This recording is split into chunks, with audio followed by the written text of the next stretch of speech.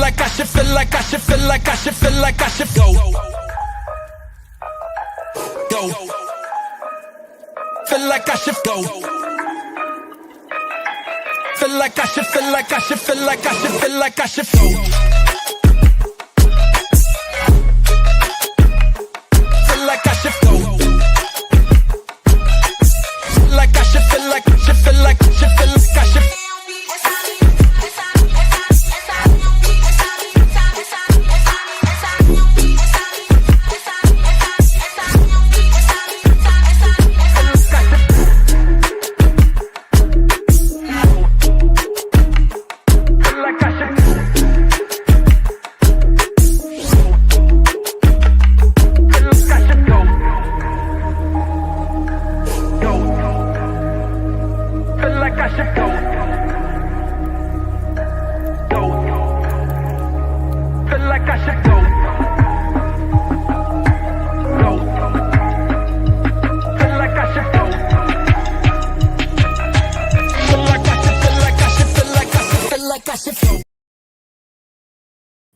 Yeah, Friday evening. My GoPuff driver is on the way. I should have ordered before I got started, but that's fair enough. I have to wait on the beer. I don't have any beer right now. I got a little bit of whiskey here. Maybe the whiskey will take me into the beer. You know, it's Friday evening. I got to meet up with my buddy Philippe this evening. We're going to tour his place. He finally got his place back after, 2 years or so? The guy not paying rent, a year and a half or so not paying rent. So I'll probably have some pictures of that. He said it was mountains and mountains of trash and things he has to throw away. So we'll see about that. And he also said this kitchen sink was just basically, if you cut the water on, water just flowed everywhere. I don't know if there was well, I doubt they set him up to do that, because if so, he would just left the water on. It really destroyed the place. Hey, what's up, roller skater girl? You resting up for the 21-hour work on Skates Weekend. Is this Skates Weekend? What's Skates Weekend? I'm not quite sure what Skates Weekend is, but you have to hit me to that. So 21-hour work. Well, what do you do for Skates Weekend, if you don't mind me asking? You know, what prompted me to do the stream, I saw that Enrique Tarrio was arrested again here in D.C. If you're familiar with Enrique Tarrio, you know who he is. He would have just gotten himself pardoned by Trump, a Proud Boy, and he would have just gotten himself pardoned, and now he finds himself in prison again, or in jail at least. Looks like just about 30 minutes ago, he was arrested on the grounds of the Capitol by the Capitol Police. They're probably going to throw the book at him, even though it's probably something very minor. They're going to probably throw the book at him. Let me make sure I don't need to modify my order. Nothing good. I think I'm good here. Yeah, so interesting. Yeah. Let me just roll the joint real quick. Give me 1 second. I probably have to pour me a drink, and then we'll get started. No, I don't think he stormed the Capitol, Stanley. What I think he did was, honestly, I think he got baited, bro. You know, in my opinion, you know, I don't know much about the guy, but I've said, you know, all along, man, you know, what the fuck are you coming here for? You know, like, you know, it ain't your time. This ain't the place to be protesting anymore. Because any interaction you get into, and we're going to see the video, they're going to put him in jail almost immediately. And they can really punish him once they get him in jail. You know, they can delay him getting out, lose his paperwork. You know, what turns into a minor assault or whatever the hell they're going to charge him with battery. You know, he may sit in there for 2 days, and, you know, they're probably going to give him the business while he's in there to teach him a lesson. You know, he's going to be in D.C. jail. That's a very black jail. Black run and black prisoners. So he's not going to get much sympathy there. And they'll probably be looking at him like, damn, you were just out of here and you back? They're really going to punish him. Give me 1 second. So that's Enrique Tarrio, all on skates. I'm working 13 straight hours. I flip parties, patrol the largest floor in Texas and clean. What? Okay, all right. That's why you call it roller skater Texas girl. All right. We have quite a bit of audience from Texas. Porsche, HB1. Who else? Someone else owns from Texas. I can't remember who's all from Texas here. Anyway, Friday evening. Not much on John Galt's calendar. As I said, I have to meet up with a friend, do a little assessment of his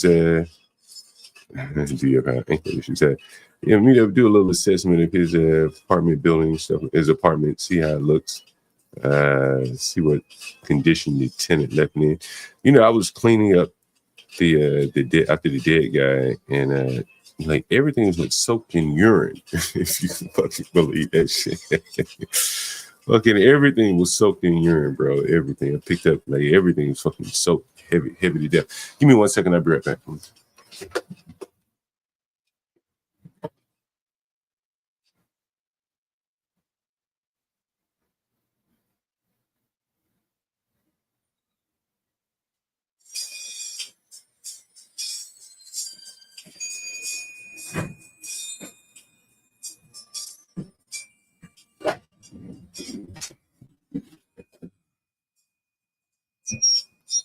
And give me a second to prepare a drink. What's up, Richard? Was it Mike? I don't see Mike 123 in here, but I see someone speaking to Mike 123. Let me pour me a drink before we get started here. I'm only I'm on a drink too. Shit. I'm on a StreamYard today, so anyway, I want to hit the panel. I'll put the link in the chat. You can hit the panel. Give me 1 second here. I'll put the link in the chat. Richard, we're gonna get you up on the panel one day. You talking to the audience a lot, and I know you do software. I would love to have a back and forth with you about software here. Shit. Yeah, I'm about to get into this Proud Boy thing. Give me 1 second, just gonna make me a little quick drink here. Yeah. I put the order in before I even started the stream. You know that? I put the order in before I even started the stream. So it should be here in a minute. All right, let me jump into this here. What's up, Stanley? I guess we really should start off with what's the guy? What's his name? Enrique. You know, it's one of the things, man, like, yeah, he's just being stupid to me, personally. You know, take it how you want. But you can't let yourself get baited like this. Give me 1 second, let me pull out. Yeah, you can't let yourself get baited like this. Here's Enrique Tarrio. I thought I had it. Let's see. Oh, yeah. Enrique Tarrio here in the volume. Like, when I turn the volume up, you're gonna notice something in particular. Again, he's engaging with people that really don't like him, ideologically don't like him. There really is no point to debate these people. You're not going to change their mind. But if you're going to do it, you better be on your P's and Q's, because you may find yourself being provoked, and you're going to lose if. And here it is. Here. The police came at. Just look how fast the police came. Police right there. Right there. You know, I know you threw the phone out. Come here. Again, I guess it's so stupid on his part, man. You know, I ain't criticizing. Well, I ain't criticizing. Well, I am criticizing his actions here, man. Like, the police are right there. You're out here amongst all these protesters. You should know the game now. You know where the government falls, even if Donald Trump is in office. Donald Trump does not control DC police. And if you find yourself in DC jail, you're about to get punished real severely, bro. You can't get provoked this easily, man. Can't.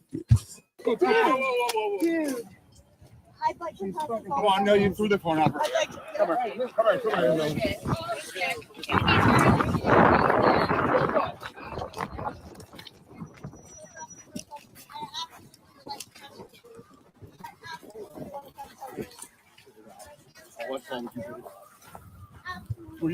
Yeah, this is on the mall. Basically, the scene of January 6th. I'm not sure which side of the mall is on. It looks to be on the western side. I think, yeah.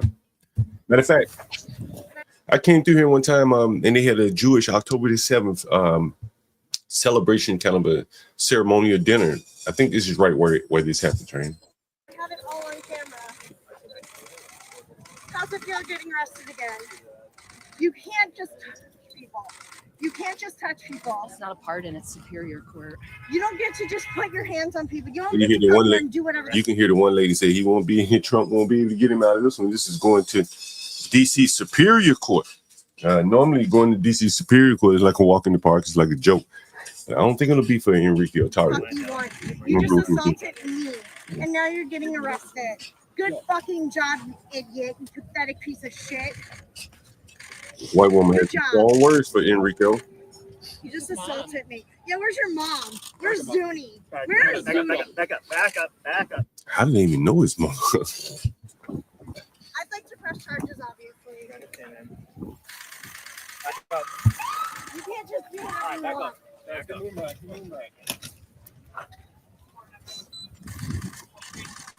Enrique Tarrio just assaulted me, and now he's getting arrested. I told you he doesn't intimidate me. He doesn't intimidate me. He doesn't get to come here and assault people and do whatever the fuck he wants. Fuck you, Enrique. Back up. Fuck you, you bitch. Stay right there. Stay the perimeter from him. Go again.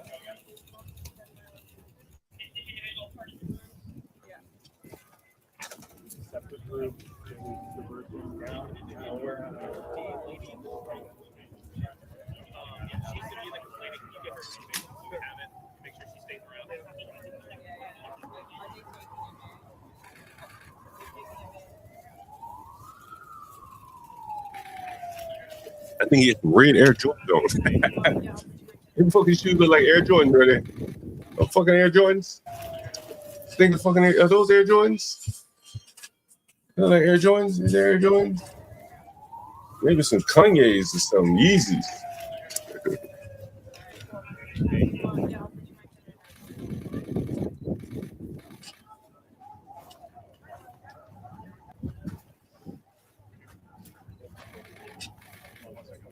Yeah, you're good. I got you.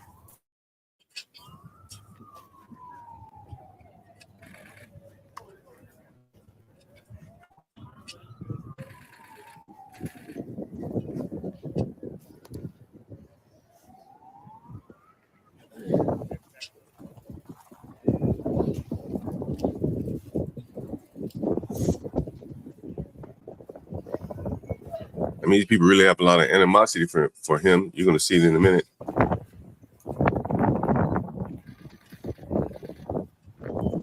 You're going to hear it, I should say.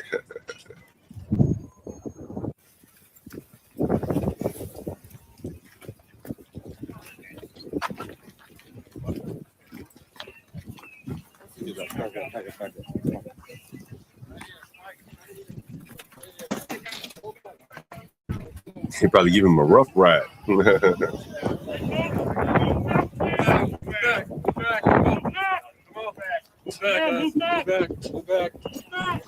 Guys. Watch the pool behind you. Move back.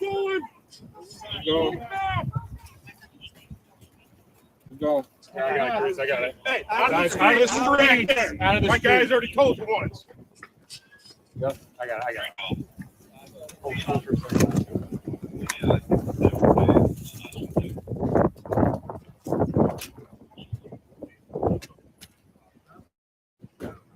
And it's Enrico Tarrio off to DC jail here. There is no Capitol jail. They have to go to DC jail. Dang, Nixon. Oh, man. You know, tenants come and go because they in and out so frequently. I don't know if you on the phone, the African. Yeah, he's still here, New African. Shit, I need to call the guy right now. Matter of fact, let me call him. I have him. Hope it goes through. See if it's ringing. Let's see. It's fucking Bluetooth. I don't know what the deal is.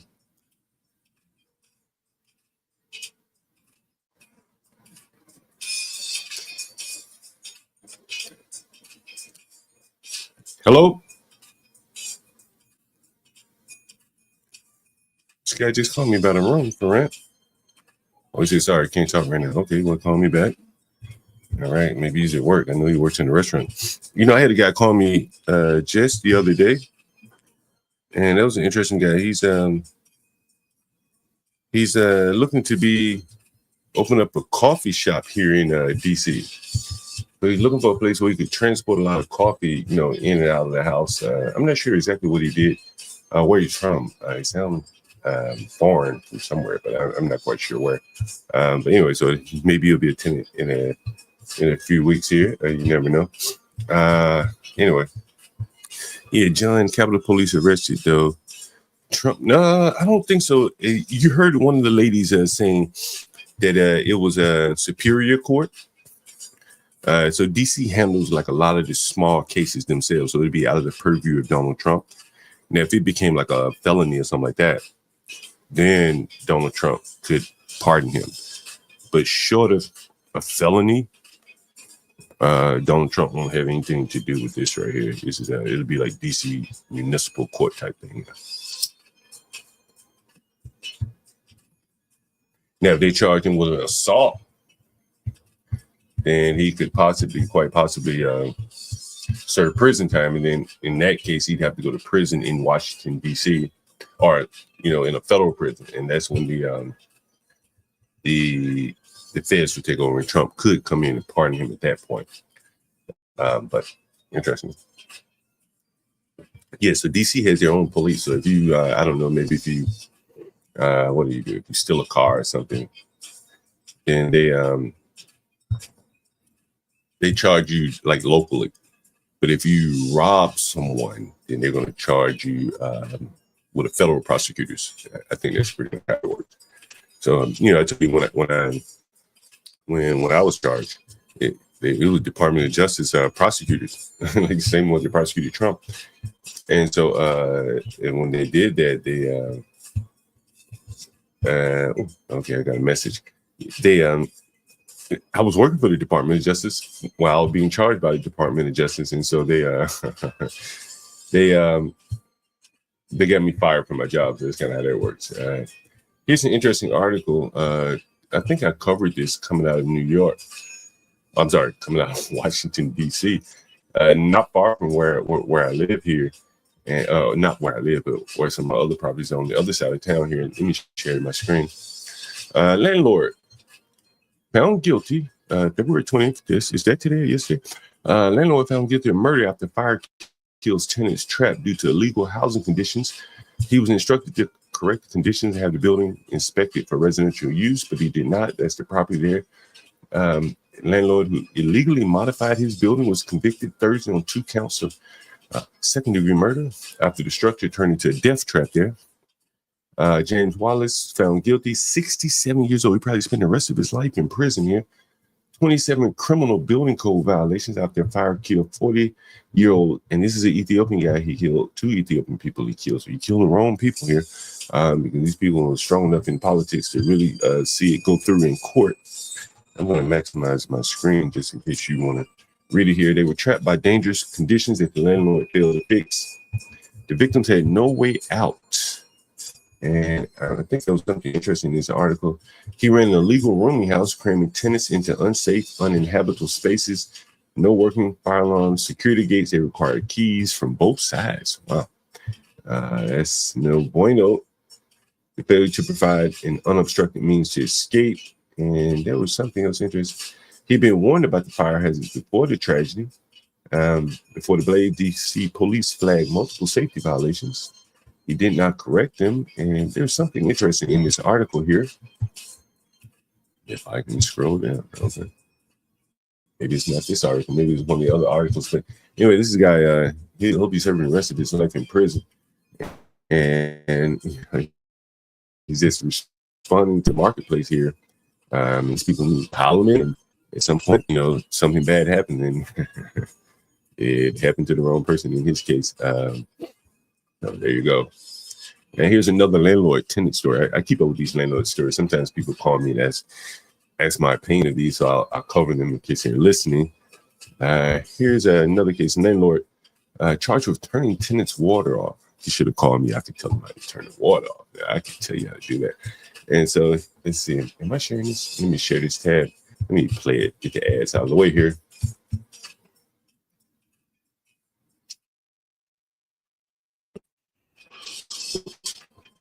That was my fault there.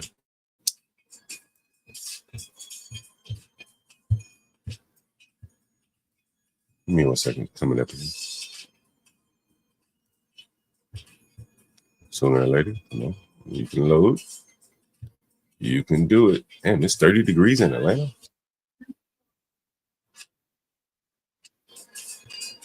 What the fuck is going on? Name was streaming to multiple streams or anything. Where's it at? See if I can get this there. What? Else is ad? What? Where did the fucking video go here? What the? I think I lost my fucking tab here. Here we go. Attorney's fees All right, here's because it. of your lack of Now at 6, an I-Team exclusive, a Newington landlord now facing criminal charges. Good evening and thanks for joining us tonight for Eyewitness News at 6. I'm Mark Zinni. And I'm Erin Connolly. That landlord is accused of turning off her tenant's water despite police asking her not to. Your chief investigative reporter, Sam Smank, is here now with a story you will only see on 3. Sam. Erin, Mark, Anastasia Yop, a landlord in Newington and a Newington Board of Education member, is charged with 3 counts of violating heating and provision of utilities, a rare charge in Connecticut. A judicial spokesperson tells me it's only been charged a little more than 200 times in 25 years. But advocates say it's a crime that should be taken seriously.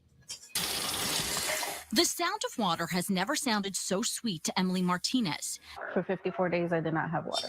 That's because Newington police say her landlord, Anastasia Yop, turned off the water and failed to turn it back on. That's a criminal housing offense in Connecticut. I was at an Airbnb, and that's costly, so I was having to go to friends, family to take showers. I have 2 children living with me, one of them who has special needs. Yop and Martinez share a duplex. According to police in Martinez, this all started on December 6th when Yop discovered flooding on her side and claimed it was coming from Martinez's. I took videos and everything. I assured her that there were no leaks coming from any of my faucets, the basement. The fire department confirmed the leak was only on Yop's side, but they did turn the water off and told Yop to call a plumber to come fix it.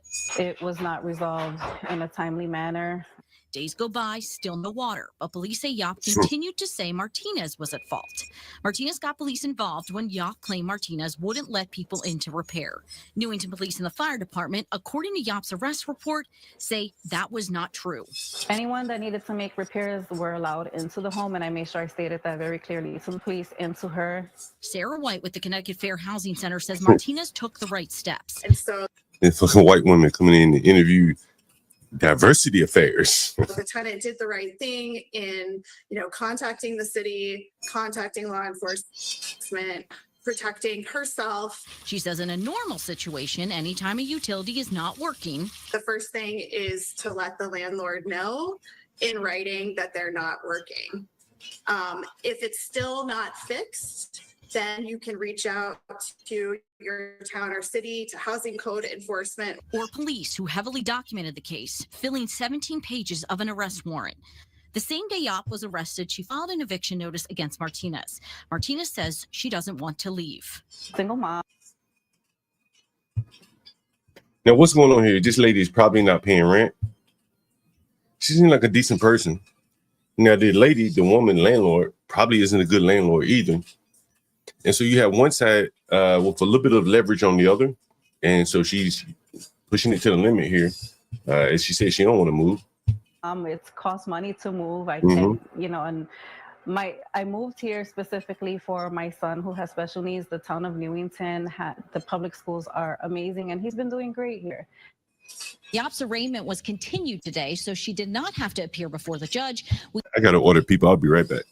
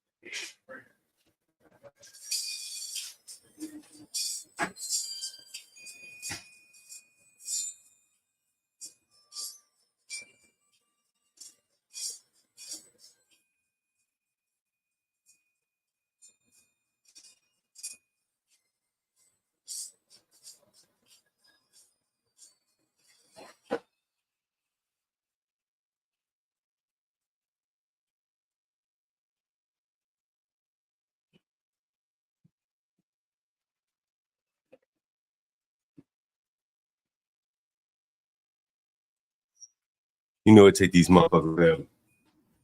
They can't fucking. I don't know why they can't scan the passport. It just, it always ceases to mention. Yeah. Gotta get some of these beers. Cooling for a minute.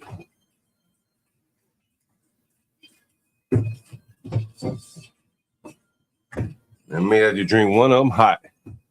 You don't mind me drinking one hot, dude.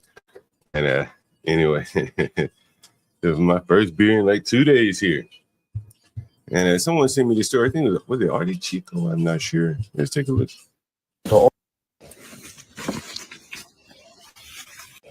It look like some shit, some pictures I've seen you. This shit.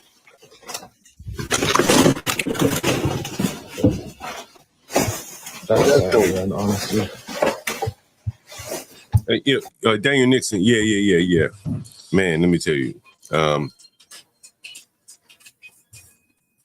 Whenever people are living in terrible conditions, like what you saw that lady living, you have to ask yourself, well, if she's working and paying rent, why don't she just go live somewhere else? But they never do. Because the people that do, they ain't gonna complain. They just move. But the people that complain, they're complaining, what they go throw a punch with one hand or hide in the other, whatever the effect is. And in this sense, then they're sicking the government on the landlord, right? And I'm not saying they shouldn't have. Maybe it was legitimate. But then on the other hand, they keep living there while complaining. She could have easily moved as long as she's been there, but she don't move. But she complains, right? Why not just move? There's a reason why they don't move, because they're probably not paying rent while she's sitting there complaining. And that's typically what I've seen over the years is these people that live in someone's house and then complain about the conditions of the house. That is very interesting. So no, I don't think she wants to. Maybe she want to move. She can get a free house or something like that. Anyway, back to this video. Yo, look at this shit. My buddy Philippe called me. He finally got his place back today. I don't know if you guys heard the earlier stream where Philippe was talking about he finally got his place back. The guy moved out on the day of court. I think court date was yesterday or the day before yesterday, whatever. It must have been yesterday. And so Philippe, he gets his place back and he said it looked just like this right here. So there's about 20 bags of trash. So here you go.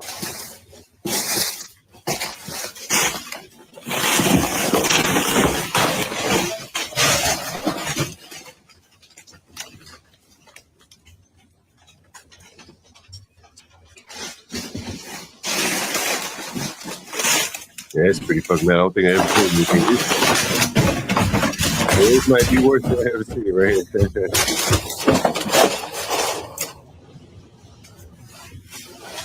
think this lady, she may have killed her. She may have killed someone. Let's see. What was he? Did she kill her daughter or something? Let's see. Yeah, she's leaving her 3 daughters alone for years. Wow. $250 million bond, 34-year-old Kelly Marie Bryant. They labeled her as a flight risk during Thursday's court proceeding. She was arraigned on 3 counts of first-degree child abuse, living in unimaginable conditions and now living with a relative. Really makes you wonder, like, how did it go? Someone says Delta pilot. It really makes you wonder how could it have gone on this long? The children living with this woman. And no one really saying a word there. It's kind of interesting living with the children like that. Yeah. Man, I've had a couple hoarders. Well, I've had, a couple. Yeah. Then one of the guys used to work for me. I'm not sure if you ever saw him on stream. He used to work in Northwest on the good side of town. He was a hoarder. But one of the things he would hoard was books. And so it would be like I have pictures somewhere. Just like dozens upon dozens of books. They have these book giveaways in the yuppie neighborhoods. He would just pick them up. I knew he never read the books, but he would always just pick them up with the intention of reading them and never got around to them. So this is a messy hoarder right here. He was more of an orderly hoarder, but nevertheless, the consequences are still the same. You know, I was listening to Brave this morning on this channel, and you know, I guess you guys are all familiar what happened this morning on Brave's channel. We don't have that many people right here right now. I was curious to know what you guys thought about that. Be brave, Gary, Tom Gully. Before I give my own opinions on it, I'm looking at some messages here. Okay, this is interesting. Kind of staying on a landlord tangent here. And but yeah, I was curious to know what you guys thought. You can put it in the chat if you want to get up on the panel. You know, have your thoughts. I'm curious to know what you guys think. And I'll get around and give you my thoughts in a minute. But again, I'm staying on the landlord kick here. It's always an interest of mine. It is my business, by the way. So here's something interesting coming out of DC, Maryland area. And let me turn the volume up. Oh, let me share my screen too. There you go. All right, here we are. In Annapolis to pass a bill that would provide more protections for renters. It's called the Good Cause Eviction Bill, and it would require landlords to give a valid reason for terminating or refusing to renew a lease. News 4's Mauricio Casillas explains how it would work. No reason, no eviction. Advocates coming together in Annapolis to fight for tenant protections. Currently, Maryland is one of 6 states that prevents counties from passing laws that would require landlords to provide a justified reason for kicking tenants out. The Good Cause Eviction Bill would change that. We have to make sure that any type of eviction is for a fair and just reason, including those at the end of a lease. Advocates argue landlords can use evictions or refuse. So what they're talking about at the end of a lease is, I'm not sure if you guys are familiar with this, but I don't know if they do this in Maryland. I wouldn't be surprised if they do. I know they do it in New York and DC. When your lease is up, your lease is not really up. You just go month to month. The landlord can't force you to move. And so that's why she mentioned the end of lease. She mentioned end of lease there. Let me see if I can get her to say it again. Landlords can use evictions or refusal to renew leases as a way to retaliate against tenants who raise concerns about living conditions. Current law states a landlord must give at least a 60-day notice to terminate a rental agreement. We are seeing countless numbers of tenants who are losing their homes for no other reason other than forming tenants associations, seeking promised or required services, or trying to negotiate a fairer rent. The bill states that landlords would still be able to evict tenants for reasons like disorderly conduct, engaging in illegal activities, breaching lease terms, or habitually failing to pay rent. Naima Robinson Cheney claims she was retaliated against after taking her landlord to court over what she called unjust fees. Within 30 days of winning the case, they sent me a 60-day notice of termination. For all those tuning in online, Those who oppose the bill say it could limit a landlord's ability to kick out a tenant who's causing more problems for other tenants. Last year, this measure passed the House, but it never came to a vote in the Senate, a hurdle that lawmakers will have to clear before the legislative session ends in April. Reporting in Annapolis, Mauricio Casillas, News 4. You know, I've been talking a long time, and I said, you know, before I get to that, Maryland is one of the most expensive states in the country. It has been for a very long time. And they've passed all of these different, you know, shenanigans, all these different Rube Goldberg type laws and policies to try to make it more affordable, and nothing seems to work. And, you know, if they pass something, the tenants take advantage of it, the big landlords take advantage of it, and the small landlords like myself, we just try to stay out of fray as much as possible because we can't afford to play ball with the big landlords. And what I think ultimately it leads to is that poor people having fewer and fewer options. You hear me on the stream every day putting terms to people that, you know, many of them seemingly cannot meet. And I'm left saying, well, I'll just take an empty space, or taking the chance you'll get in my place and then not pay rent. So the more difficult they make it, the more landlords that just don't want to deal with the problem will just leave their places empty or raise the stakes a little bit higher, and then the people can't afford it anyway. So how is this a win for the people? I'm not quite sure here. Anyway, these liberal states, they keep pushing on. They're listening to the tenants, but I don't think they listen to the landlords much. And if they would listen to the landlords, they would realize that there are a lot of times you want to put someone out, even if they're paying their rent. A lot of people like the pedophile. He was kind of outvoted 2-1. But one of my business partners did not want him to be on the premises anymore. But me and one of the other partners said, fuck it, he paying, he's staying. As long as he don't cause any problems. You hear the nigga cursing me out and shit, but it's just the way it is. You got to keep it pushing. And so I get a lot of emails here, and I'm going to go through a couple of them. See, which one do I want to start with here? We talked about that landlord that went to prison here in D.C. Here's another one. This is actually a tweet someone sent me. Give me a second, I'll pull it up. They should listen to this show. Wonder what their legislation. Hey, all I can tell the people that are living in the places, I can't tell you what the legislation should be. I'm not a policy writer. I'm not a legal guy. But what I can tell you is this, is that whenever the police get involved or the government gets involved, you get them to try to solve your problems, it's never going to work. So if these people, one of the things is the woman that you saw probably could afford to live somewhere else cheaper, but she doesn't want to. For real, she could probably live in Hartford. I think that was in Connecticut, but there's a reason why she doesn't want to live there. And I imagine that it's because of things like this right here. And again, like this, we can't get away from these things.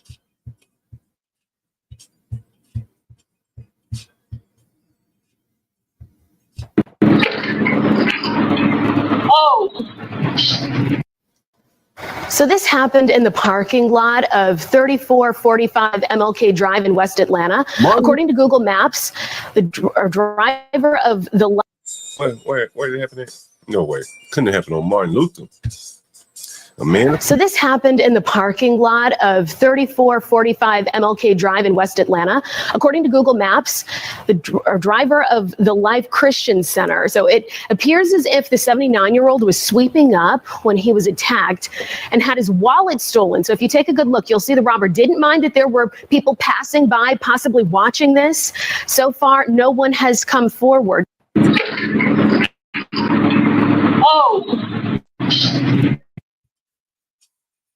Damn, man, that's crazy.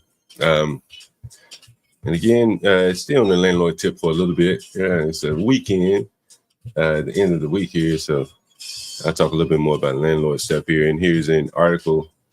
I'm not sure what this is, but two brothers here. Two brothers, kind of amazing. I'll let you take a look here.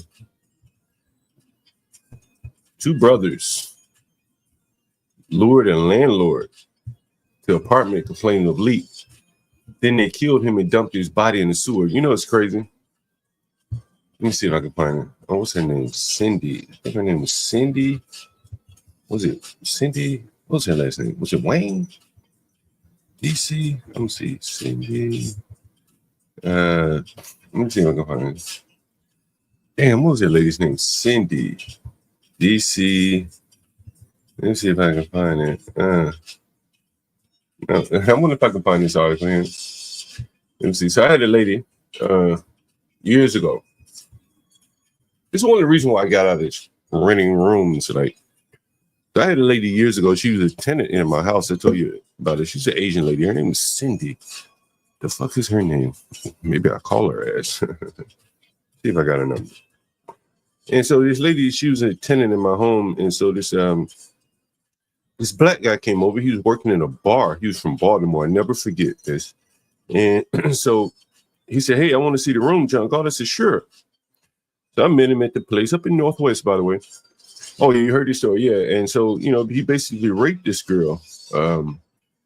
under the guise of looking for a place to live. And, you know, in this case, the landlord, in this case, was killed.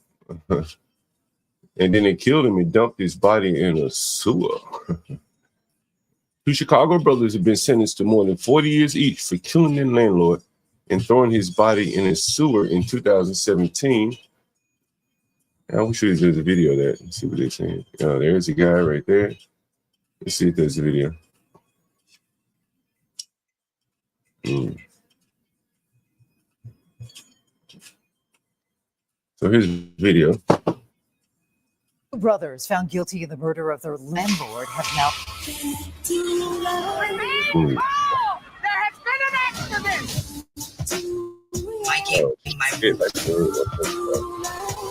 We have the power. These fucking ads with all this stupid ass music. What the fuck? Was in prison, and Tony agreed to 45 years behind bars. The men were convicted in the 2018 killing of 76-year-old Vasudeva Kathareddy of Rolling Meadows. He had been missing for 2 months before his body was found in a sewer in the Inglewood neighborhood near where they met. Put the motherfucker in a sewer. What the fuck? I wonder where's that from? Where's a name like that from? The Lady Panthers of Olive Harvey College have won every game this season, beating their opponents by an average of nearly. The etymology of this name is that's a funny last name. Etymology. What is it? Etymology. I wonder where this guy was from. Asia. South Asia. Okay. India. So he's an Indian guy. Okay. He's been better off renting to his own people. Anyway, I don't think it's people that killed him in that manner, in that fashion. But again, yes, the challenges of being a landlord, you know, these people are oftentimes you're at odds with the people. You know, if I could give you some advice, anyone looking to be a landlord, the one thing I would say is never argue with your tenants.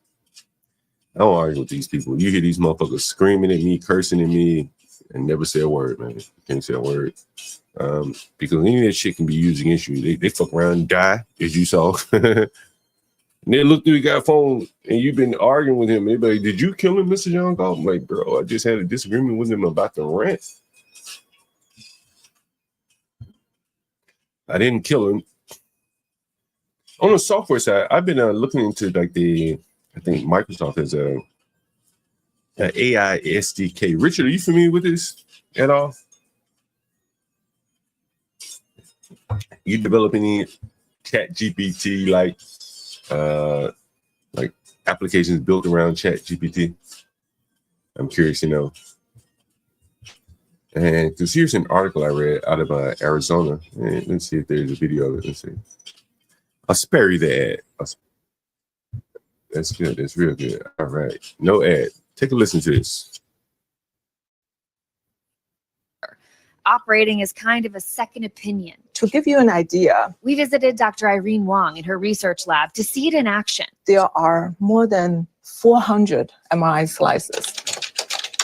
She's the research director of the Epilepsy Center at the Cleveland Clinic, where AI is already making a difference. Dr. Wong can team up with an AI system that has learned from a network of past epilepsy cases. The AI can then zoom in on an MRI scan. Yeah, I was just thinking that, like, damn, they would have a big database. You know, you think about a radiologist, he's only seen so many cancers, you know, scans. But an AI that has a large language model or whatever the models that they built on, they could have millions of cancer diagnoses, real cancer diagnosis, pre-biopsy for the person. Wow, that's very interesting. To highlight a probability map for doctors to investigate further. The more yellow or whitish, the harder it is. It pinpoints you to the area of the brain that calls for your attention. And that is the lesion that causes seizures. This technological edge improving lives of patients like 34-year-old Ryan Millinger, who was diagnosed with epilepsy at 4 years old. It was never fully controlled, and the medication was kind of an ongoing adjustment. Doctors thought the lesion causing his epilepsy was too close to a part of his brain that processes his ability to speak. They decided not to take the risk with surgery. 8 years later, though, when AI tech came on the scene, it found there was actually a safe way for doctors to perform the surgery. That was such a life-changing experience for me. If they didn't have that, I'd probably, we wouldn't be having this conversation. As long as, people kind of advance in a safe manner, I don't see why it couldn't be an advantage. 75% of healthcare providers expect widespread AI It sounds good, right? Now, I want you to keep listening. adoption in the industry in the next 3 years, even as only about 40% have reviewed or plan to review regulatory guidance, according to Berkeley Research Group. And we talked about That's why medical systems like the Cleveland Clinic are hiring up new AI executives like Ben Shashahani. it is my first job in healthcare. With a PhD and experience with machine learning at Google, Yahoo, As your Asian excellent, Stanley. and SiriusXM, the new chief AI officer at the leading medical center hopes his background in tech can cross over to assist tech's invasion into medicine. We want to be, in the forefront of applications of artificial intelligence and technology in healthcare. It's not just in Cleveland. Hospitals in Washington, D.C., Phoenix, San Diego, and San Francisco are hiring AI executives, all with the goal to merge new technology into personal health to create a better patient and doctor experience. I'm actually in favor of this on the patient side. I can see problems on the billing side, which may not favor the patient. You'd be like a United Health type situation. But from a patient standpoint, if utilized correctly, you could avoid some of the situations like my mother had, where I think my mother had an unnecessary surgery.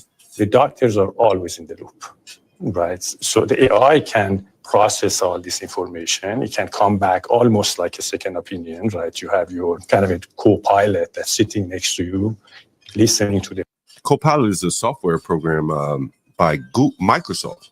It's an AI, I like to call it like an auto-completion software where if you start out writing the line of code, it'll, auto-complete. It'll give you options to auto-complete. patient. While artificial intelligence continues to take on new roles in the doctor's office, analyzing data and transcribing doctor-patient interactions, Shashahani's job is to make sure that implementation improves healthcare without compromising personal data, ethics, or safety. Machine learning and AI systems are trained on data, right? And whatever biases is in data is going to turn in. Super important for us to make sure that the bias is not harming the patient and is not having. We talked about this a while back with Stack Overflow. Richard, do people in the industry still use Stack Overflow? I did a stream about Stack Overflow and AI, or at least I talked about it. I talked about kind of having the garbage in, garbage out. And a lot of people that contribute to Stack Overflow don't like the fact that their data is being swept up into ChatGPT, OpenAI. I don't know if you saw that stream. And so my sinister mind was thinking that you could feed bad data into a large language model.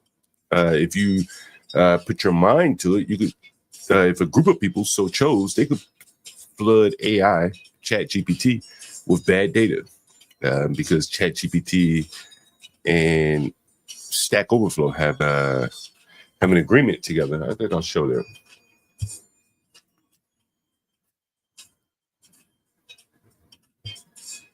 But I talked about that. I found it interesting. I used to use Stack Overflow quite a bit. Richard, I think I still have your comment on the screen. And so I wanted to ask you, one of the things about, I think when you're a software developer, you're a software developer forever. You tell me what you think, Richard. But I think that the one thing that changes quite a bit, the things that change quite a bit are the tools that you use. Be it, I don't know, GitHub or, I don't know, Slack or whatever tools you use. And I think that's where people get behind. You go into an interview and be like, hey, have you used this? And you're like, I never used that. I know how to develop it. Some of the tools, the productivity tools, I think, is where people really get behind there. I see Stanley has a comment in the audience. Stanley, I'll be honest with you. As a software developer, I'm always interested in people coming up in the field.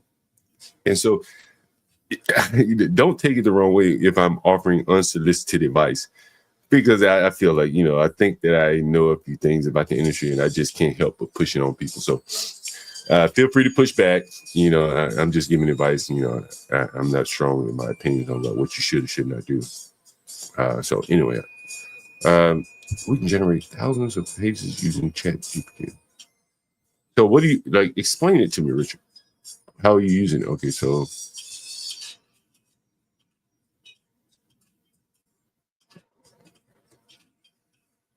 and locations can be thousands. Okay, I got you. All right.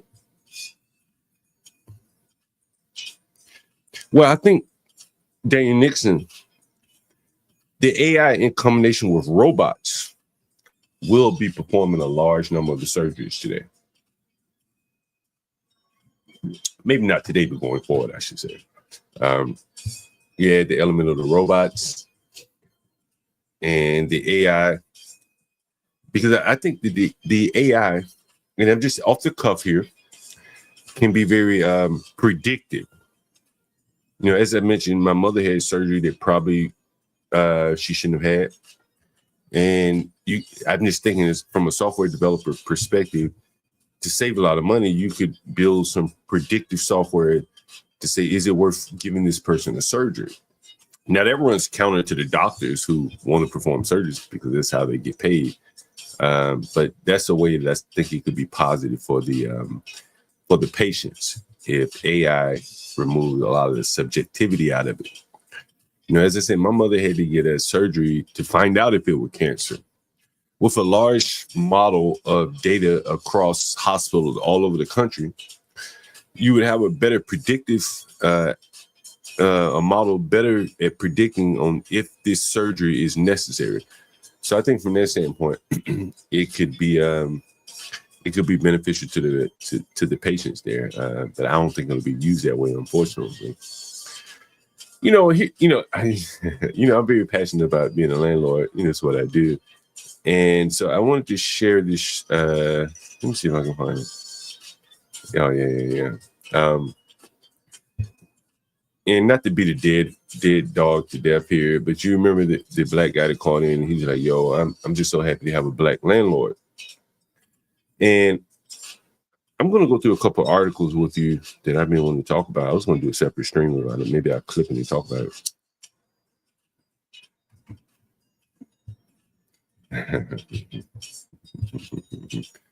Yeah, that's what it feels like, ignorant. I ain't gonna lie to you.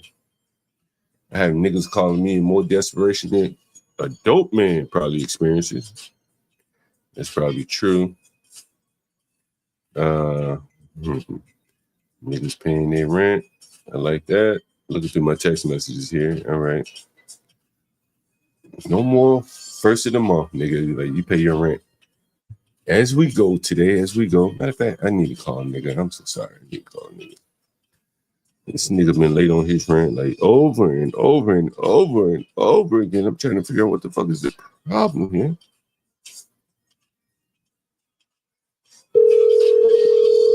Guys, $10 a day for Porsche Day. Do it for me. Do it for the channel. We may have to do a couple. Hey, what's up, Richard, man? Hey, what's up, man? How's it going? What's your name? Christian? Christopher. Yeah, Christopher. Yeah, sorry, man. Hey, man, they want to know why is it like late? You've been late a couple weeks in a row now. I just need to give them some feedback as to what's going on. They switched up my payment, my schedule because they didn't pay me for a week. So that's why I've been a little behind. But I plan on catching up here in the next hopefully by next week. This won't be a problem going forward. Hey, we got I know you've been here for a while. I know we got some private basement coming available for you if you're interested. We got private bath. We got private bath and everything. How much is it? Oh man, you've been here a while. We probably work out a good deal for you. What can you afford to pay? Like I said, we got private bath and everything, Man, if I can keep it on the maybe $900 a month, that would be great. And it's right around here, right around here. not far from where you are. So you'd be good. Okay. You'd be good to go. You know what I mean? Yeah, if I can. Yeah. If I can keep it on the 9. Yeah. I don't know. Keep it under 9. We get it pretty close. Keep it pretty close. Okay. But you paying a little bit more than 9 now, right? Yeah. All right. But yeah, so you say in the morning? In the morning you'd be good? Probably early afternoon at the latest. As soon as it hits my account. Okay, all right. Yeah, I had to let them know, man. You have to let me know ahead of time, man, if you're gonna be late. When let me be the second man to know. You know what I mean? So then okay, because they keep the listings on Airbnb and other platforms. So try to keep them booked. And so if you don't let us know, then. But yeah, man, we got a couple of places. What part of town you work? I work remote. Oh, okay. And because I was about to say we got some places up in Northwest too. If you're interested, it'd be a little bit more expensive, but it might be closer to your work. But if you work remotely, it doesn't really matter. Yeah. All right. Okay. All right, man. Just hit me up tomorrow morning when you get ready to send that over. Okay. Okay, will do. Yeah. Oh, man, that guy got a nice room. What the fuck you talking about, idiot?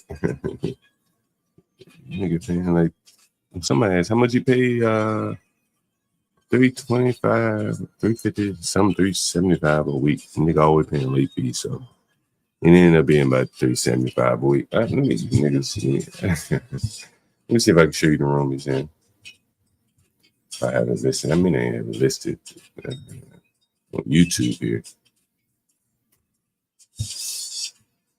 Let me see. Let me switch accounts.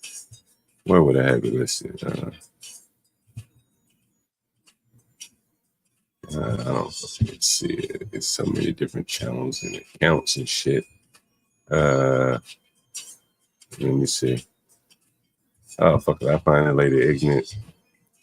I'll show you the room. Matter of fact, you got me on a tangent here, ignorant. I shouldn't even be fucking paying attention to your ass in the chat. I know you be trolling. Let me see if I can find it just for you. For the people that want to know, matter of fact. Let's see. I ain't got it. I thought I had it. Let's see. Oh, fuck it. I don't feel like looking for it. Anyway, ignorant. You can come up, man, and give me some time. I'll find it. Let me see. Maybe I have it right here. Well, I can't fucking find it. It's fucking amazing. Anyway, fucking amazing. Usually, I have shit stored everywhere, and so sometimes it's hard to find where you actually have these pictures stored. Anyway, back to the chat here. It was a Porsche 12 man. As I said, Porsche, I think we're gonna have to do you rewatching yesterday's stream. What was yesterday's stream? What stream were you? What was hilarious about it? We go so long. You had to drill it down to what exactly we talking about here. Porsche. Guys, I don't know if you guys were watching the Be Brave stream here this morning. Yeah, I'm curious, and I mentioned this earlier. I was going over this, y'all. You talking about Sharon Bracey. Damn, I guess I'll go off on a tangent and talk about him, Man, I'm gonna tell you. And I'm gonna do a stream about this. And I'm gonna call it like maybe the social media preachers or the charismatic preachers of YouTube. Maybe we do a series because I think there is a pattern as I've been looking at this shit, what I see going on. And again, I don't have a problem with it. It is what it is. But a lot of these people seem to be taking on the role of the Monday through Saturday preacher. What's up, Ignorant? Yeah, what's going on, Ignorant? Salute to the dope man. Salute, black man. Hey, Ignorant man, I want to run something past you. You tell me what you think. Now, you probably heard me mention it a little bit, but I got a little bit more of a fleshed out thought right here. I'm thinking these YouTube niggas, some of them, like the Sharon Braces, are like the Monday through Saturday charismatic prosperity preachers. In Africa, they call them charismatics. In America, they call them prosperity preachers. The Joel Osteens, the TD Jakes of the world, right? Who mainly have a woman, listening audience. And so they have to dance to the beat of the women. Take on arguments with women. They can't act too much like a man because the women and the weak niggas ain't gonna tip if they tap dance in the wrong direction. And that seems to be, to me, what someone said, what do they do on Sunday? That's TD Jakes Day. But that seems to me what is going on with Ignorant.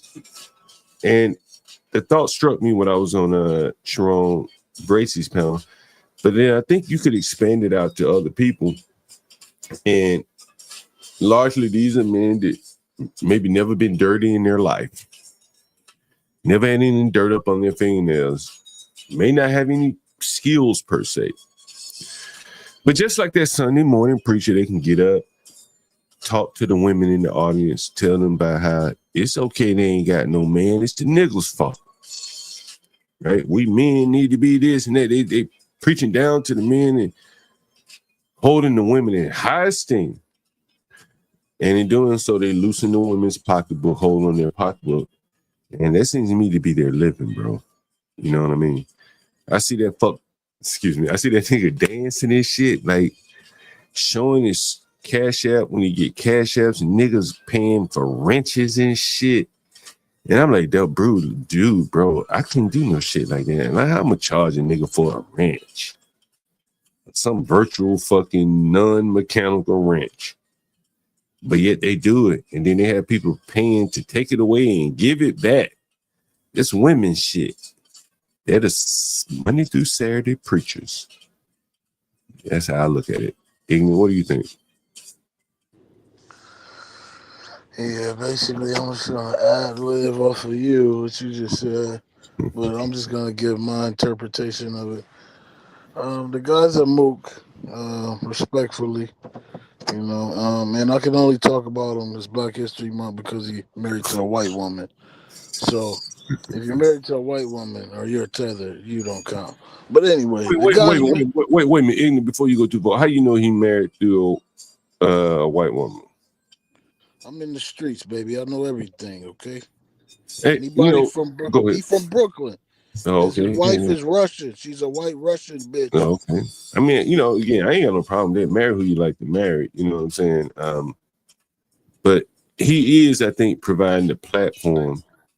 And unlike the ministers who have to at least get up and dance and shit like that, I think it's kind of the opposite for him, is that he provides the topic and the platform, and the niggas just get up and come down to the altar and express their grief. And that ain't it, John. I think that's what it is. No, he's Go shaking his ass for the miserable women on the internet. That's it. He's shaking his ass for them.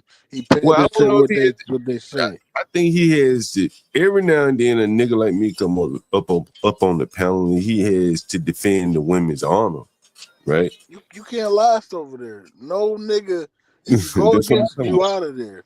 They don't. You can't take. It's none of that. And that's what I'm saying. Like, it's just like men in the black church. How many black men you see can last in the church when their woman is taking part of her paycheck and giving it to some nigga? Sharon is that nigga to take their money through Saturday. And Stanley says that is money through Saturday. Yeah, I ain't got no problem with that. Shit, as you heard me lead off, I ain't got no problem with that. A stupid nigga and weak women, or women in general, will always be separated from their money by slick men. That's the way it works. Women are the consumers of America, John.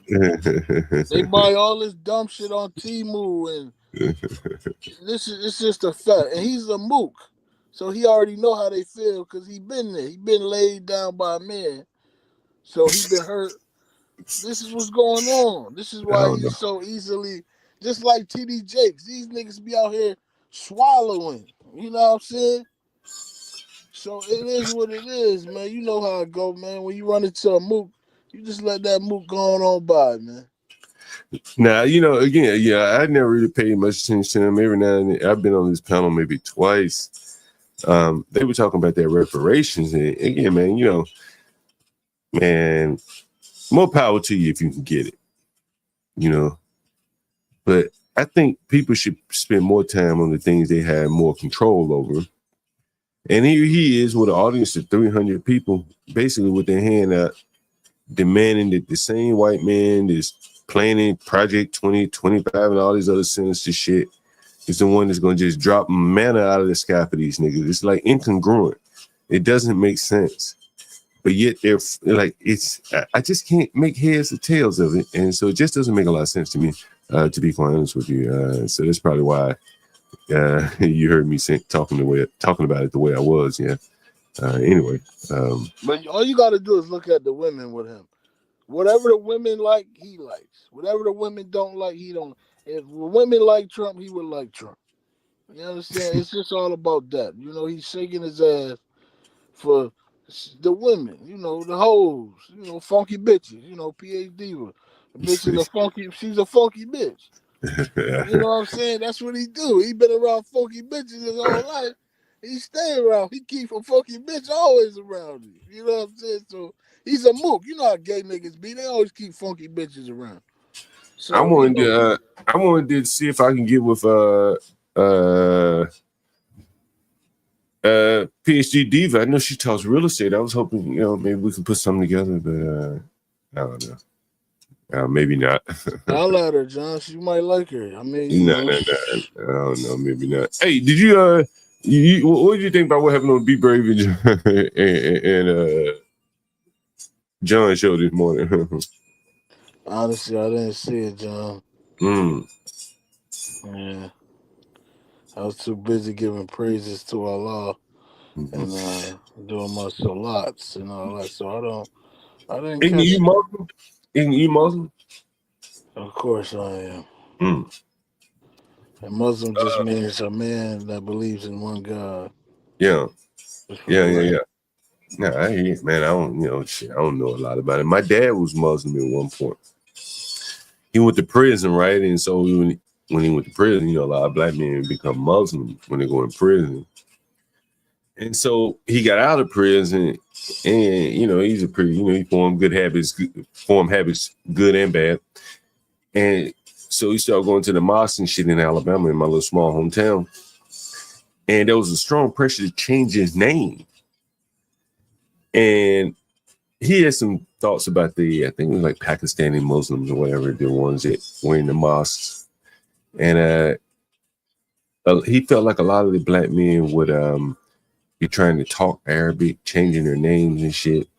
But meanwhile, the Arabs would be chasing white women and be trying to become as American as possible. Have you faced the same experience? Well, where I'm at is segregated. The Arabs here are racist, so they don't really mess with the blacks. So the blacks, Muslims have their own mosques. We have our own everything.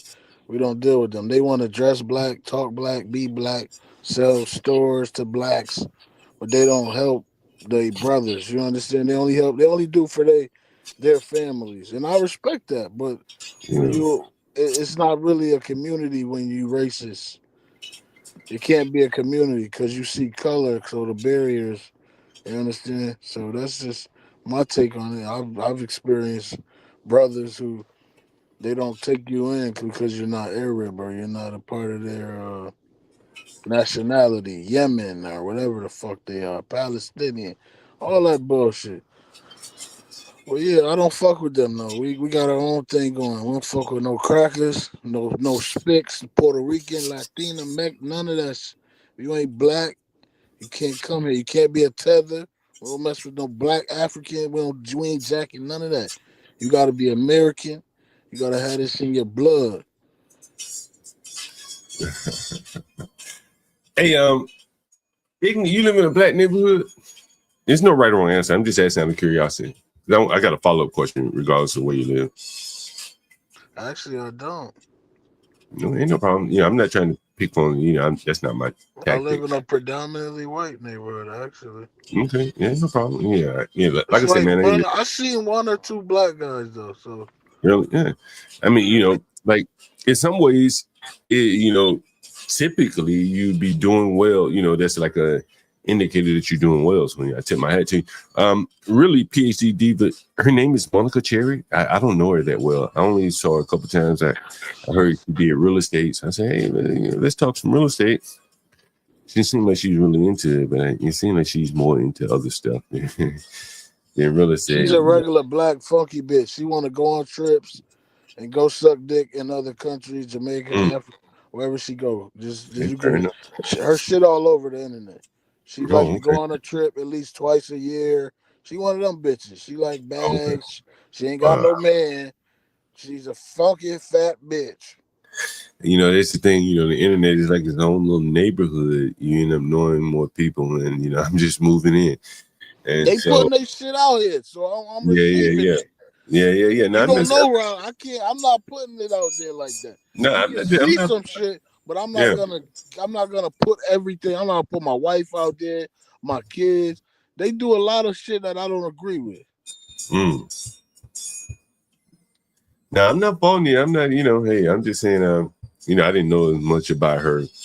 Like Stanley knows her name. Monica, is that her name? Monica Cherry? That's her name? No, that's a whole nother bitch. No, I'm talking about a whole nother funky bitch. That's another funky bitch. These are just funky bitches on the internet who hate black men. That's it.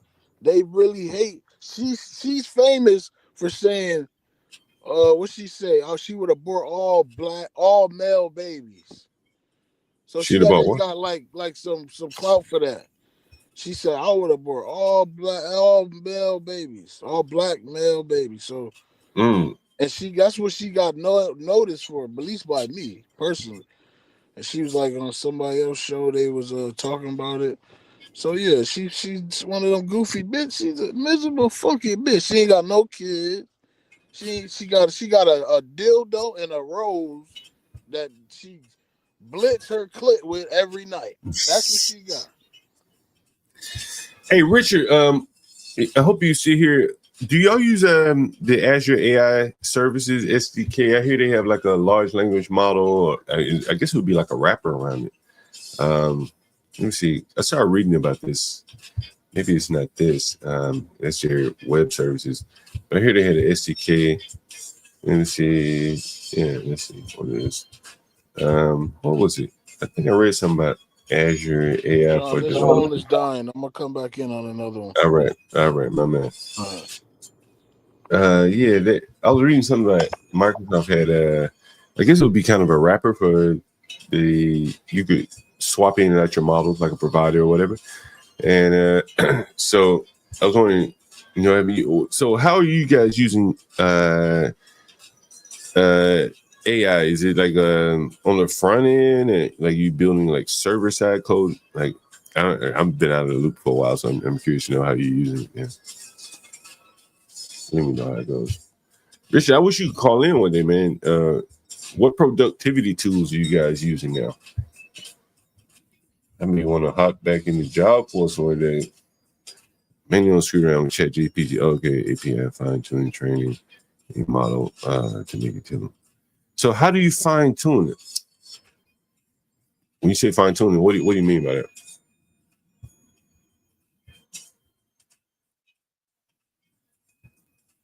I'm curious to know. Now I've kind of moved over to software here. I'm talking about software. Might be boring to some of you guys here.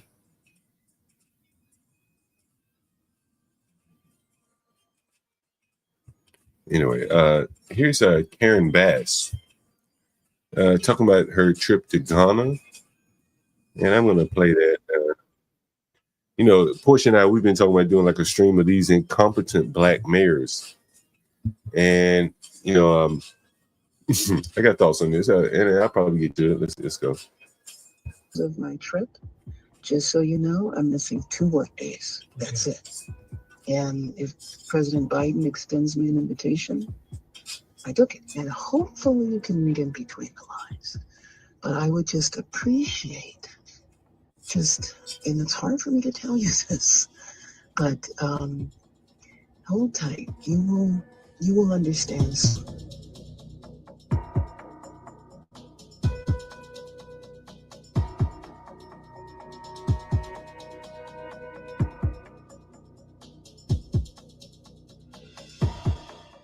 The situation is very dangerous, and I would never do. I will take the criticism before I do a publicity stunt.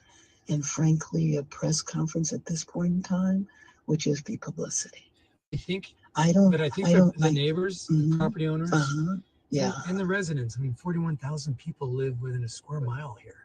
Yeah. Two families share a one-bedroom apartment. But they want to hear that something is going to be done. They want to know it's And recognized. when- But they and want to know when it's it- recognized. Exactly. But if I have a choice between that and compromising something, I just have to go along with it. It's not my area of expertise. I want to make sure that you are safe. And hopefully you can read in between. This is before she went to LA. Stanley said there's breaking news on Karen Bass. Yes, hop up here and inform us, update us on what the breaking news is. Hey, Richard, I'm reading your comments here. I'm mainly going to use screwed around with ChatGPT. So you like building front end apps where you're just making calls like on the front end to ChatGPT's API, or like, yeah, I'm really curious how you're doing it without you telling me too much.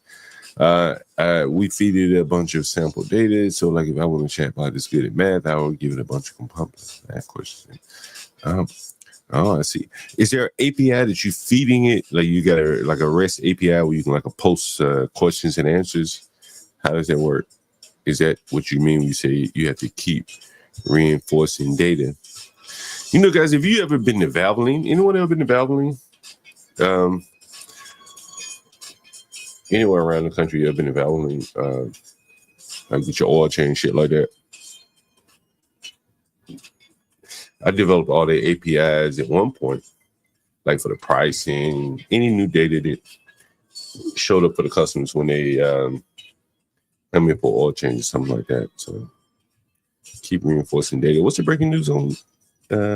Oh yeah, I heard she fired the LGBTQ chief. Maybe I'll get to that in a minute. Here's what I do want to get to though. Oh, that's not it. Here's what I do want to get to. Where did that? Oh, I had it open here. You know, I started talking about a stream that I was just going to do an individual stream here, but I figured I would just do a. Okay. All right, I'm going to play this here. Again, I've been thinking more and more about landlord stuff, particularly like mitigation for problems. You know, the more African tenants and shit like that I rent to, they're more likely to not know how to use a stove or something like that. And, you know, they could cause problems. You know, my buddy Philippe, he had a fire in his building. It wasn't his unit. It was the tenant upstairs that flooded his building, caused him a lot of damages there. And so here's an Indian landlord in New York City. He's one of the worst landlords on the list of constant worst landlords. Take a listen. Resident says he lost way more than just his apartment after a massive fire tore through a 6-story apartment building earlier this month. News 12's Ellie Murillo has that story. Eddie Suarez combed through debris and glass last week to recover what he could from his 5th-floor apartment. Luckily, he says police were able to obtain important documents like his social security, but more than $5,000 in savings are nowhere to be found. Porque lo más importante para mí eran mis documentos. So yo fui a buscar la caja fuerte. Cuando la fui a buscar, no estaba. Eddie says despite the fire damage, mostly everything was intact, which makes this a mystery. Porque todo estaba intacto, todo eso estaba intacto. El fuego solamente dañó las paredes, el techo, la habitación de nosotros estaba roto el techo. A whole new definition of starting over. Eso eran los ahorros de... So what he's saying is basically someone looted him of his money. I don't know if you guys caught that. Let me see if you can. I'll play it again. Eso estaba intacto. El fuego solamente dañó las paredes, el techo, la habitación de nosotros estaba roto el techo. A whole new definition of starting over. Eso eran los ahorros de mi vida entera. News 12 reached out to Ved Parkash, the landlord of the building, once again via phone and email. The Make sure you remember that name, Ved Parkash. Management office tells News 12 in a prepared statement that they are providing apartments in buildings that they own to families asking to transfer to other housing. They did not comment further. In Allerton, Eli Mori, News 12, the Bronx. I see Daniel Nixon out there asking the question that you're not supposed to ask these questions, Daniel Nixon. Why the $5,000 in cash? Shit. Why not? A lot of people have $5,000 in cash. A lot of immigrants have $5,000 in cash, and that makes them a target. And so when you have tragedies and things like that, you know, while one person is fleeing out of the building from the fire, the other person is coming in the back door of your apartment, stealing everything you have here. So, you know, that's the way it goes. And his $5,000 in cash, which he probably didn't have insurance on, it's gone. Maybe the landlord said someone to do it. He probably knows who's making what. And so there you go there. Let me see what else I have here on this same guy. Give me 1 second. This is like one of those things, you know, when you heard the guy say he was happy to have me as a landlord is a blessing. And he wasn't necessarily complimenting me as much as he may have been criticizing the other people. And I want you to listen to this right here.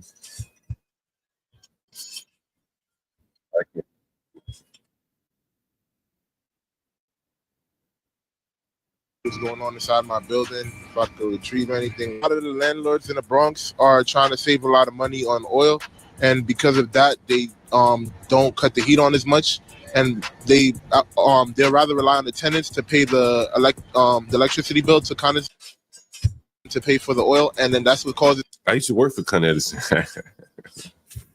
Oh man, here we go. The surge of space heaters in the apartments, and then I don't know if it's as much as space heaters, it's probably the bad extension cords. And that causes the electrical over circuit sometimes. The main thing that people right now need is the security of like a shelter after or a placement after this, or what's going on with their home right now. People are not sure if they're going to be vacated or what's going to happen to the building. So I feel like everybody's. If anyone's listening, you want to go back and if Gary's in the audience, there's some streams I had where I said like pre-COVID or during COVID or whatever. I said the landlord's going to start burning these motherfuckers out. I just talked to you when I laid out the stream. I talked about how people, state of Maryland is not allowing anyone, you know, you can't have just an eviction. Hey man, I want to get rid of your ass. Then you factor in all the rent control laws and all this. The obvious conclusion is the landlord is going to start getting rid of these people by hook or crook. And this might be one of the hooks or crooks. I doubt it in this case, but I know other cases I've heard where landlords have basically set the building on fire to get rid of the people. Most concerned on what their living arrangements are going to be. New York City has to do a better job with 311 only because we've been making these calls, and it's not just like it's been all winter. It's been years that we've been making calls to 301. I've even set up with a group of my friends who are around my age, not even adults. You got like grown, older people, but like young people. Again, I ask you this. Why would you continue living there if you're paying your rent? You wouldn't. He's not paying rent. And so he continues to live there because he ain't paying no fucking rent. And so the landlord said, well, I'm going to do what I got to do and put this motherfucker out by hook or crook by basically letting his ass catch on fire. And, you know, hey, it is what it is. In their 20s who will call 311 to even try to reach out. You get what I'm saying? And like it doesn't matter like who you are, how many times you call. Sometimes they don't really reach out and, you know, actually send somebody. They like, man, you know, how long have I been saying, man, like the government, local, city, state, federal, they're not gonna solve your problem. You laying around calling 311, bro. You should just move. But you didn't move because you're living there for free, not paying rent. Probably got some kind of lawsuit against the landlord. You've heard people calling into the stream, want to rent from me while having sued and won settlements from their landlord. This guy could easily move. Yeah, if a tenant makes a complaint, especially if multiple, why you complaining? Just move. Tenants make a complaint about not having no heat around this time of the year, they should automatically assume that tenants are going to resort to using space heaters. And but you're not gonna move though. You're not gonna move. The government done made it so difficult for you to move. You like a slave to the landlord. that is number one causes of these fires around this time. So I feel like if something like that is being reported, that they should have a response team to come to it the same way that they have a response team to come for other types of emergencies. We've been making these calls, and it's not just like it's been all winter. And again, they keep going after it. Pointing to the government, hopefully the government can solve their problem. You see, New York's worst landlord, TheUrbanLandord, faces renewed scrutiny here. Devastating 5-alarm fire that Negro was moaning about that broke out on January 10th in the Bronx apartment has reignited scrutiny of TheUrbanLandord, a self-made business man.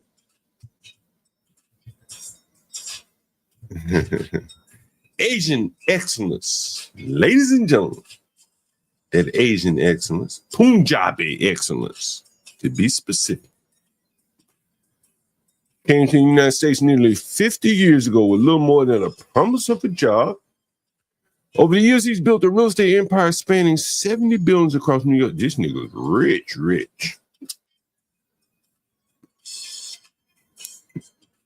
Most of them located in working class areas of the Bronx. As reported by I gotta start reading the Bronx Inc. Now in his 70s, he done made money since his 20s in America. He resides no longer in New York City, but in Long Island, out of the tax haven, paying for these welfare motherfuckers. And he runs his business with the help of his children. 3 of his 4 sons are all law school graduates. As Master Kim says, like one generation come through, they buy all the property, and the next one go to college to run the property. Work alongside him while his eldest daughter, now 42, also involved in the business. It's like a young Trump, like a Indian Trump, Asian excellence Trump. They're mimicking Donald J. Trump. 42-year-old daughter. How old is Ivanka? She about 42. His youngest daughter, Tiffany, like she's not named Tiffany, is pursuing a degree at St. John's University. And there it is, there again, one of the worst landlords. Asian excellence, Stanley, what do you think about that? Asian excellence. Mm-hmm. And what is Stanley saying here? Yep, that plan is Asian. The blacks got to, it's a low bar there. Mimic an Indian. Burn some niggas up. John Galt won't even burn niggas up. Show some balls, nigga. Burn some of these niggas up. I done shown 2 niggas burn up. This man ain't went to jail for nobody. The nigga who burnt the niggas up in D.C., no Asian excellence. He on their way to prison. Show some Asian excellence, nigga. Figure out a way to burn these motherfuckers up without going to prison. What John Galt would do. That's what John Galt would do. I burn these niggas ass up and would not be in no prison, nigga. Fuck that. I'm not going to prison for no crispy ass nigga. Did I burn up? Let's see. Niggas want a room for rent. Give me 1 second. Niggas want a room. I gotta call this guy back. Give me 1 second.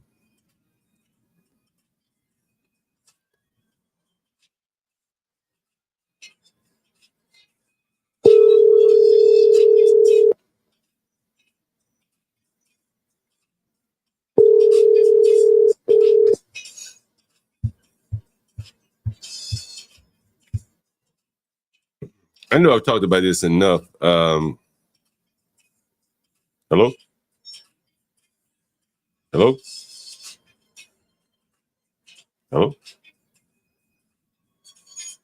Hello?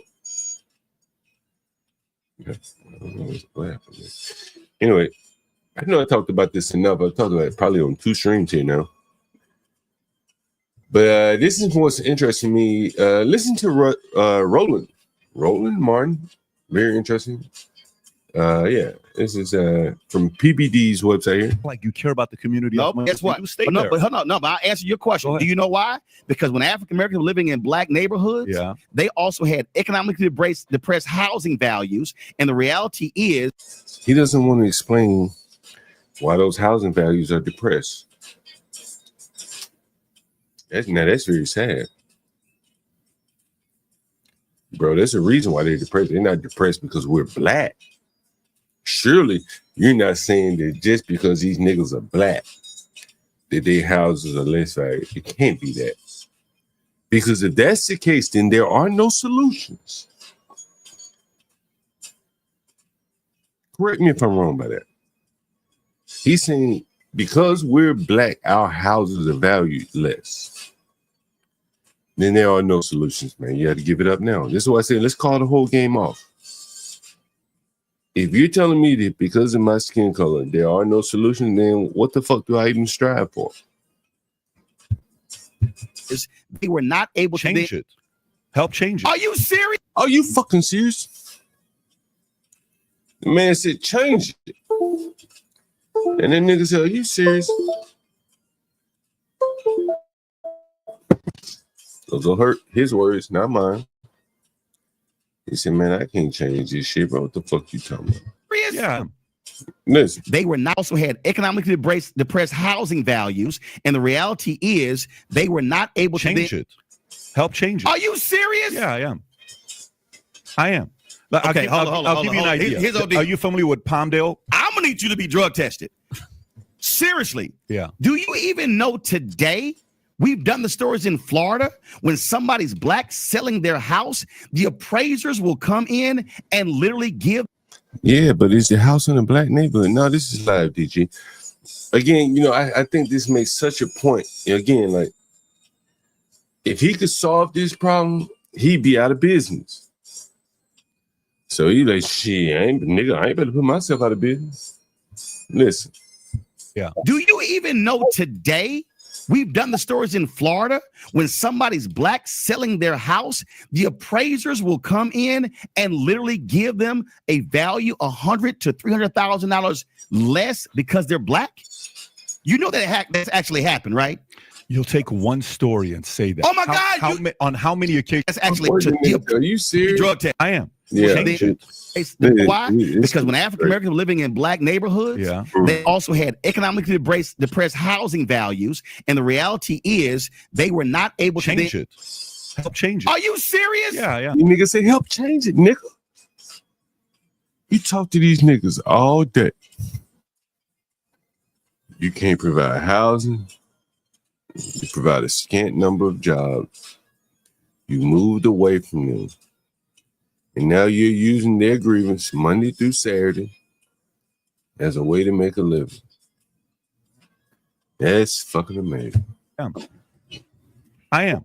Okay, I'll give you an idea. Are you familiar with Palmdale? I'm gonna need you to be drug tested. Seriously. Yeah. Do you even know today?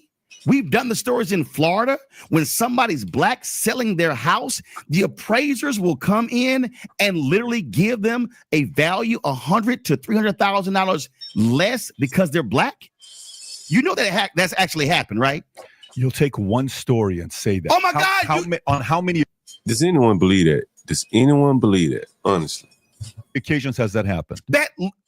Are you serious? Do you think a message like okay? Why don't you go ahead and Google? Why don't you go ahead and Google? How many times has that happened? No, I believe it's happened, but how many times has that happened? The New York Times literally just did a story talking about. Bro, they were out here selling undervalued black houses. I'd be buying these motherfuckers. The systemic racism that exists within housing appraisals. This is a fundamental problem. I'm trying to see you're living in a different reality. What progress are you making by saying that? What progress? So what you're doing? I'm trying to end that. Okay. Do you know how inherent? Okay, hold on. You said you're Middle Eastern, right? You're trying to. Hold on. You said you're Middle Eastern, right? I am, yes. How would you feel? How would you feel? Yes. If you're selling your home, you've got a home that you know right? And you put upgrades in it, and you know your home is worth $500,000. Yeah. And somebody comes into your home, and they see your photos, right? And they see your family, and then they go back and they go $350,000. You go, what the hell? So you but tell wait, that, wait, you wait, tell wait, that wait, story. wait, 1 You second, tell 1 that second, story 1 second. to get people to no, be convinced no, that no, that's no. happening. It's actually out of 1,000 appraisals. Oh my God. Out of 1,000 appraisals, how many What times are does you that happen? doing? Out of 1,000 Pull the appraisals, how data many times up. does that happen? You want to pull that up?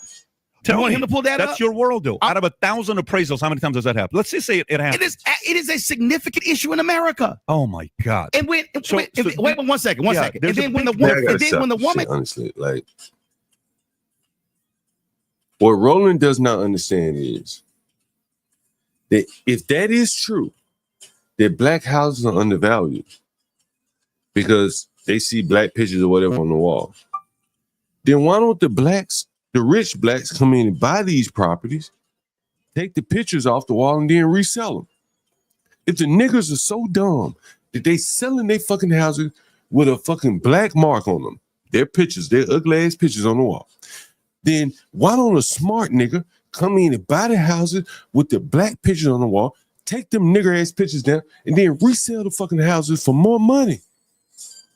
Am I missing something? If I'm missing, you can come up here, you can correct me, and again, I ain't got no problem with that. Correct me if I'm wrong. I'm trying to get to the bottom of this shit.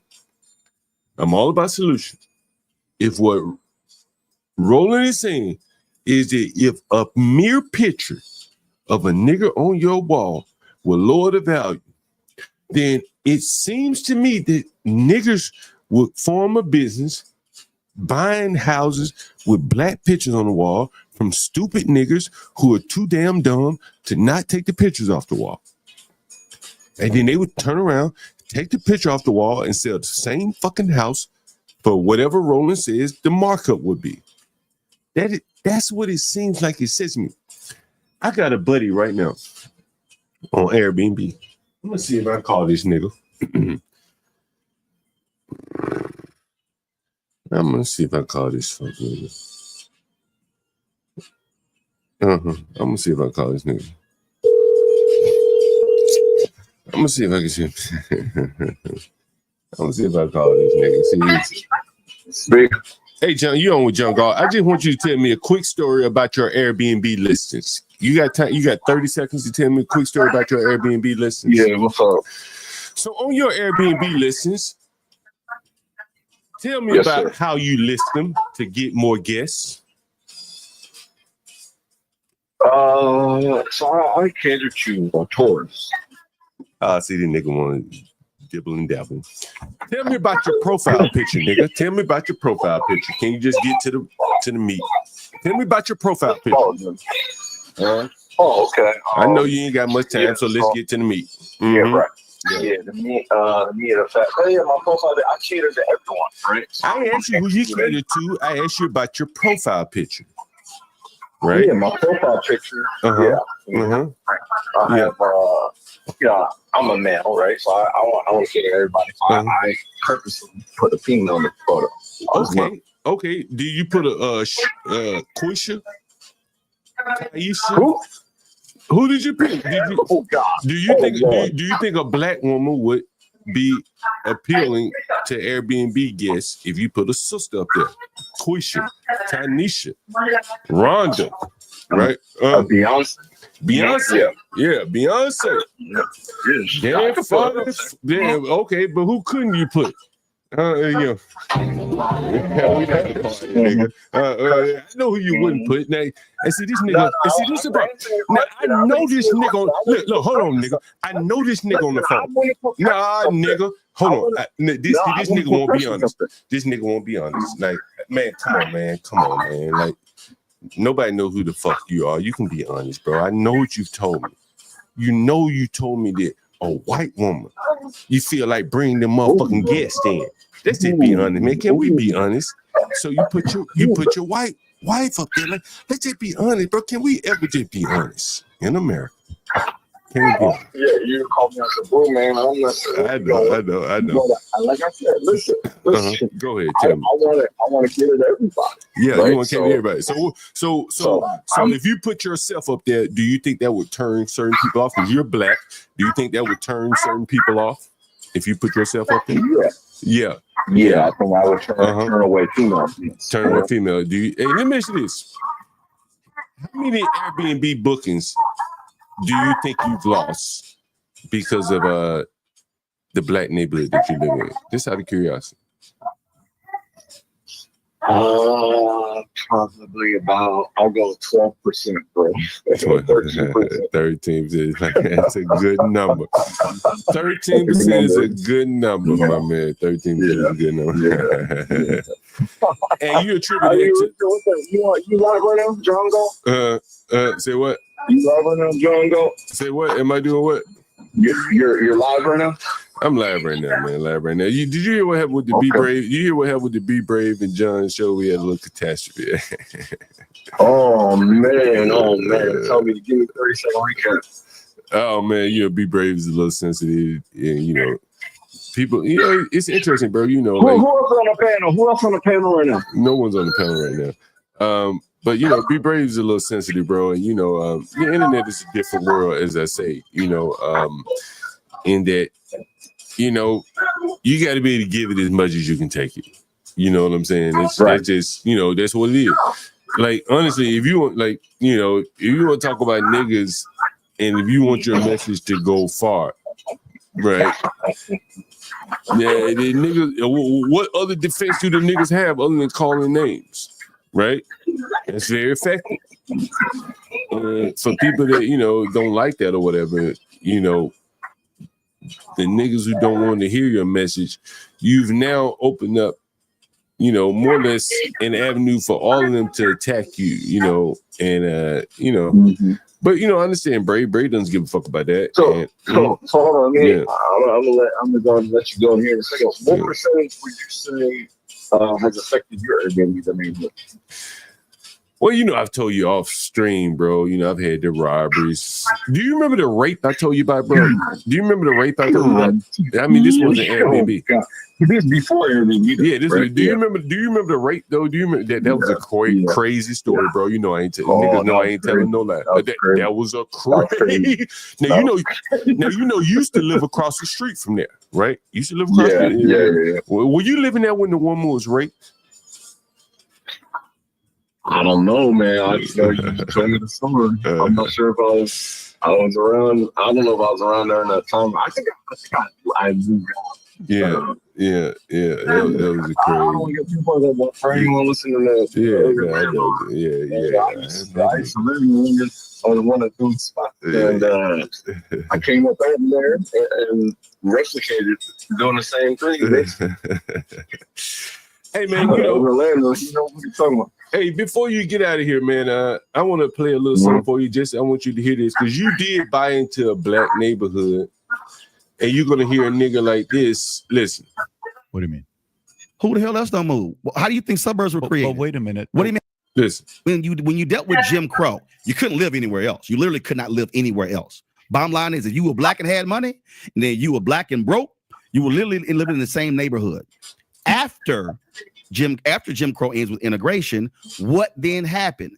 Those African Americans who were middle class, upper middle class, began to move away. What then began to happen even more so change it. Well, listen, because if you care about the community, why not stay there and change it? Well, you heard it. You heard it. You heard it. You heard it. Now that's Patrick Bet David, and here's a pro-black nigger. Now, before I play it, I want to. RDR coming out. Now. Hey, hold on. Now, before I play the rest of it, what do you think this pro-black ass nigga, is going to say? What do you think he's gonna say? The white man done launched down the challenge.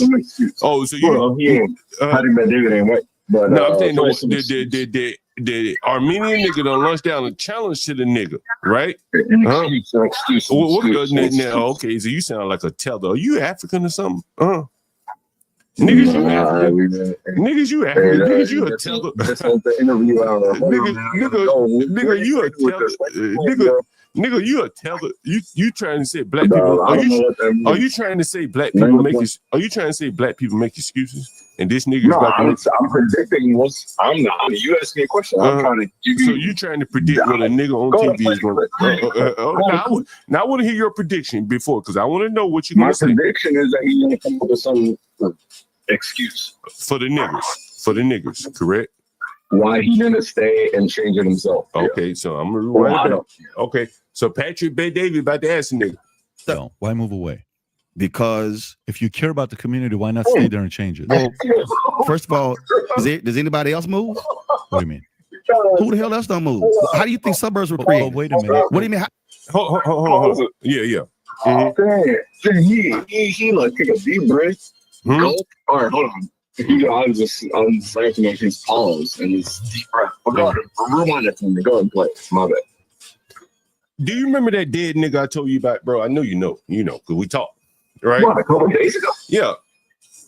Yeah, what about? And the other day, I'm about to get there, bro. Okay, let me play it now. You care about the community, why not stay there and change it? Well, first of all, does anybody else move? What do you mean?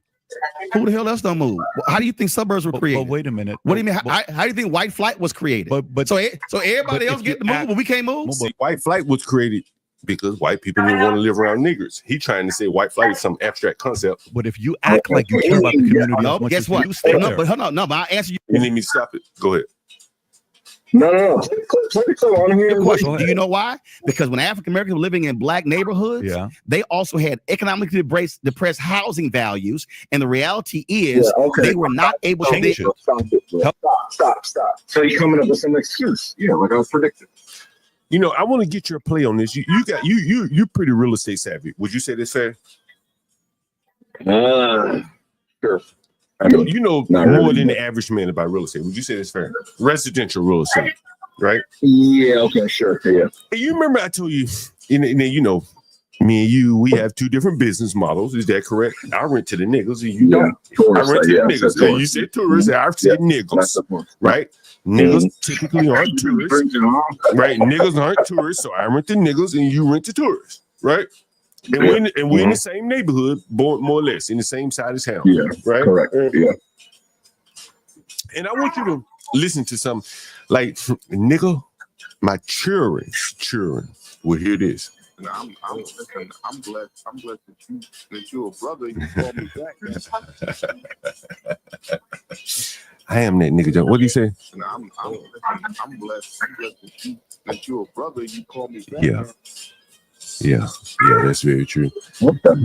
Did you hear that? That was that dead nigga. The voices of a dead man. So damn. Oh, that's when you took it. You took a full circle. You did the Donald Trump weave. Okay. Say what? You did the Donald Trump weave. I don't know. I've been watching his interviews, man. You probably that might have went over. I told niggas a lot, man. Like honestly, bro. Like. Honestly, bro. Like, so he said the voice. That's a dead man, bro. That was the dead nigga. And he said a whole lot more. He said your flowers. He gave me your flowers, bro. While I'm alive, I get my motherfucking flowers. I am that nigga. Yeah. My church. Wow. I am that nigga. Wow. Giving him the chance. I am that nigga. I am that nigga. You hear this kind of shit on this channel every day. Every day. I am that nigga. I keep trying to tell people. People ask me all the time. They say, "We need to know how you do this shit, bro." And I'm like, "Bro, every now and then I get a call like that, and you understand. You get a call like that. Yeah, because I probably wouldn't have messed with him. I know you wouldn't have rented to him. Nor would my buddy Felipe rented to him, but you know. I'm blessed. I'm blessed that you're a brother. You call me back, man. I am that nigga, man. I bring it to you real life. Let me ask you a question. Do you phone screen these people? Hell no, nigga, it's live. Nigga, we go like rushing about, nigga. Okay, so that was on the phone. Okay, essentially that was on the phone. So you knew who he was. Nah, I ain't know, nigga. I answered the call, nigga. I can rewind it back, right? And he's like, no, but you knew he was black though. No, I ain't know who the fuck it was. I just answered the phone and it was him, right? No, but you knew he was black though. Oh yeah. After talking to him, yeah. Yeah. Okay, but you still called him back, bro. Okay, you called him live. I got what you're saying, right. But like, okay. Yeah, you called him live. So now I want you to listen to this but again. But you read the song ultimately, which and then you saw the nigga's foot, right? his hoof. God damn, that's hard to look at, bro. Yeah. let me let you listen to this right here. Hey, what you on disability for? I get for learning disability and mental health. Well, what's your learning disability? If you don't mind me asking. I can't read and write. Okay, damn. How old are you? I'm 34. Because you speak real well. How the hell you can't read and write? Yeah. Because I speak real well. Because I went to speech class. And I learned. I pick up words. Oh yeah. Okay. But you just can't read. You can't read. I can't put nothing on paper. Get the fuck. Man, that's crazy. Yeah. It's always been like that for you, or did it just not start happening? No, it always since a little kid, I used to get bullied and hide in elementary, hide from my classmates. That right there, that last few seconds of right there, what he said, man, honestly, is why the cost of living is so high in America. I want you to listen to him. Listen, I don't know if you heard about this. I don't know if I played the part where he used to ball his feet up in his shoes, right? And so he ended up having to get, damn, I think I got it. Let me see. Oh, man, this shit is amazing. If I have it here, I may not have it right here. Yo, hey, real quick, why you pulling that up? I gotta go, man. I've been saying that for like 10 minutes now. What happened on B-Brains? What happened on B-Brains? Oh, he didn't like he doesn't like Stanley. I mean, I'm sorry, Gary and Tom Gully. I guess they trolling. And so he like when he saw them in the chat, he like, nah, I ain't fucking with them, and I ain't fucking with the show. What's the issue with Gary? I don't know. I don't know what his issue is with Gary. To be quite honest with you, he said he told me, but bro, I'd be smoking and drinking, and keeping it rolling, making these niggas pay their motherfucking money. So then what's the issue? Okay, I don't know, man, but a nigga like me, I had niggas not pay me, niggas pay me, niggas fuck shit up. And nigga, you don't ever see me like rattled. Do you ever see me rattled by some shit like that, huh? Mm-hmm. Not really. When that fuck nigga was living in my basement, bro, and you were like, Jungo, you gonna make a move? But what did I say? What did I do? You like, Jungo, you gonna make a move? Like, that's you got some experience on you. Yeah. No, nigga, it's more than experience, bro. Because it's a lot more niggas been in the game longer than me. But they done made a move. Okay. They done made a move. Mm-hmm. Well, yeah. They would have taken him to court or something. They'd have taken him to court or something. But nigga, I ain't make a move. I mind fucked him. Right? Understand what I did. You know what I did. You be telling me about that high ground. I gotta maintain the high ground. I've talked about that here, man. Like, listen, maybe I do a stream on that one day. All right, man. Listen, get out of here, man. We can talk. It's always a pleasure, man. Right. Always a pleasure. Indeed. What's up, Latino? What's up, Latino? Latino with blank on me. What's going on? Anyway, that was a call from a buddy of mine. I taught him a little bit about real estate over the years. I hope you found the conversation interesting. A little inside baseball real estate shit. How he couches his language in terms of who he rents to by tourists. Nigga had to be a little politically correct here on the radio. I consider this like internet radio here.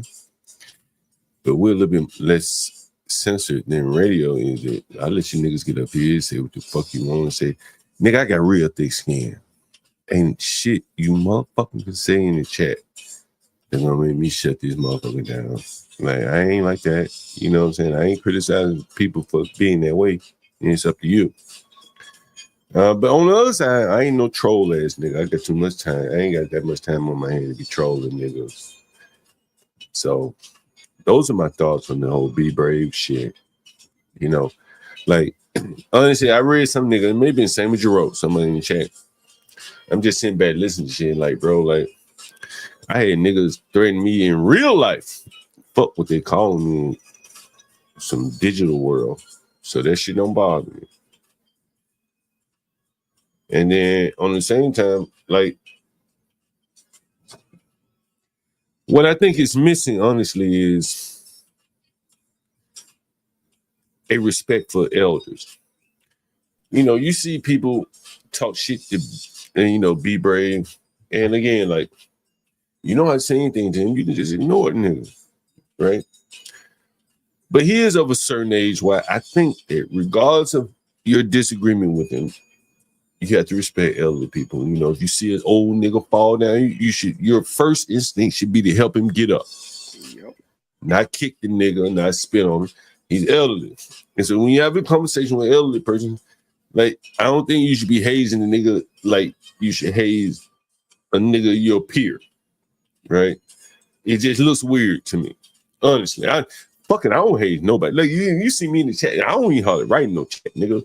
I get up and say it to you. I get on the panel, nigga, this is what I gotta say to you. Right? But I ain't calling no fucking name. You don't ever hear me, you rarely ever hear me calling. I don't think I ever call a nigga name.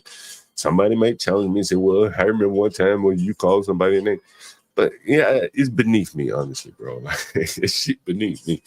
You be calling names to a nigga that don't know. You know what I'm saying? And so that's just the way I look at it.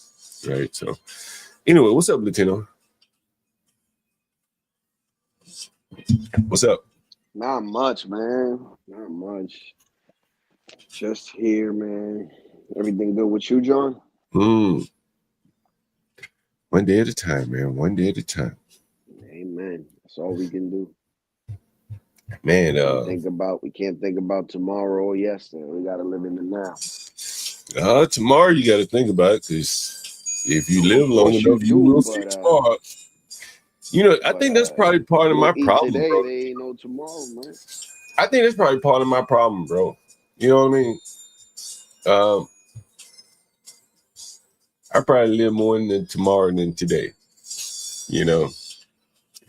And some people can really live in today and not worry about tomorrow. Yeah, I'm probably not that person. You know what I'm saying? There you go. Man, you know, what did you think about my thoughts about these internet niggas being like the new age prosperity preachers, Monday through Saturday?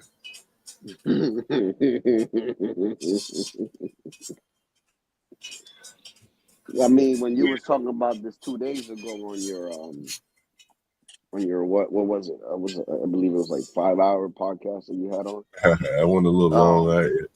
Yeah, I said that from the get-go, man. I said pass the offerings to the back, man. Like, you know, make sure that everybody gets to touch that plate.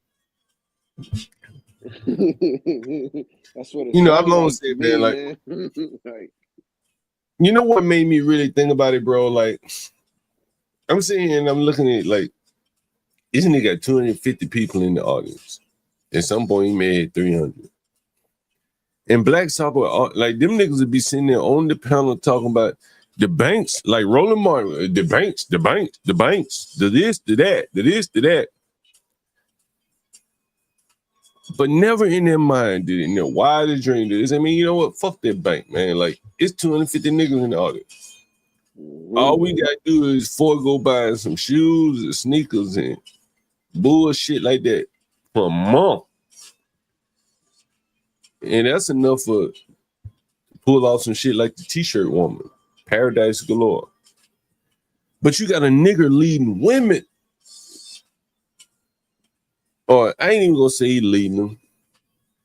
He's providing the platform to express their victimhood. He paid for the show. easy, get up there. He looks soft enough for them to feel comfortable with. It reminds me of that dude that works in MSNBC. What's his name? Reverend, whatever the fuck his name is. It reminds me of him. Yeah. And so they open up the pocketbook to this nigga. And so, I would argue, man, the black community filled with a bunch of fucking niggas like Sharon. Soft men. Make for hard times. And a weak ass nigga like that, man, make for hard times, bro. And I would say, like, his goal in life, more, or his purpose in life, is to combat niggas like me. That's what he exists up there on the panel for, right? He see a nigga like me coming up, he said, shit, this nigga gonna fuck my cash apps up. Mm-hmm.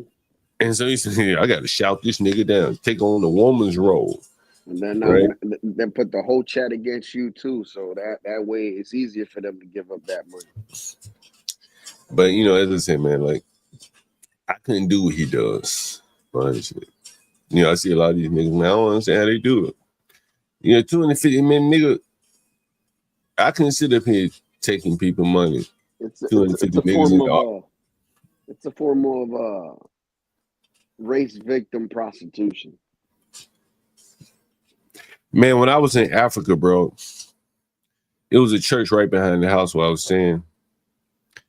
And they had church all night long, and the lady was like, they call it charismatic preaching, right? In America, we call it prosperity preaching. It's basically the same fucking thing, right? Here these people are like in areas of their country where they go up the road, there's no fucking roads, or the roads are all fucked up. And the preacher pulls up in a Hummer or some shit while they walking and traveling on them fucked up roads. Bro. And I tell you, man, it's a church right here in DC. It's on 9th Street. I'm gonna see if I can pull up. It's the same thing in DR, bro. Yeah, it's everywhere. There's ex-con drug dealers that come from over here and get deported, and they open up a church with the money that they made. Yeah, it's a grand hustle, crazy, bro. Grand hustle. A drug dealer pastor. Man, this is church. This is church in Northwest DC again. Northwest is where the money is, and I think now they've sold the church out to like real estate developers or whatever. Mm-hmm. But it used to be it's closed. But anyway, so it's not shallow. The pastor used to pull up like in a Rolls Royce, bro. What? And I remember one day getting on the train. Isn't that like a $500,000? Brand new I'm pretty for sure. sure those cars are like a $500,000, John. And I remember one day I was on the train headed to Southeast, and the women dressed in a familiar pattern, like a common pattern, so you can recognize people that went to that church. Yeah. Let me guess, Versace. No, they're dressed in like all white or something. You know what I mean? Some shit like that, right? So I see a lady on the train. I said, "Damn, you riding the train? Your pastor has a fucking Rolls Royce." That's crazy.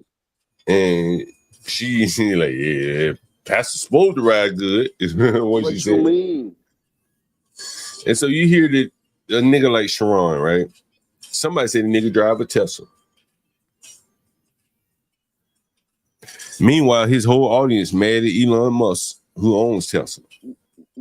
Yeah, you understand how that goes? Yeah, but they were ill-informed too as well. They didn't know what the hell they were talking about. Man, that's just the way it goes. You ever heard this? Anyone in the audience ever heard of Daddy Grace? Daddy Grace. Anyone in the audience ever heard of Daddy Grace? No one? No one's ever heard of Daddy Grace? I'm going somewhere with this, by the way.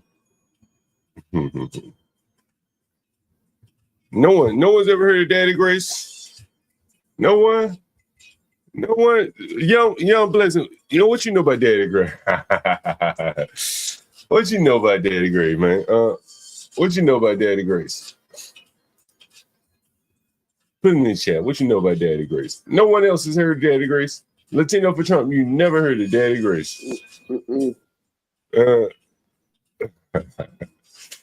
I heard of Eric Mays for the first time in my life, and I heard this guy is dead. But Jesus Christ, that guy was this shit. Let me see. Let me see if you don't bless nobody, Daddy Grace.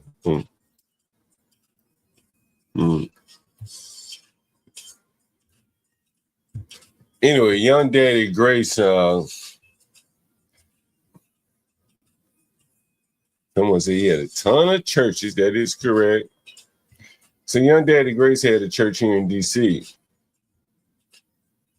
This is young Daddy Grace. He motherfucker look like a pimp, bro. Let me show it to you.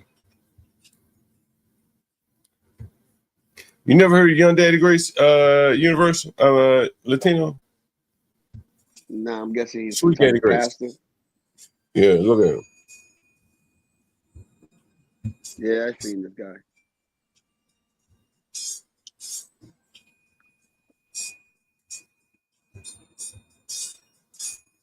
Sweet Daddy. I mean, notice where his church was. 1117 7th Street, Northwest. That's not in the ghetto, bro. That's right by the convention center in Northwest DC. You see, it's Northwest Logan, sir. This nigga like a pimp. You can see he looks like a very soft man. Oh, am I not sharing? Oh, here he is. Daddy Grace. Very soft man. You can see him here as well. Let me see if I can maximize that. I can't believe you guys never heard of Sweet Daddy. Sweet Daddy. Is he a pastor? Yeah. A pastor named Sweet Daddy. Sweet Daddy. Isn't that like a pimp's name? Yeah. Like Mac Daddy. Sweet Mac Daddy. Kane. Sweet Daddy. Yeah, Sweet Daddy. He's Sugar Daddy Kane. Premiered Sweet Daddy. He premiered Big Daddy Kane. What's going on, Stanley? Hey, I've heard there are two churches, House of Grace, right? Yeah, Daddy Grace. What's his? He has or had churches everywhere, and they still exist. Yeah. It's the one with the lion outside, right? The one with the lion. And they were the ones in Savannah are actually pretty palatial. They're pretty what? Palatial. Yeah. Most of them are. You know what's interesting about him? And this is what I'm gonna tell you a short story. I made it very short. Give me 1 second. Years ago, I used to be into writing, and I wrote an article for Front Page Mag. They didn't publish it; they wanted to publish it, but David Horowitz, who was their editor-in-chief, was like, "I don't know about this, Yeah, I bro." know who David Horowitz Yeah, is. he actually wrote me back. He's like, "Bro, I would love to publish it, but it's a little too out on the edge for me." But I said, "Damn, for you." And look at Ronaldo. He helped build First Baptist. That's another one. He gets his money on Sunday. I think honestly, if there is one thing that can be said about the YouTube niggers, who I've like more or less labeled as the Monday through Saturday social media preachers, is that I think they're going to have to make the Sunday preachers work harder. I wouldn't be surprised if you're going to see the TD Jakes of the world coming out with podcasts and streaming live Monday through Saturday. They're going to have to. Because these YouTube niggas are putting a lot of pressure on them. The Sharon Braces are speaking to the same audience that go to church on Sunday. And he's getting their money to give them wrenches and shit like that to make them feel good. And it's one thing to speak to the audience like Don Lemon. It's a much bigger audience that Sharon Bracey has to allow the audience to come up and express their grievance. And Sharon Bracey on any given day has more people in his audience than the average black church.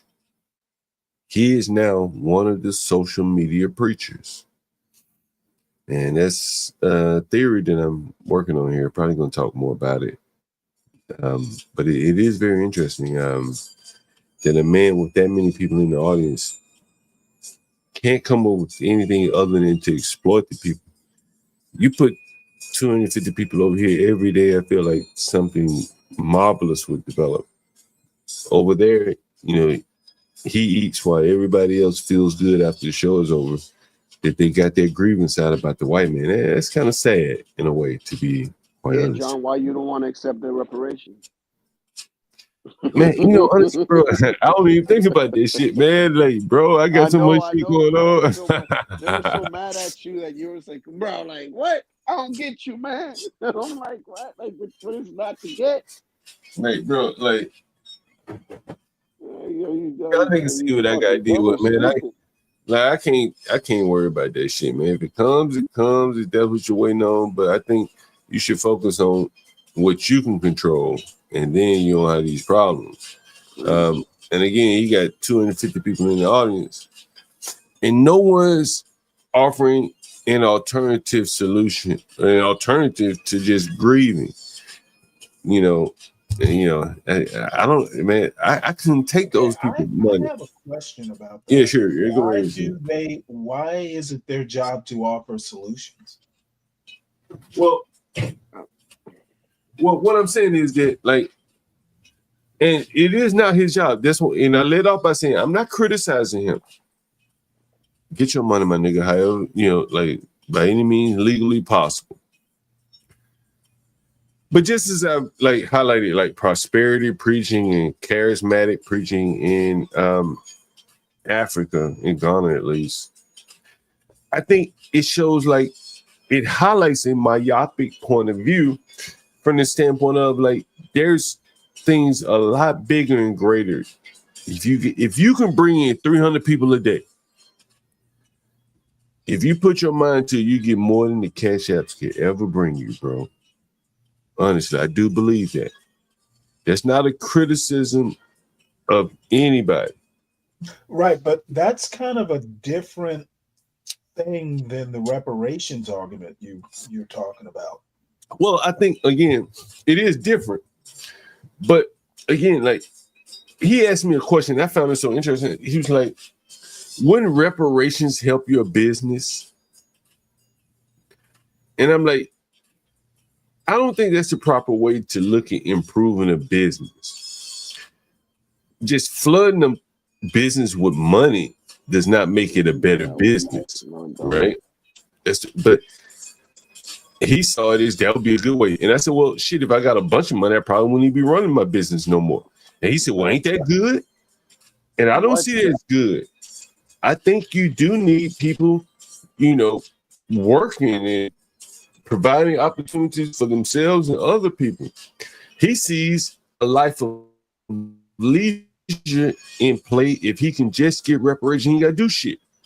And he said, John, you ain't got to do shit either. Why isn't that annoying to you? Nigga, I don't need no alarm clock to get up, bro. Bro, I'm going to tell you all my life, bro. I've never needed an alarm clock. I don't have to have one. Same here. Wait, man, sometimes I don't even want to go to fucking sleep because I want to get up. Sometimes I want to get up and just talk shit on here. And my lovely lady let me just let you know, and they tend to be squelched, but there are people who don't think working your fingers to the bone unless you want to is a lifestyle as well. But do you think I work? Honestly, do you think I work my fingers? I'm just anyone on here. I'm not personalize it. I'm not talking about you specifically. I'm not talking about you specifically, John. I don't agree with that either.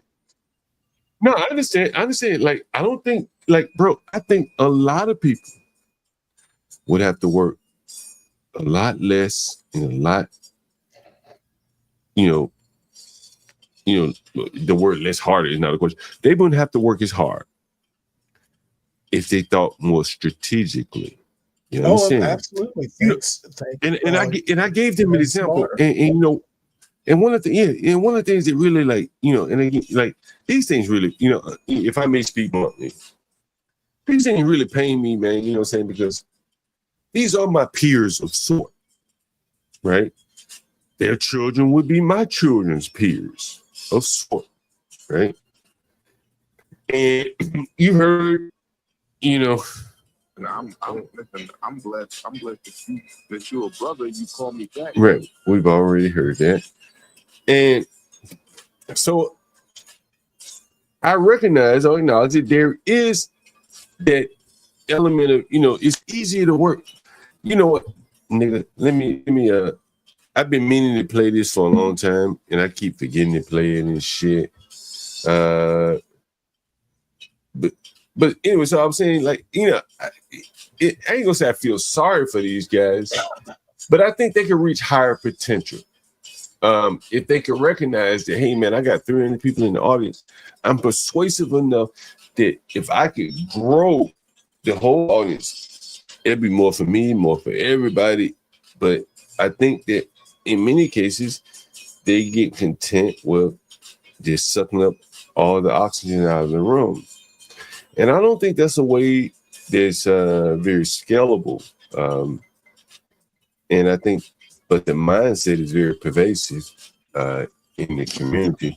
I was going to show you guys something. Whoa, yeah. Go ahead, Stanley. You about to say something, Lieutenant? Lieutenant. I want to show you something. It was something I've been meaning to share for a bit, and I want to get your opinion on it, Stanley and Latino.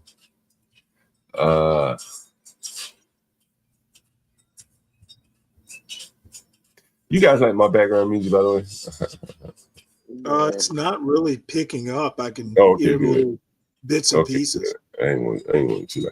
But man, I wanted to say again, man. Since you're up here, Stanley, I think that about the whole be brave thing. Like, I don't know. I think if you're gonna give it like he gives it, and you gotta be able to receive it. You're gonna bring the trolls out, and so you got to be able to either overlook the trolls to effectively spread your message, or you're gonna have people like constantly fucking with you in the audience because they know your weak spot. Yep. And you I yourself. personally think he is the prime example of white fragility. And I'm actually not even trolling here. No, I agree, man. This guy, it's like you got to understand, fella, all the shit that you say, it might true be or not. Nobody gives a shit, right? None of it is. Let's say, for heaven's sake, it's like, dude, you have to understand that there is going to be some type of backlash, man. I hope he understands that. I mean, what ultimately, he thought it was going to be peaches and cream. I mean, ultimately, that really is the only way that you're effective is backlash.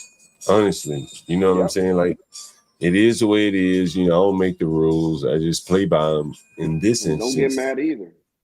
Right? Like, I mean, bro, like, the more and more people listen to you, the more and more trolls you have, the more people you block them. You limit your audience because Be Brave may not be aware of this, but I'm sure YouTube and all this kind of shit, you keep people from watching, you're just gonna have less people watching.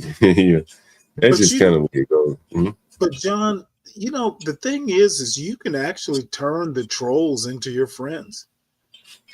Yes, you can. I mean, people troll me all the time, but you know what? A lot of times it's really just good-natured trolling. Yeah. Well, I mean, I think, there is an element of having to have thick skin. We talked about this earlier with Don Lemon. You know what I'm saying? Like, and this probably is a very good example. YouTube plays by rules. I've written so many algorithms, bro. YouTube plays by, I'm sure somewhere in their algorithm is how they recommend people based upon how many people listen, so on and so forth. And you want to cast a wide net, right? And that's just the way that goes. But I think on a personal level, you have to be willing to take criticism as well as give. Now, I'm not saying that people should call you pedos and shit like that. They should change their own behavior. They're more effective way to be brave. Right.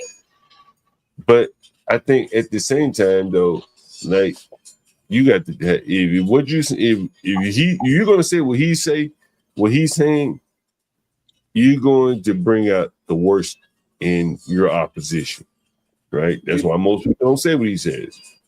And yeah, if he was a younger guy, it probably would matter more. But be brave of a certain age where it probably doesn't matter as much. So there you go. Yeah. Be brave is that kid that brings the basketball to the basketball hoop court, and when everybody else is winning and he's losing, he takes the ball away. Hey, John. Hi, guys. Hi, everyone. I went back and I listened to it today because I was at work, so I went back and listened.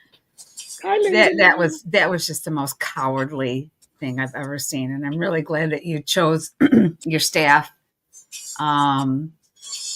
And it was just cowardly. And to have someone that's supposed to be your partner, you're supposed to do a show together, and then you couldn't even depend on him, says a lot about his character.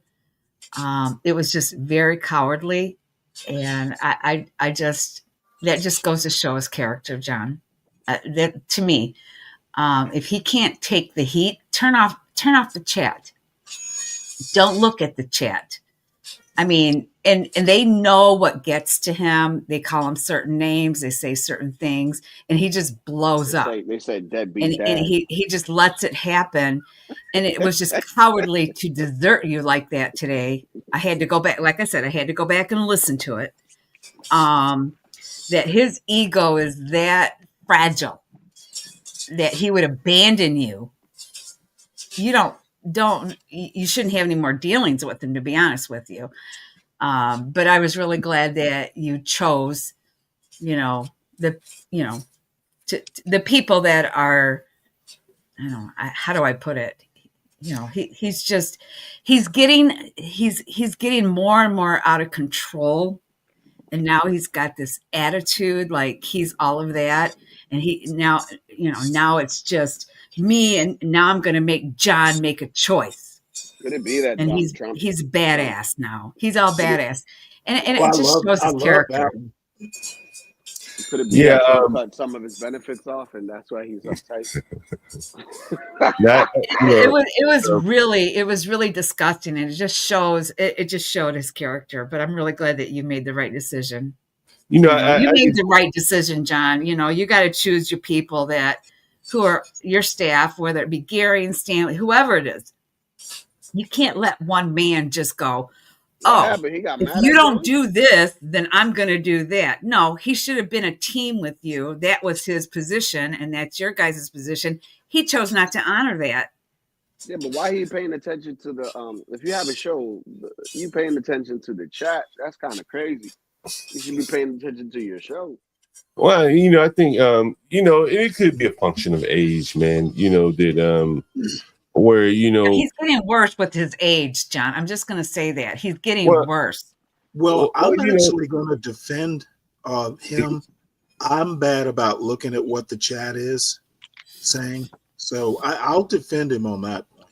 Well, I try to look at the chat from the standpoint of to give feedback if they tell me, hey, cut the music down, cut it up, cut the volume down, but.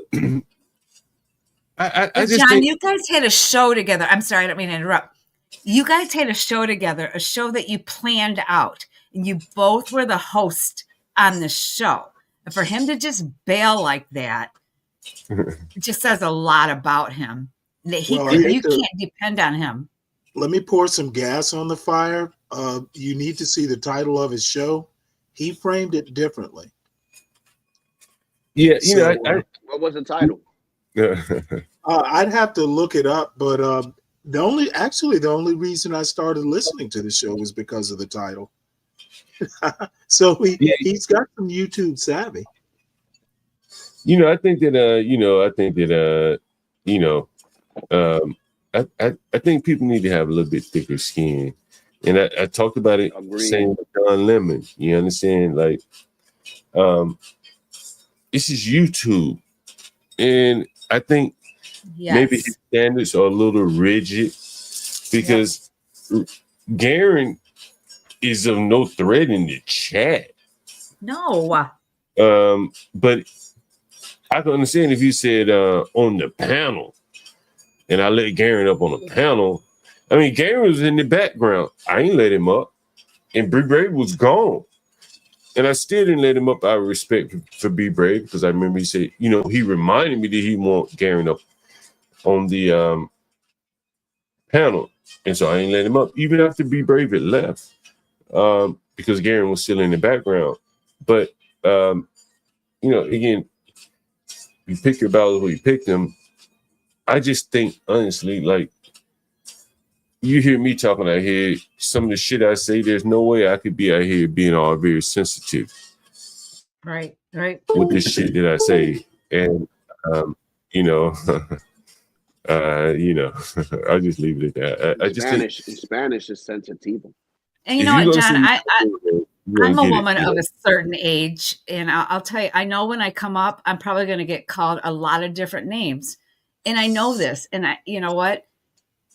I got to deal with that. It's okay. I know when I come up, people are going to troll and say things about me. So I'm going to have to be thick-skinned, or don't come up. Don't do it.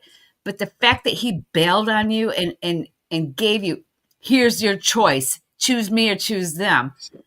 That's strange.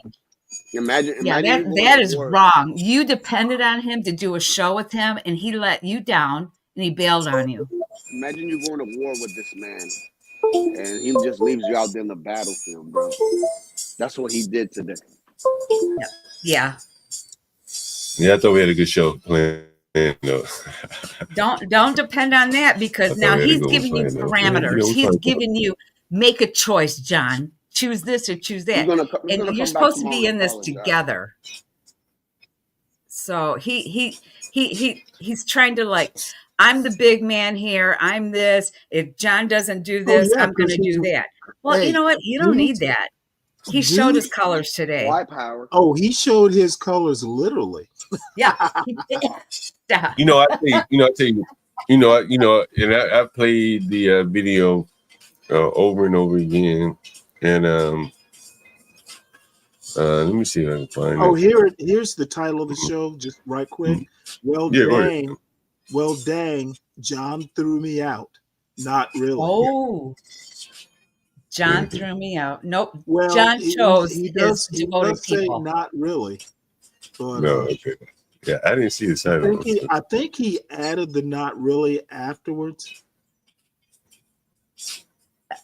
Yeah, I listened to it. It was disgusting the way he handled himself, John. It really was.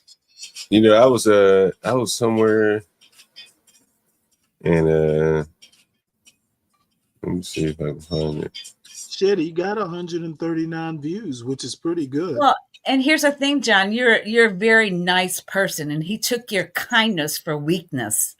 That's what he kind of did. And people that are nice, a lot of people will take that as weakness. So now he's going to come at you and say, you make a choice. It's either me or them. I don't think Be Brave's going to do that. He can't afford to make John an enemy. Yeah, I'll tell you. You know, again, let's see. I mean, you know, John is well respected in the in this particular sector, and that's not in Be Brave's best interest. No, it's not. No, I don't have a problem with Be Brave. I like Brave. You know, I think, you know. Well, you know, I like Be Brave. I just think that he's messed up in the head. John, it's not about liking or disliking him. I know that you like him, and that's fine. But what he did to you today was uncalled for. And that's what I'm trying to say. You depended on him, and he didn't, you know, it's uncalled for. But not surprising. It didn't have to go that way. I think, he's applying a paradigm that, again, like, that may not apply to today. You know what I mean? Like, if you're going to come on the internet today, like, you've got to be able to take criticism.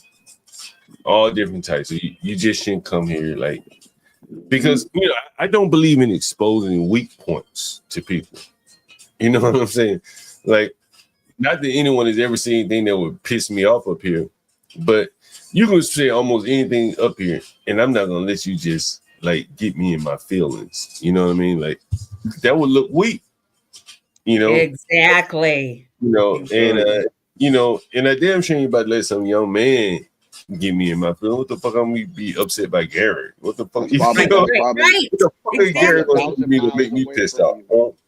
Hey Stanley, did you? I don't. Okay, John. I did come up here to apologize for somewhat ruining your stream. No, that's all right, Gary. No, Gary, and you didn't do it. No, I wanted to explain that Brave. I don't know if Stanley told you this because he was there, but Brave told me to come on to the stream and said if I did, he would quit it. He begged me multiple times and said I wouldn't do it. He also called me several names that I don't really care to describe. And I said, fine, I'll come over there. And that's all. But anyway, yeah, I just think, I tell you what I think about Brave. I got a buddy, he likes to troll. And personally, I don't do it. But that just ain't my personality to do it. You see, I don't really write much in the chat. But I'm probably of a generation where I'd much rather talk personally to people. I don't call out names. It's just me. Nah, I'm not saying anything wrong with it.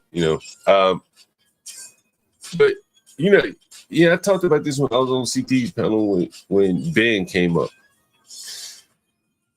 And I think Brave, and I'm coming on like how Grace talked to Brave. That's, she was respectful. And to some extent, I think, and maybe it is the internet where, the older people lose kind of the element of respect. Right? Where they are talking like the older, they are here talking, they're in the arena, in the YouTube arena. And age and all those things that would be off limits in the street, they're not off limits. Exactly. Right? That's what I was saying earlier. If I come up here and I say something, I already know that I might get called a lot of words. Right. And, I just deal with it. Then don't come up. Now in the streets, you would be considered a brute. You call a woman a this or that, but they don't. People don't care on this. People don't care on YouTube land. They don't care. Right. They can hide behind anonymity. In reality, as I say, like he may be using a paradigm that's outdated. In reality, did he even know that was really Gary? Any motherfucker could put Gary in there. I'm sure there's a way to. You understand? To say that, like, right? We would not know who Be Brave is if you don't know. On camera. Right? You don't know who's who, right? And so you just kind of have to ignore the trolls. He's not equipped to be up here if he can't handle it. Well, I mean, I think you just limit your audience, and maybe you're okay with that, right? You say, look, I don't want to talk to people that are disrespectful. Well, shit, that's gonna be a whole lot of people coming in. They're gonna have your ass busy. Block him, block him. You won't even be able to do a fucking show. Like once they know what they could trigger you with, like I had to try to figure out like how the fuck do you block somebody? Like he's asking me to do that. I'm like, I don't even know how the fuck to do that. I know. Anymore, right? Like nigga, if you come up here, I'm gonna talk to you. Like if you come up here, I put you down. Somebody on my phone. But like I'm not about to figure out like how to do all this shit on the shit. Like what the fuck? Like why does it matter so much? He wanted the fact that he wanted you to block a long time. I think Gary and I don't know Gary, but I think you're behind the scenes working. I've been here. That you are one of his, people that's been with you from the beginning. The fact that he wants you. to block You know what's funny this though? person. I wasn't the only one that he wanted to block. He also wanted to block Tom. Gully? Oh, Yeah, he's Tom jealous Gully. for Tom. And Oh again, God. Tom He was was a certain actually age. the reason he went after me in the first place is because I was defending Tom. But again, Tom, again, I like Tom. Tom, he does a nice show, and he's comical. And again, it go both ways. He trolls Be Brave. I don't know. It's the chicken and the egg. Do they troll Be Brave because they know he's sensitive, or does Yep. But you expose it, and now they just keep feeding on it. Yep. That's kind of what a bully does. If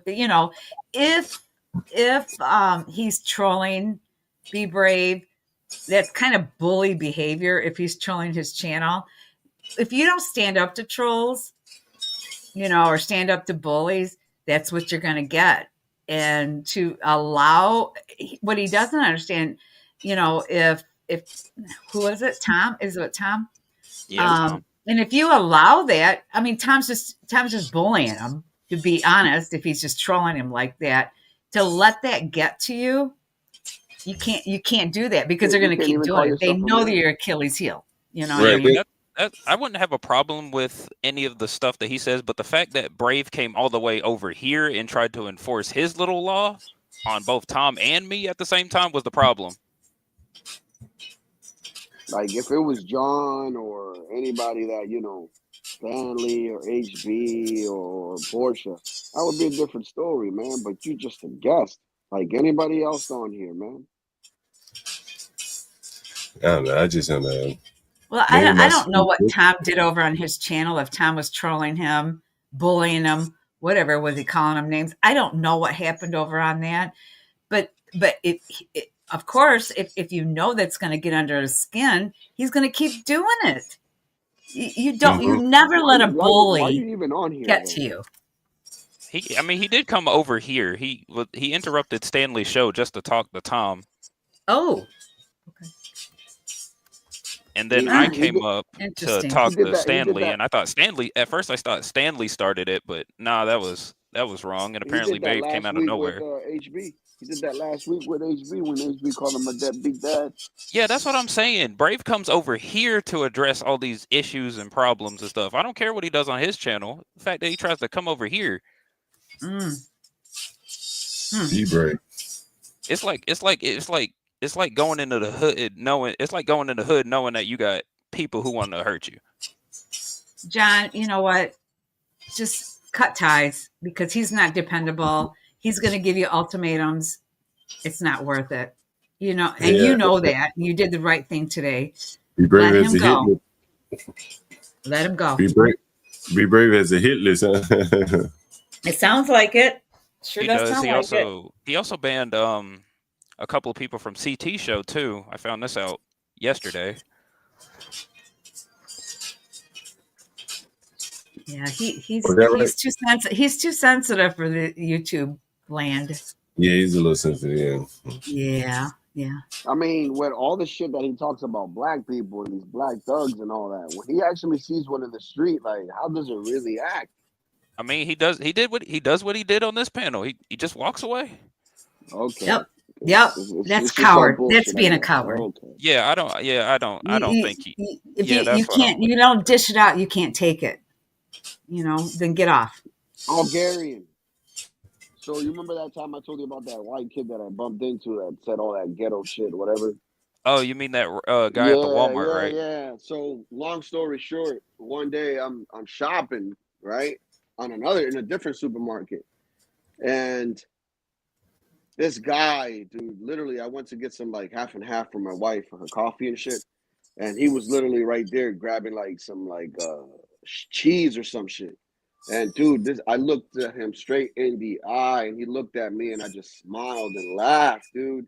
And and he had his hoodie on, and he was so afraid, dude, that he went like right on the first aisle, and I was just like, oh, this guy is a bitch. Hey, Lindy Lou, did you listen to my stream this morning?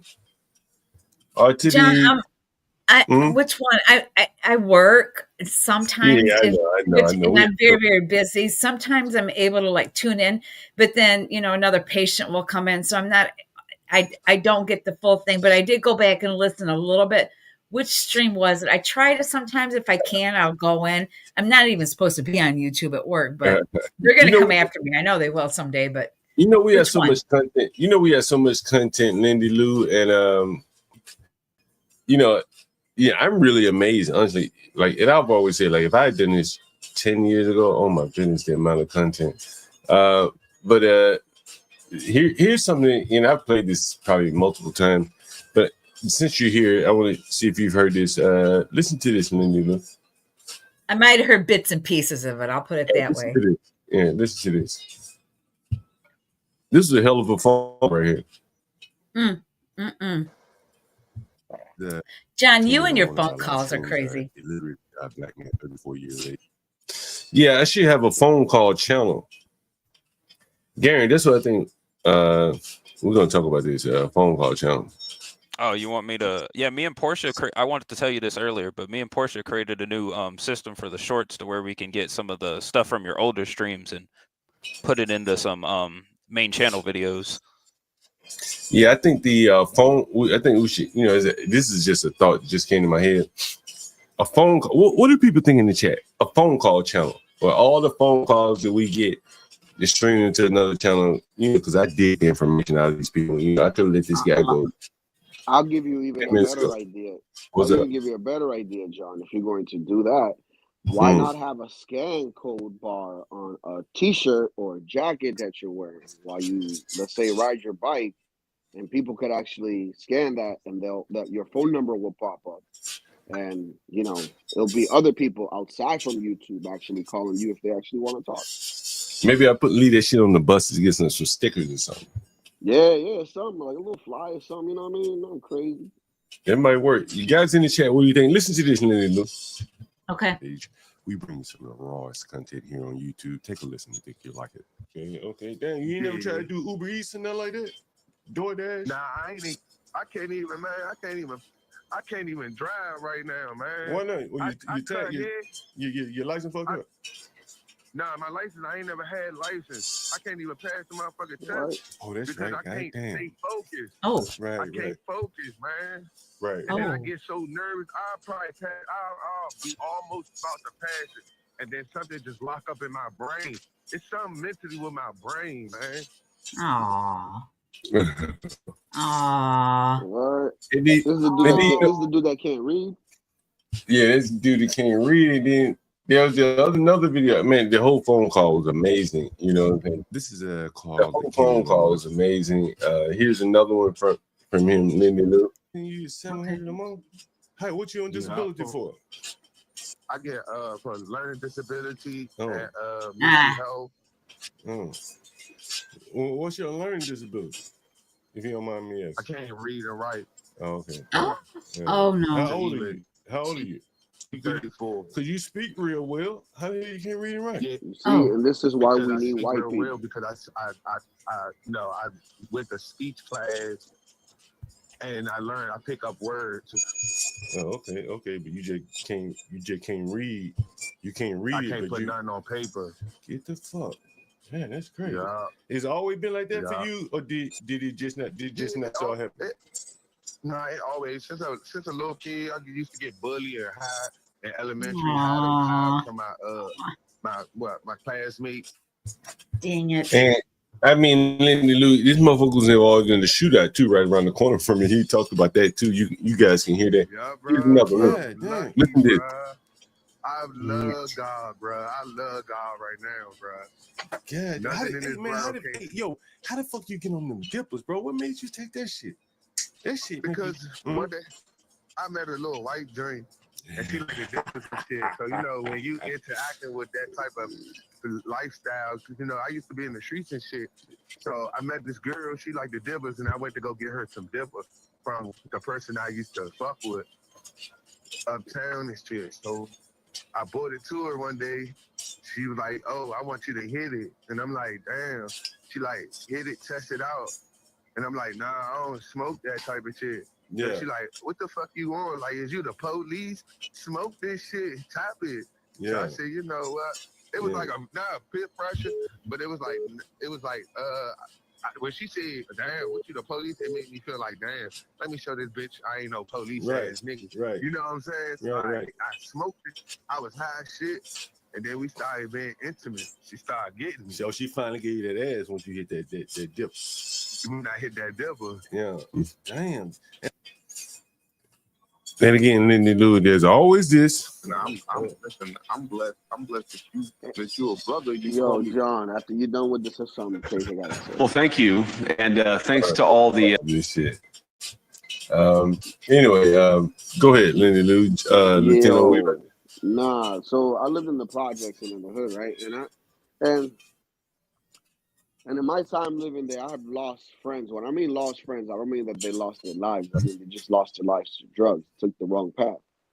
And in that instant, that these people have lost, their lives to drugs and taken the wrong path, it's always the same kind of story. There's always a chick putting them to do it, and because they sold whatever over, vagina, they do it. It's nuts. You know what's interesting that you mentioned. Can I ask a quick question of Latino for Trump?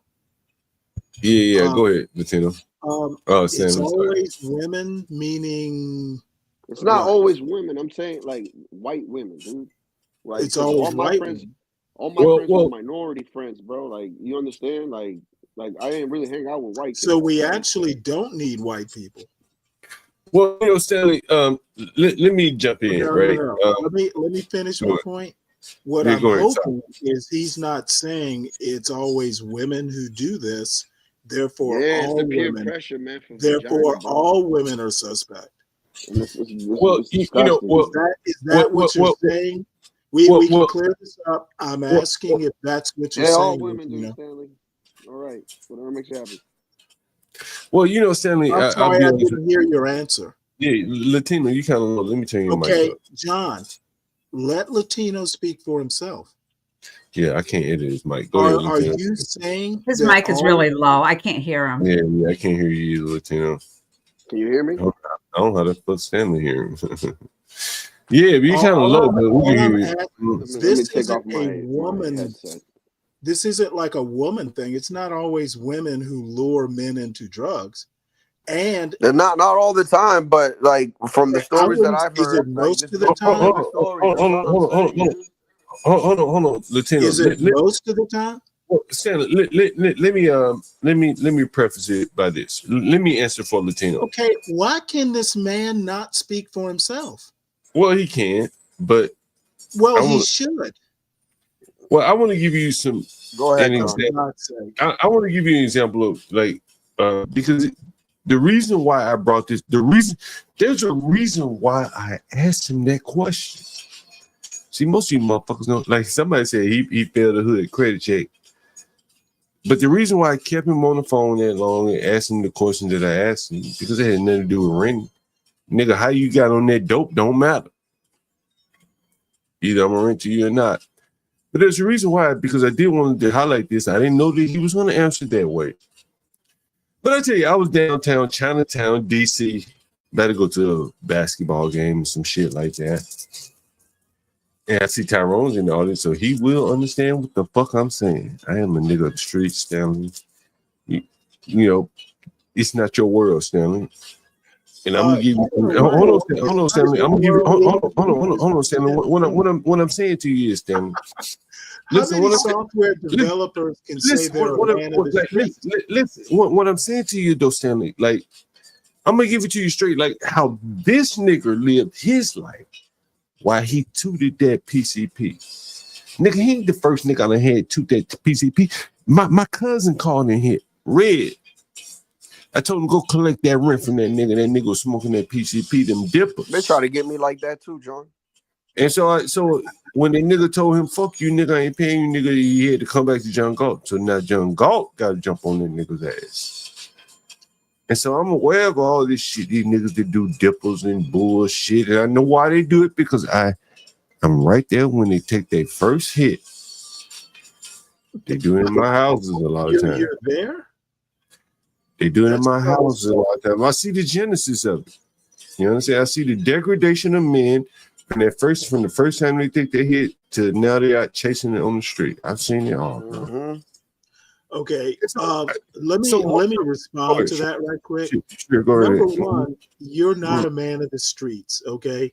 You talk about your 20 years of software developing. So how many are you a hood software developer? Yeah, I would say so. Yeah, okay. I'm the nigga I honestly understand, and I tell you no lie. And I'm not a nigga to pat myself on the back. I don't talk about money. I don't talk about.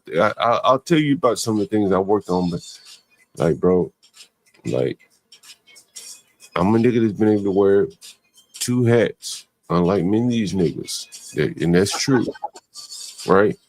Like I can put you on the phone with Philippe. He can't fuck with these niggas like I do. We can walk in the same world in the corporate America, right? But not down here in the streets. This is my land. This is my savannah right here. Wow. I think you have a lot in common with B Brave. That's probably why we get along, because you know what I'm saying. Probably. John, can I respond? Hold on. But there's one thing we got different. I'm a nigga with a lot thicker skin. I don't give a fuck what a nigga said about me. Get it on chat. Call me whatever the fuck that irritates Be Brave.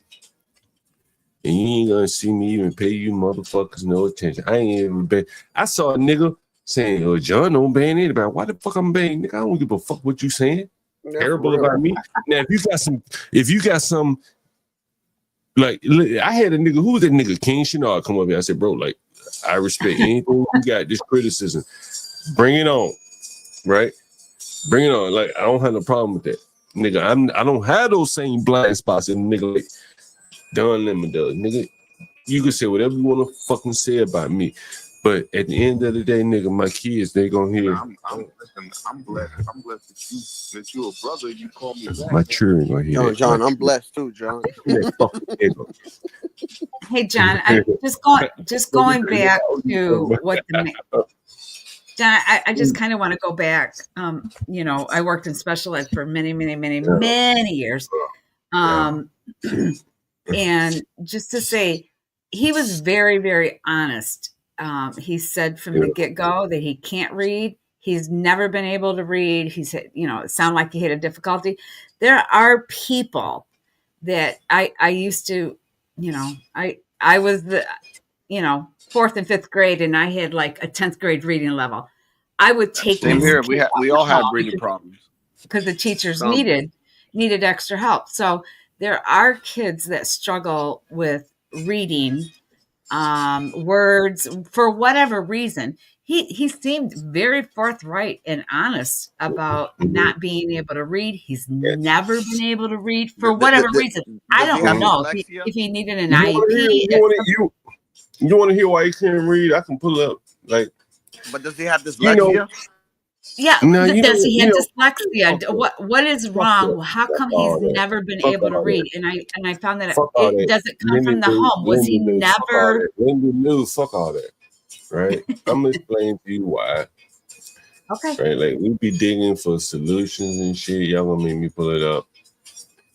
I'm just saying, from listening to what he said, John, I'm just saying, I don't know his background. Okay. We don't know his family background. I got you. Did nobody ever teach him to read? I got it. I got you. I mean, and that's the fault of the parent.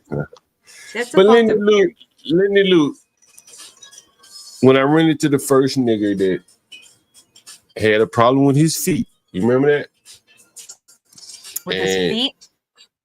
Yeah, you remember the nigga that died?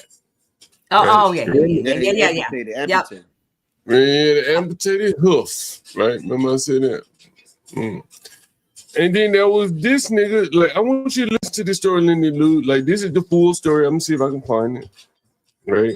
Like, this is the full conversation I had with the nigga. John, I have to say that must have been, you're not going to admit it, but that was probably a little traumatic for you and whoever was helping you. It's not easy to see. It's not easy to look on. I doubt it.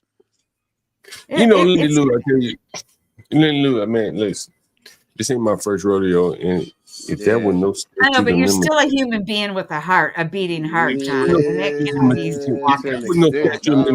Lindy Lou, if there was no statute Lindy, I'm with you on this one. You're still a human with a beating heart, Lindy and to Lou, walk if there in was on no, something like that, Lindy Lou, let me tell you, if there was no statute of limitations, I could tell you some things that really be on my mind. You know what I'm saying? They give me nightmares. Honestly, I ain't gonna lie to you. Yep. But I can't talk about those things. I have to keep those things within. You understand? Yeah. But from the standpoint of these things being on my mind, I showed you guys a video of my children cleaning this room. Yeah. The day, you remember it? I showed you. Anyone remember this? I think I did watch that. My children cleaned this room. My daughter and my son. And so I was talking to my lady. I was like, oh man, bro, listen. That nigga humble president said, I don't have a heart, bro. Like, You have a heart, John. Come on. Bro, I can cash out this motherfucker and be down in the Caribbean somewhere chilling. No. My children will never get to hear this, humble president. No, I'm blessed. I'm blessed that you're a brother. You I am that nigga. And that really means something to me. I'll be honest with you. Of course it does. Of course. Why wouldn't it, John? Why wouldn't the niggas don't understand that. But the niggas don't understand that. And that's why, you know, a nigga like Roland Martin, you heard the clips from Roland Martin. He's never ever heard. No, I'm blessed. I'm blessed that you're a brother. Never heard that. Nah, because people like him move all the time, John. That nigga that he'll move out there and he live around white people. Okay, John, when you're done, let me respond to this. Yeah, you can go ahead and respond. Sure, no problem. Okay, I think you and Roland Martin, and I'm not a Roland Martin fan. No. However, God. there's nothing that he said to PBD that seemed out of order. PBD was arguing past Roland Martin's point, and so are you. Well, again, Roland Martin is always out of order. Well, hold on. No, actually, he's not, Lindy Lou. He is. What I'm saying to people, bro. With all due respect, all right. I got you. You don't know. That's your opinion. But he's always out of order. Okay, he's out of order if you don't know what he's talking about, of course. What I'm saying okay, he's a race hustler, Stanley. He's the opposite of Lindy, you're over your skis. No, I'm not. He's a race hustler. Yeah, you're over your skis. That's just my opinion. You can have yours. He's a race hustler. Always has been. He's like, he's kind of like, who's the other guy? The race hustler. That's all they are. Literally so far. Stanley, he's a race hustler. He's a race hustler. Yeah, he is. You're over your all right, Stanley. This ain't about Roland. All right, no, it's not. It is, but he's always wrong. He's all right. Enough about Roland. All right, enough about Roland. You are. I can't even believe that you would stand up for that man. You are be brave level. All right, can we move on from Roland? It looks like the human version. I know, Stanley. I'm racist. You've already called me racist. Phoenix, hey, did I use Stanley? The word you know what? See, I'll respect I had for you. It kind of went out the window a couple of weeks ago. So go ahead and talk. Brave are a lot alike. Keep talking. Keep talking about race. Stanley, you are about race. But you know what? I've watched you. I've watched you, Stanley. So don't go there with me. Race. Don't go there with me. Okay, you know don't what? Go. Here's where I'm going to go with you because you're going to hear me on this. You are over your skis. And I don't even mean about race. How about get a grip? All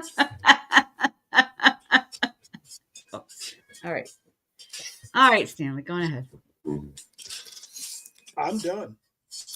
Anyway, as I was saying, while you guys went off on a tangent here. Yeah. Sorry, John. Sorry. That's not a problem. Not a problem. I'm not arguing for or against. Understand? So I don't want any backfire from people who are disagreeing. But I do believe that the path that Roland Martin is suggesting is not, the path that, whatever salvation or whatever. And I want to play a little bit of that again. I want to play it again because one of the things really. God, do we have to listen to? Do we have to hear him again? What path exactly is he? Well, a race hustler, Stanley. I didn't hear him. I didn't hear him offer a path. Well, and that is correct. That's what I'm saying. Again, I'm just listening here. He didn't offer a path. That's my point. Well, and I think that is what PBD is talking about here. Honestly, and I think let's listen to it again because I think it really represents what I think the problem is, and I think this plays into these Monday through Saturday prosperity YouTube preachers. I disagree with that. I understand. I don't disagree. Okay, Lindy Lou. You can say I agree. I say yeah. Go ahead, Stanley. No, I have to remind myself that you're out over your skis. All right, here we go. Here, go ahead. Remind yourself. Stanley, I learned a few things about you a few weeks ago that I cannot get out of my head, and my whole thought about what I thought I knew about you changed. So. You can say everything you want. Lindy Lou. Go ahead, Stanley. I'm gonna go ahead. But you are a hypocrite. You're a hypocrite. I'm going to lose. You do hypocritical things. I'm going to lose sleep over your change. Stanley, you did something a few weeks ago that I'm just like, I'm done. I'm done. Okay, you're done. I'm done. I'm done with you, Stanley. So thank you. Stop talking. Stop talking to me because you have exposed yourself for who you are. You're up on the panel.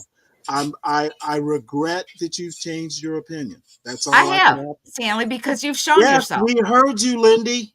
You have shown yourself. Yes, Lindy, I have shown myself. Thank you.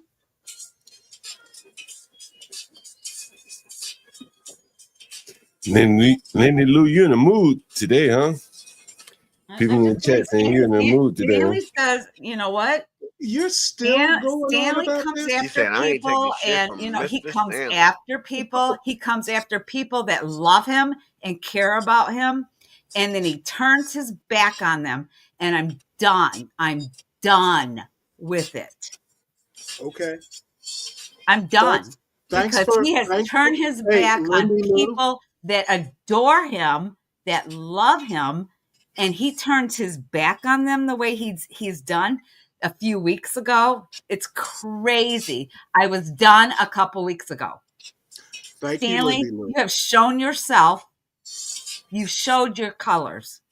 Thank you, Lindy Lou. You're welcome. But as I said, everyone doesn't have to carry the weight here. But in America, honestly, these are my opinions here. This is my opinion, rather.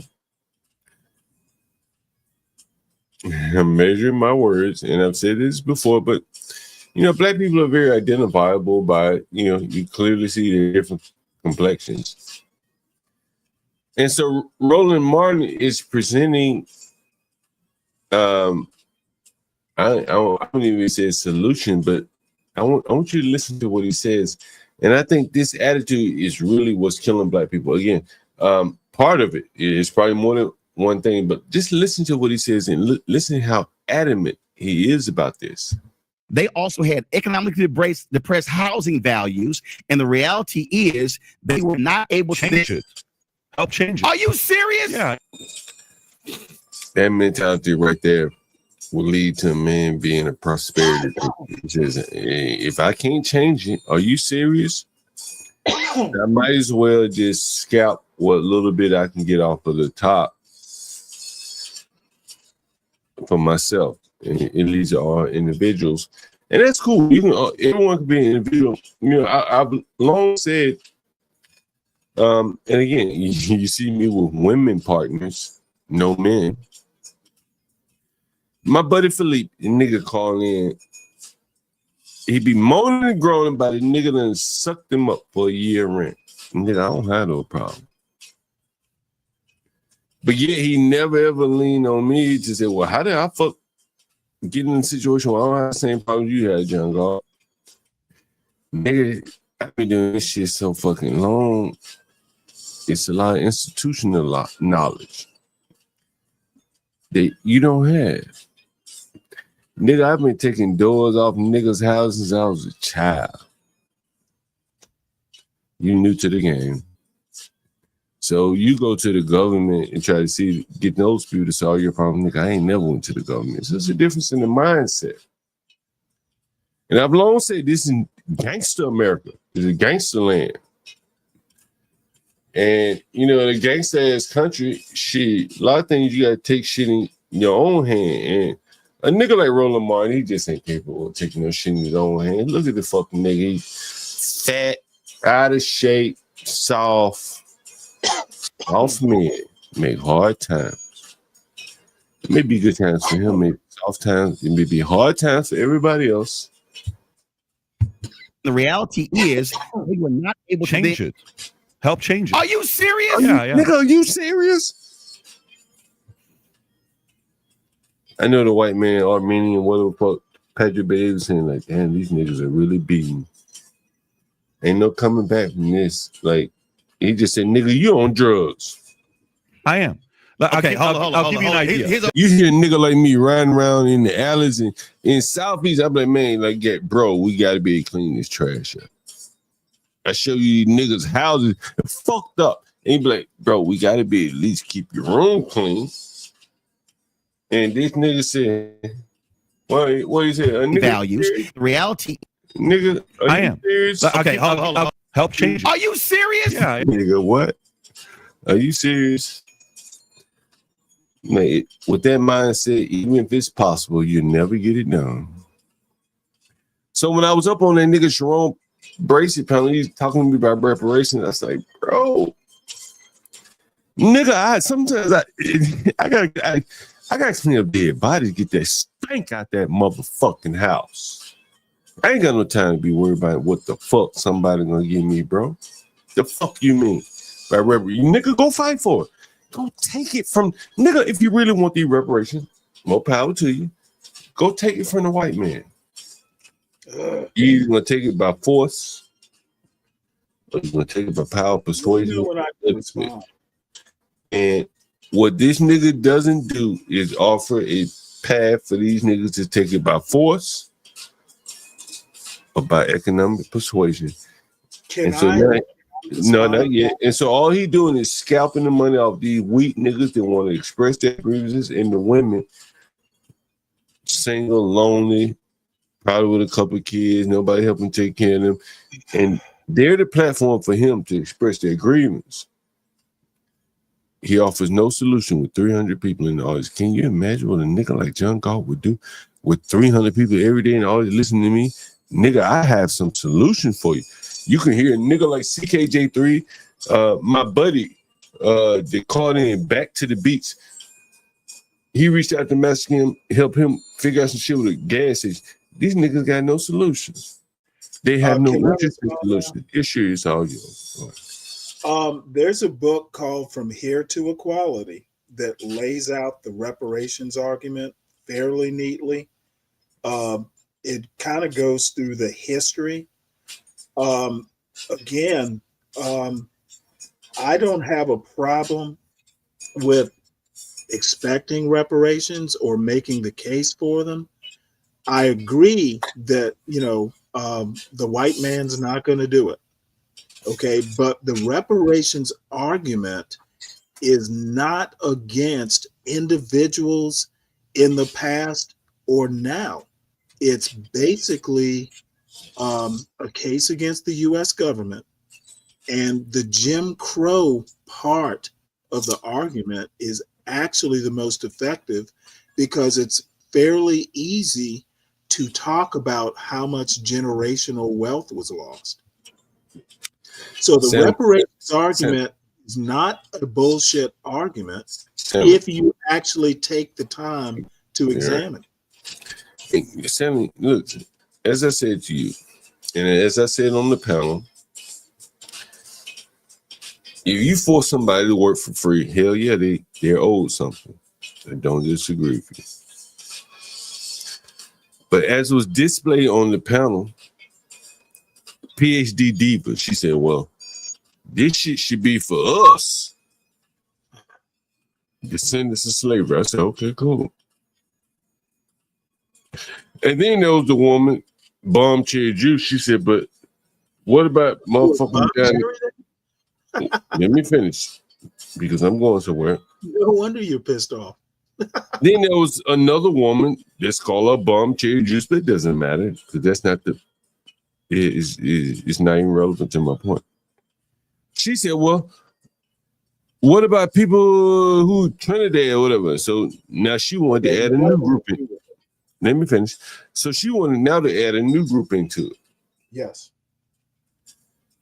Sharon Bracey, somebody says Caribbean. This nigga over here sitting over here like don't want to speak up because he don't want to destroy his audience by being honest. He Caribbean, right? Because one of his hosts just said, nigga, you don't get in it. You ain't no descendant of slavery. Bomb Cherry Juice, you trying to include the nigga in the group. And so I've just come to the conclusion from myself, just trying to work it out on my own head. And I did a stream about this. And, and I said, man, a nigga who was really thinking, a motherfucker who really thinking, would tell the nigga, look, reparations gonna come down March the 1st. If your last name is A through G, your reparations gonna come down. And on March 15th, everybody else's reparations come down. Half the niggas who was John, let me know when you're done with the drift. I will, I promise you. The answer. And so my point being that on Sharon Bracey's panel, they couldn't agree to who or how much. Oh my God. They couldn't. You saw it on the panel. So, I'm almost done. I'm almost done. And I've said to myself a long time, if you really want to stir a revolution amongst niggas, just take a poll of how much money they want. And they'll never agree. Okay, here, number one, there is a more academic approach to reparations. Going to a YouTube panel and taking their ideas on reparations this seriously, I wouldn't advise it. Those motherfuckers probably, if you mentioned William Darity, he's a economics professor at Duke University, a contemporary and a classmate of Glenn Lowry, by the way. Why do you even listen? Why do you even ask the question about reparations? They don't have the answers. Well, the reason why I do There's this, a whole book. There are books on the topic. Let me know when you're laid out more in a more organized fashion. I promise you. I answered the question, and let me answer it now so I don't forget. Honestly, Stanley, these are the majority of blacks. That nigga got 300 people in the audience. Send him cash out to propagate that message. So whatever Glenn Lowry has written in books, them niggas don't read. You speaking to niggas that don't read. I mean, them niggas, like, if you listen, honestly, Stanley, let's just be honest. Like, if you can't, I understand. Do you think any of them 300 niggas that went in the audience with Sean, what's his name? Sharon Bracey, read anything? I'm not gonna say they don't. I'm gonna say that probably. Do you think they've read what you talking about? These nigga, I read a lot and I ain't read them people. Yes, no, because if they had, they would have mentioned it. Right. And so another thing, honestly, Stanley, if we can talk here civilly, just like Be Brave, I think suffers a paradigm shift. Like, honestly, Stanley, people don't read books anymore. I do. I read novels and shit like Tom Wolfe. You hear me talking about Tom Wolfe a lot. But I don't think, and this is just my opinion, people in the chat, correct me if I'm wrong. When the last time you read a book, I don't think people read a lot of books anymore. And so, well, I know they don't, John. So all of that knowledge in the books to these people, did you like the Sharon Bracey crowd, the ones that are ready to form a revolution for reparations? They ain't read not one fucking book. Okay, John. They ain't even read an economic publication. No. Right. You're right. And so but these you got to know that and not take what they say to heart. I don't take offense. You know they don't read. I don't take offense, but I do. Honestly, bro. And see, this is where my blackness comes in. You understand? This is where this shit like this, where I hear my children. Listen, I'm blessed. I'm blessed that you're a brother. You call me back, man. I am that nigga.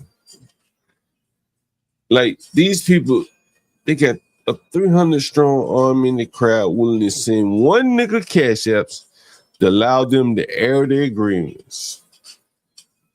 But he doesn't have the wherewithal or the mindset to leverage those 300 people in the audience to something bigger.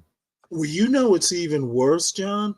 He doesn't read the books to kind of like at least say, hey, y'all read this. Well, he doesn't have the mindset to even think about it like that, Sam, to even suggest that them read. But he don't need them reading books. He need them listening to him or coming up on his panel expressing agreements. If they read books, they might not come up on his panel, and they definitely would not be sending him cash. Bingo. Right. And I have a little bit of time on my hand at this stage in my life. And, you know, I've told you I hate propaganda. And, you know, maybe that's somewhat of my burning desire is to break through to the people that listen to niggas like that, expressing their grievance without doing something about it. Every day he gets up here and let these fucking niggas sit up here and express their grievance with 300 niggas. The fucking American Revolution, the Green Dragon Tavern, I talked about it. 10 white men.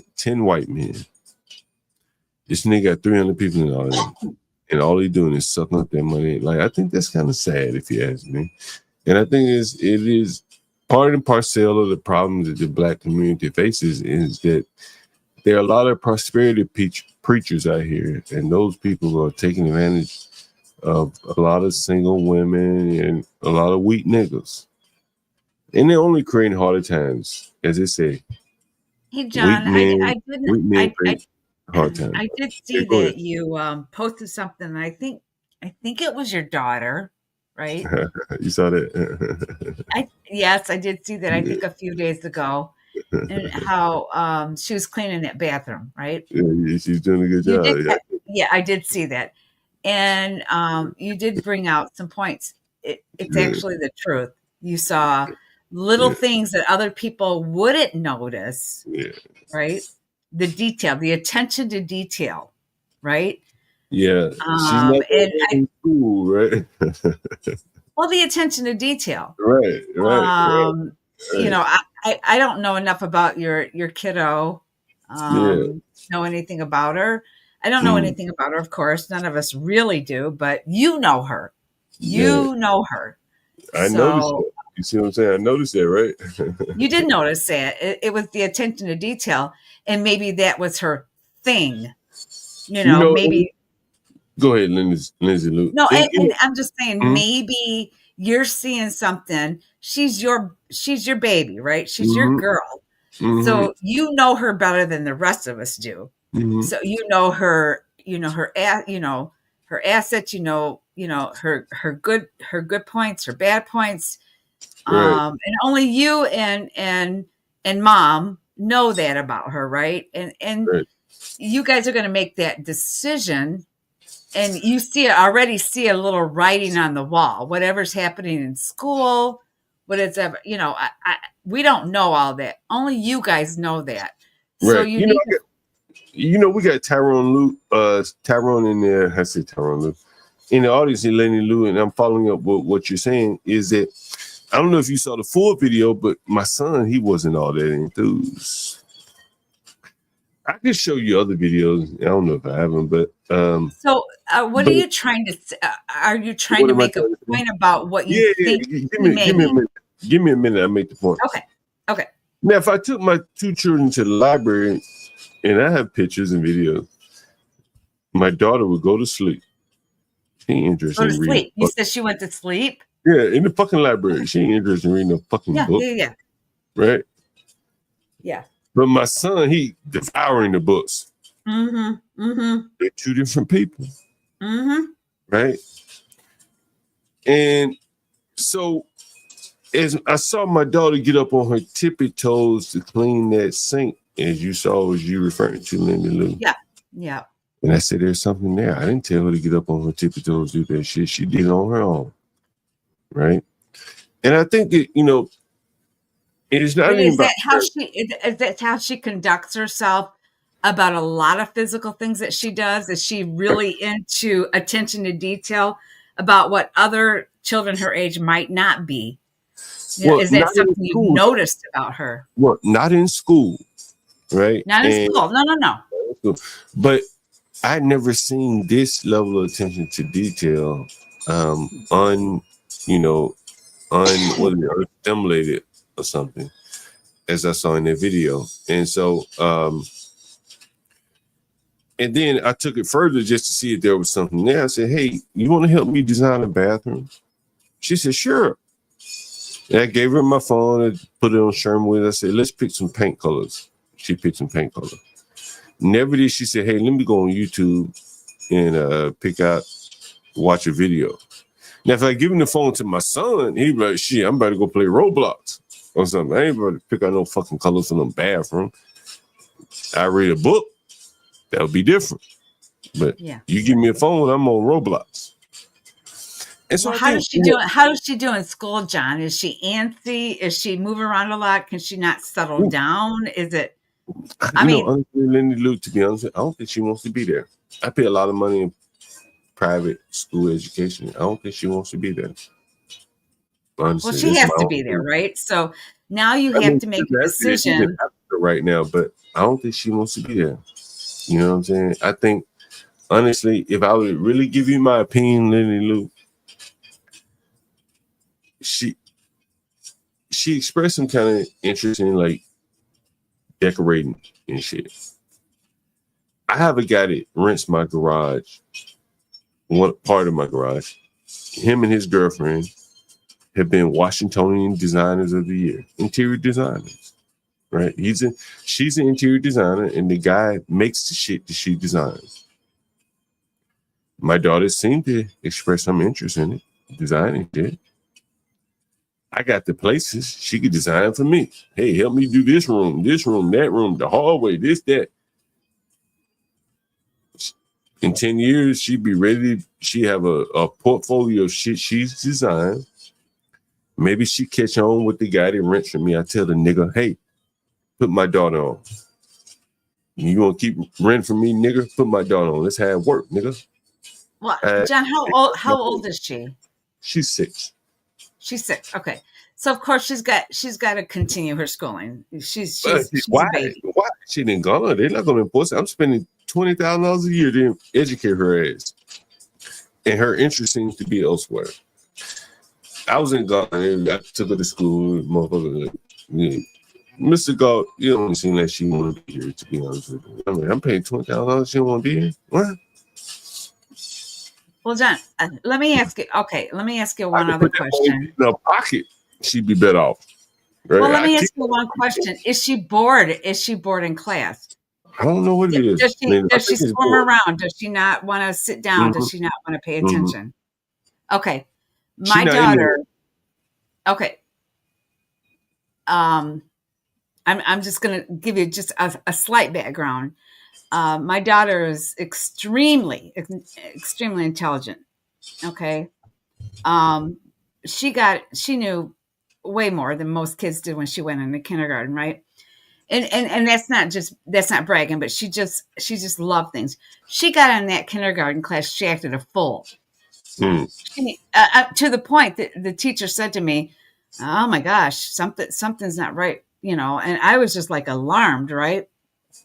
So then we figured that all out. Why was she acting like a fool in class and not paying attention? Da da da da da da da. Well, she gets into first grade, so of course, I went to open house and something like that, and talked to the teacher. The teacher said to me, I said, is she like talking out of turn? Is she moving around? She goes, yeah, she's doing all those things. She goes, I just want to tell you something. She goes, there's nothing wrong with your daughter. She goes, problem is she's bored. Come to find out, John, she needed to be in a gifted program. She was absolutely bored to death in that classroom, and she acted out inappropriately. I put her in the gifted program the following year, and she just flourished, right? She just could not be in, and she acted a fool. She didn't, I knew what her potential was. And from second grade on, she went on to be in the gifted program until she graduated, right? So, I mean, you need to look into stuff. How many children do you have in the I only have one daughter. Yeah, the interesting thing is, my first was like, he's a walk in the fucking park. Easy. Right. Easy. And you never know. Maybe we were able to show him more attention. You never know. Maybe. But, and then there's a probably bigger probability is that she's just different. Individuals are different. Could be. Right? Could be. No matter how much attention we show her, like, she probably got more attention because her brother was able to give her some attention. But everybody's different. Like, their interests are different. One wants to be an artist, one wants to be a scientist. Mm-hmm. And I think that if you're stuck in one paradigm, like, I'm going to make them all go to school and go to college, and like, the odds of two people being fit for the same path in life as unique as individuals can be. Yep. And I don't believe everyone should go to college. I don't. Okay, fair enough. Okay, if you say college, well, how about the 10th grade? Do you think everybody should go to the 10th grade? Yeah, I do, John. I think everyone needs to graduate from high school. But high school is arbitrary. But hold on. High school is arbitrary. In Germany, and I only learned this because I traveled. I was in Germany, and I met up with two white guys, German guys, and they were like, yo, and one of them was criticizing the other. He said, he's dumb. He only went to the 10th grade. Because I think you have to test to go farther than that, whatever the fuck word is. Right, you do. And you also have to test into college. And if America did that, like you have to test into college, I'd be on board with that. Well, I think that America is in a position where they can't do that. And so now we open the floodgates and say everyone can do that. Mm-hmm. And what does that do? That it creates pressure on young people to just follow the herd. When I first saw this, but it should be creating pressure on young people to excel. Yes. Well, but if you can excel, and the reason they don't is because of bad parenting. Well, okay, fair enough. That's your opinion. But I think everybody just ain't cut out to go to college or excel in school. No. I think it diverges probably earlier than the 12th grade. I think maybe about John, the 8th grade. She has to complete and graduate from high school. That's not going to do her any good if she does not. The reason why I think you said it is because of what's on the screen right here. No. It's not. I'm just stating if you don't have a diploma, a high school diploma, that's going to be very, very difficult. So whatever you have to do, you have to meet with the teachers and figure out what's going on. I want you to think about this. Okay. We probably let 40 million people come into this country with no high school diploma. You've seen some of them rent rooms from me. Look at that come from effort. You've seen some of them driving me around. Some of my Uber drivers. And then we see the same Americans with 12 years of high school education, someone with college degrees can't fucking pay their rent. I just called a nigga on the stream with education that can't fucking pay his rent. it's not working, Lindy Lou. Okay, I know. Hold on, Stanley. Hold on, Stanley. Organize your thoughts here. Hold on. So you're saying, it's because they graduate from high school, they should be able to pay their rent? No, what I'm saying is that, and you know, I'm probably not very good at connecting dots. I probably speak a little bit abstractly. And I've told you stories, and I'm not going to tell them again, but I think a lot of people, and I've talked about Frederick Bastiat in the opportunity cost. I think a lot of people are squandering their opportunity costs because you're not measuring what a young man can do at 14, 15 years old, 16, 17 years old, while he wiles his way at education, feeding into the education industrial complex. Bro, when I was 14 years old, I was working roofing. I didn't end up doing that. That shit made a nigga real tough. And what we're lacking is now is you see a nigga getting his coat taken on the train. These are weak men, and they are creating hard time for everybody because we're stuffing their head with education instead of hardening their hands. Okay, you know what? I'll give you credit for looking at the world through your hood lens, but the world is not one big hood. No, you're right. And John, there's absolutely no way that you can care. You cannot. She's 6 years old. You cannot she's just young give right up now. on her at 6 years But, old for what you see right now. You can't give up on a 6-year-old. You have to push forward and figure out how she's going to get educated. Hold on. Give up? What do you mean give up? What are you talking about? I'm talking about looking for the most optimal path. Okay. Give up? Okay. Why would I give up? I'm spending thousands of dollars. Is she in private school? Yeah. Okay. Good for you. you. So, Lindy Lou, like this is what I think. You know, I'm not arguing one way or the other. I'm just saying that, like, you have to look at it from a wider lens, and you look at there. Right, it's a 12-year-old boy. Here in America, right? You doing this motherfucking thing. Right? You remind me you doing this motherfucking thing. You doing this motherfucking thing. And hold on, Stanley. And now I remember when I was on CT's panel, and again, I'm not saying this is right or wrong. All I'm talking about is the mindset. And so when I was on CT panel and I showed this picture, this is midnight on a bodega in Q Brothers neighborhood, while that nigga building rockets for niggas to take off and go nowhere. This little Yemeni boy running the block. What was it? 30,000 a month? 30 grand a month, right? And so now that's what I think, honestly, is the path for some of these people. It shows you the difference in the paradigm. When I was up on CT's panel, and it was a nigga, I said, man, look at this young nigga. And the nigga on the panel jumped in and said, man, if I saw that young nigga, I'd call the police. Child endangerment. And at that point, I realized it, like, and even with talking to Master Kim, honestly, you know, and I know people great, but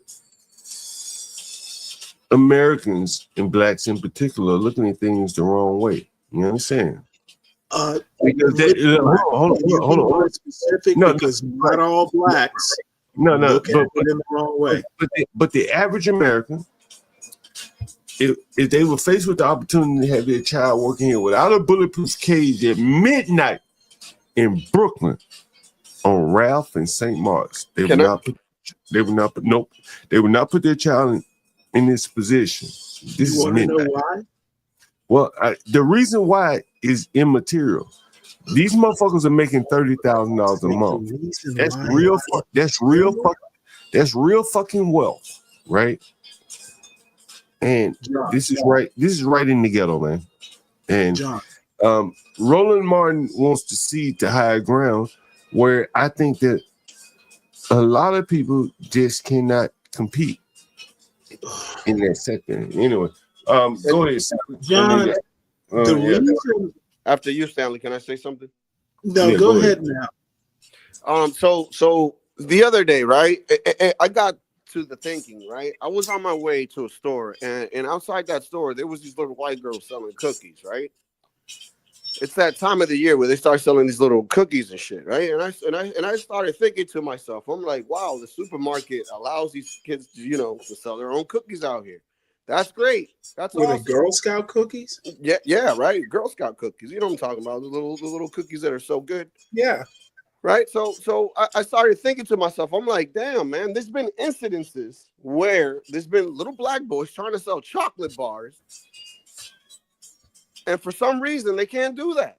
Okay, are you equating just the Girl Scouts are like have been around forever?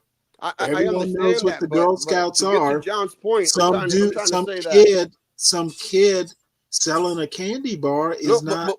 But to get to, I'm trying to disagree to make with the John. equivalent I'm trying to disagree here with John because it's like, why won't they okay? give those You're speaking with John. Why won't they give those little black kids because an opportunity John to will sell those approve candy this bars? Man? bullshit point. Why not give them the opportunity to sell those candy bars just like them selling them Okay, cookies? What organization was this kid a part of? Hey guys, I want to. Girl Scout cookies. I want to play this. Man. Shit ain't fair. Hold on, guys. I want to play this video before I hear. Hold on. This is a video. This is a video hold on, guys. This is a video that I meant to share.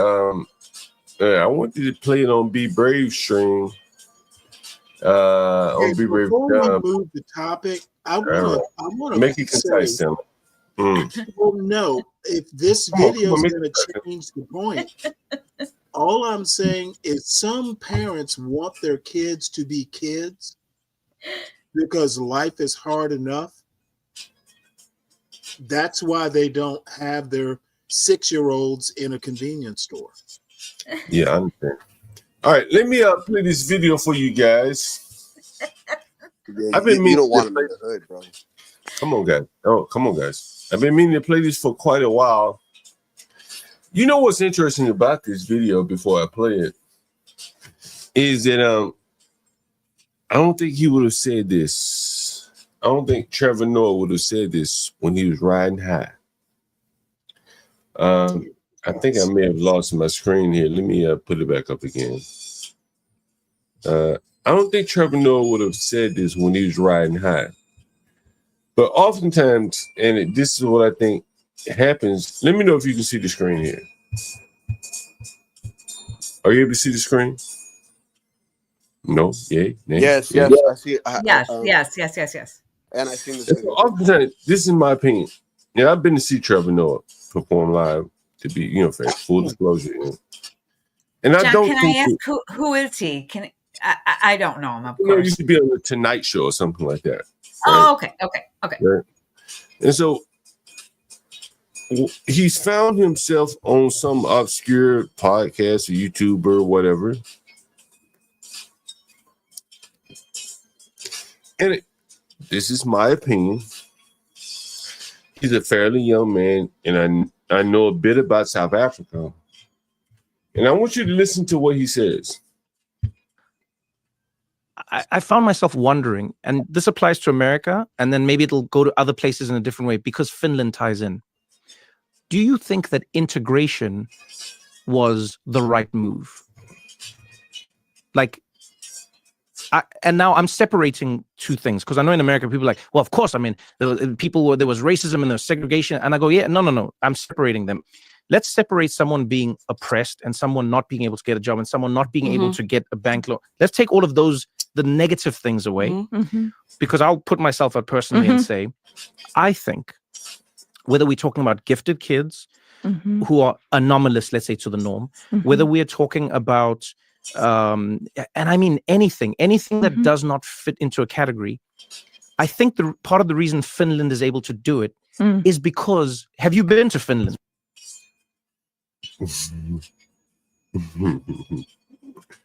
Can you believe what this nigga is saying? Fucking unbelievable. Unbelievable what this nigga is saying here. He's arguing for UNITY, no diversity. Wait, John, are we moving off your daughter to a different topic? Yeah, bro. You know who's in Finland? We get back on my daughter. All right, you know I love talking about my kids. What's up? You want to talk about my daughter? What's up? No, I'm just saying, are we moving to another topic? Hey, why right? are No, you we don't have watching to. this We don't have video? to. We don't have to. confused. We can stay where we are. You want to talk about my daughter? No, I'm just saying, if we're moving on, let's move on. Mm-hmm. Yeah, kids should be kids in my book, and parents should be parents.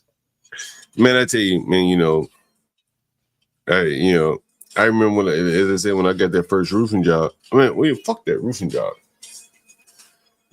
My mother used to what I should call her ass up. Should I call her? Well, John, I'm just going to say this about your daughter. I don't care I'm what gonna how hard a nigga feels. John called, man. No, John, I'm just saying, whatever she feels, that doesn't matter. She doesn't feel like going to school. She's got to go to school. She's got to do this. She's got to do that. And she needs to know that these are the standards. She's got to do certain things. A parent needs to If I tell find her my why it's important. hey, should I call my mother? What do you think? Call your mama. I If you would want, say you gotta no. call her. Don't put her online. Don't call her. No, she love to talk. Call your Respect mom. to her mother. I love my mom. I think your mom is amazing, right? Let me let you guys hear this. I ain't even got the prompter. Thank me, because he was talking about his mom. So asking us was rhetorical. Come on, Miguel. Thank you, Portia. He was talking about his daughter. Mama. Yeah. I got you on the stream here. People have been telling me to call you, so I said I'm gonna call you. Yeah, I got a couple Hi, Mama Galt. can people you can hear me?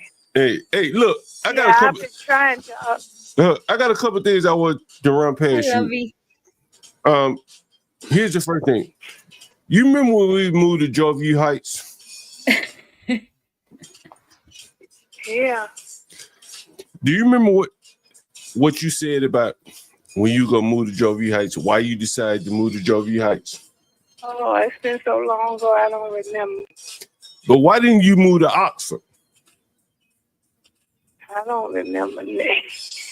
I just want to be where I grew up at. Where you grew up at? Do you remember saying you didn't want to cash them white folks out and moving out to Oxford when the white folks didn't want you? You remember that? No, I don't remember. Yeah, I remember you saying that. There was another reason why I called you. Can you guys remind me why I called her? It was something. Mama. Let me ask you this. You remember when you used to drop me off across town with that lawnmower? You remember that? Yeah. How old was that? Yeah. I don't remember. Maybe 10, 11. And what did you tell me? Don't come home unless you made some money, huh? I can't remember all the details, but the goal was to go over there and earn some money for yourself. Yeah.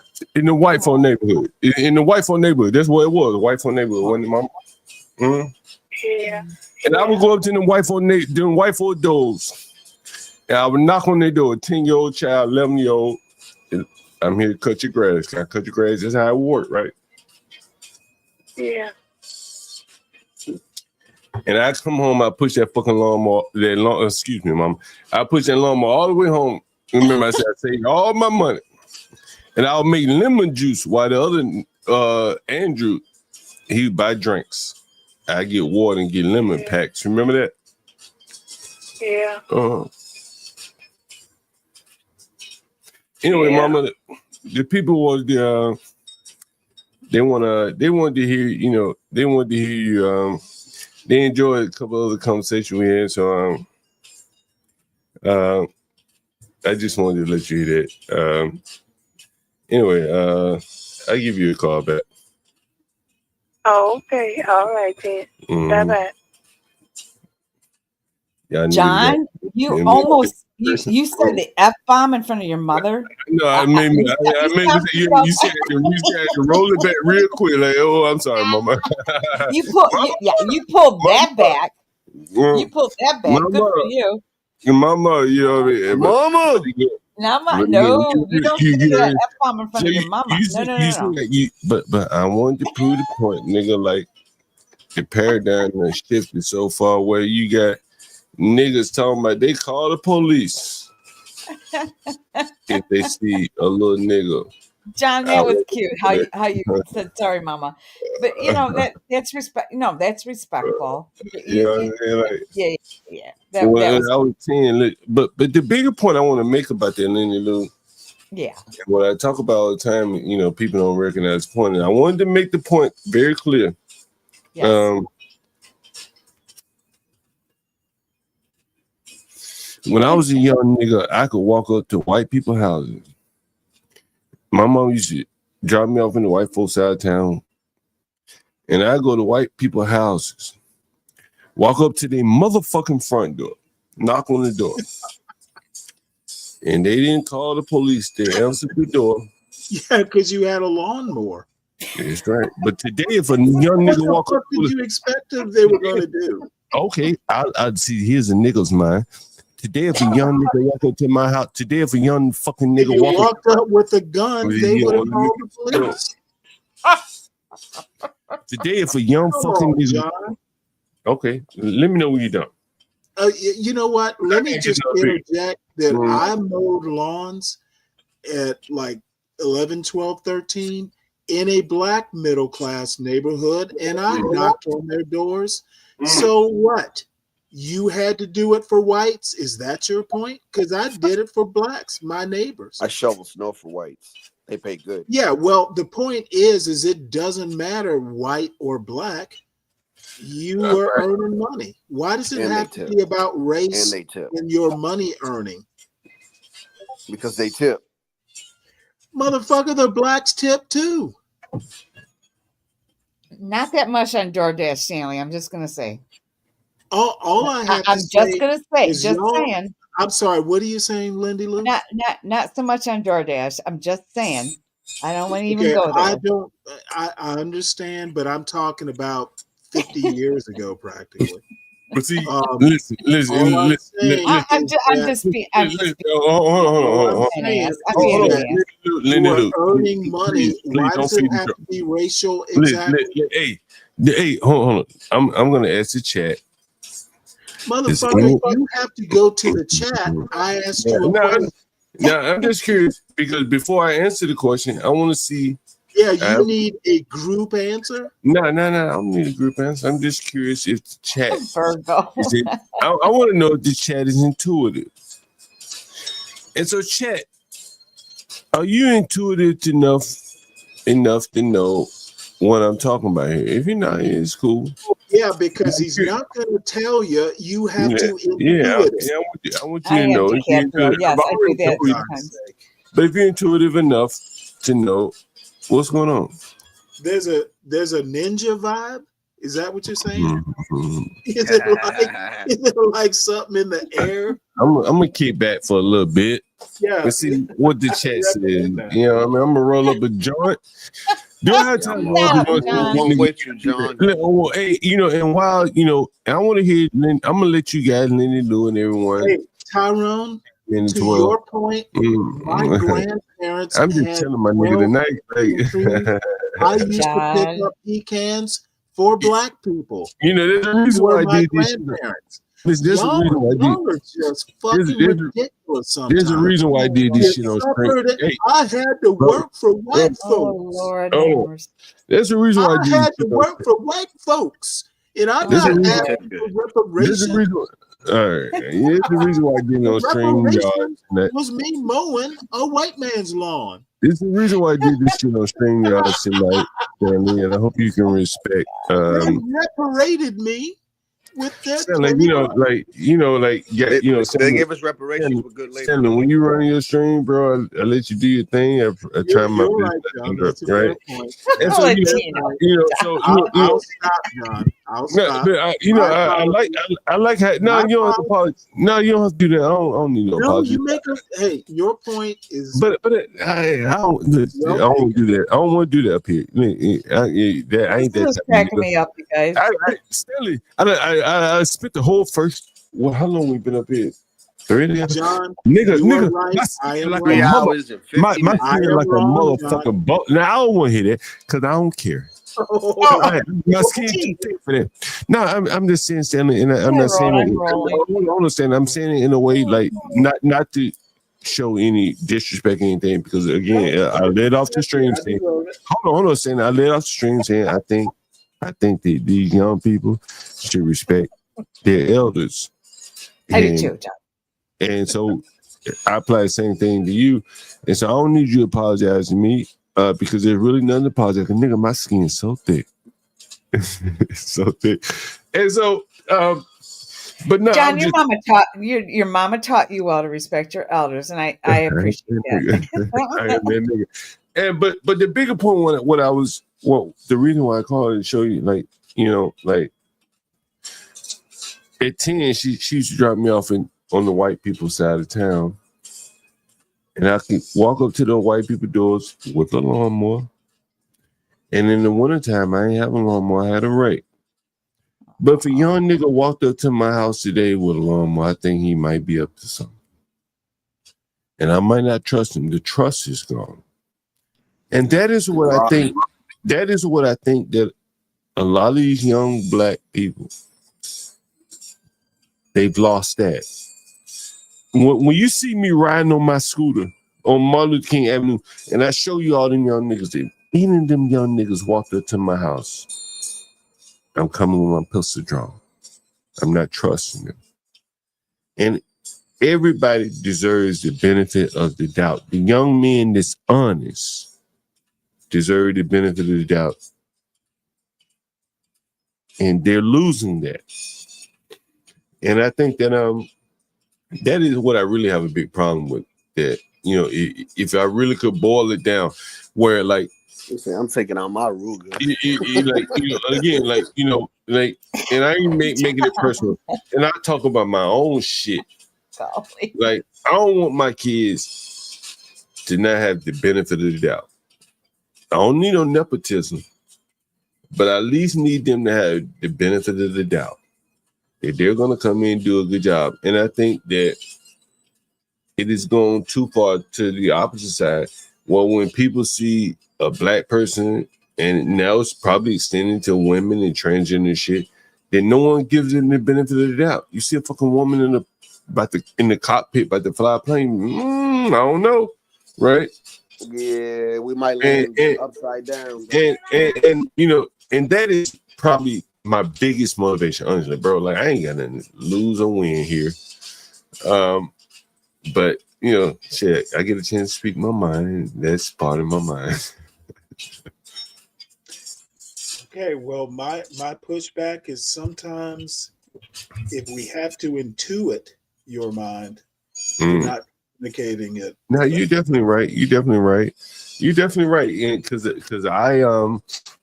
I criticize other people. I criticize other people for not speaking clearly. You've heard me criticize Obama for the same thing, so I don't disagree with you. Maybe I need to start speaking more explicitly.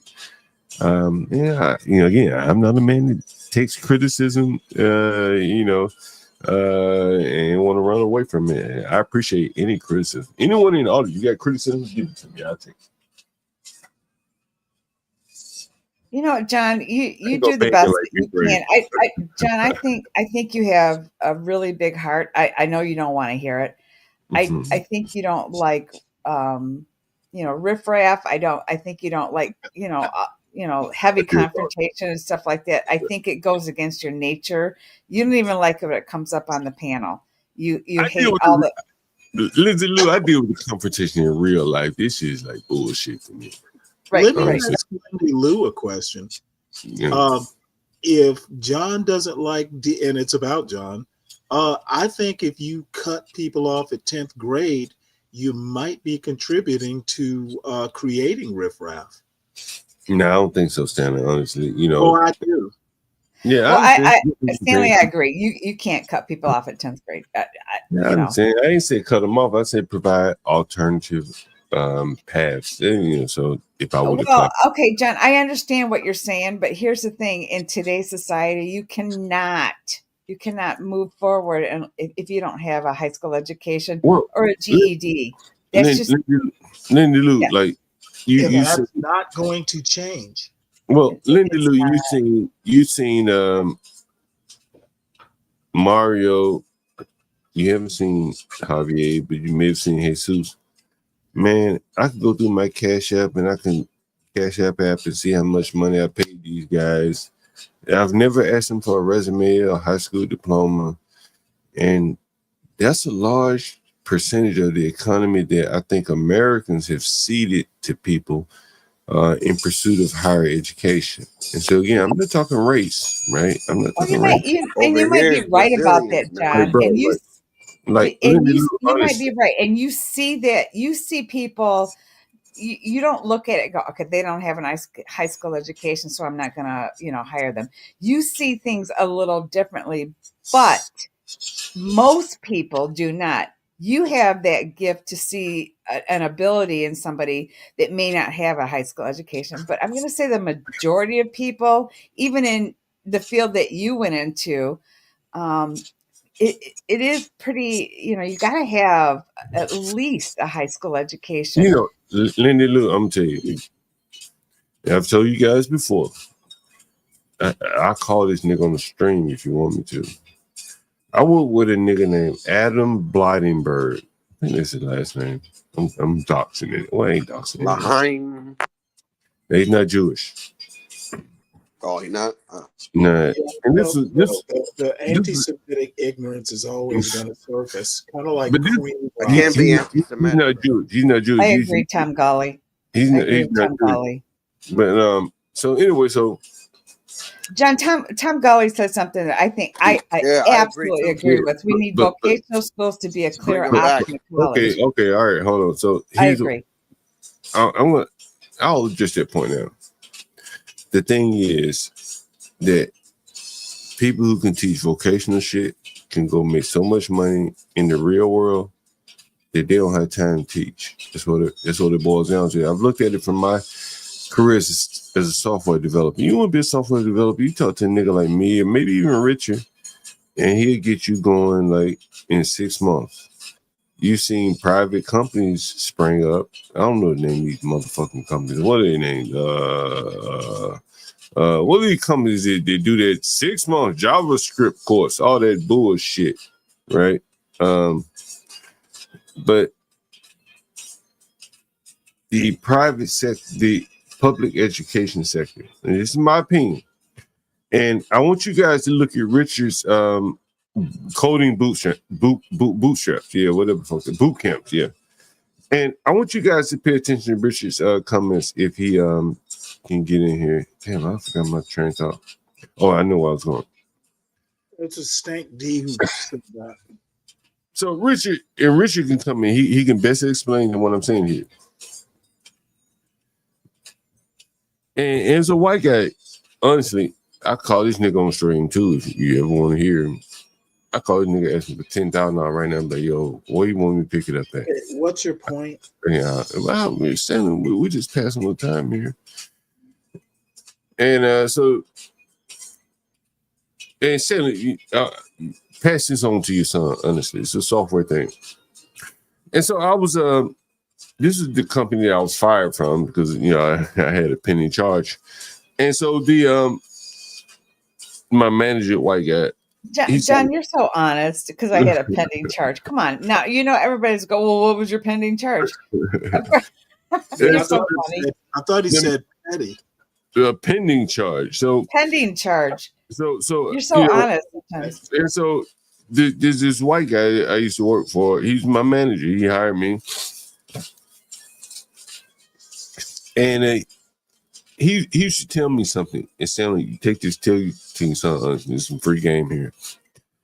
He said, don't consider yourself a web developer. Like, your shit should work on all platforms, right?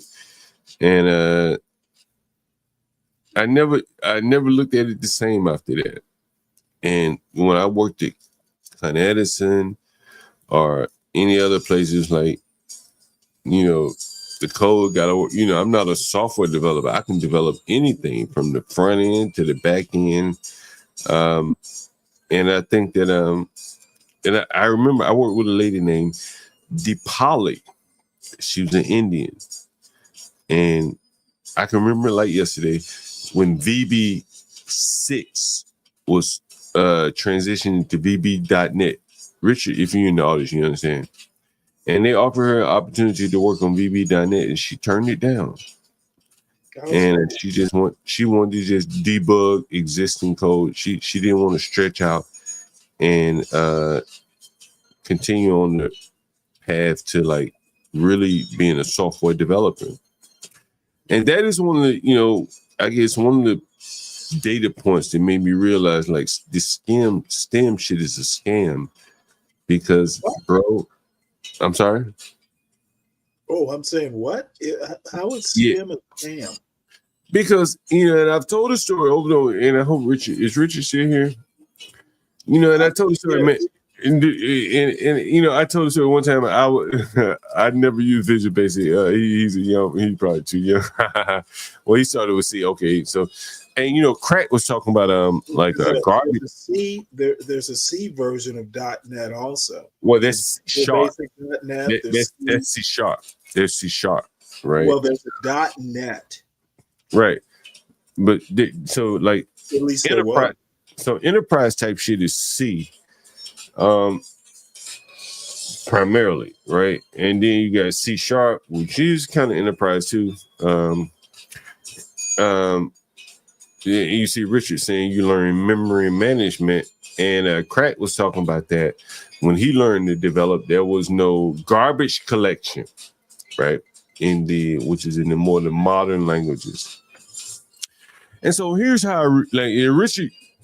Please, man, I wish you could join the panel and selling. You know, I'm not pointing things. Richard, jump up. I'm going to tell Richard to jump up. Jump up here, Richard. Yeah, I think he's gonna work. John, I've actually done. You know. Yeah. So I ain't telling you nothing new. Well, no, let me finish what I'm saying. I'm familiar with what you're talking about. Right. I've actually done minor, you know, little pet projects in VB.net. So I've done C. I'm just not, you know, I was an engineer, not a coder. Right. And so I'm not talking about any particular language. I'm just talking about the profession in general. And I've said this probably before. So if I'm being repetitive, feel free to cut me off. But I was moving out of one of my houses one time and I was like, damn, what am I going to do with all these fucking books? And they were all obsolete. SQL 2007, Sitecore 2009, and I looked at how much money I had spent on books. My company didn't spend that money. Nigga, I got that fire in my belly. I learned it on my own. And I think that STEM falls short in the sense that getting a degree means nothing, bro. I've worked with Nick. Hold on. Let me finish. I should call this guy Adam Blydenberg. Yeah, you should. He's one of the best fucking developers I ever worked with. I don't even know if this nigga graduated high school. And then nigga knew he had so much power at work that he show up in like cut off fucking camouflage shorts. I'll never forget it. And that was one of the earliest lessons that I learned, honestly. That talent supersedes everything, because my manager, the guy I mentioned earlier, the white guy, that if I call him right now on the stream, I said, yo, bro, I need 10,000. He said, okay, cool, come and pick it up. He would put up with this nigga, this white boy that would show up with motherfucking camouflage at the Department of Justice. And I've shown you many times. Here's the software that we developed.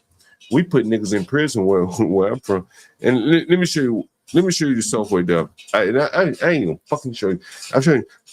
I developed it when Obama came in office. I developed the COPS application, which allowed cities all around the country to hire hundreds of thousands of police. But anyway, so this guy was like one of the lead developers on it.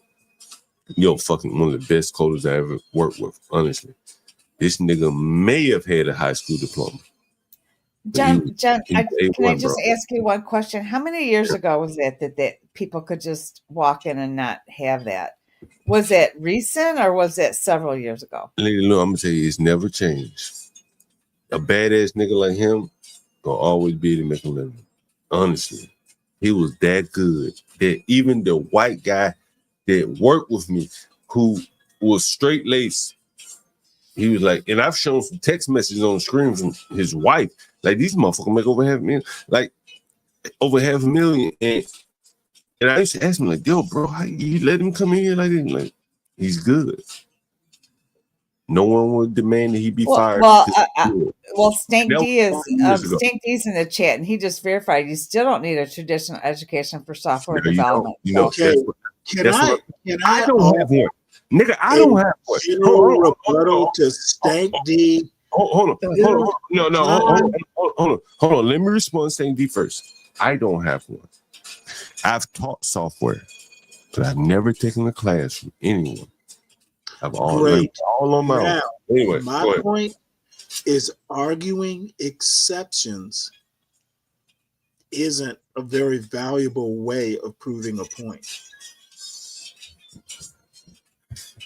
The reason why there are fewer exceptions is because most people that bought into the propaganda is you need to go to college for it. And I disagree with that.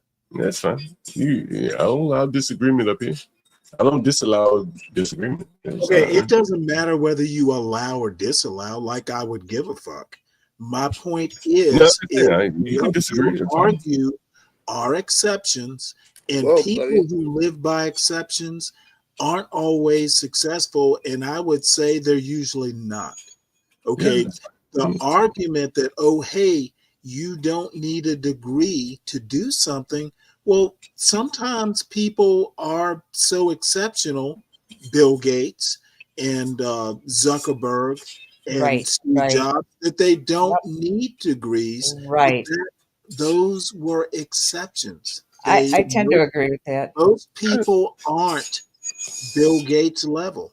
You're not gonna give me disagreement. Okay, so arguing the exceptions, that's not how you teach kids to be successful.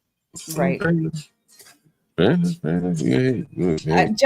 think it's always good if you can get that college education, if you can get that degree. You're lucky if you can walk in without that degree and do that, but that's not the standard of how things are done. I mean, I don't know anything about what you're talking. I don't know about the field that you're talking about, programming and all that kind of stuff. I'm just saying, I think it would be better if you can get that degree. And the degree, I think you're lucky if you can walk in a door without that degree. I would also argue that the degrees, the college part of it, depending on where you go to school, the networking is more valuable than the degree. Yeah. Dude, I told you the story about I got a job right out of college and chose to go into the Navy. And because of my final interview, the kid had gone to my high school. We didn't even talk about the job. We talked about the high school. Yep. The networking. You don't get that. And you don't need it, but it helps if you're not exceptional. It just sounds like, I don't know that much about IT, but Chris Jones he made a very good point. And John, I don't know much about this area that you're talking about. He says, usually agree just signified that you could stick with the program and show some dedication. I know most of my IT folks don't need a degree. I don't know that much about it, to be honest. So I probably shouldn't even say anything. I tell you, since he mentioned something, I'm gonna go off on. I ain't gonna go. It ain't even a tangent. He since he mentioned object-oriented programming, right? Okay, yeah. All right, since he mentioned that. Yeah. Who said that? Chris Jones? Yeah, he yes. I don't know that much about your field of work, John, so I probably shouldn't even respond. I'm going to mute. You know, one of the things about software development is that shit is probably written at like a 10th or 11th grade level education, intellect or whatever, right? So look at this. Chris Jones, if you're in the audience, Richard, he would know. Can you guys see that? I want you to read it. If you're in the chat or if you're in the panel, tell me, I want you to read the first two paragraphs and then we'll play a game and see if you can understand what the fuck that means. Right? Right? It's in common English. This is a Wikipedia. This ain't like no fucking textbook or something. It's a Wikipedia. The first two paragraphs. Read it. Read it. Tyrone, come on up, Tyrone. Read it. Someone read it. Right up here, Tyrone. If niggas are 2 minutes to read that. There's no link. Read it. It's right down on the screen. You'll need a link. Oh Lord. Well, let me. The link is not at the top. Hold on. The link is not at the top. Oh, God, you don't need no notes. John, drop the link. The link is pinned at the top. The link disappeared, I think. Read that shit right there. Read that shit right there and tell me if you can fucking understand what it means. Hold on. Read it. Read it. Polymorphism is the use of. Chris, don't read that motherfucking shit and tell me if you understand what it means. Yep. Polymorphism means one object can change or can be in several different forms. Easy enough to understand. You got it. Now apply that shit to software for me. Easily. Okay, go ahead. I don't even know what polymorphism is. Object classes. There can be several different objects in one class, so that one class can do several different things or be in different forms. Lindy Lou, is that a new gender? Tell me, I'm not your level of software. I'm not. Hold on. We got Richard in the audience. Richard is a software developer. Welcome. What did you think about Stanley's answer, Richard? You were close, Stanley. You doing good. You doing good. Hey, I'm an engineer. I'm not a developer. I'm not, and that's a compliment to you. Even as not a developer, you on the right path. Richard, you all are so much smarter than me. It's not even funny. I didn't even know what that word meant. So okay, go on ahead. She thought it was. You all are way above me. I need to leave. Hey, without you guys, it's not rocket science. Without you guys looking it up, but let me ask you this before I pull up another word. Beef and Brock said responsive web design. No, bro. What does polyphorism mean? Keep it in there. Let me see. That's what I'm saying. Like polymorphism. Most people don't use these words in your. Richard says it's good, but it's more like an animal interface. Just correct. Which you know what, Richard. You know what the example would be in a textbook? What would the example be in a textbook, Richard? I'm gonna see. You know what the example would be in a textbook? I have to leave. You guys are too. Yeah, I know. You're too far ahead of me. Damn, that nigga. I rented these niggas and I write some code to exclude these niggas at the same time. I am that nigga. John, you guys are so above me right now. I don't even know. Hey, let me ask you a question. Like, don't cheat, niggas. You ever heard the word? I want you to put it in the chat right now. Don't cheat. And I'm gonna go around the chat at the panel just saying. Define the word. What Richard said? Another example. Hey, Richard, what about a printer example? What about a printer example? What about First a printer? of all, can you guys explain what polyphorism is? Sorry. Polymorphism. Yeah, I don't know. One of the examples is like a printer example, if I remember correctly, Richard. Let's say if you had a print method, right? And say you wanted to take, say, a PDF object or Word object. I'm reading it now. Or if you wanted to take a CSV, right? Is that polymorphism? Well, is that right? It's the use of one symbol to represent multiple different types. Right, that's right.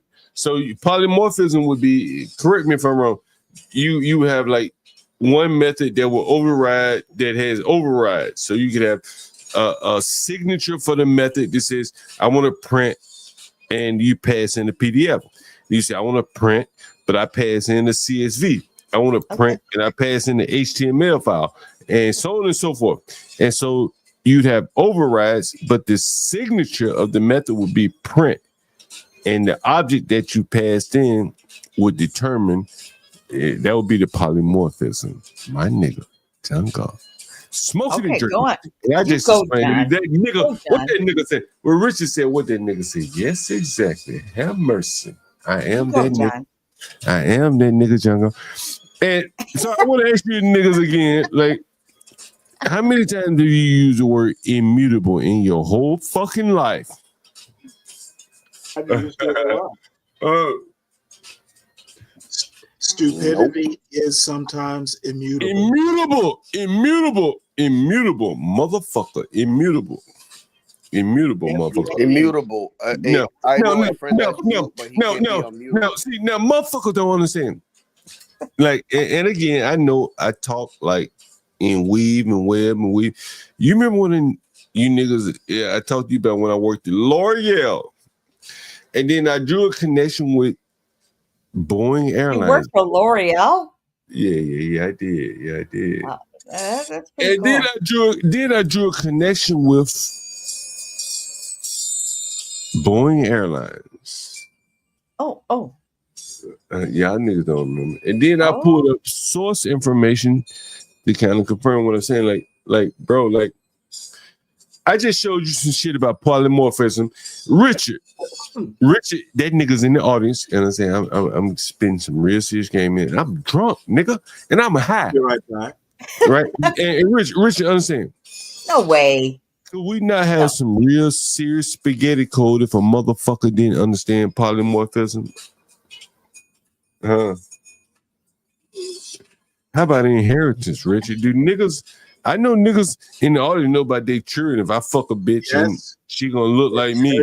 Properties. But Richard, do motherfuckers know how to conceptualize and think and how to develop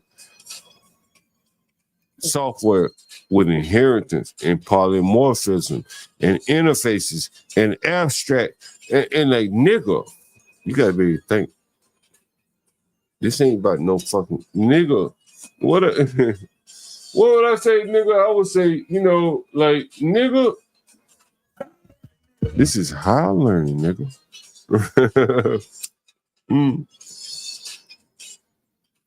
How many of you niggas done use the word immutable in your whole fucking life? How many? I don't use it, John. I'll tell you. That's a software term. How many of you niggas knew what the fuck immutable even though, or like, I'm gonna give you the fucking high learning, nigga. I could do this all day. Like, I don't have to, like, I ain't gonna say shit. Let me explain something to you. Like, I remember one time I was working somewhere, the motherfucker said immutable. I said, what the fuck is that? I never used that word in my life before. But it's a central term to software programming. Am I right, Richard? Am I right or wrong, Richard? Let me know. Richard is a software developer. Tell me, is a nigga? Is a nigga right or wrong? That's all I want to know. So what does that mean, though? When you develop in software, what the fuck? This is very... That means that once you create it, it can't be basically manipulated. Well, okay, right? Nigga, now make a decision. What should be immutable and what shouldn't? Nigga, that's what decisions got to be made. Am I wrong, Richard, or am I right? What is it, that nigga? I know. I am that nigga. What is it? What Richard said? They can't be changed. The immutable means unchangeable. Unable to be changed. So when you write some code and you write code, you say, well, wait a minute, I can't let a nigga change that. Hey, you niggas probably been on the internet. I want to change my username. No, well, that's immutable, nigga. You can't change your username. That's an example.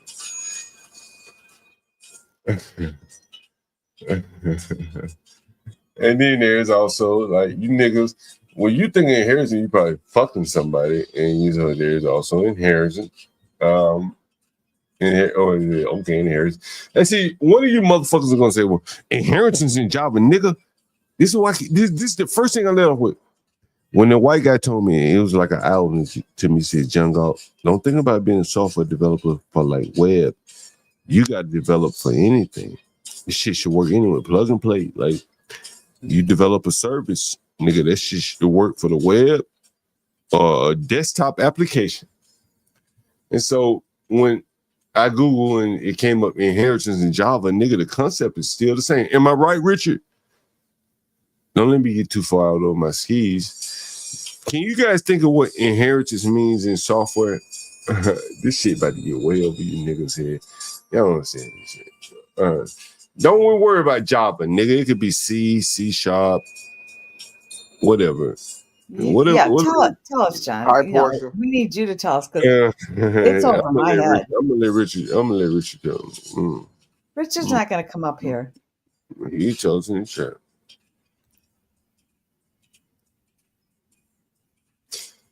We almost done taught these niggas. Ooh, am I wrong, Richard? BRB, guys. It's damn near the 5 principles. What was it? Inheritance, polymorphism. What's the other ones, Richard? I'm a little fucked up. I'm drunk. Inheritance, polymorphism. What's it? What's the other ones, Richard?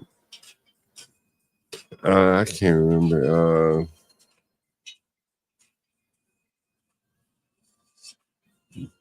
What is it? The principles of object-oriented programming. Someone motherfuckers going to school for this, nigga.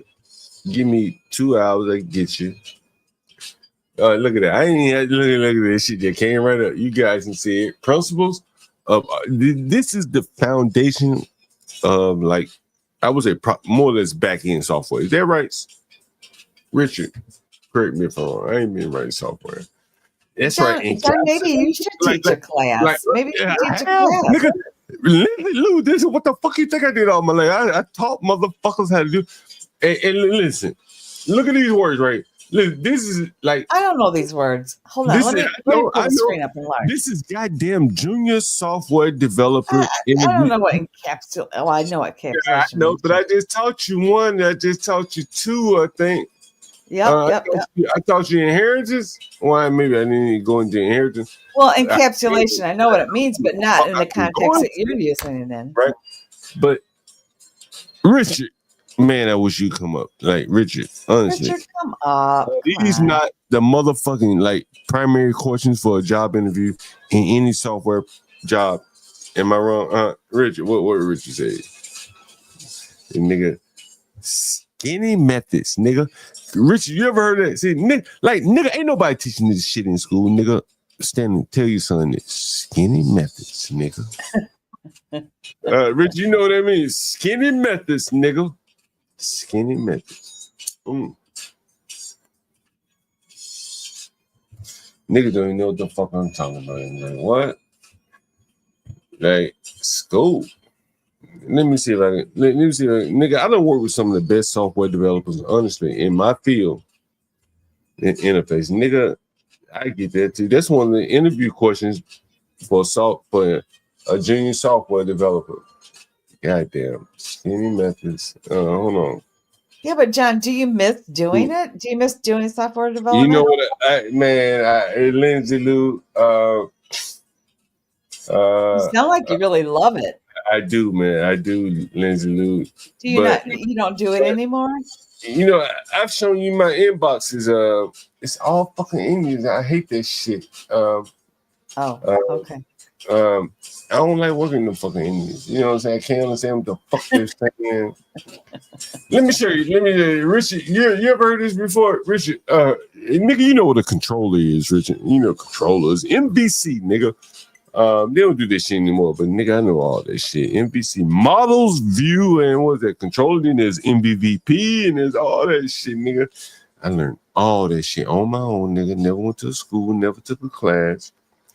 But I did used to go down to like Google, and you know, when I used to live in New York full time, Google used to have like classes, and I used to go, man, like on my own. Ain't nobody paying me to go. I used to go down there and listen. I learned Angular and React. Google, Richard, you understand what I'm talking about? Yeah, motherfuckers know what I'm talking about. You know? And so I was working with a nigga. I can't remember who the fuck he was. And he said something about this. Skinny models, skinny controllers, fat services. You're not going to learn this in school, ladies and gentlemen. That ain't methods, nigga. The average person don't know why you need a static method. Fuck what it is, why you need that shit. I am that nigga. Right? React JavaScript, right? But anyway, so when I used to work with the white guy I keep referring to, he used to always say to me, like, John Galt, like, keep pushing the envelope and try to write your code as skinny as possible, like your methods, right? And so there's things like what do they call that shit, Richard? Tertiary shit, right? What is it? Tertiary, what the fuck is the name of it? Richard, put it in chat. Tertiary statements, right? The tertiary, or is it ternary? Is it tertiary or ternary? Oh, no, only it sounded like this is one thing. This is free shit, right? Tertiary statements. See all these big terms they use in software? Ternary, that's right. Ternary statements. See, this is what confused the software does. See, ternary statements in Python, Java, C#, right? It doesn't fucking matter, right? The concept is still the same, right? That's right. The question mark, the first option, then the second option separated by colon. As you see, Richard, right there, right? Oh, my nigga. I do miss these days. I do. Again, like, this shit ain't real complex here, right? Richard, it ain't complex, is it, Richard? But it does require the ability to think, Richard. Otherwise, you have a fucking Indian developing you some spaghetti code. And so here's a ternary statement here. And so what it says is, hold on, give me one second. What it says is, this variable equals even if, I forget, was it modulus? If there was it, I forget what that modulus equals 0, else odd. Print the value of this. So it starts out as even, and if not, else odd, then print that, right? Yeah, as Richard said, it's just like you could have written this in fucking 2 lines, and the guy always said to me, like, make it real concise, and that is the concept of a skinny methods and fat classes, I guess you could say, right there. Anyway, there's that. Yeah, compact. Yeah, compact. The question mark is the if else, right?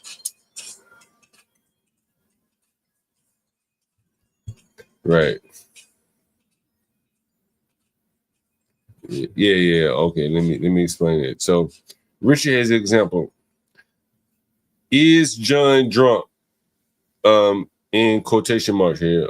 What is this? Is this quotation marks?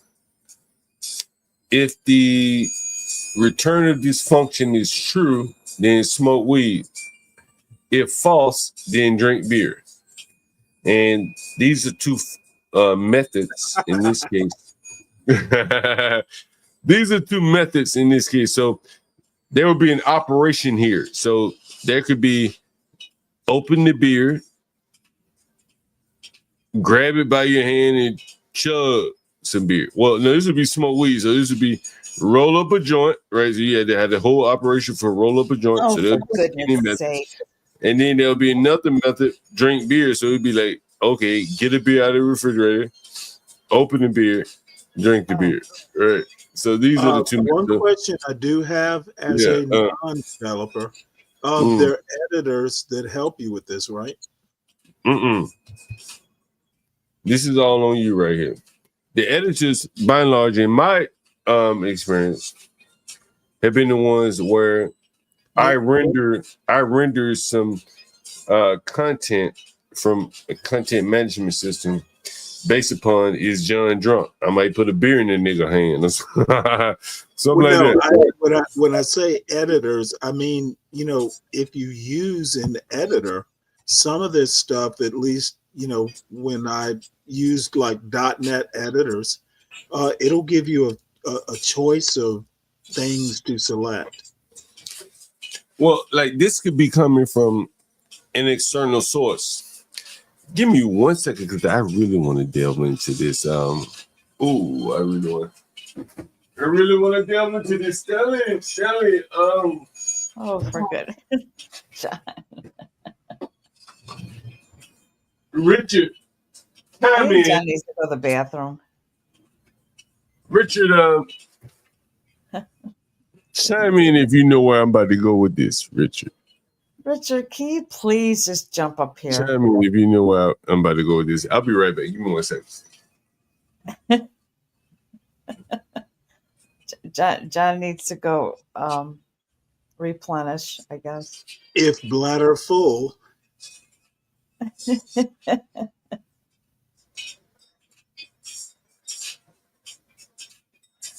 Oh, that's all right, Richard. No, it's absolutely fine. I get it. I get it. Some people, and for a very, very long time, I didn't like to come up and chat because I get all confused when I get up here. It's like public speaking. So I never, Richard, say, I get all tongue twisted and I sound like a fool half the time when I come up here. So well, that should be the first thing the first fear. You're no bigger fool than anyone else in the chat. I'm sorry, on the panel.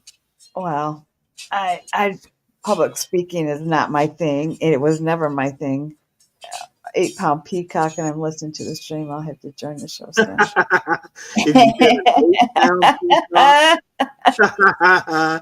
Hey, well, yeah, if you do that, you better have your phone to take pictures.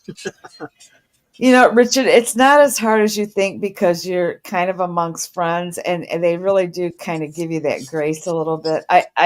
But I get it. I totally get it. It took me a very, very long time, but now you can't stop me coming up on stream. And, check it. What? Rich, the phone is always ready. Maybe if I have a 8-pound peacock. I'm a little fucked up. I ain't gonna lie to you. Richard, it's not as bad as you think it is because John will give you grace. I promise. Oh man, you know, Rich is always at work. Well, you know what, John? A lot of people are not good at public speaking, and it took me forever to start coming up on screen because I fumble and I can't think of what I want to say. You all are used to speaking in public. Most people are not. I think Rich is good. My mother just texted me. She said, "Your voice is slurred." I said, "Oh, Mom." Aw, John. Your voice is. Oh, she's worried about you, John. Mothers were the first to know, in my experience. What's up? John, can I ask you, does she live near you? Yeah, not far. You know what I mean? You know, I tell you, I'm going a little bit off topic. I tell you guys, both my mother and my father were both kind of introduced me to this business right here. It's their fault, people. Ladies and gentlemen, it's their fault. Can't blame me. And, as I tell you, man, I remember one time, like, And I was a young boy. I was a child. I wish she was up here. Maybe I should call her back. Let her listen to what I'm about to tell you because I never told her this. Aw. Should I call her? Should I let her listen to this? What do you think? John, I don't know if she quite. I don't think she likes you slurring. I don't think she likes that. Am I slurring right now? Am I slurring? No, slurring. What did she say earlier to you? I'm slurring right now. Okay. And No. What did she say earlier that she was worried about you? What did she text you? No, she didn't say she worried. She no, she did something slurring a little bit, but yeah, hey man. Well, whatever she texts you, I think she worries about it. Yeah, the reason why is honestly, as I was saying, my mother was a landlord. That's why I learned it, man. I remember one time we went to collect rent from this woman. She worked at a doctor's office. I can remember where it is like yesterday. And lady like faked the funk, whatever, didn't have the money. My mother said, shit, we better go take the doors off this motherfucker. I'm like, for real? I'm like a young boy. Oh, okay. You know what I mean? I guess so.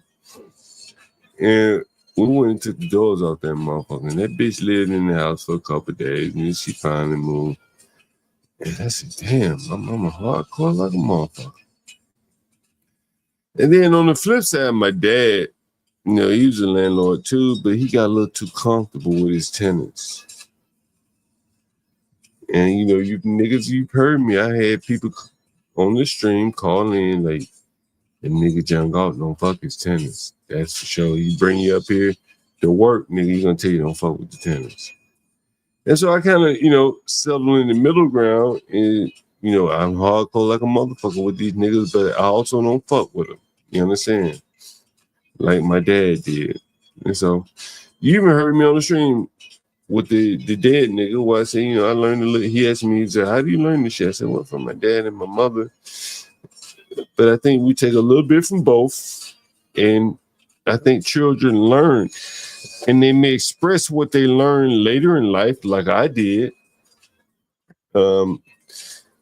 And by taking a little bit of both, I took the hardness from my mother, and the ability to deal with these lower class people who someone may say, hey, they're beneath you. Man, I can go make a lot of money, bro. Like a lot of money. It's doing software development. I ain't got to deal with these niggas. Right? I done shown you my portfolio, nigga. I speak for itself. Richard, I done shown you. I'm having a back and forth with Richard. Like, shit, I know what the fuck I'm talking about. But I'm made for this shit. And so, there are people like me that, come along every now and then. And it's just my spiel here. You know what, anyway. John? You're kind of like me. We both probably, I grew up way, way, way, way out in the country. You grew out in the country. Your parents were probably very country. Mine were. And we learned a lot of valuable things, I've had a little bit of wine, but we learned a lot of valuable things in just everyday life. You probably, I don't know how much money y'all had. We didn't grow up very wealthy at all. But what we had was a lot of teachings and a lot of values that we had to be held. We were held by those values. And it didn't matter how much money you had or didn't have. They taught you values. So and you still live by that today. You don't forget it. You might sway from it and you don't adhere to it like they did, but you never forget it. And you kind of keep that in your heart. Lindy Lou, what's so crazy is you mentioned that, and I was going to go in a different direction. I hope the chat doesn't, this message doesn't go off the screen. Because, again, Stanley, man, like, whenever I speak to you, and I don't want you everything. I'm like telling you how to raise your son, nothing like that, bro. Everything I say to you is like with best intentions that you can take when I'm telling you. Right. You got to spend a long time in this field and run with it. I'm cutting down the trees. In a sense, So you take the knowledge that I have and others may have, you can further run with it. You know what I'm saying? Like, I'm not commenting on anything you're saying. Oh no, I don't think that, but you know, there are times. And in those times, don't think that I'm being like critical of you, Gotcha. because you know I'm not that type of person. I'm not a confrontational person. Like, I got enough conflict in my own fucking life in the real world. Right. Be fucking around with niggas on the internet about some bullshit.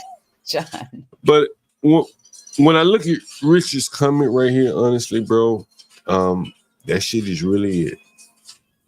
And that is why I say it doesn't take it. Here's what I know about my son. He is the type of person, if he said tomorrow, I don't want to do it, I want to be an engineer, or I want, aeronautical engineering was something he thought about. He can't do anything he wants to do, but he's very capable. He can do a lot of things, and I always emphasize being a Renaissance man.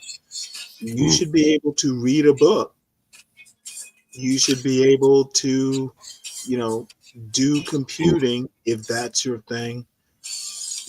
Just being a savant in one area doesn't impress me. Nah, I agree. Yeah, I agree. A real man is almost like a Swiss Army knife. You should be able to split wood, do high level computing, be a family man, mow the lawn, and the myriad things that a man needs to do. Right. Hey, does anyone get? And I'm more or less speaking to Richard.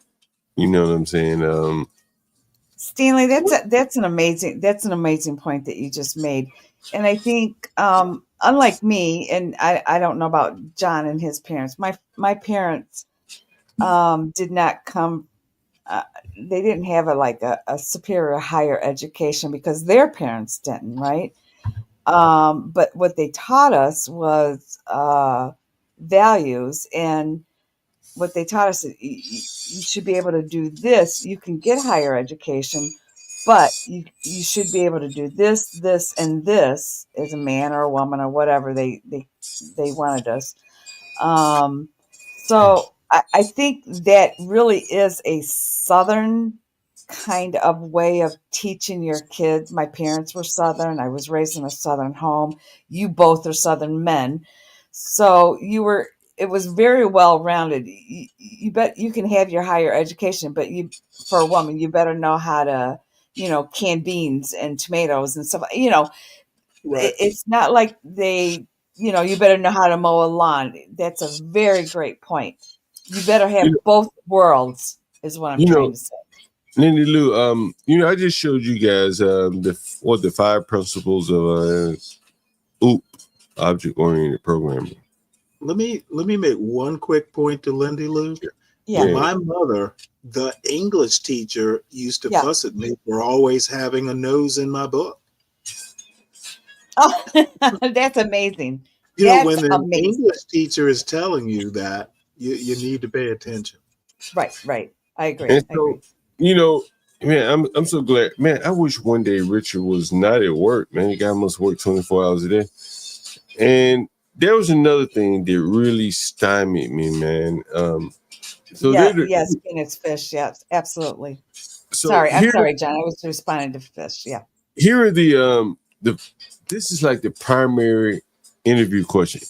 And a nigga like me make you drill down. I drill down on your ass, and like, you ain't gonna be able to just read that first sentence and get the job with me, nigga. No. I know too much. Let you like repeat some shit from Google and get the job with me. So I need to understand what you mean by extraction, inheritance, polymorph. I need an example, nigga. Like I gave you that printer example, right, Richard? If I pass you an animal object, nigga, can you make one of them bitches bark and the other motherfucker talking English? inheritance. Do you understand? Nigga, you gonna write me some spaghetti code because you don't understand clearly inheritance, abstraction, encapsulation, polymorph.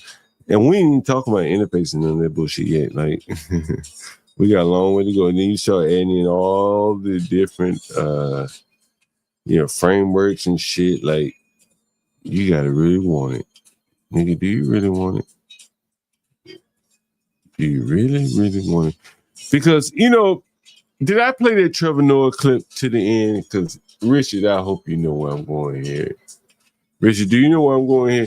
What's one of the hardest things in software development, Richard? Richard, do you know what's one of the hardest things in software development, Richard? What's one of the hardest things in software development? I found myself wondering, and this applies to America, and then maybe it'll go to other places in a different way because Finland ties in. Do you think that integration was the right? Richard, do you know where I'm going with this, nigga? Do you understand where I'm going with this? That nigga might not. I know he understands because we have been back and forth. I'm gonna rewind it back one more time. What's the hardest thing in software development, Richard? What did they say? I found myself wondering, and this applies to America, and then maybe it'll go to other places in a different way because Finland ties in. Do you think that integration was the right move? Richard, do you get it? Richard, do you get it? Does anyone get it? Does anyone get it? Does anyone get what I'm talking about here? No? Or am I too fucked up and am I talking over y'all here? No one gets it. Richard, do you get it? Otherwise, I'll speak a little bit. I'll speak on the 7th, 8th grade level for you guys. Richard. Richard, you said 2 systems. What about 3 or 4 or 5 or 6? Richard, you got Salesforce on your CRM. And then you got let's say, you got a content management system. And then you got all this other shit running at the same time. Integration. And what he said, like, this is the hardest thing. This is where the money is made. I found myself wondering, and this applies to America, and then maybe it'll go to other places in a different way because Finland ties in. Do you think that integration was the right move? Like, and now I'm separating two things because I know in America people are like, well, of course, I mean, there was racism and there's segregation, and I go, yeah, no, I'm separating them. Let's separate someone being oppressed and someone not being able to get a job and someone not being able to get a bank loan. Let's take all of those, the negative things away, because I'll put myself up personally and say, I think whether we're talking about gifted kids who are anomalous, let's say, to the norm, whether we are talking about and I mean anything that does not fit into a category, I think the part of the reason Finland is able to do it is because, have you been to Finland? It's very homogeneous. I've been to Finland. You know who's in Finland? Finnish people. That's it. That's it. And because they're all Finnish, there's an idea of like, no, we all head in the same direction. We all know what our actions mean. And that's a really powerful thing I've learned in communicating with other people. When I'm in a room with anyone where we start to tie together multiple things. So if I'm in a room with Black people, already. And I'm blessed that you're a brother. You call me back, man. There's like an implicit trust because we know what certain actions, words, and vibes mean. And then you're in a room with another African. Already. Now, even if you shout at me, I know what your shout means. The same way an Italian knows what an Italian shout means. Yeah. Right? I know I'm prefacing it with a lot because it's a loaded question. Yes. But I would love to know if you think integration was the right solution, maybe, on the other side of, what America, of civil rights. Yeah. No, I don't. And I don't think it's actually that controversial. I can't fucking listen to shit. I gotta respond to CKJ3. Nigga. I'm having a conversation with Richard. CKJ3. I hope you understand. Richard, let me ask you a question. When you're integrating software, what does that come with? What does it come with? I ain't gonna fucking answer for you. What does it come with? You got to do what when you integrate software?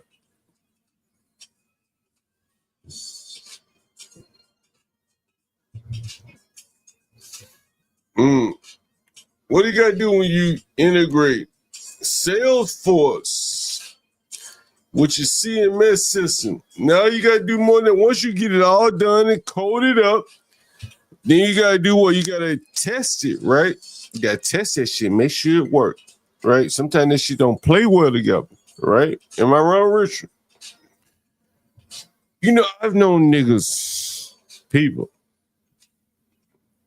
that made their living integrating software. Well, what does that do, Richard? What does that add? It begins with a C. What does it add, Richard? You remember that back in the days when it was waterfall software, Richard? Anyone know what waterfall software is? Waterfall software development. You know what that is, Stanley? I do not. Back in the day, when I used to work at DOJ, my first go round, right? Oh, young niggas. But I've been in the game a long time. So I keep trying. I am that nigga. Young Galt. It's a teaching session here. Waterfall. You won't even hear about this shit. They don't even teach this shit. They probably see it teaching in school.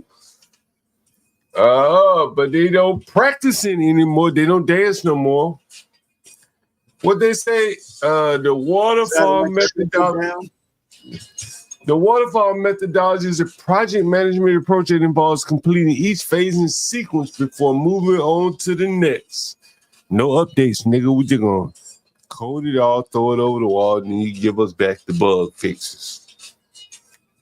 When I first started off software development, this is how everyone used to practice software, Stanley. Waterfall. User stories, features, outcome, blah, blah, blah. You develop the software, and then boom, you throw it over the wall. Then the client says he tested for a while. He said, this shit don't work. You send it back, bug fix, send it back. But now they have what they call it, Richard. You want to fill in the blank for me? Do I need to say it too? Do I need to tell the audience? Sprints. But what are sprints a part of, Richard? Sprints a part of what? What are sprints a part of, Richard? Do you know what sprints a part of? Rich, John, I don't think. Hold on. I don't think he's going to be able to say. He's not going to come There up. you go. They troped his answer. See, they probably still teach waterfall in school. Richard, do you think they still teach waterfall in school? They probably still teach waterfall in school right now. If they still teaching COBOL, nigga, I know they teaching waterfall. But waterfall is obsolete. No one practices software development like this anymore. Richard said he learned agile in school. Okay, that's good. Agile, you learn agile, and that's agile is the new software methodology. They don't teach waterfall anymore. But when I first started, it was waterfall. And Kaizen, people, continuous improvement. They came up with agile, as Richard has here on screen. Man, only goes, man. You know, Richard, what do you know about this? And anyone in the audience, when I go up to like a fucking ATM machine or something like this, you know, and I'd be like, damn, I can't help but see patterns. It's in my brain, nigga. Richard, what do you know about software patterns? I'm gonna tell you guys a personal story, honestly. See, look at this shit. Patterns. Right. But then when I say software patterns,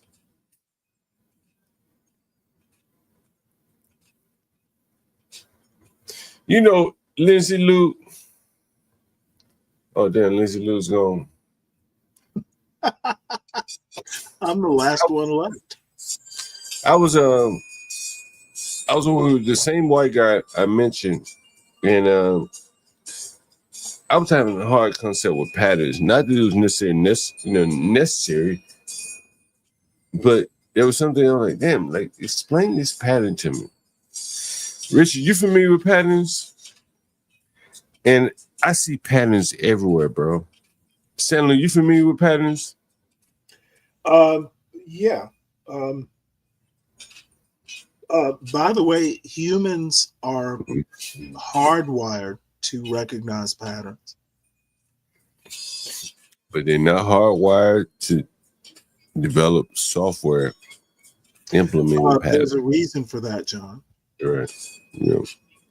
Like, I started off my career, man, honestly. And I ain't giving a fuck about viewers. I'm probably running people away. I should be talking like nigga shit, get them back in the audience, right? Stan, you ever heard of normalization of a database? Is that I think there's a different term for it. Optimizing a database. No. It's like first, second, third level optimization. Second, third level. Describe the process, because I think I'm used to a different term for it. We used to rebuild databases because they get broken, broken links and tables and stuff like that. No. You optimize them. Richard Stanley is correct. I call them unload reloads. You pour the contents out of a bad data of a bad shell. Pour it. The data, the tables, all that stuff. You basically rebuild it. What's the question I asked you, Stanley? What did I say? Normalization? No, you said normalization. I think there's another word for the process. No, Richard, do you know what normalization of a database is? You see it already came up. Yeah. That's right. It is correct. Nigga, like my first motherfucking job, I work in the University of Alabama, and then the state of Alabama offered me a job. I would have been in Alabama if I had taken the job. And they said, we see what you're doing. Might have been good for you to stay there. You know what? I'm an Alabama boy, born and raised. And so what I'm explaining to you, Stanley, is that many people, it's just like being a software developer. I don't think many niggas can like dead motherfucking niggas up and clean them up and all that shit. That's right. Trope said it is to cut down on redundancy. Yeah, that is correct. Yes. Unloading and reloading a database, that's the Sybase term. You get rid of redundancies. When people are, a bunch of thumbs in the pie, you do get like, they're like making temporary tables and, all this, you get in there and you create a lot of stuff that just needs to be cleaned up. So, yeah. You see what Trope said, make database queries more efficient, and there's a reason why. Yes. Right now, when you interviewing a motherfucker, you say, nigga, why does data normalization and shit matter? That's what that nigga. That's what that nigga get to stumbling, Stanley. Rich, am I wrong? That's what that nigga get to stumbling. Bitch, explain the value of normalization.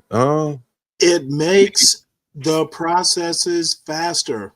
How so? Explain to me. That's what niggas tell me. Rich, explain to him, Richard. Richard, explain to him, Richard. Richard understand. You know what the fuck I'm talking about. See, I weed through a nigga that done read a book and I came here textbook. Right. Nigga came here reading that fucking textbook. Nigga, I'm like, what level of normalization can you get to, nigga? Right? Like, there are levels to the game, right? Richard don't know about normalization. Rich, you don't know about normalization? Okay, if you are any sort of developer today, you know about normalizing databases. No, it's Dude, Rich. You know that. I was an engineer. What? And I Look, know because we used to actually build databases all the time. Rich, you ever heard of second level normalization? Nigga, I started off in this game like this. Can I ask you a question? Yeah. Do you think you're the only nigga who knows how to do computer shit? No. Okay, just checking. But what I am pointing out to you, Stanley, is above and beyond like formal education training, I think it takes a level of like the way you think. You have to train your mind to. Yes, John. That's like any major you choose. I was better at chemistry and knew I was good at chemistry in high school because, chemistry just clicked. I was better at chemistry than physics. Hey, Richard, you never heard of like second level normalization?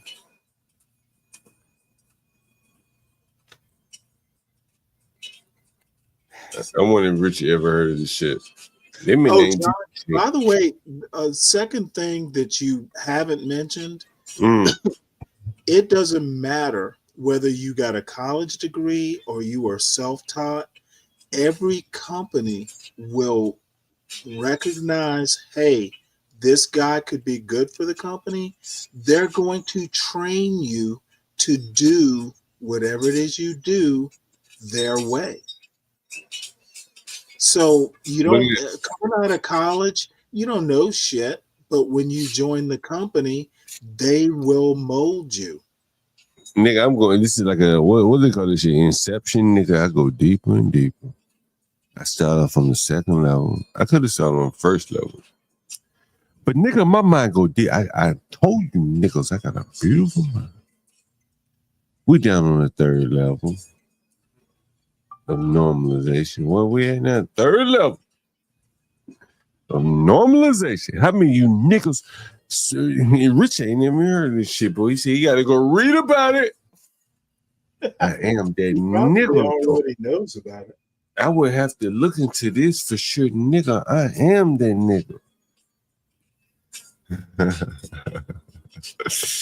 I am that nigga, man. I can't help you, bro. I am that nigga. Someone said Tupac on the background. Yeah. Scandalous nigga. I used to love this song. Yeah. Third level normalization right there. you gotta be thinking on a whole nother level right there, Stanley. Honestly, took me a long time to learn this shit. And again, I was back to patterns, man. Like Richie, I asked the white guy that I was working with. I said, man, like these patterns, bro. Just understanding this shit is giving me a little trouble. And you're like, everything's a pattern. And when he said that, it like clicked for me, right? It clicked for me. I was young. And so let me see if I can find something like, let's see, rapper. This is probably the simplest one for everyone to understand. It's this is the StreamYard. Will StreamYard be the rapper? StreamYard is like a rapper, right? Would you say Richard Tropes? Not particularly. It's its own thing. I think StreamYard more or less raps YouTube, right? It's like Carnegie Mellon. But right? I mean, I would actually think it's more it's its own thing, and it interfaces out to YouTube, Rumble, X. It's its own thing. But I think you see it as some functionalities. So it's probably more or less a rapper. I mean, there's some functionalities like bringing people up to a chat, like having panels. Zoom can do the same thing.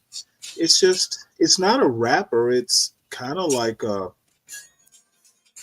Well, it's like Streamlabs. It's like Streamlabs is a rapper for OBS. You can't have Streamlabs without OBS. You can have OBS without Streamlabs, but you can have Streamlabs without OBS. So it tells you could you're right, but what's that freeware? I watched something the other day and I can't think of the name of it, but you're right. Trope says you're right. Extension maybe Stanley right. See, I think Streamlabs integration. That's right, Tropes. I think Streamlabs is more or less a rapper, but it's all about interpretation. It's all about interpretation. And that is the thing. It's a matter of can you see because you could code it up as a rapper versus what's the other one? I don't know. I don't know what's the other pattern. You probably can go about it different ways, but can you see it in one way or the other? Because I've read a rapper or two where you take, especially when you do scripting. Now, as an engineer, I did a lot of down and dirty scripting, and you use the rapper to call different processes that are in different languages. You call an executable, and that executable has stuff inside of it. Rappers are kind of like candy wrappers. That candy wrapper preserves the freshness of what's inside of it. Well, you can apply some logic before you hit, like let's say Streamlabs, right? Streamlabs can apply some logic before it sends the data to YouTube to create the stream. And that's the rapper, right? Eventually they're gonna call the YouTube rappers for me are scripts. Well, no, that's what I'm saying. It's all scripting. You script to call executables.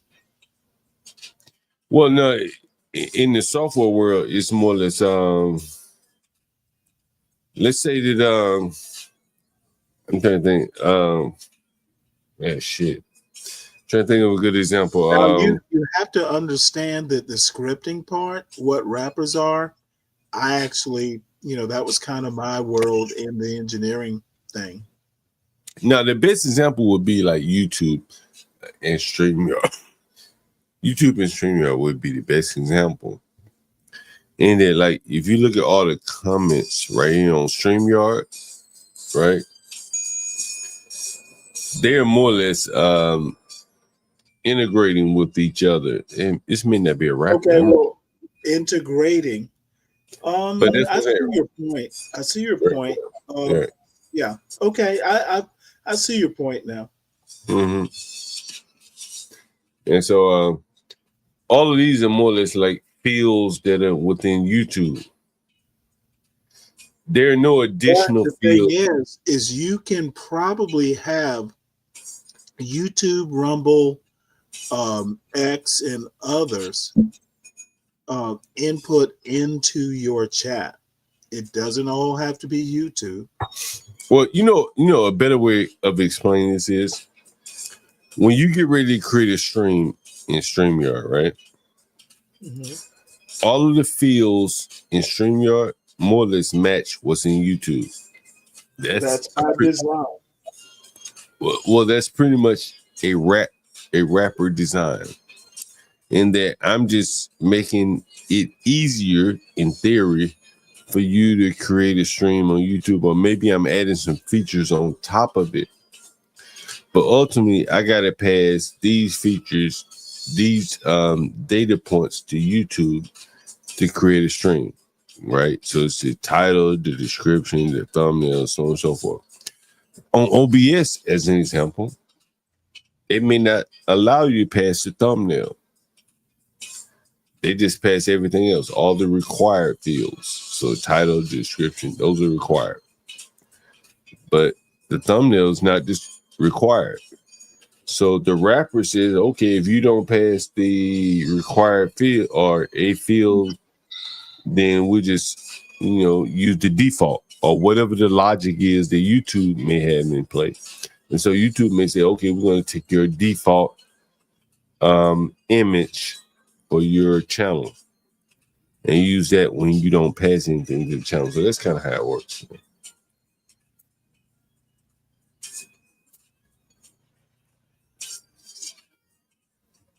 If that makes sense, what's Richard saying? You're right. Yeah. Optional I get your point. I just think that, Rapper is actually not giving StreamYard enough credit for what it actually does. But, that's a personal point. I'm not disagreeing. Now, their interface, like when you log into StreamYard, that's not a rapper, right? That's their own functionality. They got to provide their own authentication. The display, the storage of all the streams and all that stuff, all of that is their own functionality. It's probably a wrapper of some Azure or some function to store data, right?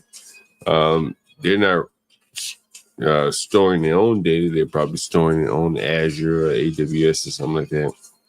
And AWS probably has some functionality to call a method to pass in a stream and whatever, it will write that stream to your AWS storage device or whatever, storage space. But again, all this stuff is really, it's honestly really all just a pattern, man. Like, when I go to a POS system, it's the same shit. Like you go to a grocery store or to a fucking bodega. It's the I can't stop seeing the patterns in my head. And they're ringing up your order. They're putting in the amount of money you're giving them. They put that into the register. It tells them how much you get back change. Fucking chimpanzee damn near could do it. It makes it simple. Yeah. Not for me, you're not. And again, my role was like engineering, like a systems engineering thing. We just kind of plugged holes that the developers weren't smart enough to figure out.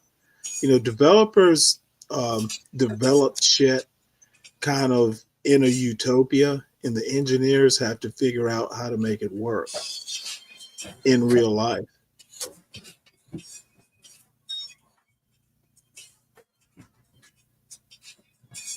Yeah, I see we're deep down in the weeds just saying because people are leaving the chat, and I'm about fucked up too. But I tell you, man, I worked at a L'Oreal, and the amount of spaghetti code was fucking amazing. And really, what I think it boiled down to is the inability to to think. And I forget the term. It's like conceptually versus Richard. If you're an artist, you understand. It's like to think like conceptually versus physically or whatever. So you may have a server that represents 1 million servers, whereas there's another person that sees a server that only represents one server. It's like scale, you understand? And that's what I think partly it boils down to, like the inability to see scale, because software is all about scale, And what the fuck is 100 users? I need to be able to service 10 million. One time I submitted some code, honestly, and I'm being so full disclosure, and I didn't close the connection. I was working on a guy who's like a guru in the field I was in. He said, "Yo, I can't believe you didn't close the connection." I said, "Yo, it's my fault." It's like when you do what's it called? A PR request, right, Richard? And it was a mistake on my part, but by me not closing that connection would have caused scale issues in terms of so many people got on. We would have had too many connections. It would have shut the site down, shut that connection down. So you have to be able to see that. It's somewhat cozy. Yeah. Poor for us. Yeah. That's what I think. Yeah. Hey, Mm. at some point we need to talk about the backup channel. You remember talking about it this morning? Mm-hmm. And it's not like it's a huge deal. It's just, something that who knew that would happen. And I just, even if we don't talk about it tonight, it's not that big a deal. And if we don't change it, it doesn't matter. But Yeah. I just saw the backup channel taking some numbers that would have better been channeled to the main channel. Let's see again. We're getting a message out here. We're gonna start streaming on Kick. How many of you guys watch Kick, by the way, or use Kick? I know you don't use Kick. I don't either, by the way. But I think we might as well spread our message far and wide. What do you say, Sam? You do what you want to do, John. I'll follow. What do you think? I think I don't think to be brave. You know what? Spread the wealth is a term that I use. I've heard of Kick. I'm just not very familiar with it. So, if we're there, we need to be there. At root, I'm just like, to be honest, y'all are the managers of this shit. Well, you ain't gonna believe it, Stanley. Let me see this.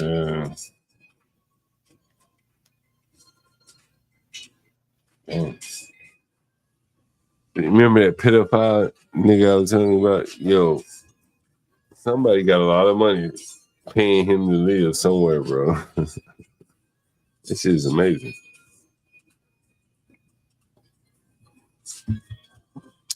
I just got a text. I'll be right back, Stanley. You gonna be up here for a minute, or should I end the stream? I'll be up in a minute. All right, I'll be right back.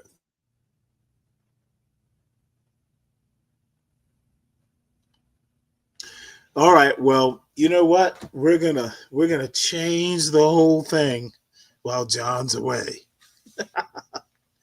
Just kidding, folks. So I am not a developer. I'm an engineer. And to Richard's point, and several points that John's made, my son had the choice of software, a software developer type track, or a more computer engineering track, and he chose the software track. And you know what? I don't really care. I was an engineer, and I like solving problems. So any job that can, utilize your natural abilities is a job you should do. Does not matter whether it's computers or plumbing or raking a lawn. There are people, there are landscaping businesses that, business owners have turned into, lucrative businesses. I do think everyone has a talent. I'm that optimistic. And, hopefully, high school and parenting, especially, if you are supposed to recognize a talent in your child, nurture it. Don't demand it, just nurture it.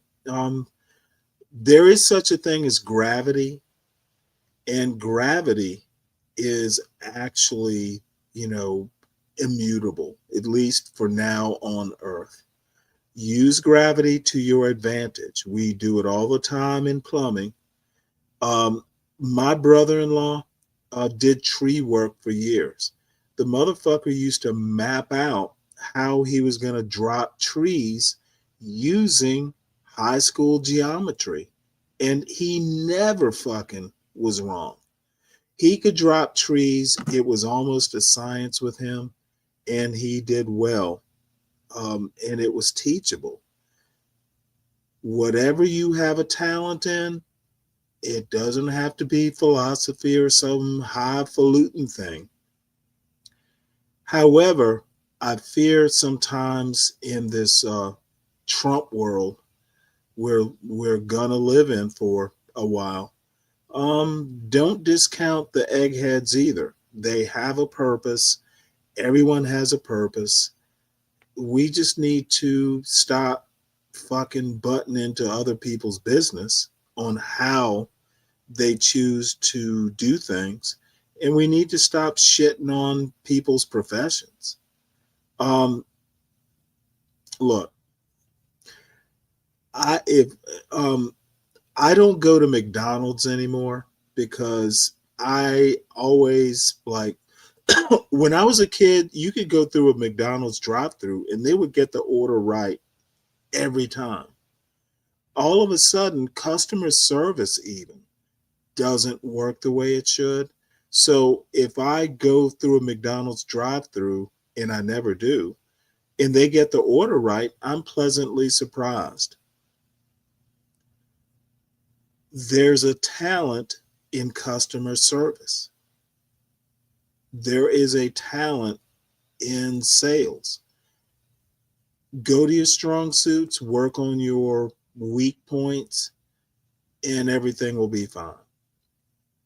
It's the folks who get out over their skis. Because I'm good at computing, it means that I'm good at social science. One of the criticisms I have of Thomas Sowell is he's a great economist. He doesn't know jack about history. But people will call Thomas Sowell an historian. No, he's not. He's trash at history, but he's a great economist. Stop the bullshit. Do what you're good at doing. What's up, 12th man? What's going on? And we know what 12th man is good at. Man, is it warming up here in DC? It was 31 degrees. I need it to be a little bit warmer. It's not going to get warmer overnight. Dude, it got down to 20 degrees in Georgia last night, at least my part of it. It's actually going to get a bit warmer in the next day or so. I watch the weather closely. As you should in the wintertime.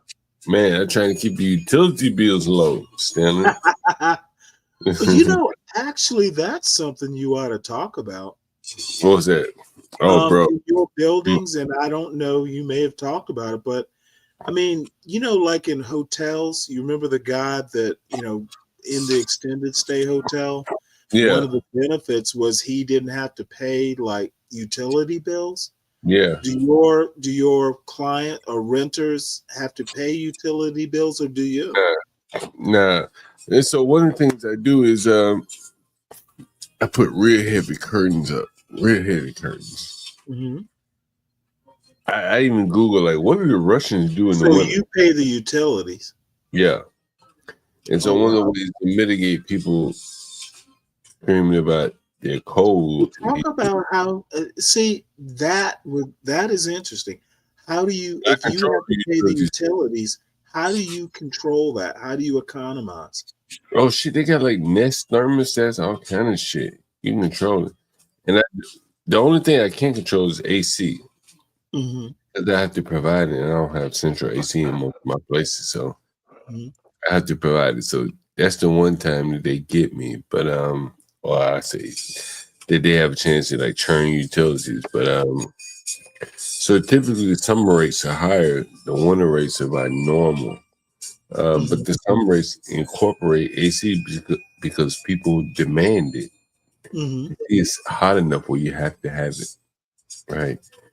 And so you're able to charge for it. But in the wintertime, it's very important to control the AC. So I put Nest thermostats in. Nice. Now, do you ever? I mean, how do you keep people from going in and messing, with the actual thermostats?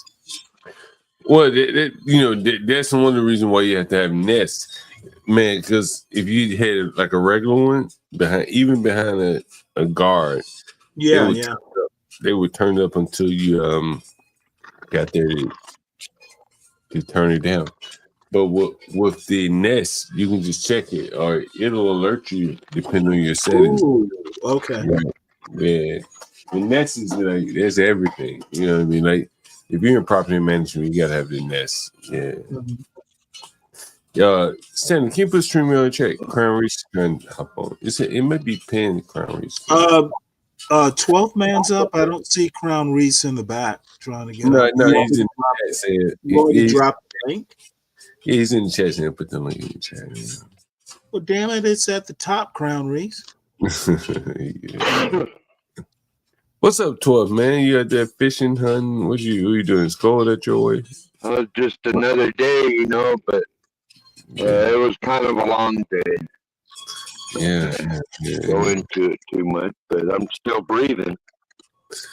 Above ground is where it all happens. Above ground is where the magic happens, 12, man. You're gonna have some days that are really good days, then you're gonna have days where shit just frustrates the fuck out of you, no matter where you go. Who's that Crown Reese? What's up, Crown?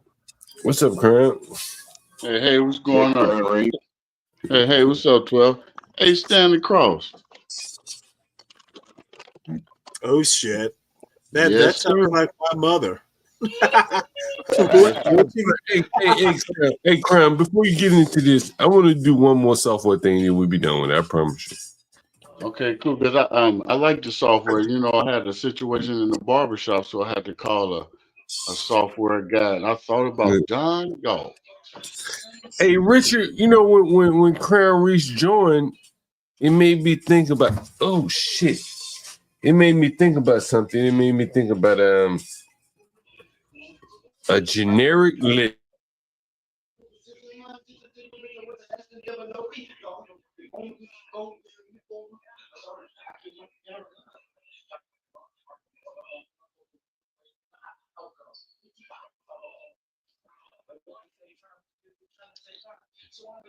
What happened? Does anyone know what a generic list is? No. Richard, you know what it is? Richard might not even know what this shit is. So I'm sorry, I'm going back software for No, one more. I don't. Richard, you know what a generic list is? I wonder if Richard knows. I'm wondering if he knows. Let's see. Richard, he probably looking. Miscellaneous? No, he probably looking this shit up right here. What the fuck is engineer? John Galt, is it miscellaneous? List that can store generic data. That's correct, Richard. Right? Richard, you're pretty smart. I give you that.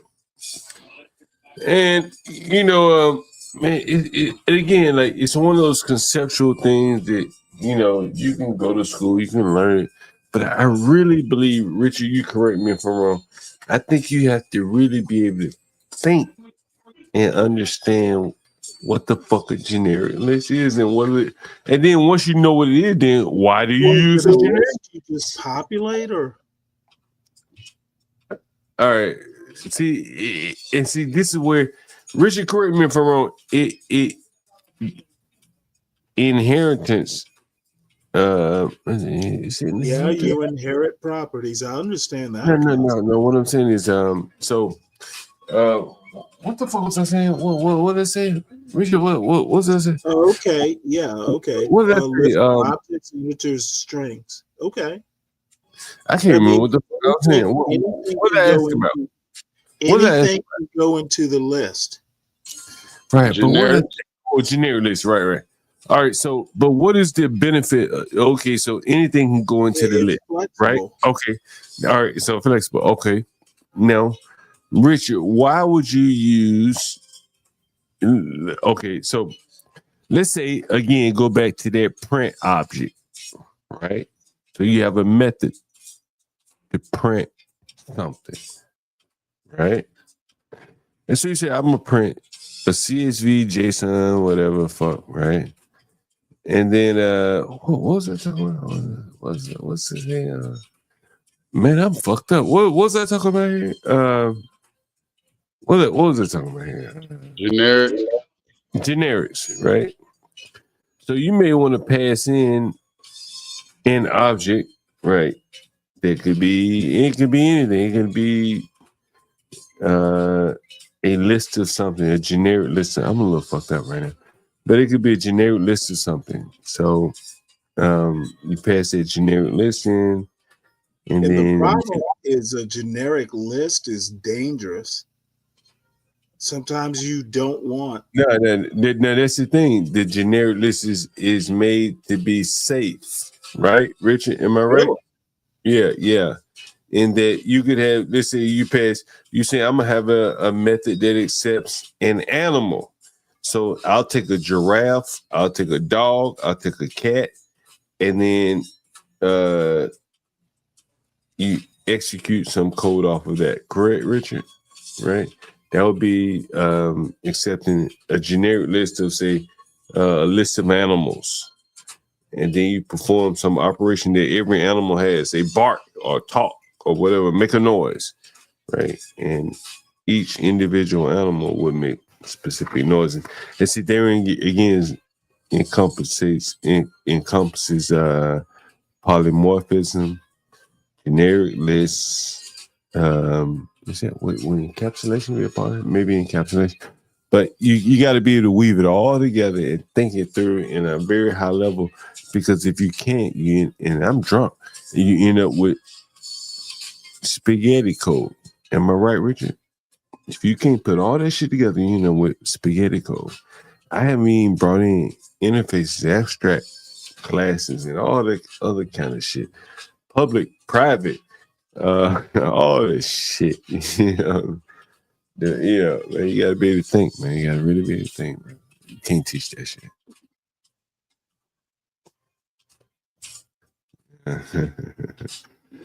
Man, it's I have done stuff, but they were always pet projects to make some, sometimes actually, the actual, like, making an executable is better than scripting. The executable, is just a better way to go. So you got to know, even if you're an engineer and, doing like down and dirty scripting, knowing a little bit of how to make executables that are less, they're more rigid, basically. like when I used to work at Con Edison, it's one of the few places where I work really, really late. And as I think back about it, it was more or less all integration. Mm-hmm. Integration is a hell of a cost, bro. Like, seriously, Richie understands what I'm talking about. Like, so we would have like a services team, motherfuckers that would like grab your utility bill, grab whatever you owe for payment, so on and so forth. And then there was the content management piece, the content. And now you got to meld all those pieces together. And so you sit there all night testing and shit. That's why when you go to your utility company, any company upgrades the software overnight, they're testing integrations, more or less. It's been my experience. Richard, tell me what you think. You more or less. I used to work for Ticketmaster. So, I mean, integration was a way of life because, when I was working, the part of Ticketmaster I worked in did season ticketing, but we did it for like all the baseball teams, all the football teams, all the basketball teams. We did US Open and other tennis tournaments. We had a shitload of sports type venues. And, integration becomes a way of life when, Disney does, different types of software, different discipline, different way of thinking. You go to some MGM casinos, and we had to write APIs to talk to their systems, and so yeah, I know integration because I've had to work engineering and remote supporting these integrations. And sometimes you have to troubleshoot software, even if you're not a software developer. So I know integration. I've suffered with integration. Ticketmaster does integration like you would not believe. Yeah, and then there's the error handling, shit that bubbles up, like it's a lot of shit too, it's a lot of way of, thinking about it, the error handling in general. Do you incorporate a third party error handling? I mean, it's just so much, just a way of thinking. What's up, Crown Reese? Oh, motherfucker, Richard, you work for a startup? Oh, you are the, oh shit, startup. Nice. What's up, Crown Reese? What's going on, man? What's going on, John Galt? Yeah, I'm getting a lot of your clips that's out there. Yeah, small clips. Yeah, I like them. They coming through. I put a couple of them in my I'm giving that free dope for that dope for free, Crown Reese. You can't find this anywhere else, bro. Like, let's be honest. Oh man, they love it. I got it on the TV in the shop, man. They love it. Always got it on there. Stay on there. Just stay on there. When you off, Stanley come up. HB, crack is always on there. I don't even never turn it on, man, because it's just the place to be, and it's always good to be around people that put you in check, tell you the truth, and blow smoke up your ass. So hey, hold on for 1 minute. Rich, you ever use I'm trying to think of what it's called. In my industry, I was in the content management system industry for if you had to manage multiple languages, shit like that. And so we would have what's it called? I could say. Oh yeah, like ORMs. You ever use an ORM before? No. Most people don't know what it is. You should know what it is. It's an object relational mapper. If I were to ask you just what that is off the top of your head, what do you think that is? Put it in chat. Say it again. Object relational mapper. Not necessarily for a database, but primarily that's what it is for. That sounds like some kind of systems tied together or something. So, and this is where the money is made, honestly, Stanley. I'm talking to you primarily, because you have a young son in software. Let's say you have something like Oracle and SQL Server, two of the primary databases. Maybe you have Mongo, whatever fuck, I don't know, right? And so you may have some software that sits in between those databases that models the data coming up out of your database. It's an object relational mapper. Objects being the database. You're assuming you can't do some sort of ODBC connector. Databases talk across. It's old school nowadays. But the ODBC is correct me if I'm wrong, ODBC is like a protocol, right? But once that data protocol, and it's probably obsolete by now, but it's been a while since I've done it. But once that data gets across all that protocol and shit, does it get shaped into the code? And so there's software packages that say, okay, I'm gonna shape this into an object relational mapper, ORM. So when you go on job interviews, they say, "Do you know Glass Mapper or do you know whatever the fuck some I can't even think Unicorn or whatever the fuck, right?"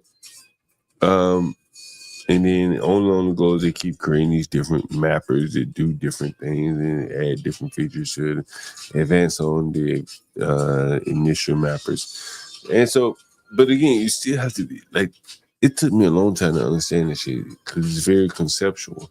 What I call it, ORM? What I call the ORMs? Yeah, I'm gonna pull up just for you guys to see it. So you understand this.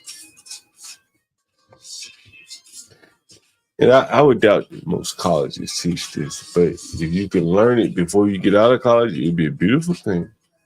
ORM software. And so, back in the day when I was developing software, the back end, it would be a provider more or less to a database. Nowadays, it doesn't have to be.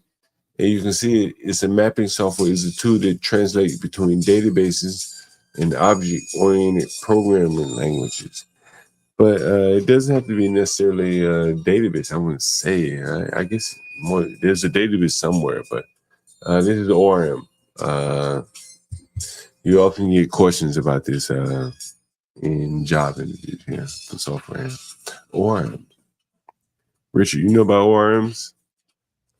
Richard never heard of ORM. Richard said, You know what? Richard's never even heard of ODBC. Therefore, I will never talk any of this shit again. Y'all speaking a foreign language to me. Well, see, ODBC is like I am. I don't think ODBC goes across the network. Is that the But the APIs are what go across the network, and then when they return the data, the ORM shapes that data into like a common object that you'll use throughout your software platform. So again, it's the level of thinking, you have to, think it through. Anyway, John, man, I got my son in a program like that. Shit, I am the program. Me and Richard, we're the programs here. What the fuck? You don't need that other shit. Yeah, I got it to where it's a program it's called Young Black Boys. I forget what it's called, but they are building they're making software and they're creating drones devices to make them do certain things as how much water a drone can carry, and they created the device to carry water on a drone, and it was up. They created it to be up to so many different gallons or whatever they can do to move on the drone or whatever, and he has really had and they really bring this stuff home. They give them the solder, they give them the programming that they have to put into the computer or whatever, and I think he really is into software more than he is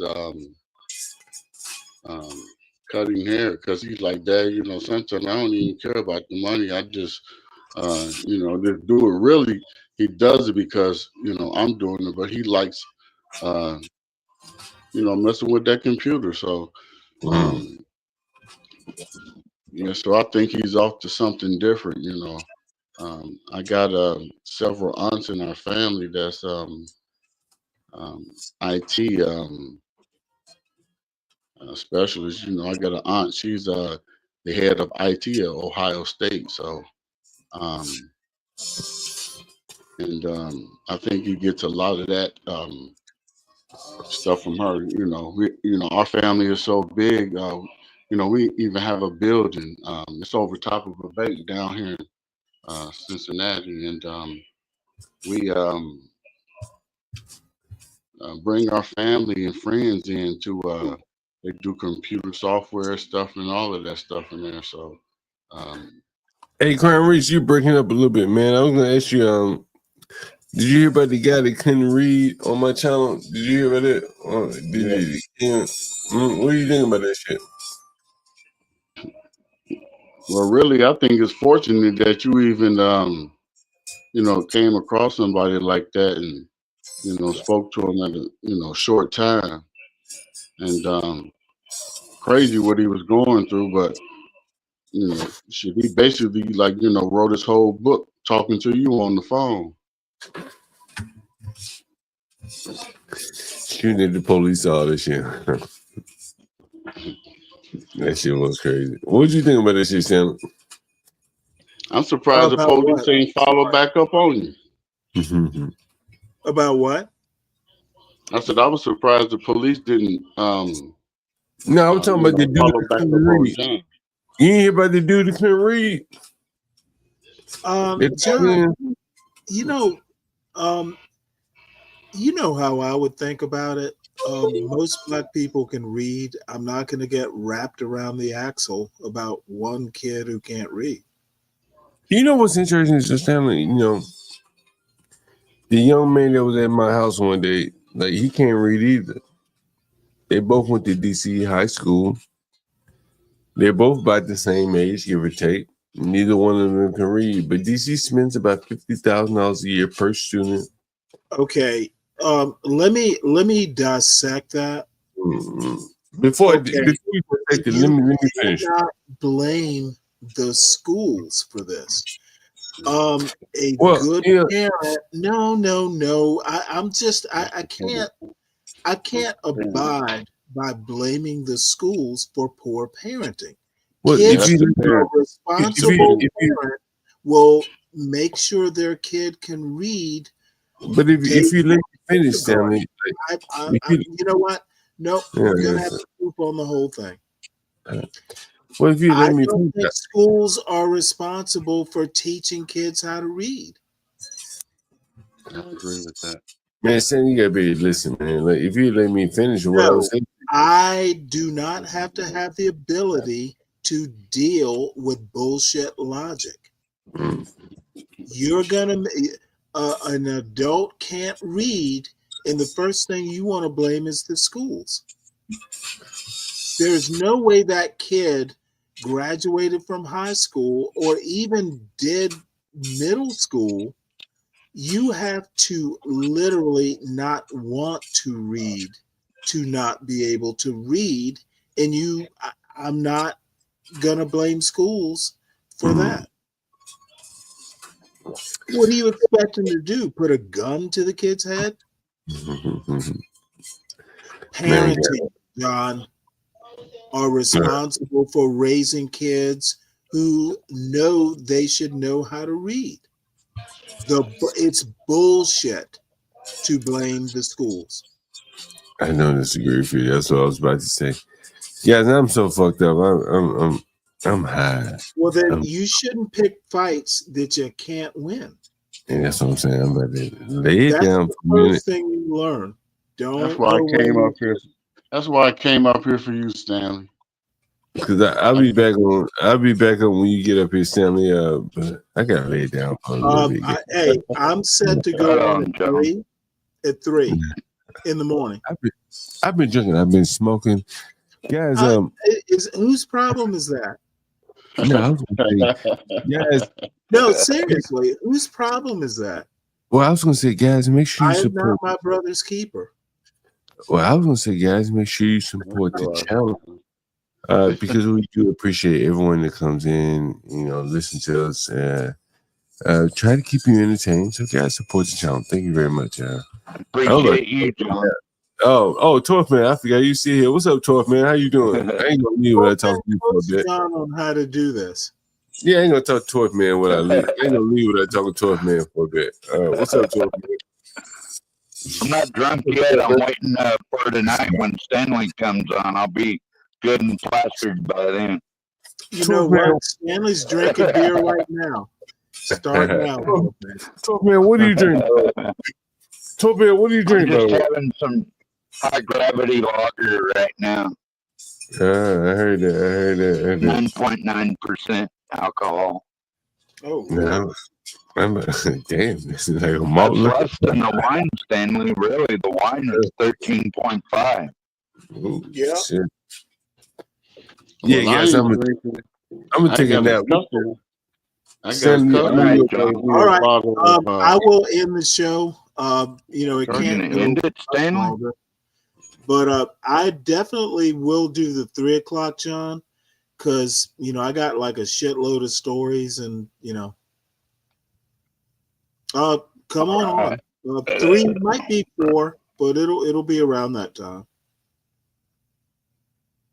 No, I agree with you, Stanley. I already knew how to read before I even entered kindergarten. So it is a parenting thing. Well, the thing is if we know we don't trust schools, then don't trust the schools. And again, making arguments based on exceptions, you don't prove your point.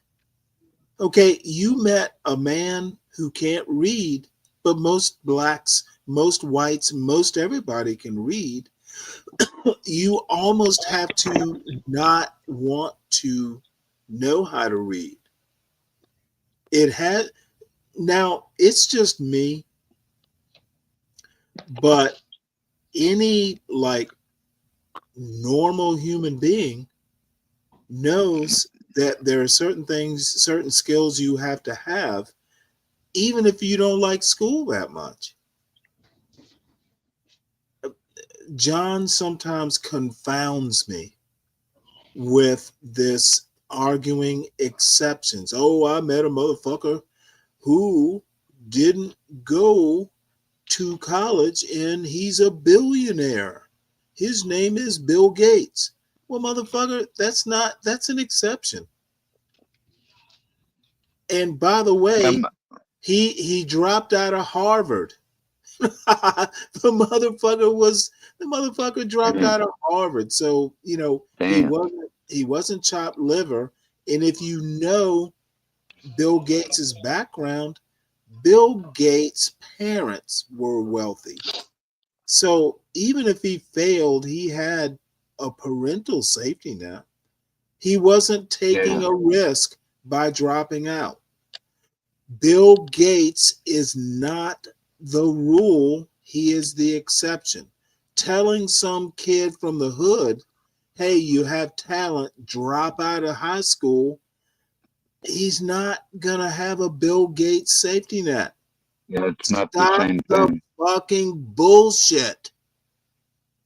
My dad was pretty strict, Stanley. Like, okay, I don't know why we're talking about your parenting. No, well, you're the one who brought up parenting, Stanley. Damn. Yeah, so why do we need to talk about your parents? I was just making conversation. If you want to be an asshole, be an asshole. Yeah, well, you're used to it by now, but make your conversation, but make it not an exception, but a general advice, or, make it a parable that all can use. And can you two old geezers give some respect to the youngin in the room? Hell, you're old too, motherfucker.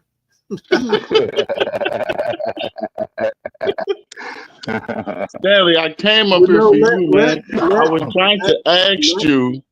You said you drink brandy, right? Oh, it's been years since I've drank it. But yeah, brandy, yeah, I like it. So, I mean, what are you drinking? I mean, what is your drink now? Bud Light. No, I'm talking about as far as alcohol. The last time I had any sort of like alcohol from the liquor store, probably last spring.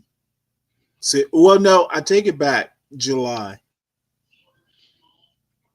And the reason being is, damn it, the nearest liquor store is about 20 minutes away from me. Damn. So, all right. It's about that far for me I'm too, not going to Stanley. drive for now. Buffalo Trace might be worth it, but I don't usually have the time. Right. Well, the reason why I was saying that my birthday is here soon, and I knew Oh, you had really? said, Right on. yeah, I am going to. I've been there already once. Um, I'm going to the Maker's Mark. Oh shit! Yeah, cooking house is what they call it. So, Mm-hmm. I was just wondering if you had that. I had something. I was like, thought Oh, about Stanley. I said, I will kneel. yeah. Maker's Mark is excellent. But if not that, I will do it because I did it last year on CT. If I don't do that, I'll be in Vegas. I normally will be in Vegas. So Right. if I don't do it there, I will do it in Vegas, and I would do it live like I did it before. I was on CT show when I did it last year. I think last Well, year. I've dropped my email in the link. We all have show emails, so it's Stanley. The email is jghb. Well, I ain't do John that. You just Paul. do me. crownreese@gmail.com. Oh, okay. Well, that's Yeah, cool. I can remember yeah, that. yeah. I'll do it from there. Yeah. So I had thought about that. I said, I'm pretty sure Stanley would like this. Yeah. So, because I do a couple of people, so I got um, another brother. They always older than me. I get him these cigars. I think they like $40 a piece. They're called Dominicana La Flor. Yeah, they're long as hell, big long like Suge Knight cigars. So they're like $42. But I can get them down here in Cincinnati at Jungle Gems, for that much. But normally, shit, they like $65 for just one of them. So. Hey, So yeah, I like Taylor. Okay. too rich for my blood. Yeah, so around like, oh, you're always giving, I always like give on my birthday. I do, have nice gifts, my daughter, my son, family, wife, I'm, spoiled Right to death. on. But I got a lot going on, my wife, she got a lot going on, so I just like to give back. So I just thought about that. I was trying to get John to be quiet. I had to offer for him too, but shit, he was already Oh, told come on. he probably don't even need nothing. John actually, I can kind of understand his verklimpness, but John cares a lot. that is going to be John. Actually, he's got. Lindy Lou says John has a heart. John has a bigger heart than any of us. Exactly. Well, you have one too, Stanley. You just don't let it show very I often. know. Now, you know what? No, Stanley, because really, this is why I came up here, because I've been listening to you all day long, since last night, this morning, Lord. and I hear you because I love listening to you, because you have more sense than anybody can really have, because No, you have the experience. no. I'm just say the experience. And sometimes I do the exact same thing. Sometimes when somebody say some stupid shit, I got to stop them. But sometimes we just got to, people sometimes they vent sometimes in their conversation. And I think sometimes they don't understand where you're coming from because they don't see it. And Well, I'm not, I'm as bad because actually good teachers, I'm not a good teacher. And I think I mentioned that story. My mother, who was a retired teacher, said, "Hey, Stanley, you got your chemistry degree. You can always teach in high school." And of course, being the flippant son that I was, like, I'm not going to get the teacher credential because I don't want to have to be these kids' disciplinarian. You know, Because you do everything you do it out of love, and you do it, and you tell people. You tell people, hey, I don't want you to make a fool of yourself. And a lot of people take that, a lot of people take that as an insult sometimes, Stanley, because they don't see it yet. And I just think sometimes you just got to sit. Sometimes you got to sit back and let a person make a fool of their damn self. Hurts me. I know it does. Honestly, Listen, I know for a fact it does. I know it. But sometimes, Stanley, it's sometimes how you come off. Because it's fire. And you know what I'm saying? And I love the fire because, there's nothing else that, can make a person listen. But sometimes, you can slow down because you got the gift of gab and you can say whatever you want to say and people will listen to you. Okay, well, Crown Reese, let me say one quick thing. I struggle. I remember someone back in like 7th grade. It was a girl going, Stanley, you're so conceited. So it's been a lifelong struggle. I hate to see people just like, come on, do better. Damn, somebody told me that shit before too. I didn't know what it meant. I asked Mom, what does conceited mean? I was like, damn. But end up, the person really liked me for real. And all out. And that's how I think people are with you. We on the internet. And just with with the charisma, man, it's a lot of people, that love listening to you. They love hearing you breaking it down and putting it where it needs to be. I am starting to learn. Not everyone does. I'm an acquired taste. But you like the corporal that walks through and make everybody stand up and salute. And I think sometimes you just gotta, unloosen that tie. Because in in your eyes, a lot of us, are still kids of the way that we think. No, that's not true at all. Some of y'all are motherfucking geniuses. I know that, but just on the things that you disagree. Because every time a person open their mouth, Stanley Cross disagreed because it's bullshit every time it come out their mouth. And it's just the way that it comes out. Give me 2 minutes. Look, people, John Galt likes to talk about patterns. People are predictable. Y'all, John Galt loves people tell me, oh, you're cutting me off. People are predictable. If you believe in patterns, you can tell where someone's going with their logic in about 5 words. So, yes, I already know where you're going. You are not original. You're following a pattern. I see those logical patterns.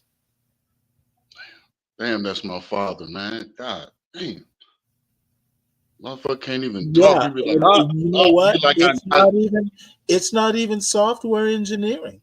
I know patterns.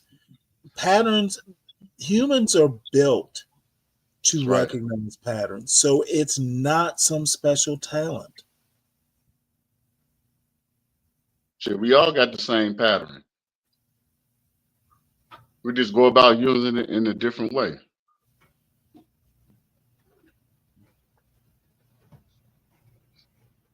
So anyway, but you are right. Crown Reese, maybe you ought to come up more often. I do have to stop the cutting off part. One thing that I've also committed to is not doing these marathon streams. So, I have to be more tight with the show formats and the show length. Yeah, because most of it is you really want the content. When you dilute the content, then it doesn't be authentic because the person haven't even got off their long shit of of which they're going to speak, and that, and it just has to be more of a let other people think for themselves as well, and not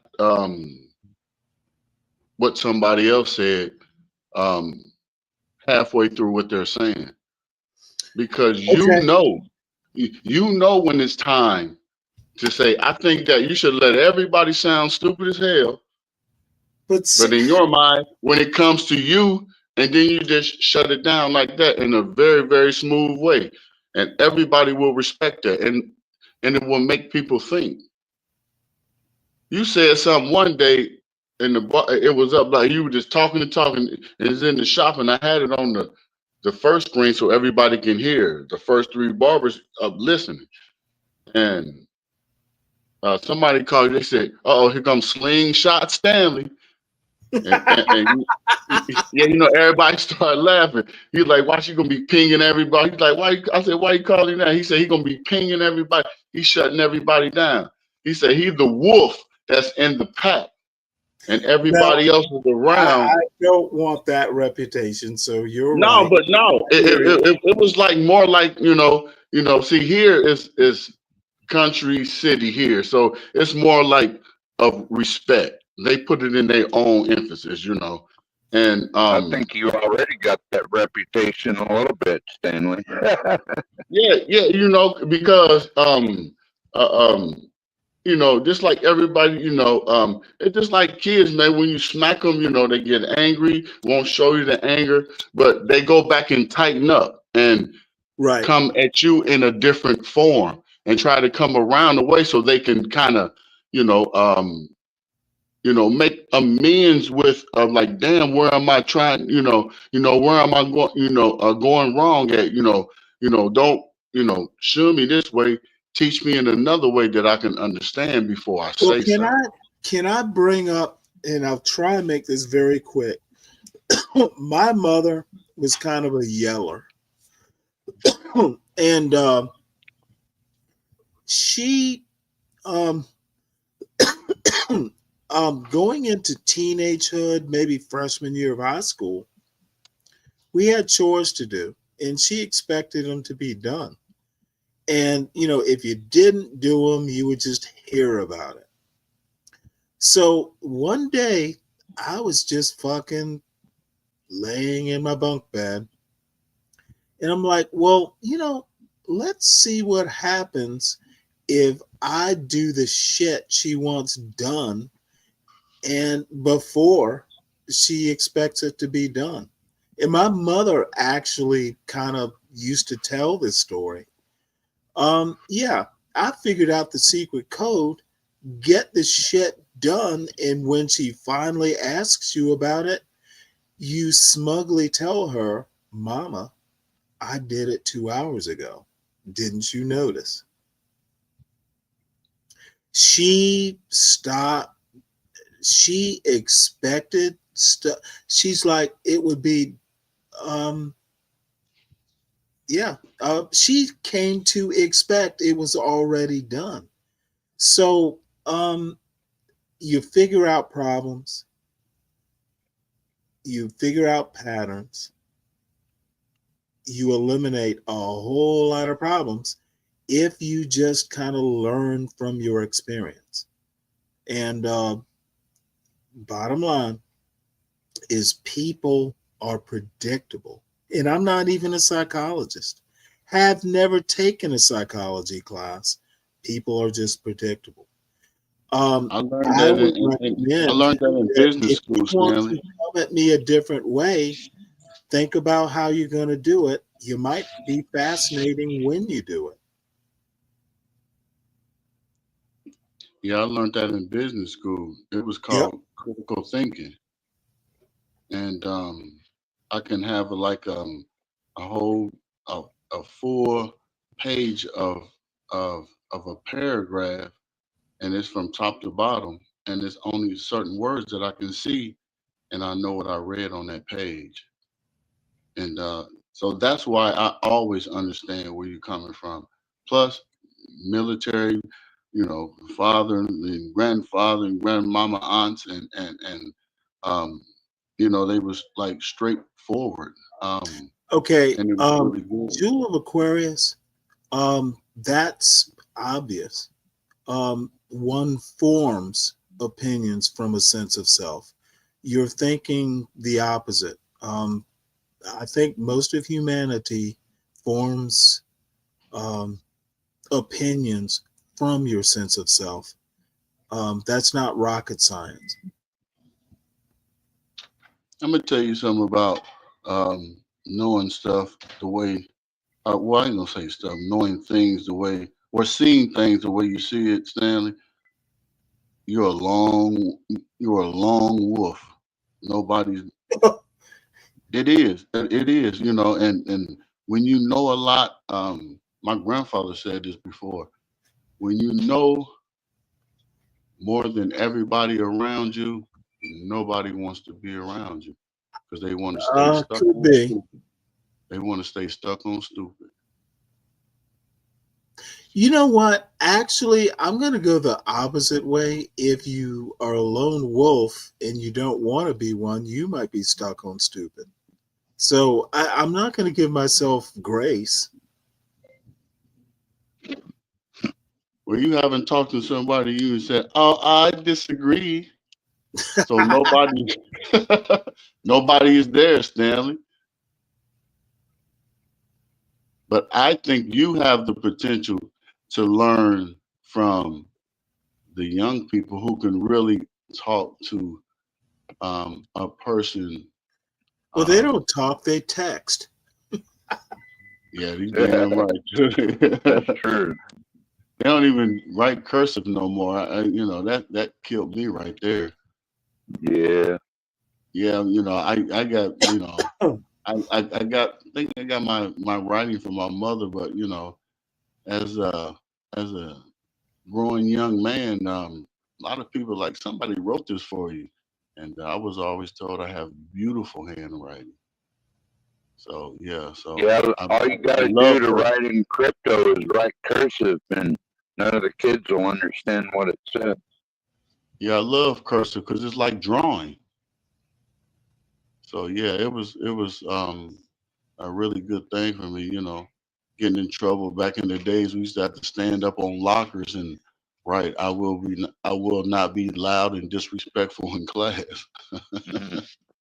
400 times. Well, Jewel actually makes a point, and I'm gonna actually have to ask 12th man, you're an experienced YouTuber.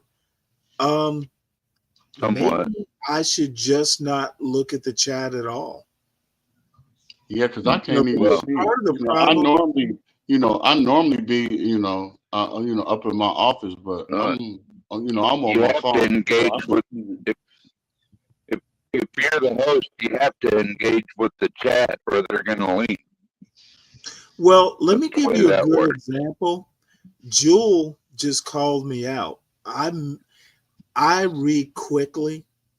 I looked at her chat at a glance, didn't spend time to read it, like comprehend it, and she just proved her point. She was actually backing up a point I made, and I took it 180 degrees out. I may just have to say, look, if you really have a point to make, come up to the chat and make it. You can put it in the back chat. You don't have to come all the way to the panel. But I can also say, and I'll say this with conviction, reading the chat, I'm not sure that's always the best way to go. So you don't have to do or read every one, Stanley, just ones that pop out to you. or someone says hi, say hi back. It's really Well, see, not when that hard. Jewel writes, I read. When Richard writes, I read. I read their shit. Yeah. So. Well, yeah, there's that too. You figure out who shit you want to read and who don't. And you see their name, then you just go to the next one, so on and so forth, right? Well, Jewel, I'll apologize because I actually read it 180 degrees out from what your intent was. So my bad. See, I told you, mostly don't. You think too fast, Stanley. You think more than what's a trigger. Person. I already know it. You can't wait to shoot it off. That's why they call you Slingshot Stanley. You know what? Okay, motherfucker. Touche. Slingshot. Okay. All right. Hey, look. They was even singing. They was Slingshot. They said, we're going to give him a new name. That's why I told you earlier in the chat, I said, you need some music when you come up. And I said, it should be the Bee Gees. Yeah, well, you know what? This is background. constructive criticism. And, you know, I have to take it seriously. You know, sometimes being that quick on your feet works. And oftentimes, you know, at my age, it's about a 60-40 proposition. 60% of the time it's right, but 40% is too much to be wrong. That's right. So I hear you. And I'm taking this seriously, Crown. Yeah, I got all that love for you. And you always mean well all the time. I don't think nobody up here. I don't think nobody. They want to hear what you got to say, even if it's they don't agree, or disagree. They want to hear what you got to say because it's real. And hell, you care. Who really cares? If you didn't care, you wouldn't say a damn thing. So that makes me just put me all the way in. And Well, John has a point. Huh? John has a point. You can read all the chat, then respond to certain comments. You want to fight and only respond to certain comments. Yeah, John, you're right. Yeah, it's all good because everybody has an opinion. You can let it go, whatever. But the strong ones, you put them in their place. I really agree with you. You know what? I love when you I'm just gonna have to. I need to get better at this. Takes time, Stanley. Like I've been on YouTube since 2007. I still suck at it. I mean, I've gotten a lot better over the years, but I've been on it since 2008. Probably too fucking long on YouTube, eh?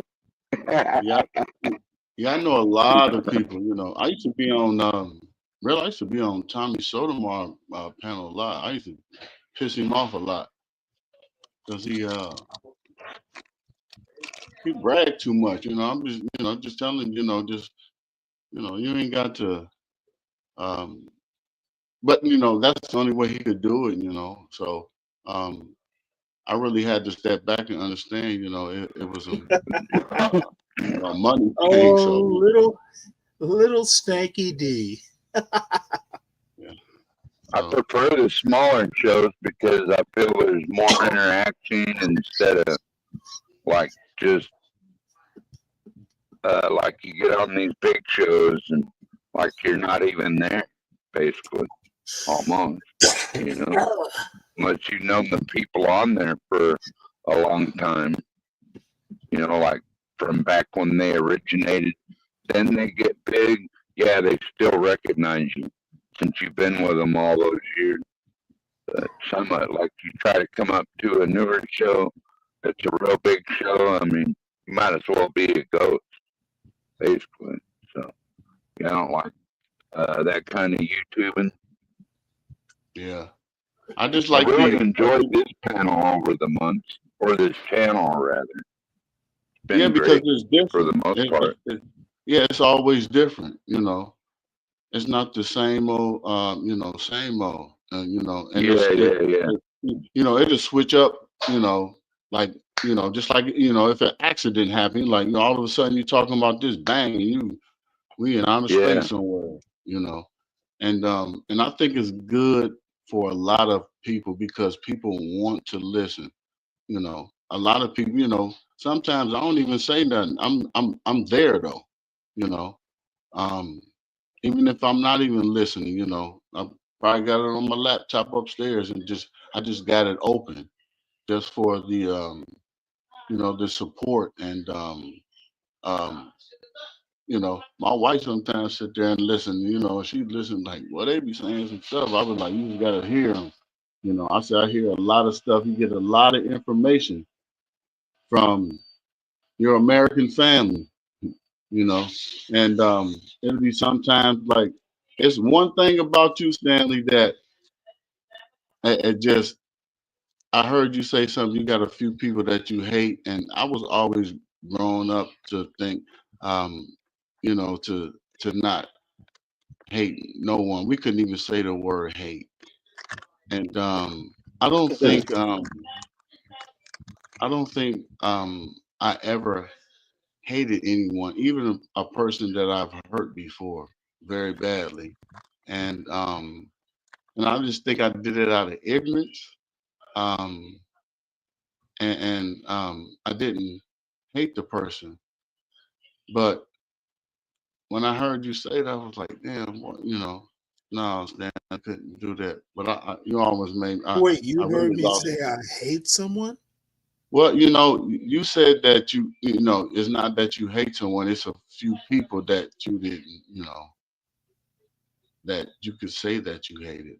It was in some kind of realm like that. It was Okay, well, from you may somebody have else. misheard me. No, It, I heard your ass, Stanley. I heard well, everything.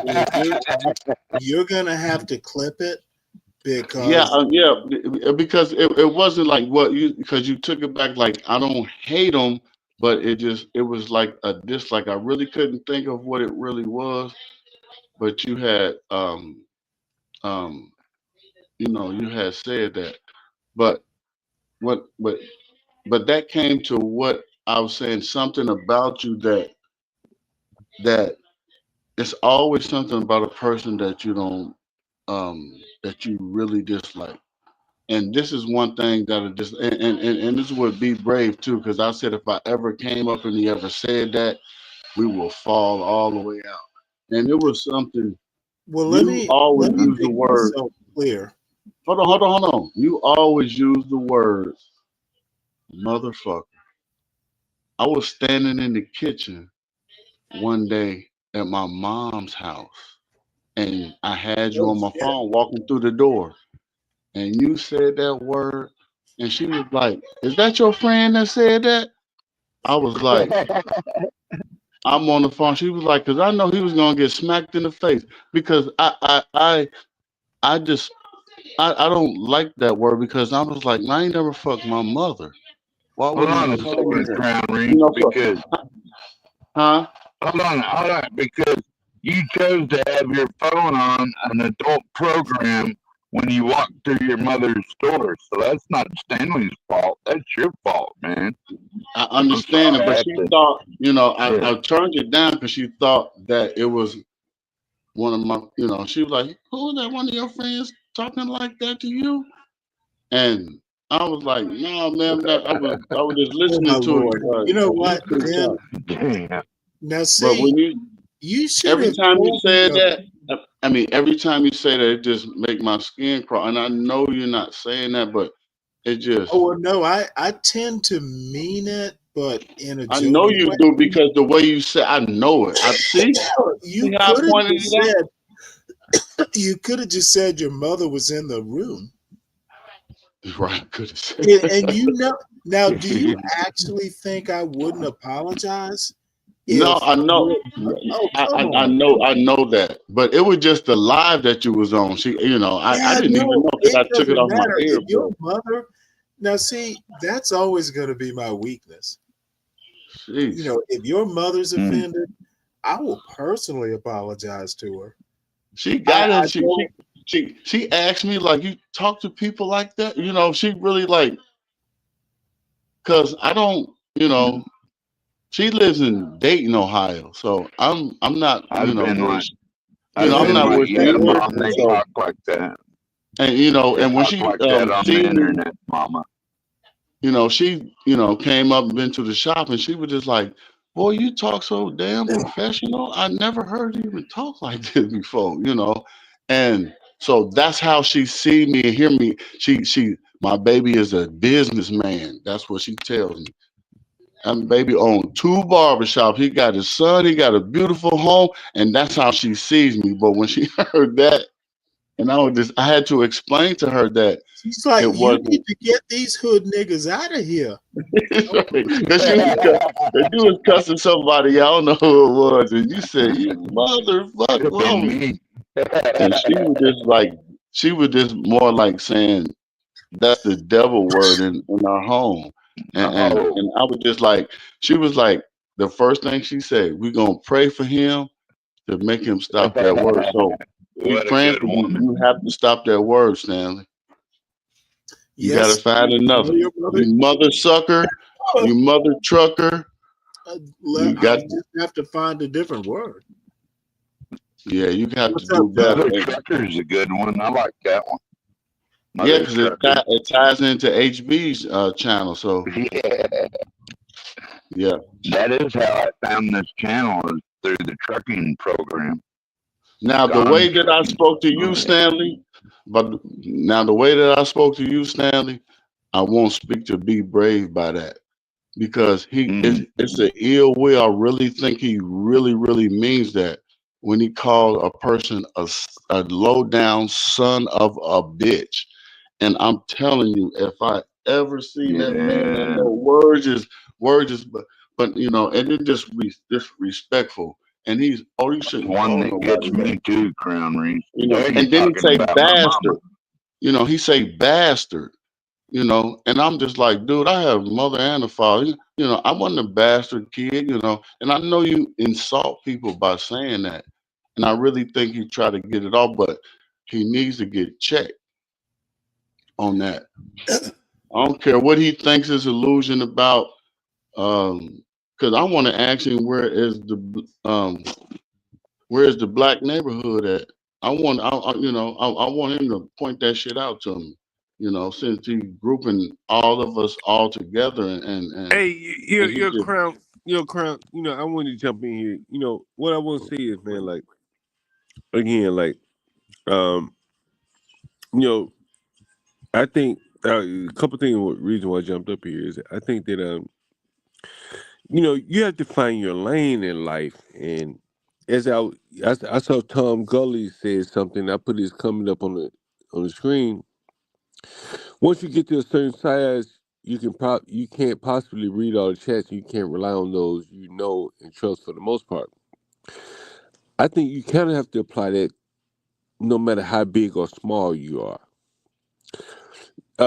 Tom also said you should. I think it was Tom that said you have to kind of look at the chat to you know accentuate your show as opposed to finding ways to more or less detract from your show.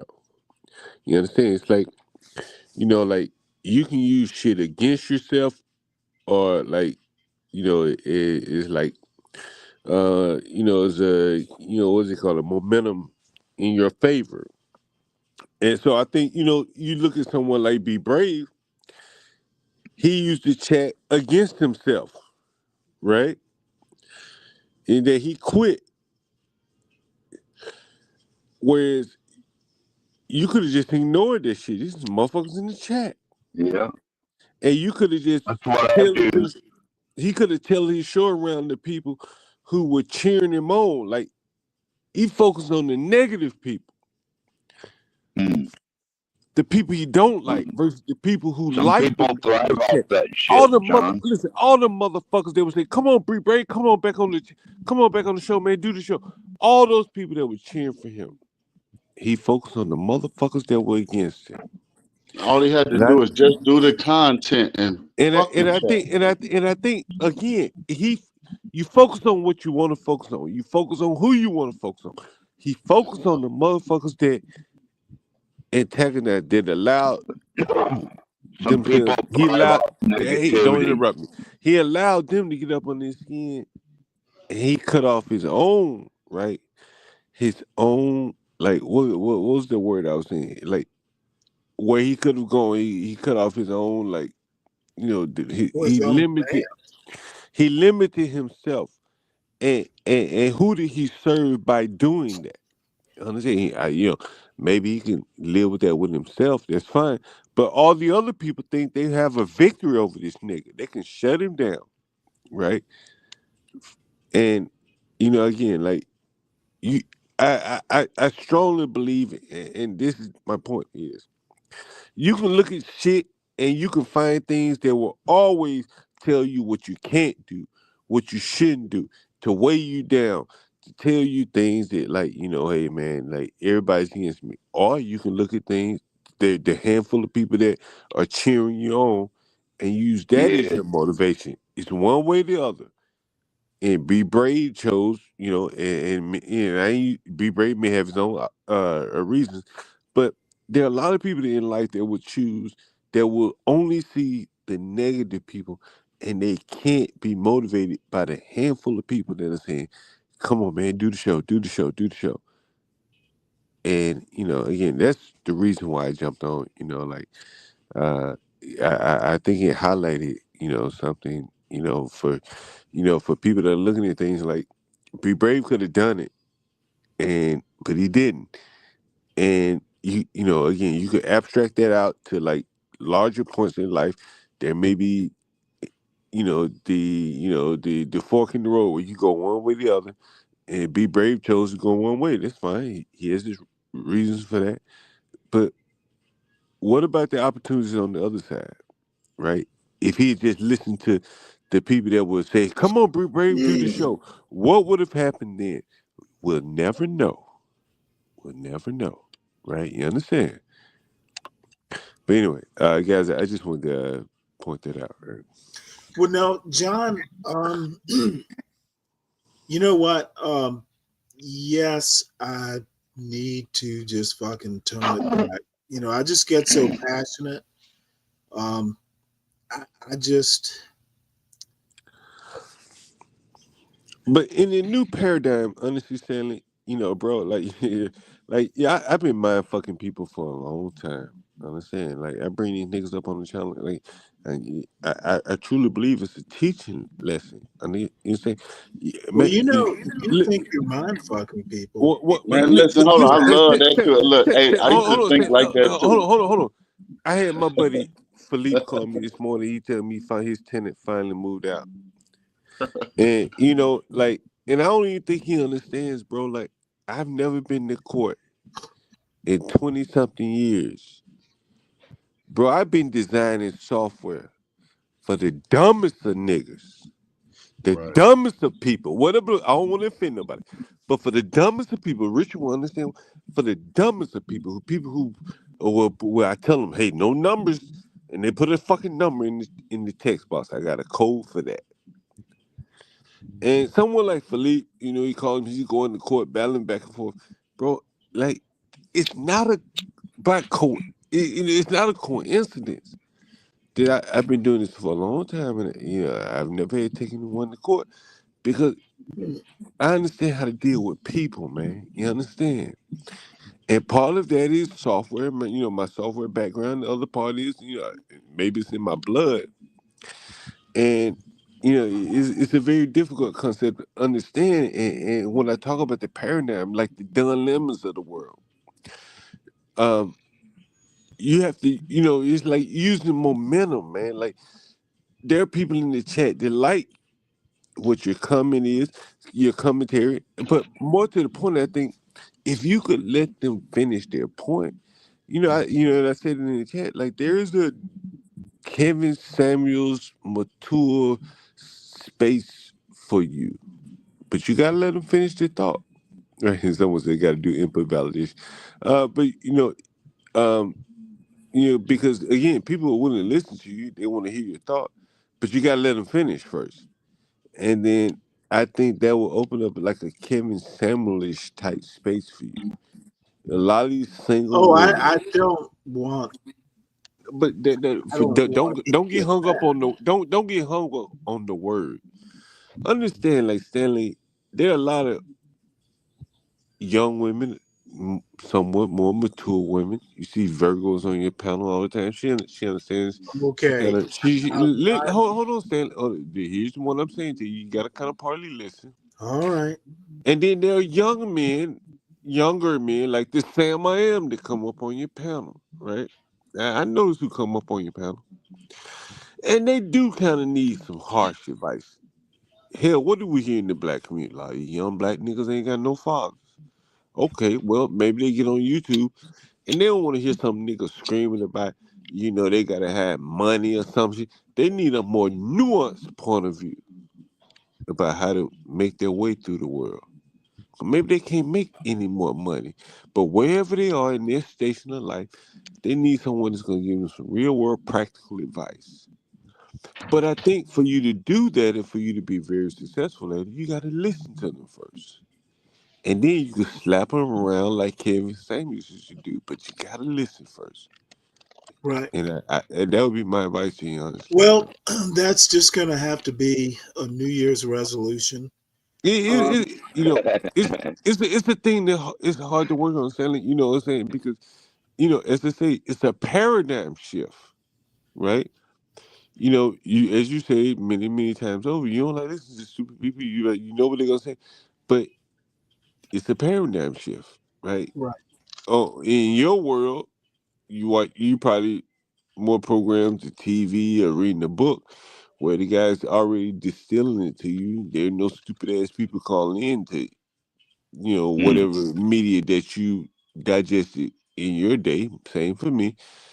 But in this day and age, you got niggas like that want to troll you in the audience. You can't let them shut you down, right? Well, Let you stop. it's funny. So many trolls have become good-natured trolls. And that's what I'm saying. That is my point. If you make your point consistently long enough, the niggas will come around. Crown Reese been up here for about 45 goddamn minutes. Like, he ain't arguing with you. And I would say, arguably, one could say that Crown Reese is giving you advice, No. right? What Well, Crown Reese told me is I horrified his mother. well, but Crown Reese also is saying that, he keep Now you I am on. totally But devastated.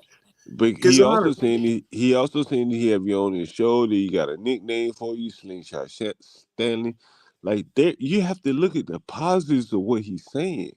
They've Right. nicknamed you, and I know you don't like business, but in business, right? It's not that Like, I don't like no, it. no, I forget don't about that. think Don't like worry a about that. business. Don't. I don't want to get off topic because I ain't gonna be here for long.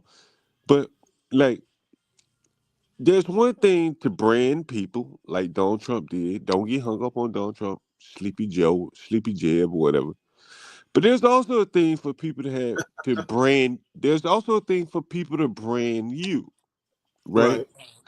They start putting a name on it. That's that nigga Sleepy, with Slingshot Stanley or something like that, right? Right. You understand? Because now they're starting to, put a brand to you. But you don't want to run those people off. And again, like people want, if they're listening to you, they want to hear your advice. They want to hear what you have to say. But then they also, and you've built up kind of a spicy brand. That's who you are. Maybe it's because of who you are. But I think, Spicy. don't get hung up on the word. But I think what would be most effective, honestly, is if you allow people to speak and then, put the slap down on them. That's more You know effective, what? I'm going to honestly. tell you a funny story. Years ago, I worked in a call center for about 3 months. And I had a supervisor go, Stanley, when you're doing these calls, you need to be busy. Literally, this woman let me do crossword puzzles while I was on the phone because she wanted to diffuse my focus on what people were saying. For some reason or another, I was able to sell more if I was paying less attention to them. You know, Stanley, you know, again, I've you know, never had a boss do that. Like, we want you to not concentrate on your job. you know, Stanley, you know, and again, anyone in the audience, you know, I ain't just talking to you, Stanley. You know, like again, you know, and I put it coming in the chat earlier, man, bro. Like, you know, one of my, you know, I'm all about solutions. Honestly, you know, I couldn't do what a lot of these other people do, bro. Yeah, you hear me talk about this money through Saturday prosperity preachers, and you know, that it just ain't my modus operandi. And so one of the things, you know, I would like to point out uh, is how many of you people have heard that that stream where that nigga was cursing at me, the pedo nigga cursing at me, Yeah, I heard. motherfucker, right? You understand? Yeah, I heard. And what did I say? I say anything to that nigga? Nah, you was chilling. Chilling. What I kept doing, man, nigga, I'm there to put a bed together. Nigga, run your mouth, nigga. Right. Yeah. Yeah. I'm here to put a bed together, right, nigga? Like, I ain't paying these niggas no mind, bro. Like, I'm just trying to handle my business. And then, fucking, he acting a monkey and end up getting used for content. I could show it to you guys. Look how these motherfuckers be behaving. And I think, honestly, you know what I'm saying? Like, you sent a son off to Georgia Tech. A lot of people would be very interested in hearing that story. You know how many parents, you know how many motherfuckers out here that would love to send their son off to Georgia Tech, and that's a very broad audience. And there are a lot of women up here John, that, I don't know how I did it. I just did what I had to do. well, but you know, but whatever the case, there's some nuances there.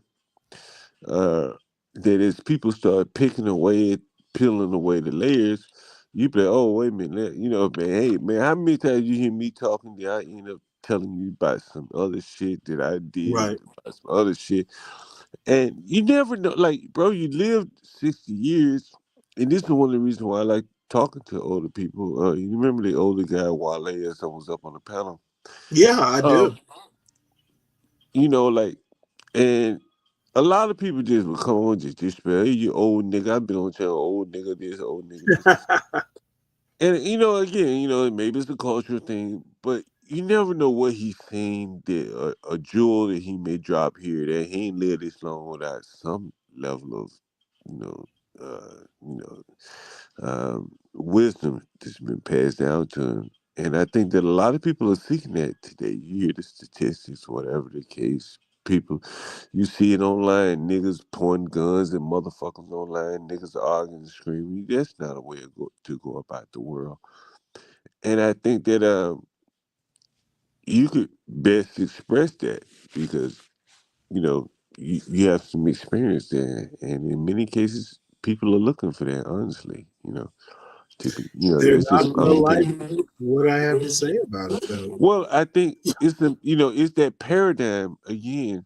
Like, bro, like, again, look at how that fuck nigga was screaming at me, bro. Yeah, but John, It's a hard paradigm. John, may I offer some reverse constructive advice? Yeah. They were outmatched. You're making it, you were the giant, or you were the big fish in their small pond. But I've had So to say, why are I've been you in, giving them this sort of but it's been the same way in software, Stanley. You know, you know, I was telling you about, okay? like, you I know, like, just think you were bigger than them. no. There have been cases where even in software, No, right? they are 300. What was there? What? 300 what? 300 in an audience is not big, maybe compared to us, but no, well, 300. What are you talking about? 300 what? 300 what? I thought you were talking about their chat having 300 people in it. Oh Maybe no, I'm I moved on from. No, I moved on from there. No, okay. I was just saying. My No, I bad. was just saying. Yeah, I kind of lost my thought. But I just think that again, like I forget where I was going with this. What did you say? Maybe you can jog my memory here. Well, no, I thought you were You obsessing telling over the preacher on the panel. Someone else was talking to. Was that Crown? What you say, Crown? Yeah, I was just saying that he was basically in layman's terms is like telling, Like yeah. man, like I had a nigga call in, bro. You know what I'm saying? My cousin, nigga I grew up with, he come up here every time, every now and then. Yeah, I heard And him he too. be like, you heard niggas say, like, like John, don't be fucking with the tenants. You know what I'm saying? And I'm getting somewhere with this. And then, you hear other people. I've had some of my tenants call in and be like, yo, nigga John play it straight. And even the niggas that I've thrown out, bro, on their ass, some of them, the niggas is honest. They say, you know what, that nigga John plays straight with me, even though he put me out on my ass. You heard a nigga that used to rent from me that later went on to buy his own property. That nigga John, like, he nigga play it straight. Because again, like, you gotta listen to these people. You understand? Like, a lot of time, man, and what I've realized, a lot of times niggas just want to get it out. And when I say niggas, I just say people in general. They just want to get it out.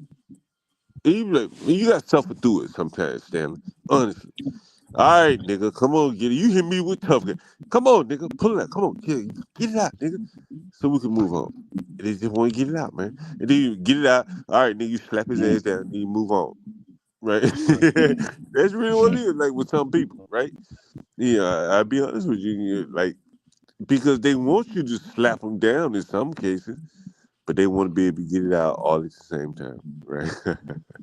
That's why I say let It's that everybody nuance, speak. Stanley. That's why I say let everybody speak, Stanley, and then slap the shit out of them when they get done talking. Because again, they're not here to not hear you, Right. but they also want to hear their voice heard so that they can hear you fully fleshed. All right. Right? And I'm telling you, like, there's a lane for you. In my opinion, it may not work. A lot Oh, of I things don't are tried. care. But The I thing do. is I don't But I do. Stanley got a demand. lane. Stanley got But a lane. He but got a you do hear. lane. But What you I'm do. trying to But say is, like you often say, John, and so eloquently, by the way, it's a labor of love. but you do. Like, nothing for I nothing, don't right? have to do this. No, it's true. But nothing for nothing, right? Right. And I think about this all the time. Like, I wish I were up on the screen now. I have my soundboard. Uh, there is something, like, you know, yeah, people say, well, but you drink and smoke on the Oh, channel, fuck that. Fuck them. but that nigga that said, man, it's a blessing, right? Like, that outweighs or will overshadow a lot of the drinking and smoking that I've done. If my children ever see that, and I think for you, the same thing is that, like, the advice that you're able to give that they got your child to Georgia Tech. Your son may one day listen back at these things 20, 30 years from now and say, listen, my dad giving these niggas all the game that I was so fortunate to grow up with. You understand? And you don't know what that would be like to him to But see, let me, yeah. Mm. I'm going to have to say something. In some ways, this channel has kind of broadened my perspectives because I'm going to be honest with you. Some of this stuff, it's like, you don't know this. There was something, like you asked me last night, when was the Civil War? I'm like, What? Well, I'm speaking No, rhetorically. how Well, do you argue reparations well, if you don't know when the Civil War well, was? well,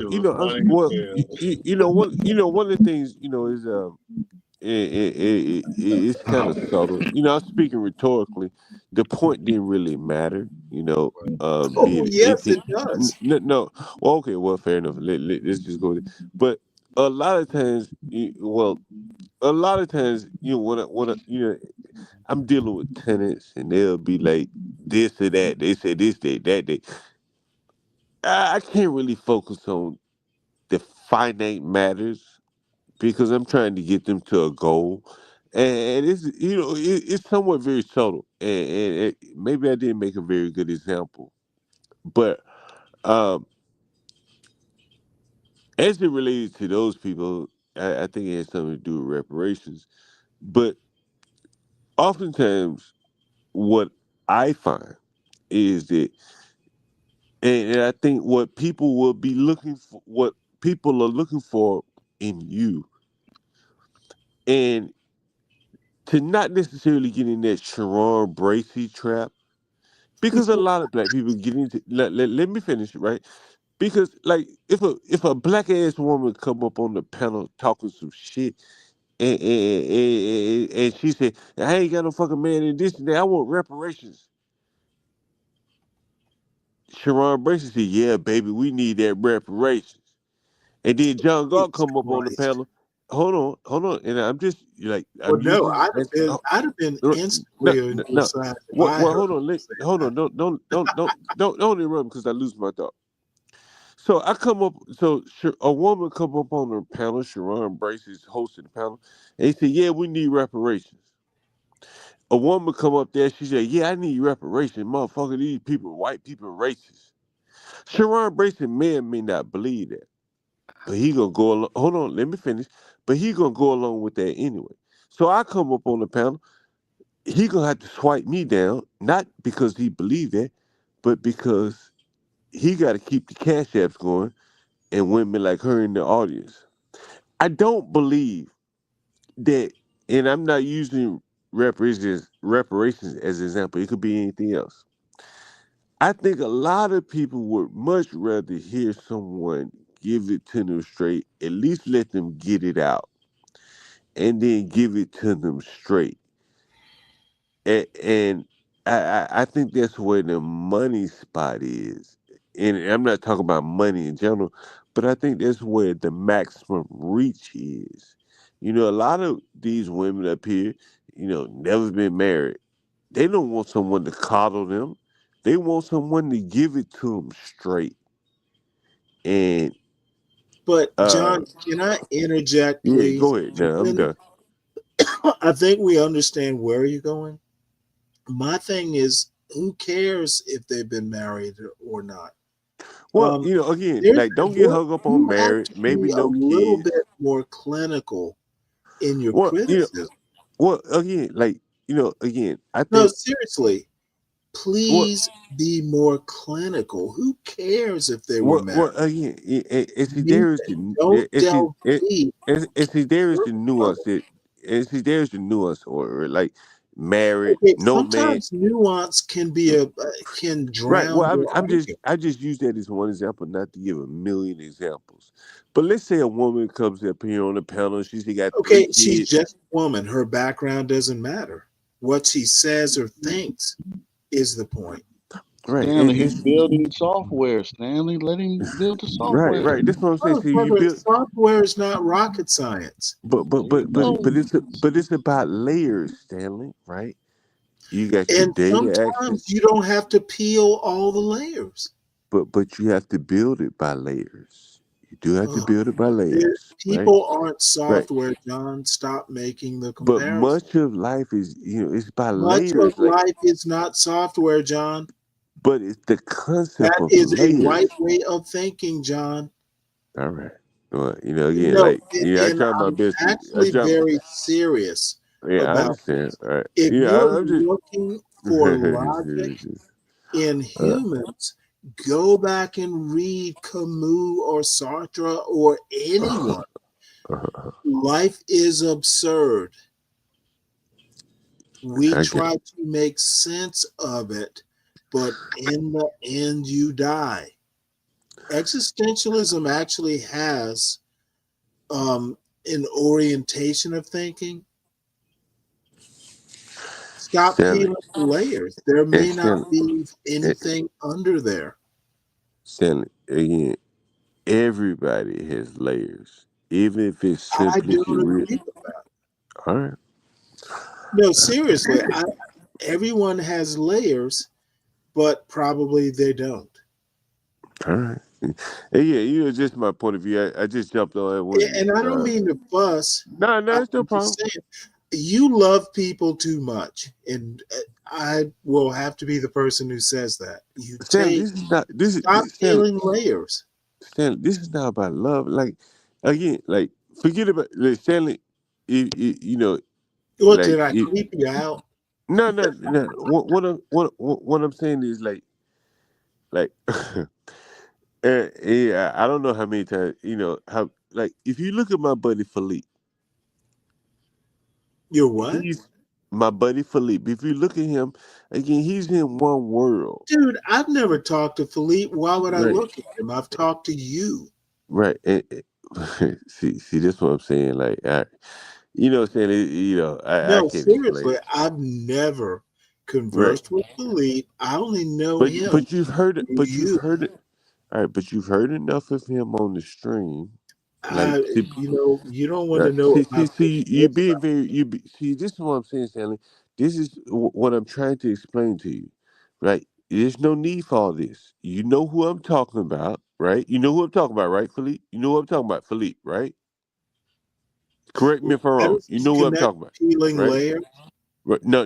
I'm saying, do you know who I'm referring to when I say Philippe? I do. Okay. So now, from that standpoint, we should be able to get into the conversation about Philippe without this tit for tat. Okay, you So want to do this weird software no, thing? well, no, this is not. This is about conversation. You Hmm. understand? And so you already know who Philippe is, right? And so when I'm Is explaining, Philippe your see, there you go. inherited class? No, see, there you go. So you got to do all this, right? See, I'm trying. All right, I'm trying to explain something to you, but you All want to right, go off on a I'm tangent, sorry. right? And so you know who Philippe is. So this, the what I'm trying to explain to you is Philippe doesn't really understand. He's good with books. He's a very, very intelligent guy. But the things that I showed you on the stream, we would listen to his court case. Bro, those things have never happened to me in 20 years. And it's not by happenstance. It's because he goes by the book and he's very there's no nuance to him in these matters. And that is what I think hosting a panel on social media, there's a lot of nuance. You know, like all these like look at Tough Guy. Do you think I enjoy talking to fucking Tough Guy? But you never seen me overreact, cut him out, let the nigga talk to the best of my ability. Come on, Well, come on. actually, he's a good guy. I ever say he's bad? But I'm just saying, he's like, I don't want to hear no pimping shit. And I try to massage him. Come on, guy, get Dude, along, the get this. dude, But you, John, but you understand what I'm saying? Like he would never right, know, right? Like he'll come up when I'm on the panel, right. even though I like just to think about the way I talk to where come on man, I don't want to hear nobody no But pimping and shit, let me right? just take Tough Guy's side for a minute. He donated two of his compositions That's a to beautiful the thing. camp. Just imagine if I was a rude ass nigga, the Tough Guy. Well, you If I were. said, but but but You're a but rude ass nigga sometimes, but it's a nuance, especially the Tough Guy. but Stanley, but it's a nuanced way. No one up here would say, I just been like No, this no, ugly you're right. rude to right. You're right. Understand? You're right. Like again. This is how I can't explain anymore. Than Tough Guy would be a good example. That like it's an element of nuance to being able to deal with people. You know, because tough guys, the kind of nigga would be my tenant. You heard me call that nigga that was late on the rant. What did he say? You know, like, did I jump down that nigga Oh throat? And I no, did. you know what? You didn't, and I like the way you handled that. Quite. That's what I'm talking about. That's the shit that it really, you know, like that. Now, see, That. I would have been different if you were back. You were literally. I would have been a little miffed. What? But part of what I'm trying to. But you, no, John, perfect the way you handled it. This is you have my admiration. But the reason why I do these things, right, is that this is not just about collecting rent. Understand? Like, this could be in corporate America. A nigga late on his deadline. You can't just jump down his door. That nigga might quit. He's skilled enough to go get another job. I told you. Yeah, One of but the best. I also heard why you gave him a break. He's been with you a while. That's right. And again, I told you, I got and that I part. told you, and again, I told you, but there's more to it. There's more to it. But I told you also about the software developer that I work with, right? That would come in with cut off shorts in a government building, Department of Justice. And the manager, the guy, that a very good friend of mine, he recognized that he was a better software developer than me. He had to keep him in the fold. And there are different rules for different people. As Jimmy Johnson said it, he said, you know, basically there are rules for stars and there are rules for regular people. And to balance that, that white boy that I had worked for me that you saw in the garage, and I had a white guy that worked for me on the other side of town. They were two distinctly different people, and to manage those two different people, one very talented, one not. It's nuance and the ability to manage. And these was just two people. I can't imagine doing it with 100 people. But the difference in the personalities and how to deal with different people, you know, and in almost every case, you have to let the niggas get their piece out. It is what it is. You know what, John? Everybody I want to get their piece swear out. I'm gonna fucking have to come up with some mnemonic or something to hear people out. I see patterns. Most people are not original thinkers. Stanley, but what I'm saying to you on YouTube. No, I'm hearing you. I'm saying I'm not right away. Let me give you an example. What I mean, you see me up here, like you see me up here sometimes. I'll play the same shit that maybe I played in the earlier stream. Maybe I played yesterday. You watch CNN, and I if you don't watch CNN, watch any of oh that. no, forget it. Don't get caught up in you. I'm saying Gotcha. in general, someone could watch CNN for an hour or two, and they made it hear the same story 3 times in an hour. In other words, my point is that people want to be able to get it out or hear it out, and then the value comes in your response to it. But if you don't let them get it out, then your value, while you're up here, becomes somewhat diminished because you didn't get to fully respond to what they were or about to say or what they were going to say because they didn't get to fit. I'm just telling you, it's like a different paradigm, honestly. You can know where they're going. But again, like the 20 people that are here tonight may be a different 20 people that are here in 15 minutes. You And they know, want to, oddly enough, not so much. hold on. Let me finish. So when you look at that number, right? You said, well, damn, it's 20 people here.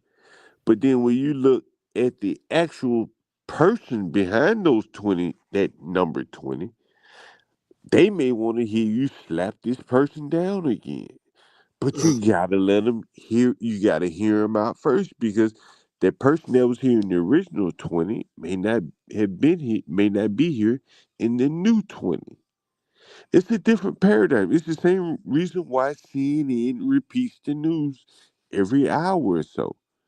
Well, Because the let person, me go ahead. offer a counter to that, at least a partial counter, because I think you offer good advice.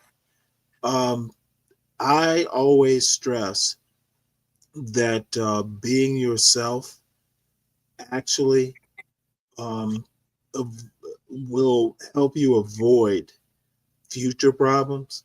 And,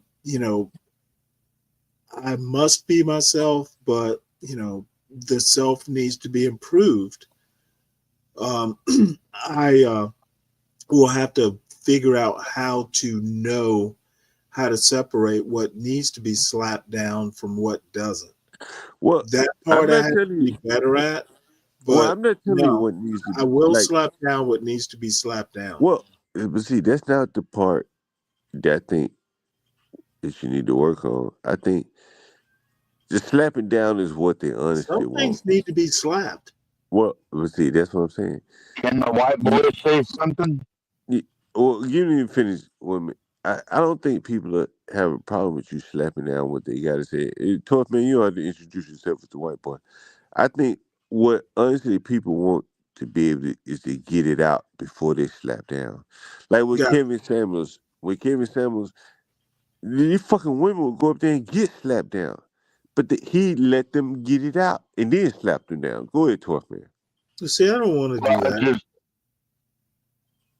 I was going to say that it's been a great lesson on panel ethics and all that, but sometimes people need to be slapped down. Like they come up here and they're like inward, inward, inward, and they're doing all kinds of weird shit noises in the background. Like Stanley gives them a chance. Like if it was me, they would just be automatically out and that's it. They're never coming back because they're banned from the panel, right? So I Wait, think hold it. We don't ban people. Stanley overall is doing a pretty good job.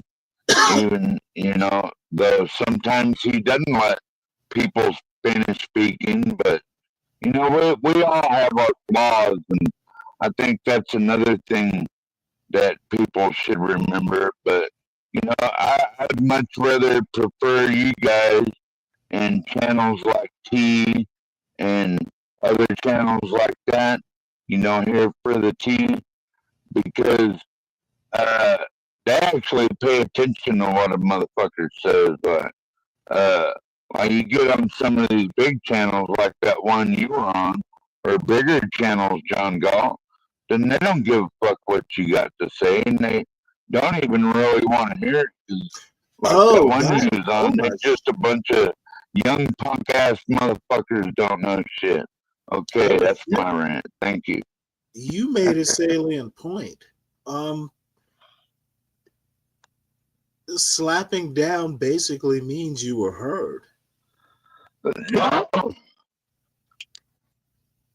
Interesting. Well, no, I don't know what you consider what's you the have to hear an definition for idea. slapping down.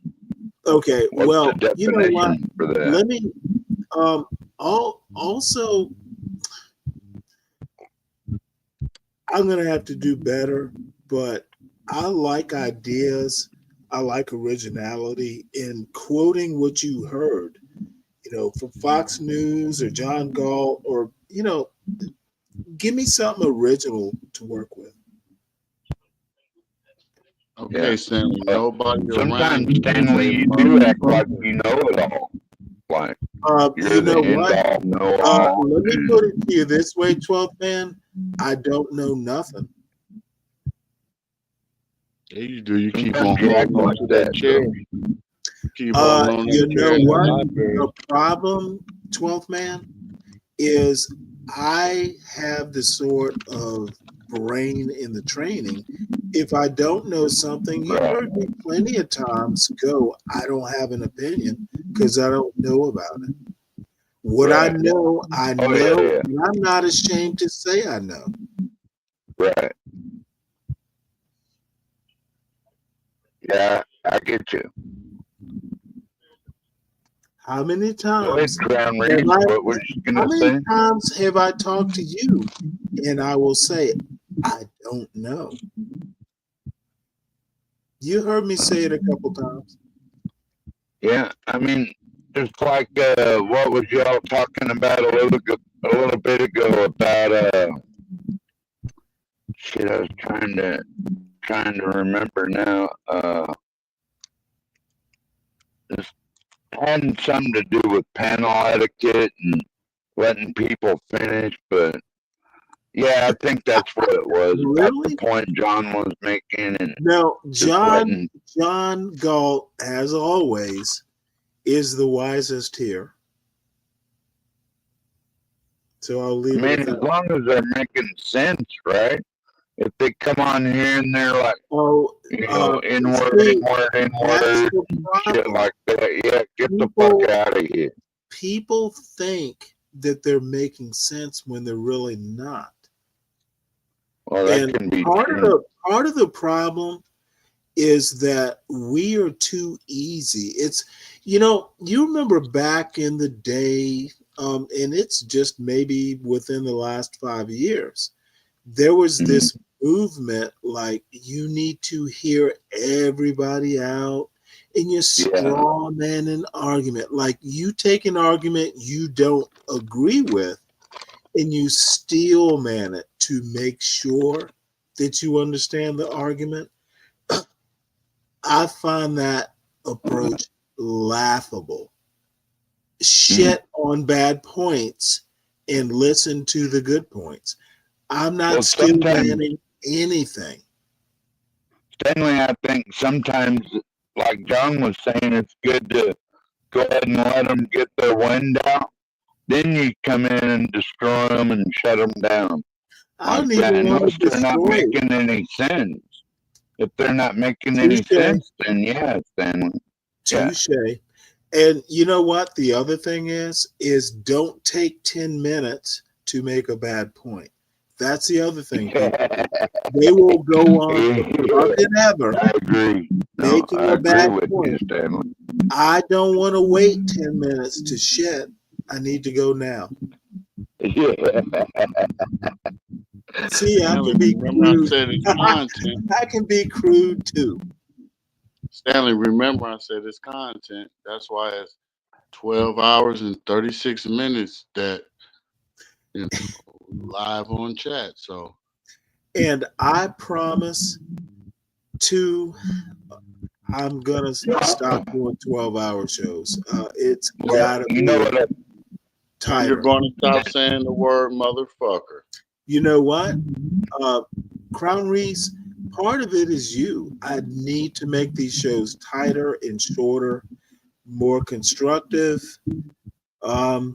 less time to say motherfucker. And Crown Reese, I'm going to ask you a personal favor. Please apologize to your mother. It troubles me. It honestly troubles me. Listen, you know them old folks is something else. No. Those old folks, yeah, those old folks raised us new folks. I'm horrified that your mother thinks less of me. Need more moms like yours, Crown Reese. That's for sure. That's what this country needs, man. Yeah, we got to keep the old people, man, because when they gone, man, it's gonna be a lonely world when the people who got sense gone. It's gonna be something different. And here comes the trolls. I'm trying to Palomino. This summertime too. I want to go up and in Carrollton and visit my father's. Motherfucker! If you're in Carroll County, you better visit. Yeah. Motherfucker, you're not coming to Carroll County, Georgia. You know what? It would be a privilege and honor. Come on now. Can I ask John a question? My son's been asked, my son, he wants to. You have a personal invitation. Please come, hang out with me. If my son's here, my father-in-law is here. Fucking dude, you gotta visit if you're in the county. Yeah. Yeah, I will do that. I promise you I will. Yeah, that'd be a thing to do because it really ain't shit there to do. So that'd be giving me something Shit, to do. there's fishing. I got a pond like a 10-minute walk away. Oh yeah, I think we got a couple of those down there. So yeah, I already know that's the first thing I'm going to do when I get there. Go say hi to the family and walk on and Hey, walk in the damn backwoods. The horrible barbecue up here because they can't barbecue. Oh, You got to go to Savannah to get good barbecue. I already know they burn up. Hey, Crown Ring. I wanted to wish you a happy birthday in case I don't see you on that day. Oh yeah, you will, cause I'm gonna go live. You're gonna see me up there. All right. I gotta go. Yeah, I gotta get Put I'm gonna your show link in the back chat. Okay, I will. Put your Yeah, link in the back chat. I'll make sure and follow you.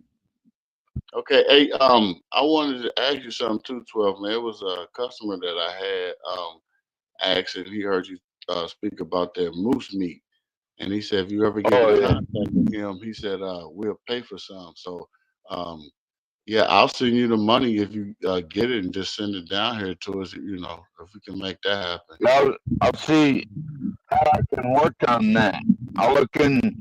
Maybe there's a outfitter here or somebody that does, like, because it'd have to be shipped frozen probably, and then what do you call that ice? That dry ice, yeah.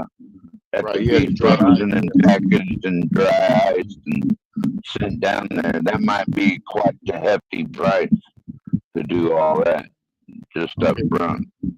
Yeah, well, whatever, you know, we'll pay for it, and you know, they ain't even a problem. We ain't even thinking about that, you know, because they was like, well, go ahead I'll see and what get I can come on up with. the grill. Yeah, we'll link up with that. Yeah, You're at crownreese at Gmail, right? So I could just talk to you there too. All right. Yeah, you can pop it into there.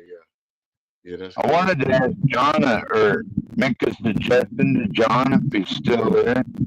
Like, if you wanted to keep or maybe get Stanley's input also, and are you also a Crown Reef? Like, maybe you could have different people. Like, if you wanted to keep doing the 24-hour thing, maybe bring in a couple of more people that you know you can trust, and say, okay, I'm gonna run it this 4 hours, then Stanley come on the next 4 hours, and then HP come on the next 4.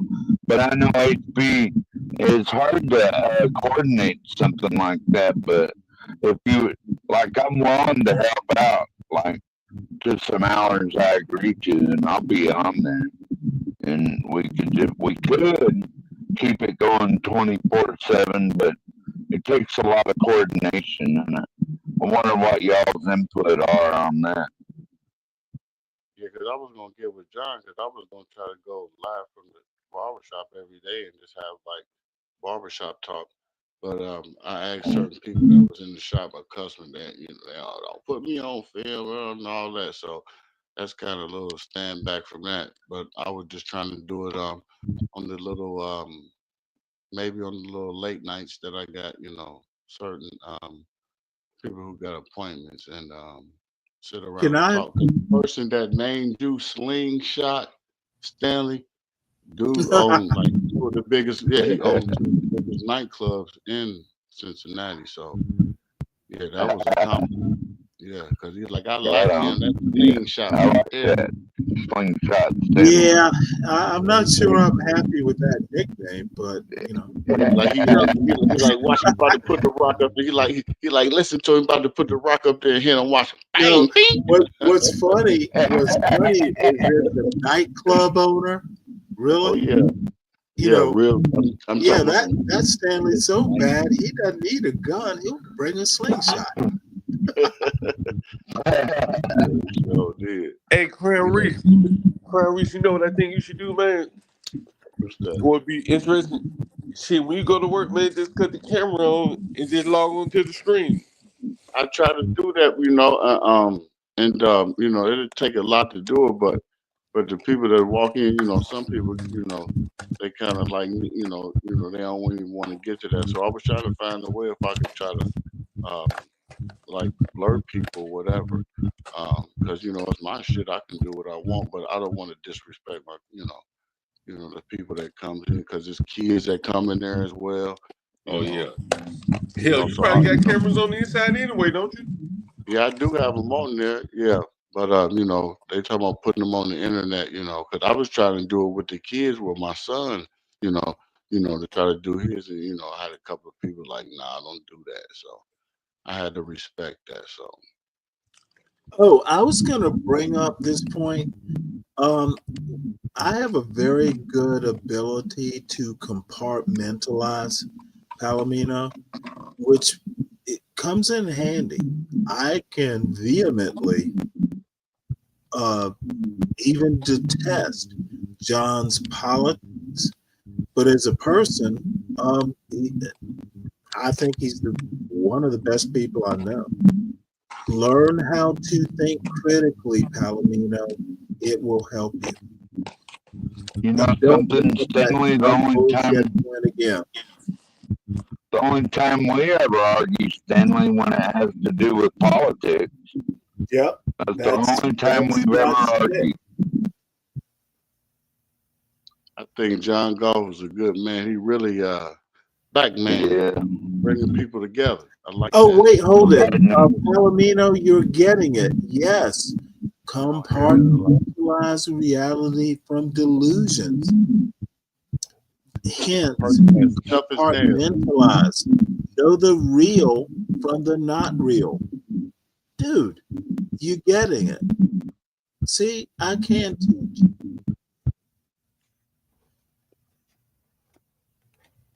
John Galt is good, man. Look at the service he provides. Some of these people don't even deserve a place to live, yet he'll rent them a place to live, even if they don't deserve it.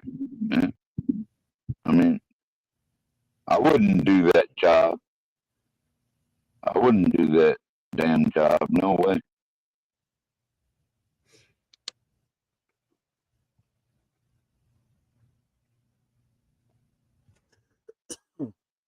Oh, let's see. I see American Stain is in the is in the chat. Who? Now see, Richard, you'll love this. I put a lure into the river of the chat, and I'm gonna get an American man on the hook. Oh man. Come on, Stanley. Let's see if we can reel him up to the panel. I love illusions and metaphors. Let's see. I'm going to put a worm down there, or maybe a night crawler, for an American man to be hooked and reeled up to the panel.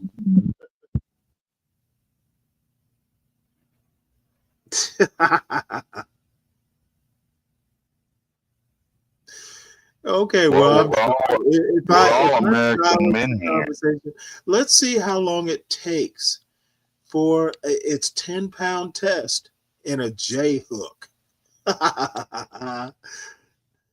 10-pound test in the J hook. I'm using, and Richard's gonna look down on me for this, but I love Abu Garcia bait casters. They're cheap, effective, but god damn it, they work when you need them. Shout out to Abu Garcia.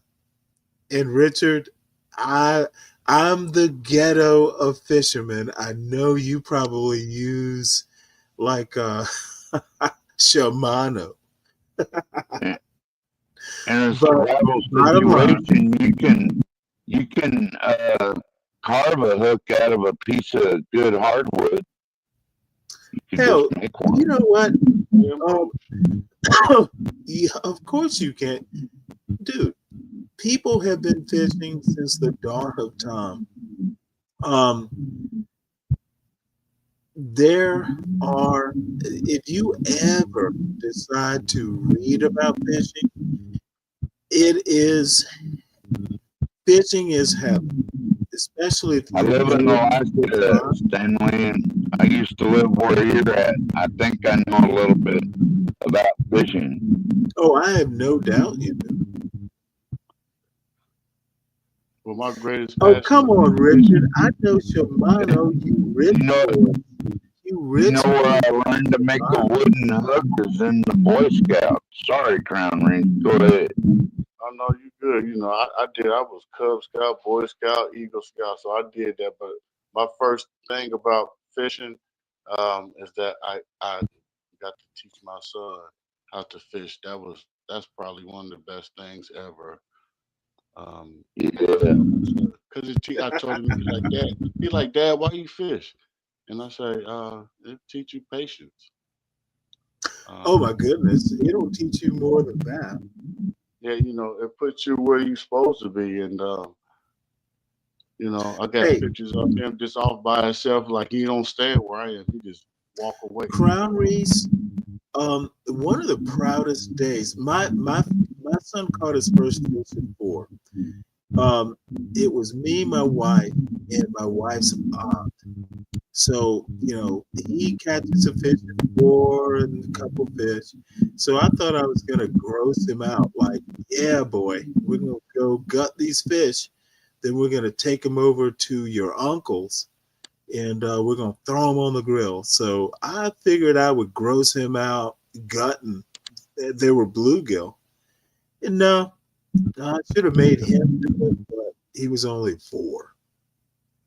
But the best part is he would ask me to go fishing. Daddy, you know, actually it was always Dad, you know, can we go fishing? So even better than that, he comes home from college. He says, Dad, I'm going fishing. We keep the fishing rods right behind the door, the front door. He's like, Dad, I'm going fishing. It's relaxation for this kid. He's learned how to fish, been doing it since he was 4. And first thing he wants to do is let's get out on the goddamn water. Let's not do classrooms. Let's not do anything. Let's get out into nature. He has a gaming computer. He has an Xbox. He has an iPhone. Motherfucker wants to go fishing. Fucking awesome. Fuck the technology. Leave your phone at home. Well, I don't know if he left his phone at home. Probably didn't. But he did get something. But no, the bottom line is in this technological world, he's going to an engineering school. The dude can catch fish. He has a place to go when it gets stressful. Find some water. People make good money sport fishing, you know. Stanley, just think if I had it all get over in the on a gig like that, just doing 1 hour fishing tournaments a week or something, traveling all over the South. That'd be the dream job for me. Just go around everywhere fishing and making a living at it. Dang. Well, Richard, me, his mother, my wife could fish too. So, shit. I remember one time I'm stringing her rod that we just bought, so I gave her mine. She's catching fish on my shit. We were still dating. You know, she's like pulling fish in. Stanley caught another one. And I'm trying to set her rod up. I should have. That's how I knew. But Tom, I've already bought another knife. I'll never get that goddamn knife back. So I have so many knives, I don't know what to do with them all.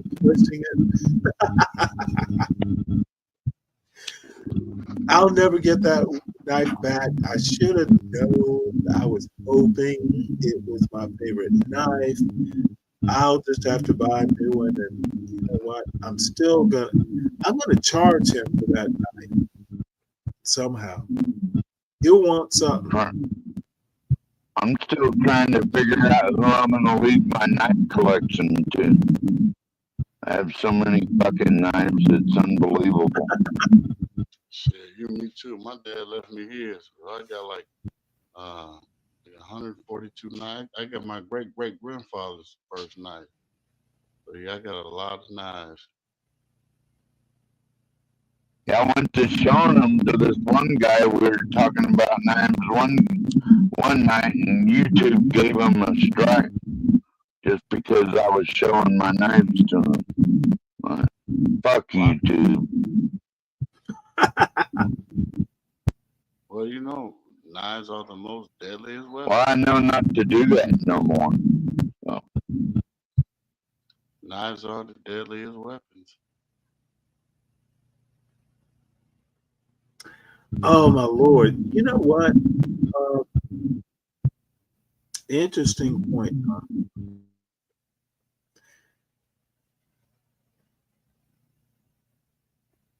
Well, someone from the chat should come up and make a fourth. Yeah. I was hoping Virgo would. Yeah, that would be a nice surprise. I haven't talked to Ebony in a while. The best woman of all, Portia. But she may be busy. So. The number one, Portia. She's helped me a lot to try to get Sam Fisher to the finals, by the way, Stanley. So is this channel and lots of other channels across YouTube, but I don't think he's going to win. Why not? He's in 11th place, and there's still 2 more phases to go, and he's in 11th place in the current phase. So, well, he's up against a lot of big dogs. Don't give up. There's a little dog in there that's number 1 right now, but that is a cute fucking dog. I almost voted for it, but I can't do it because I'm on Team Stan Fisher. You know, that it was fun while it lasted. And someone who we also know, who I'm not going to mention his name, from this channel, donated 900 votes. And I feel bad now because I promoted Sam Fisher, and he's probably never going to see that $900 again. You know, I don't know, maybe I felt for something too, but I don't think it's a scam, but I think it's about how many friends with money that you really know, you know, like family, friends, whatever. And if they got more money than your dog, or you, or the people you know, then you're probably not going to win. Gotcha.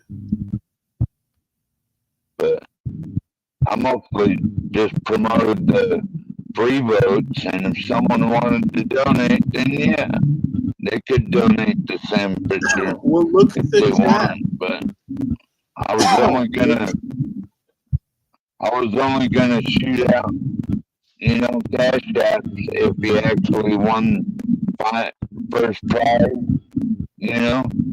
But I don't think he's gonna make it because there's a lot of people out there with a lot of money with cute little dogs that got a hell of a lot more money than me or anyone I know. You know what I'm saying, Stanley? I do. Yeah. I don't know if you want to call that a scam or not, but I mean, I don't know enough about it. I just did, you know, when you said vote for Sam Fisher, I voted for Sam Fisher. That didn't collect your data really or anything like that. Just You know, you got to verify who you are through Facebook, blah, blah, blah. But it doesn't collect your information or any shit like that. So. Oh, Tom Gully, Bill Dance, not Orlando Fisher. Bill Dance. What do you say, Stanley? Comment that Tom Gully made. Yeah, we put them up there every now and then I could read them. Oh, okay. So I was hoping Virgo would You're hop the up. host. You should know that. Yeah, well, you know. Bill Dance is dude, even you can't hate Bill Dance. I kind of grew up, you know, Richard, you're a bit young, but back when I was a kid, like, you know, there were fishing shows everywhere. There still are if you go look for them. Fishing is just the shit. And more people should do it, or less people. Badass, what's up? Yeah, Bill Dance, Tennessee. Yep.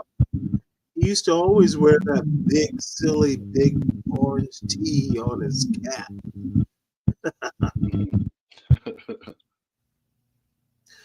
Oh, my darling American man, are you the troll of the channel?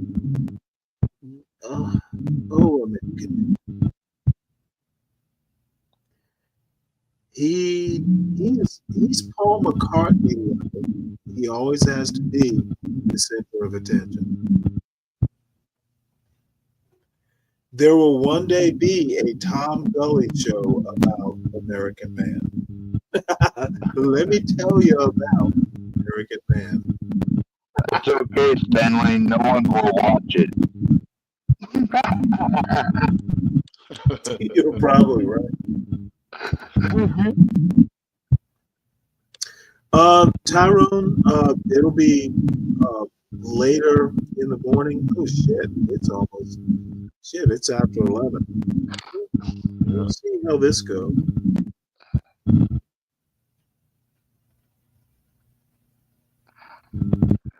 Oh really? Oh wait, hold it. You got a Bill Dance signature. Nice. We'll start another show, Stanley. Oh, y'all don't remember Crown Reese? You might be old enough to remember Bill Dance. He was like that fishing show on Saturday morning. Oh yeah.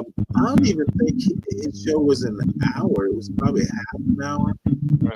He used to, like, every time he hit a bass, he would act like it was some huge struggle. Right, yeah. Where's all that feedback coming from? Is that Crown Ring? Don't know that it's me. Oh, that sounds much better. Could be me, but hopefully not. It just got better. Sounds good now. But for the past 15, 20 minutes, there's a lot of feedback. I could hear. Oh well. Maybe you guys didn't hear it. Whatever. Yeah. So anyway, what's anything interesting happening? Folks from the chat, I will drop the link. Come on up and let's just bullshit. Fritter the hours away.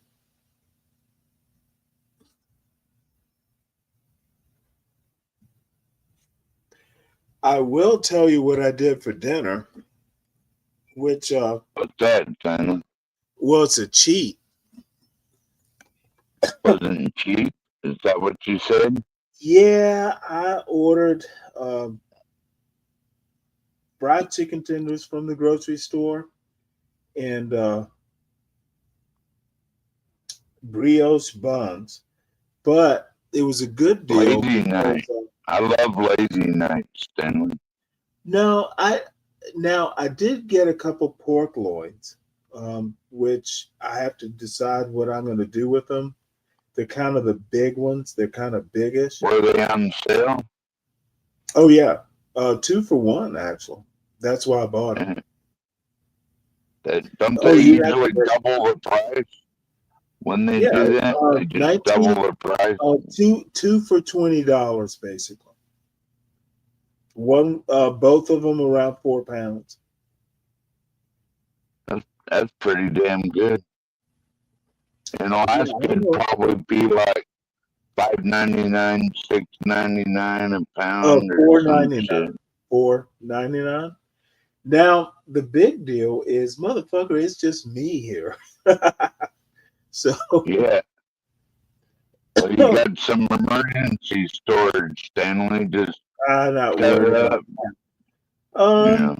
Bottom line is, when you have an empty nest, you have to find things to do.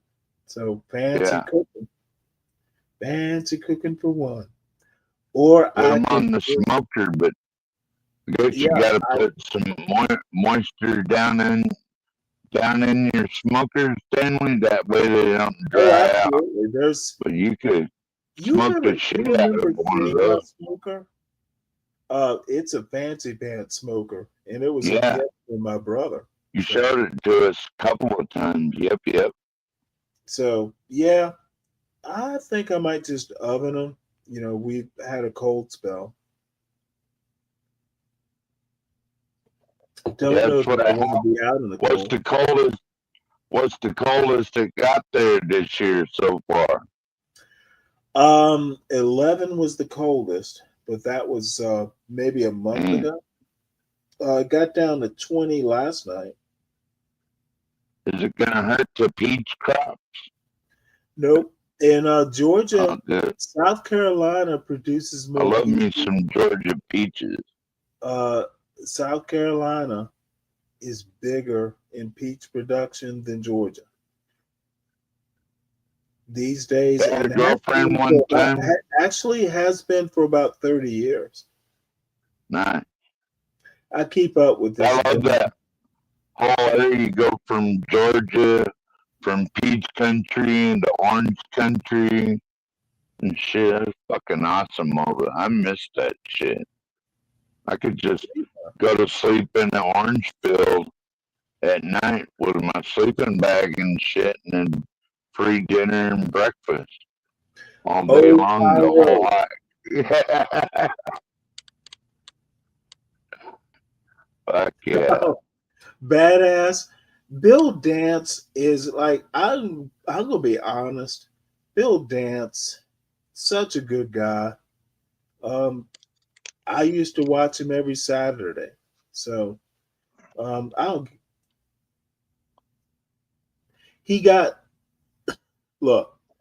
caught a catfish at 6 with my grandfather and my grandmother. Big ass catfish. It was like 6 pounds.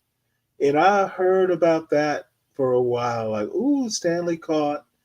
I remember my grandfather. I'm like, well, granddad, no, I actually remember this. So it's a Zebco and a rod and reel. So I'm like, granddaddy, I need help. And you know what my grandfather said? Get that goddamn fish in here, boy. He's not gonna help me. He said it with a smile on his face.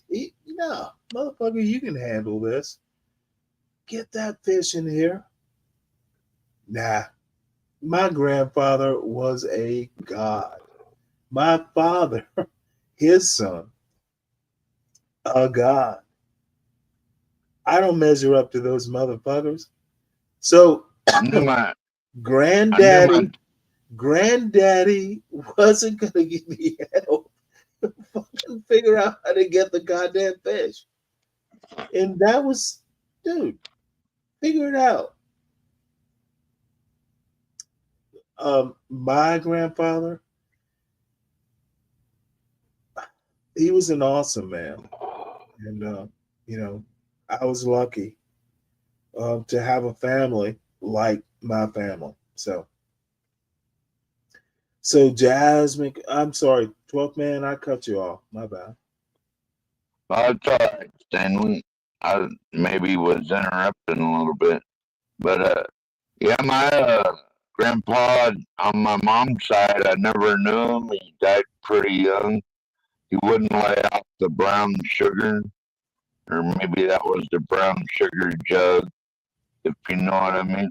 But back in they lived through the Great Depression and the Dust Bowl days, and worked the rice fields. It was like they helped develop bringing rice to America. Yeah, they were just workers, but they were a part of all that. And so that, yeah, I never really got to know them other than what I've read and what ancestors told me. And on my dad's side, I got to know him a little bit, and he's one of those hell breathing fire Pentecostal preachers. And not a snake handler. Can't be Pentecostal without some snake handler. No, that's actually a small percentage. That's I know, but they did. You know, they spoke in tongues and they'd run around all over on Sunday and dance around the whole place. And I was watching this one lady when I was a little kid. I still remember this like I was yesterday, and she was all running around screaming hallelujah, blah blah blah blah. And I don't mean to I'm not like doing that to the Holy Ghost, because I think that's more what they were probably doing.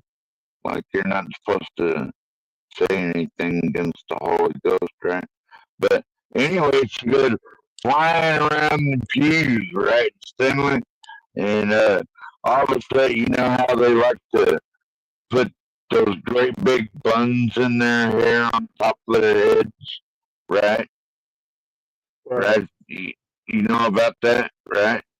And so, yeah, they grow that hair down past their ass and all the way down to their knees and almost to their feet. So, but when some of them go to church, especially some of the older women, they put it in that great big pile bun up top of their head like that. And there's one older lady that was losing her hair, but she still had a lot of hair, right? What she did was stuff newspaper clippings up in there to make it look like a bigger bun, so when she come flying around the pews, her hair bun came loose and all that confetti just went everywhere, man. Hey, it's still one of the funniest fucking things I've ever seen in my life, man. I was sitting there laughing, and my dad's like, knock that crap out, you know what I mean? I wish I had a popcorn when that happened. Tyrone, hit the link, man. Let's talk about Jasmine Crockett, who I would marry in a heartbeat, with certain precautions. In the $5,000 Trump is talking about, I think that is appeasing the masses. I think it's a bad idea, Stanley. It's going to be inflationary. Put it toward the debt. We don't need checks, more checks, or whatever. I do. Well, that's what caused inflation in the first place, isn't it? Government handing out all that goddamn money. So, actually, now that you want to go into, what do you think about what is the government's role, 12th man? Just what the government do? You know, protect the highways and byways and the homeland. Just basic shit, you know. Basic shit is rather so.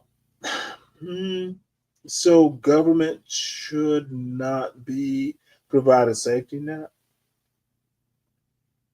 Well, no, I think that we kind of need to do that because not everybody's going to have people that care for them and all that when they get too old to take care of themselves. So I'm definite believer in Social Security, but it's been abused Okay, way I'm too not. long. Like, Social Security is not the safety net I'm thinking about. Social Security well, isn't necessarily a safety net. I thought you were talking about people who had nothing else, and they're old and I'm disabled. talking about, They need an income, you know. well, I'm thinking about things like EBT, like single motherhood. What is government and what should it do? You know what I would do for anyone that lived in an area that can do it with EBT is all they can buy is seeds and maybe some fertilizer, and water, and shit like that, or something. So They that would could be be your growing it. EBT? Yeah, in places where it's allowed, where places it's not practical or allowed, then So just all keep it you as it do is. is give a single mother and her child who's been abandoned seeds and a water can. Well, I remember when my Okay, don't do dad that. was. I see I the remember. pattern developing. No, How about hold you on, actually hold on. answer my question? I am Okay. when my dad was away in the military. No. Me and my mom No. planted a You garden. don't actually answer questions objectively by giving your personal experience. That's not Well, how that's you all write I your have to statement. know about, right? What do you? What else? What Okay. else are you gonna go off of except for what you've already been through? Come on, man. No, I think I get your point.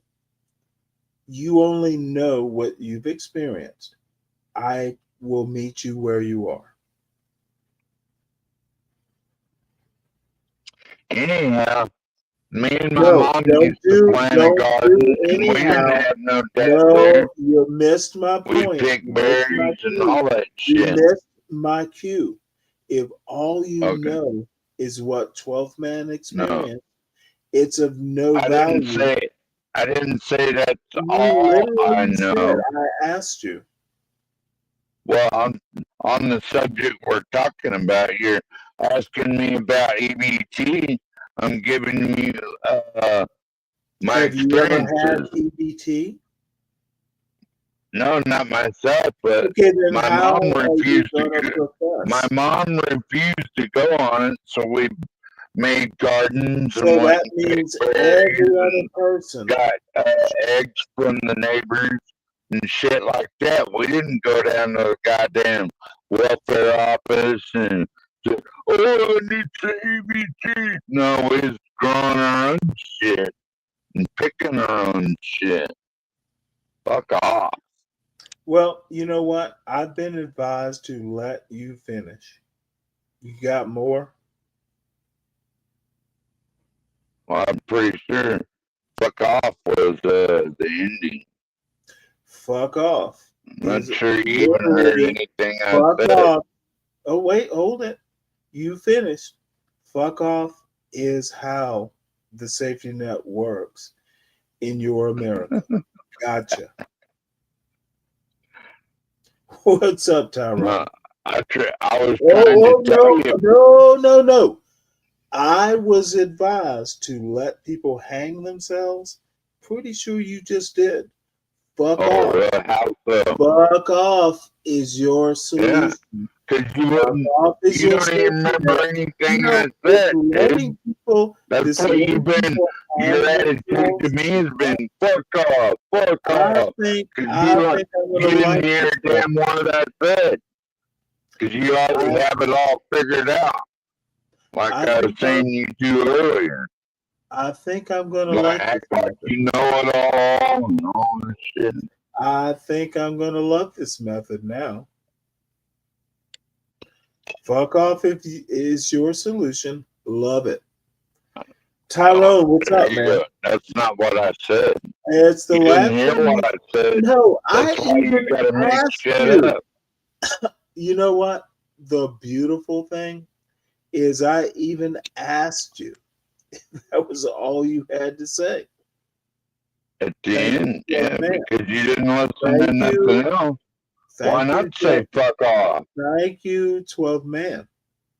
Tyrone. You didn't hear anything else, right? Nope. So you had no argument. Nope. You're just, some woman and her kid was abandoned and they couldn't grow a garden in the country. Fuck off. That's right. Who knew people could be hung a second time? Tyrone. Living in the country and ain't got a job, grow a goddamn garden. Okay. Will you let Tyrone? Sorry, Tyrone. What's going on, Stanley? 12th man. Everybody in the chat. Crown Reese is here. Crown Reese is muted. Well, Crown what's going on, Stanley? You asked the question to 12th man. What up, though? Your question was, what do we think the role of the government is in American people's lives? I'm very interested to hear your thoughts. I don't think the government should play a role. I think everybody should be able to do what they have to do what they have to do for themselves. Gotcha. And make it on their own. That's how I feel about it. Yeah. Now I'm going to ask you a series of very good questions.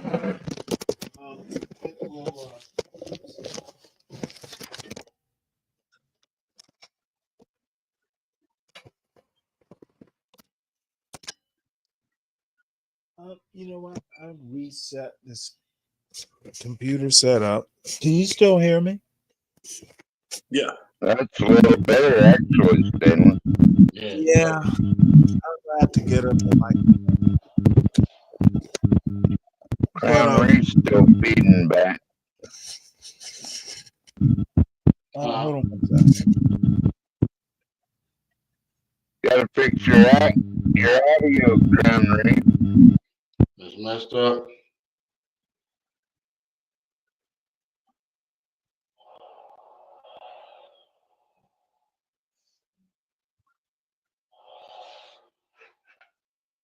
Somebody's sleeping.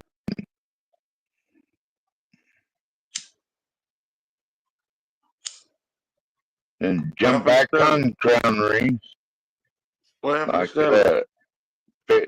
No, Stanley's still there. Crown Reese bounced. Probably maybe he'll come back if he fixes his audio. Can y'all hear me now? Couple of issues there. Give me one second. Talk to me about what you think government's role should be. And the reason I'm asking the question is Black people actually historically have a greater interest in a more intrusive government.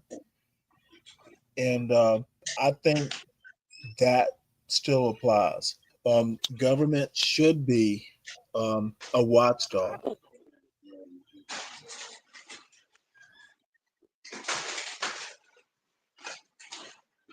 I think the government should just protect the borders and free trade, and other than that, stay out of everyone's way for the most part. And that is archaic and ahistorical, by the way. I think we were better off with less government, Stanley. Yeah, we were. Look at test scores between whites and blacks before the Department of Education. Like test scores were higher for everybody back then. But ever since the creation of the Department of Education, even NPR wrote an article on that to state the facts. And when Jimmy Carter created the Department of Ed, and education has just been steadily declining ever since. So there the are some Department facts. of Education is your argument against government being important. No, trying to micromanage, like, and trying to say that there's a certain standard for the entire country when no matter where you go in this country, it's different demographics and it's going to be a different way of teaching. And you think in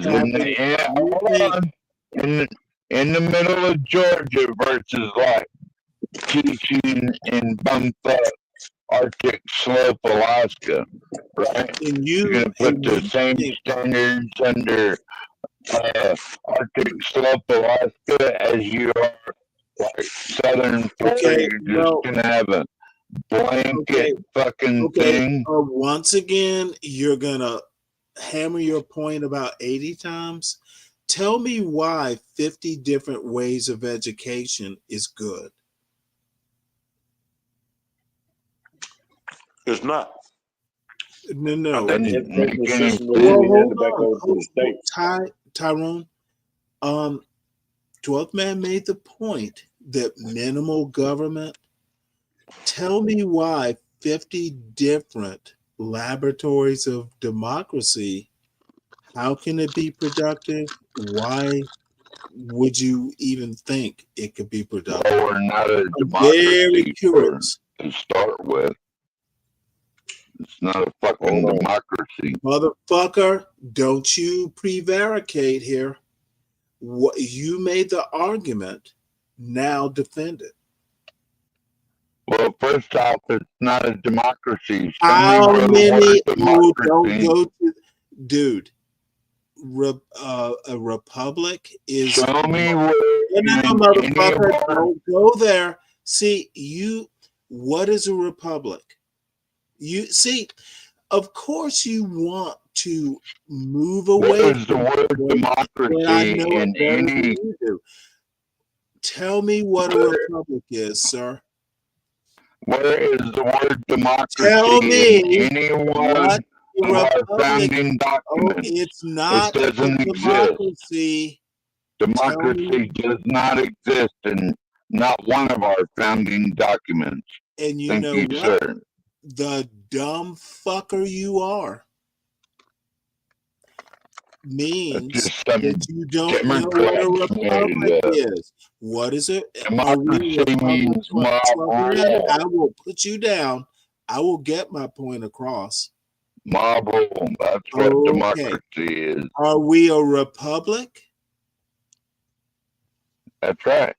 No, we used to be a republic. Only California and Texas. What is a republic? A constitutional republic. What is a constitutional republic, 12th Man? That means checks and balances. No, motherfucker. I want to add. No. You're telling me what it means. What is it? What is a constitutional republic, sir? Just lock people up. No. Constitutional republic is when the people's voice outweighs the government. Right now, wait, hold it. The government's voice is outweighing the Actually people. says when you listen to the people, what is that? Is it a? And I might have to help this poor That's a republic. out. poorly educated man out. A republic is what? 12th man, last chance. Or I will just give you the explanation. Republic. What is a republic? A constitutional republic. What is a constitutional republic?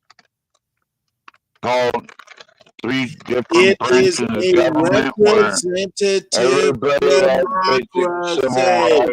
Republic and a constitutional republic. From being Nazi Germany. Constitutional republic is a form. It is representative democracy. So it's what is the word democracy? You dumbass. What is the word democracy in any one of those documents? Find it. I'm still looking for it. Where did the word democracy come from? This is what I love about people who profess a republic is a representative democracy. It is a form of democracy. It is not. Where do any of our founding documents say that? A republic is not. Where does it say? Where does it say it's not a form of democracy? Show me where it says it's a form of democracy. Show me. A republic and democracy is 2 different things, Stanley. They are not two different things. Okay, here's what you two fail. No, you too, Stanley. We've had this conversation before, Stanley. Can you look over what Republican means and look over what democracy means? Republic is not a form of democracy. They are 2 different things, Stanley. Two totally different things. A representative democracy. No, it's not a representative democracy, Stanley. It's totally different, Stanley.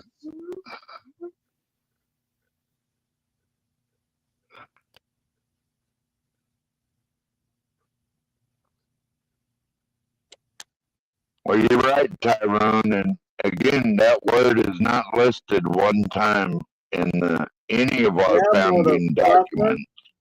Not one. This is why you go to school to parse words.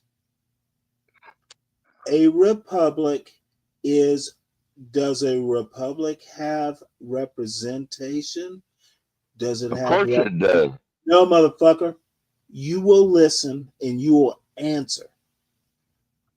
Who do those who do those representatives represent? The people. And democracy consists of what? It's the root word, demos. In a democracy, the representatives represent democracy, man. That's not the civics lesson I learned. Yes, I'm going to have to remove 2 people. A Republican form of government, a republic, is representative democracy. The people in the Republican, I keep saying Republican, such a bad habit. A republic representing the people means representative democracy. Democracy isn't a word in the Constitution. Republic might be somewhere in a founding document, but back in the day, they assumed that people understood words. The argument is not whether the word is in the Constitution or the Declaration. There's also Articles of Confederation, which no one ever talks about. It's a founding document.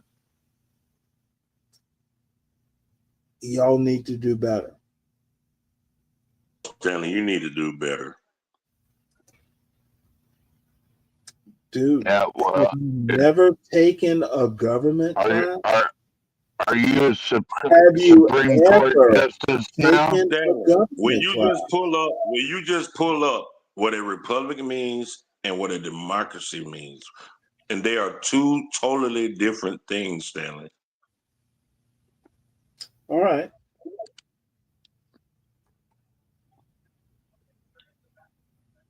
A republic, the people's voice matters. In democracy, it's damn near dictatorship and oligarchy. Let me share it. Goddamn democracy, Before Stanley. y'all babble on. You're babbling too, Stanley. I guess I am. You're not presenting any facts. You won't pull nothing up. You're only going along with what you feel is right. I think sometimes these things should be common knowledge. You always thinking, Stanley, but you're never listening to nobody else's point of view. Read the definition. You never listen to anybody else's point of view. The only thing you say is read. Okay. If you read so fucking much, Stanley, you would know that a republic and a democracy is not the same fucking thing, Mr. Reader. Read that. Let Stanley read it. He's a good reader. It says republic, does it not? You read it because I know what the fuck it is. You the one that's fucking confused. You said you know what a republic is. Read it, Stanley, and then pull up goddamn democratic or democracy. It's two totally different things. Hey, a democracy isn't a republic. I've said that, Stanley. How you trying to confuse me now? You backpedaling now, man. Because you see the definition of republic and you backpedaling. Hey, rest your case. It's up on the screen. It's up on the screen. Hey, Stanley, you see that? No, motherfucker. You see, hold on, Stanley. What's on the screen? A republic. A republic is a state in which supreme power is held by the people. I'm gonna end it right there. Now you pull up fucking democracy and see do the people run democracy. Because if we did, all the shit that they do right now wouldn't be going on.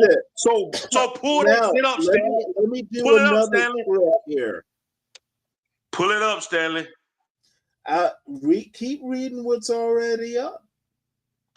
Well, I read enough. The first fucking goddamn couple of goddamn words in the fucking paragraph. Come on, man. Stop that shit. You said I need to let people speak, and you are absolutely right. Yes. Now pull up democracy and see what the fuck that says. It ain't gonna say nothing about the state in which supreme power is held by the people. Come on, man. Stop that. It will mention people, won't it? It won't mention supreme power being held by the people, Stanley. There's a difference. Yeah, and you know what? The difference will be that people is the common denominator. I like the last statement rather than a monarch. Your sound is a monarch, which I is think closer to a democracy. There's That's what democracy. a monarch is. Hold on, let me Something adjust. like that.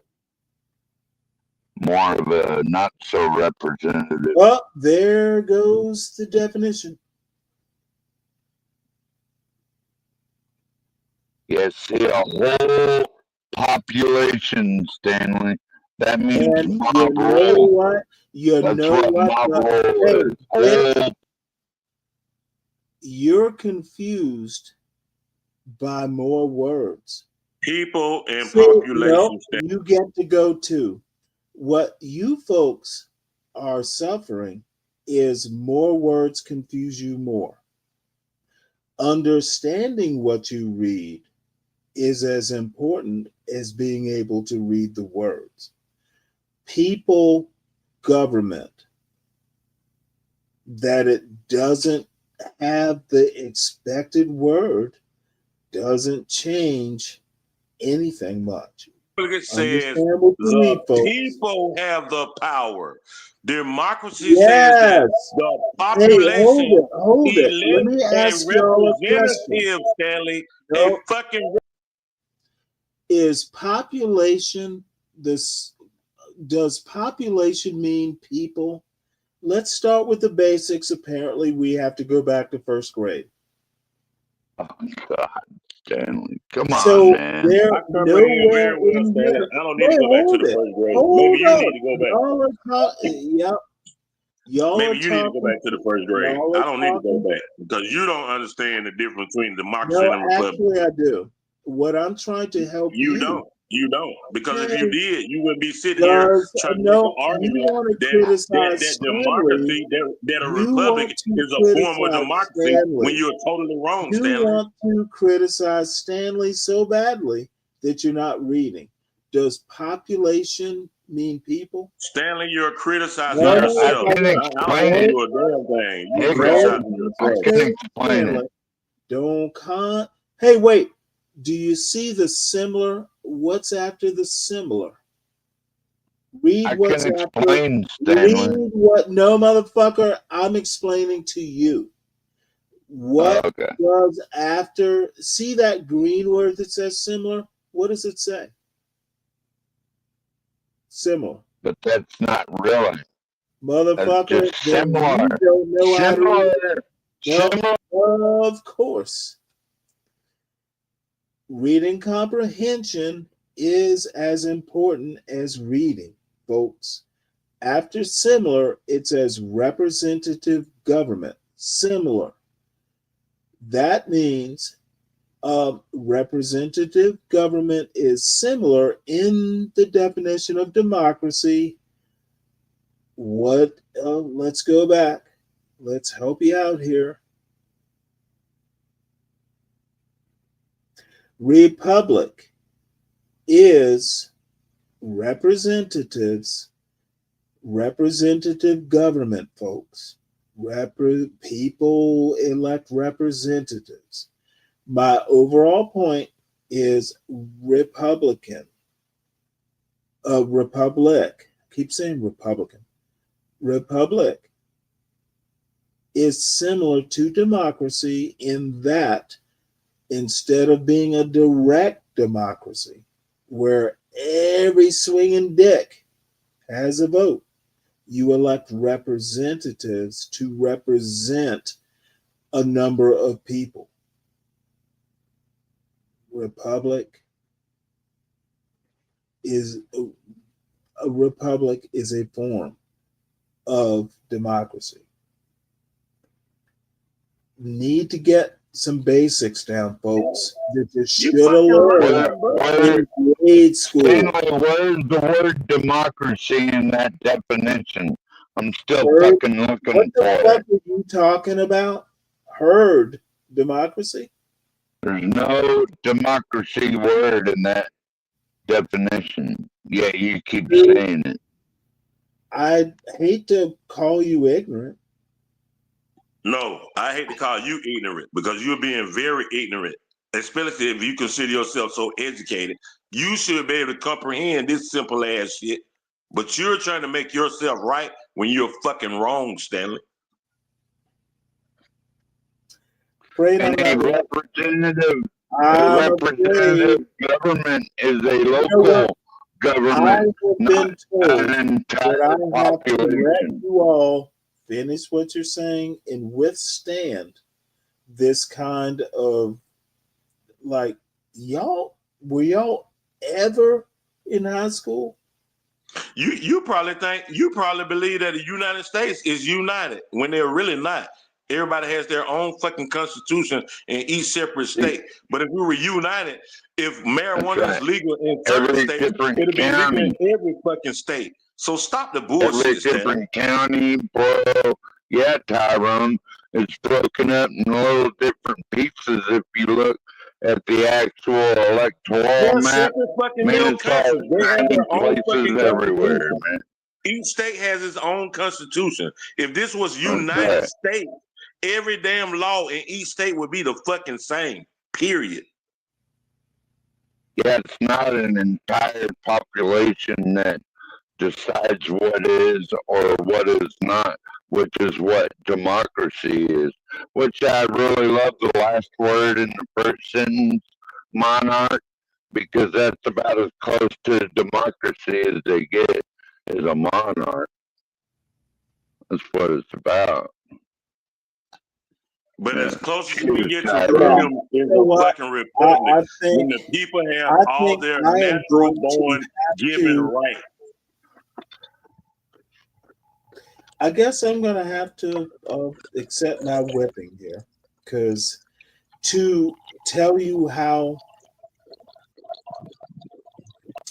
I'm gonna let this go. I'm gonna meet y'all where you are.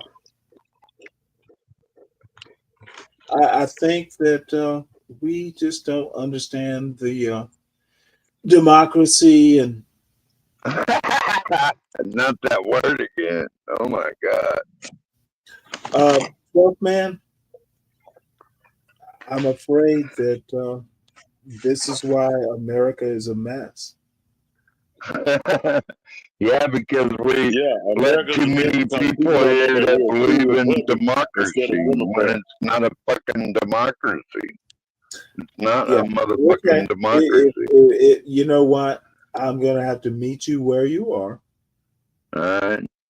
Cheers, Stanley. So I guess we need to move on to other other things.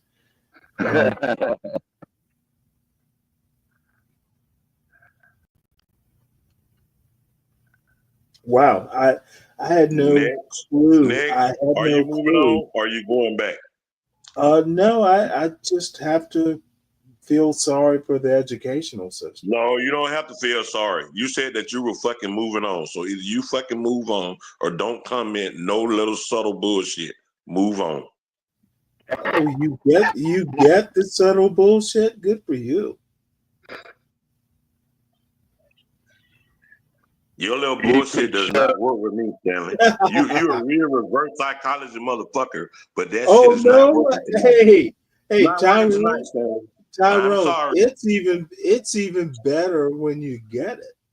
That means you. That You don't means get it. You don't get it, and you're 60, that and you means don't you fucking feel get the it. hurt. So what's the You fucking feel problem? the Why the fuck burn. do you don't get it? Why don't you get feel it? the burn. Why don't you get it? You read all these books and comprehend so much, but you can't comprehend that a republic and a democracy is fucking totally different. That's bullshit, Stanley. You're not as educated Understand. as you claim to be. Well, And I know the reason you like well, that, let me Stanley, ask you a because you've been in question, the brilliant. Navy and you're indoctrinated. You're a Hey, fucking indoctrinated hey, motherfucker. can I Navy ask based you a question? motherfucker. You be in school, Stanley. You schooling your Now, this is an honest question. Do you think you and 12th Man actually have a point? Oh, You no. Yeah, Ask me the question. what did Not y'all me and prove? 12th man. Ask Did me, y'all? not Okay, me and well, 12th let man. me just Yeah. concentrate on you. Ask Do me, you like you actually told John think? earlier. Can't the man speak for his fucking self? Ask me the fucking question. Yes, sir. Point made. Do you think that you scored points on this? Do you think you scored points? Yes. How? How do you think you scored points? Because You didn't I'm prove a right. goddamn You're thing. wrong. You pulled up two definitions that made you contradict yourself, but at the same time, you want to still think that you were right when you were fucking totally wrong. All right. Let me know when you're done. The definitions do not contradict. They do contradict. They do contradict. Of Pull them course back you're up gonna together interrupt. and read Of course them you're again. gonna interrupt. Stanley, yeah, Stanley, you need to go Well, back wait, to hold it. English class or Are something. you speaking Did you for Tyrone graduate or English? yourself? Did you Which is it, fucking Joe? graduate the English Tyrone. language? What was your score? Is speaking for you. What? Do you not understand English? I mean, it's clearly different than Tyrone and I, but 12th man. You don't get it. Tyrone, between Tyrone and me, between is a preposition. No, the way I was taught to speak was like if you're talking about someone else. You want to talk about Tyrone. Okay, dumbass. It's not between Tyrone and I. It's between Tyrone and me. Motherfucker, you can't even speak proper English. Don't let a black man teach you English. Prepositions. Prepositions. Then, motherfucker, you speak in proper English. Well, to be truthful, Stanley, we in America do not speak proper English because we do not speak English. Fuck you. Yeah, fuck me. Learn. Are you sure it's fuck you or fuck thee? Stanley, You don't speak do English. you speak the Queen's English or a Yes. bastard form no. of English? I speak the King's English. Really? Oh, since the Queen died, but it was always No, called the it's Queen's a English. joke. Do you speak the Queen's English or this bastard English, Stanley? I speak proper English, Tyrone. No, you speak the bastard English, I Tyrone. even know what You a don't speak proper English, Stanley. I You know don't speak enough proper English. English. And there's people in England and Britain that would differ with you. You don't speak proper English. We don't live in Britain. I don't give a But fuck. you say English, and that is the mother country. Is And what, if you're speaking English, you should be speaking the Queen's tongue, not this bastard language. You're going to go into this weird spastic argument. We speak English in America. We don't speak Americanish. Stop your bullshit. American English is another native word by the left. Well, say American English. So anyway, you couldn't go to England and be accepted. You couldn't go to England and be accepted with this bullshit you talking about this proper English. Stop it, Stanley. Oh, yeah. Oh, well, that's the way he is sometimes. He looks down his nose at everyone else. Yeah, don't understand the Britain point, but whatever. They speak proper English there. Like. They speak proper English there. This shit we talk is not real if you English. really want to do it, speak English properly. Sorry, proper English. That's what you get in a democracy. Some know-it-all thug looking down their nose. Properly. That's what you get in a democracy. It's not speaking English. It's not speaking proper English. It's speaking English properly. See, even sentence construction can be prickly. You trying to sound all goddamn when you speak English correctly, you're not talking the Queen's English. You're talking a bastard language. So you can keep on with all that bullshit. How is English a bastard language? I'm curious now. Because the Queen's English is not a mix of all that bullshit, Stanley. Stop it, man. You read a lot of books. You know what the fuck going on, man. Stop that bullshit. I do. And I also know how to construct a sentence properly. I'm starting to doubt you were ever in the Navy. Motherfucker, you know what? I doubt you're ever sober.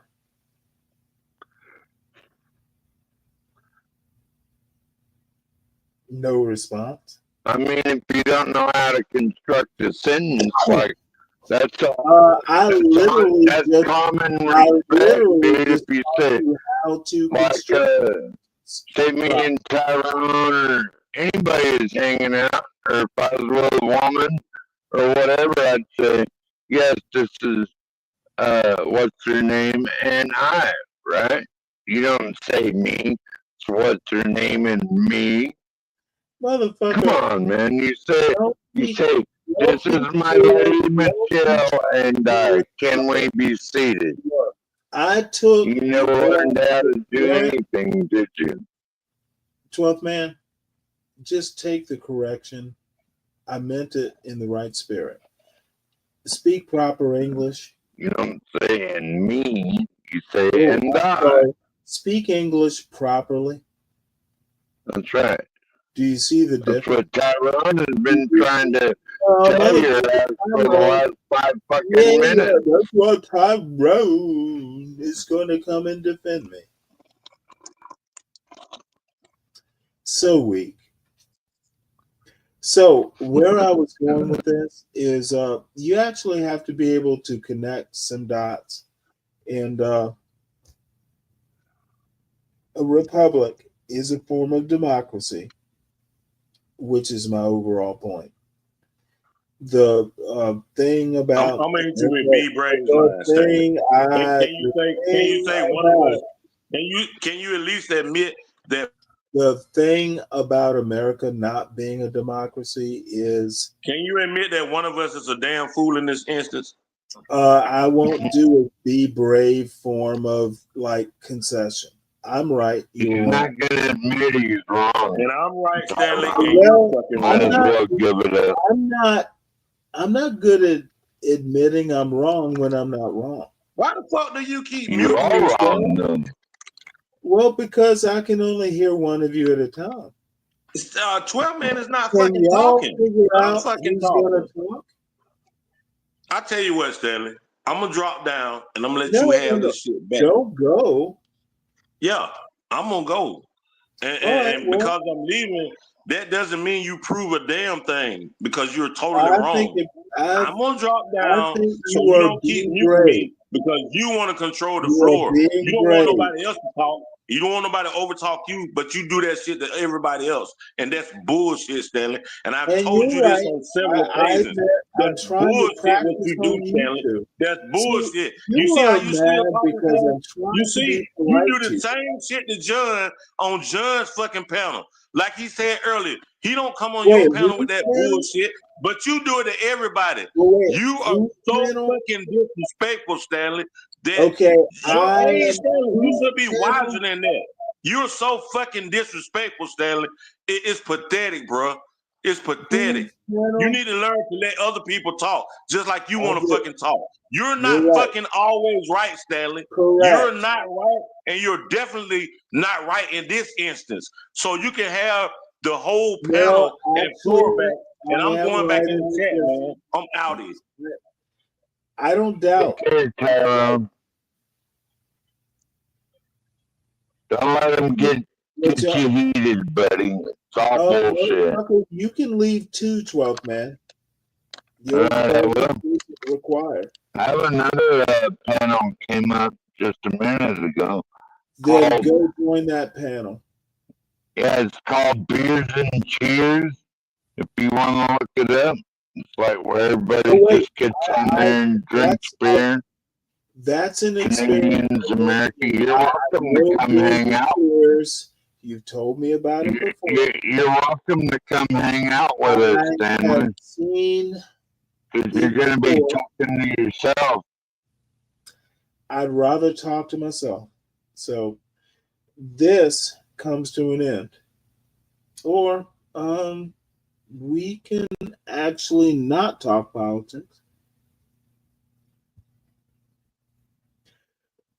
I'll drop the link.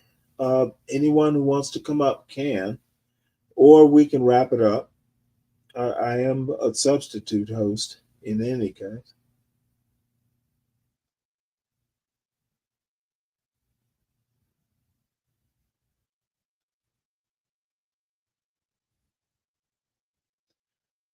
Oh, excuse me. Here's the link. I will drop it in the chat. Hit the link if you want.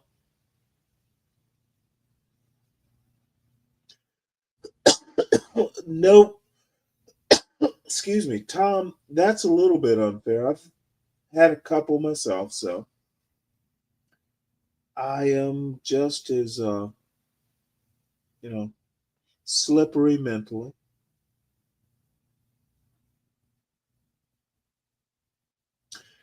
No, John, look, again, at least in politics, I tend to know a lot about it.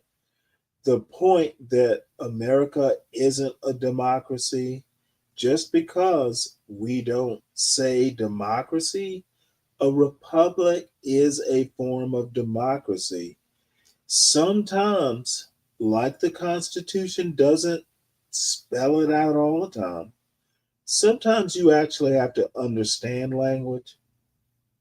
Reading comprehension is part of what we're not doing well. Two words may not be the same, but they can mean the same thing. A republic, a representative, a constitutional republic. If you actually read the Constitution, how we're a democracy or a form of democracy, we the people, the motherfucking people, are in the preamble. Demos is people. Democracy means a bunch of people. We the people is the goddamn clue that we're a democracy. Then it gets spelled out what type of democracy we are. This is fundamental high school civics. Why don't people know this? We the people, when you say people, you mean democracy. I have to make a rap about it. Stop being fools. Start reading books. So there we go. Humble presidents, you've been up here before. Come on up, or I can end the stream. Tyrone, we the people, then they spell out Article 1. We the people spell out Article 1 in our Constitution. We spell out how we're going to be a people, how we want to be represented. Sorry, I am drunk. We the people declare this Constitution. We start out with Article 1, spelling out the legislature, Article 2, the presidency, Article 3, the courts. Article 4 is how we handle federalism. Read a goddamn Constitution, folks.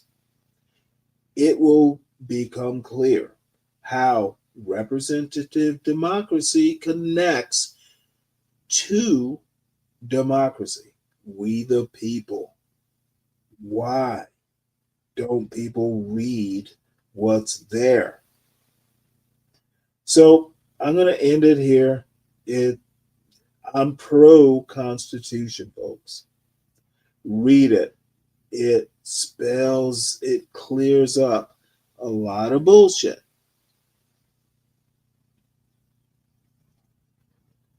Wait, how happy are you on a scale of 1 to 10 that Be Brave and John's is over? I'm 11, I'm guessing. Look, Palomino, Be Brave and John will have a show again.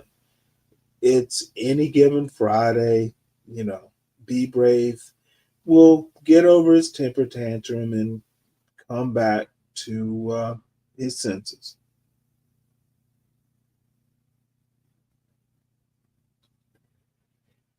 Well, I guess no one's coming up. I will end this. I will be back on at some point in the morning, around about 3 or 4 Eastern time. 15 people in the chat. Kind of hate to. I think 3 or 4. Probably good that I go now. I am substitute hosting.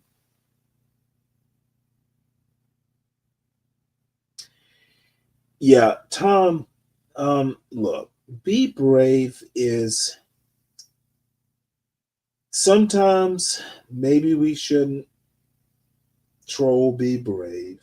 He's a hot house white boy. He is stolen valor white. He clings to the shirt tails of Thomas Jefferson and the apron strings of Martha Jefferson. Dude is stolen valor white. He caves. He's fragile. He is a Jefferson orchid.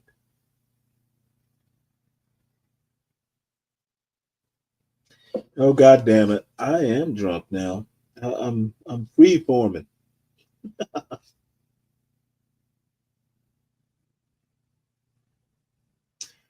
No, I don't want to be that kind of content creator. I want to be much more constructive. But I appreciate the compliment, Crown. And no, be brave. Be brave should stand his fucking ground. If he believes it, be brave about it. And think. His thing is be brave and think. Well, motherfucker, how are you thinking when you get derailed by random comments? Now, to be Brave's defense on this, I get derailed by what's in the chat. The comments in the chat, I get derailed. But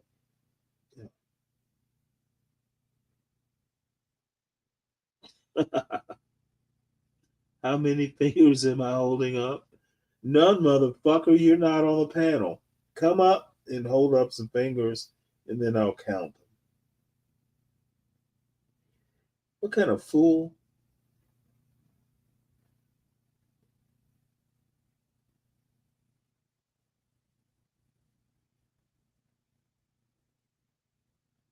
Let's see. 8 hours.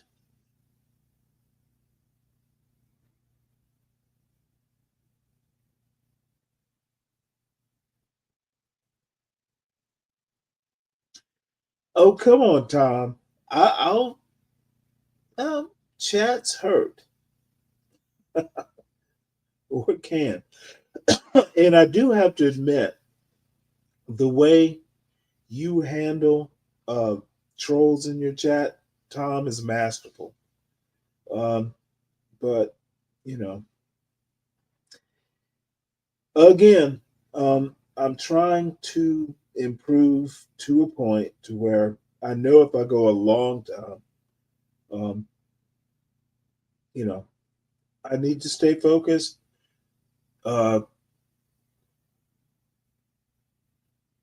There are improvements I can make, and I have concrete plans to make those happen.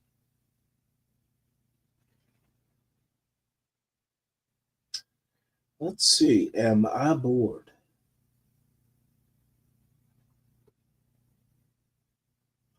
Tom is anything but a hypocrite. Palomino, stop galloping.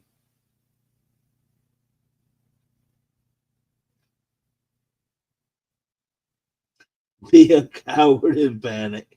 That's funny, Humble. Well, let's see if there's anything in my algorithm that could be funny. There is a new Pop the Balloon.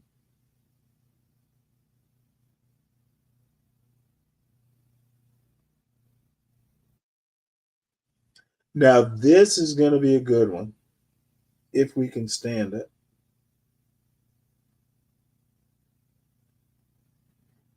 Anyone up for a Christian male Pop the Balloon?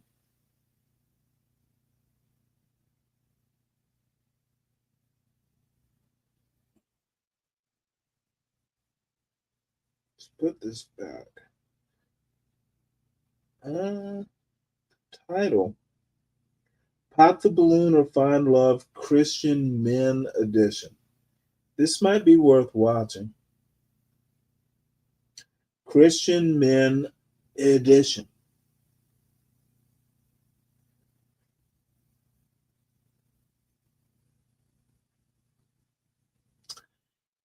Yes, Tyrone, but man, I expect no, Tyrone. I just expect a basic level of knowledge. Your point about America not being a democracy, if you've ever read the Constitution, we the people Article 1, Article 2, Article 3, Article 4. Representative democracy, and there are a lot of things that the founders didn't spell out. They didn't spell out America's gonna have slavery. They didn't spell that out. Motherfucker, if you really want to take your line of thinking, nowhere in the Constitution doesn't have slave spelled out, but there were slaves. Stop this. The Constitution didn't spell out everything. It doesn't say democracy in the Constitution. It doesn't say republic in the Constitution. It doesn't say slavery in the Constitution, yet all have or do exist. Stop the goddamn grade school fucking understanding of how America is.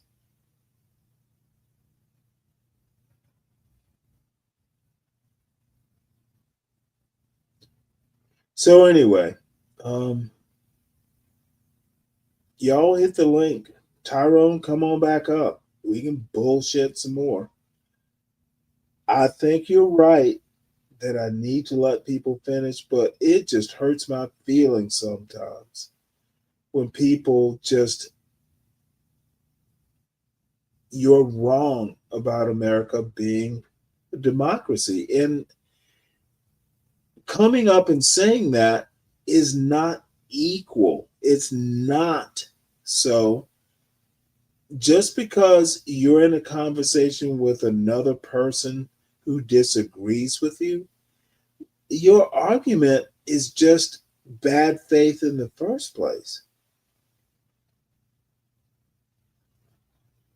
Maybe the better course is to, when you say America's not a democracy, just go, you're full of shit and get rid of you, because it's demonstrably wrong. Anyone knows you're wrong.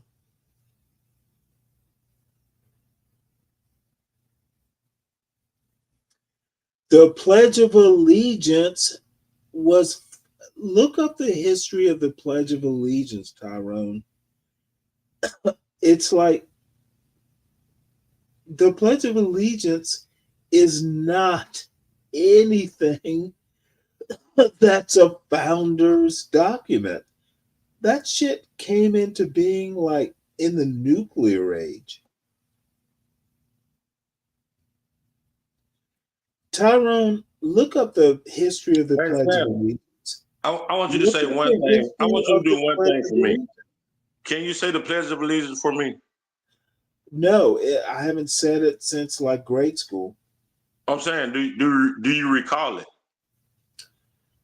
For the Republic for which can you say it to the best of your abilities? It doesn't have democracy in it. It doesn't, right? It says you pledge your allegiance to what? It does have no. Come on, Stanley. Come on, right. Stanley. Stop. You know what? You go ahead and finish your argument, and I'll listen. What, Stanley? To the Republic.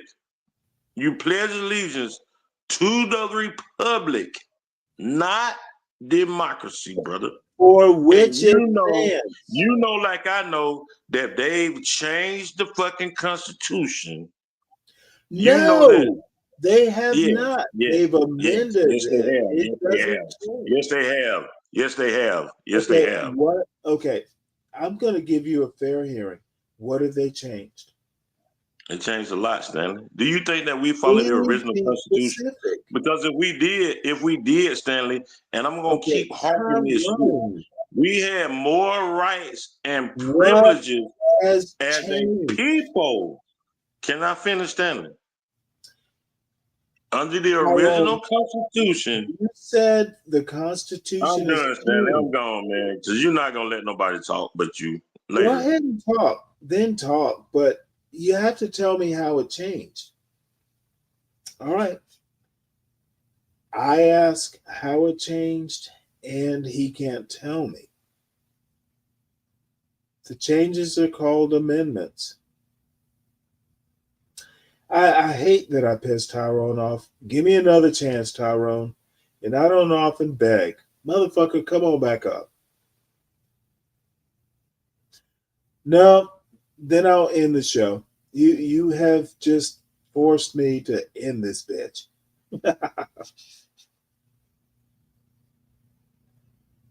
Palomino Blonde Stallion. What the fuck? Bottom line is even if you want to bring up the Pledge of Allegiance, the Republic, the word means representative democracy. Just because it doesn't say democracy, republic, I don't understand what your point is. A republic means representative democracy. The democracy is implied. It's a form of democracy. Come on, dude. Do better, Tyrone. Ain't too proud to beg. You know what? Yeah, I am. I'll win this bitch. I will see y'all in the morning.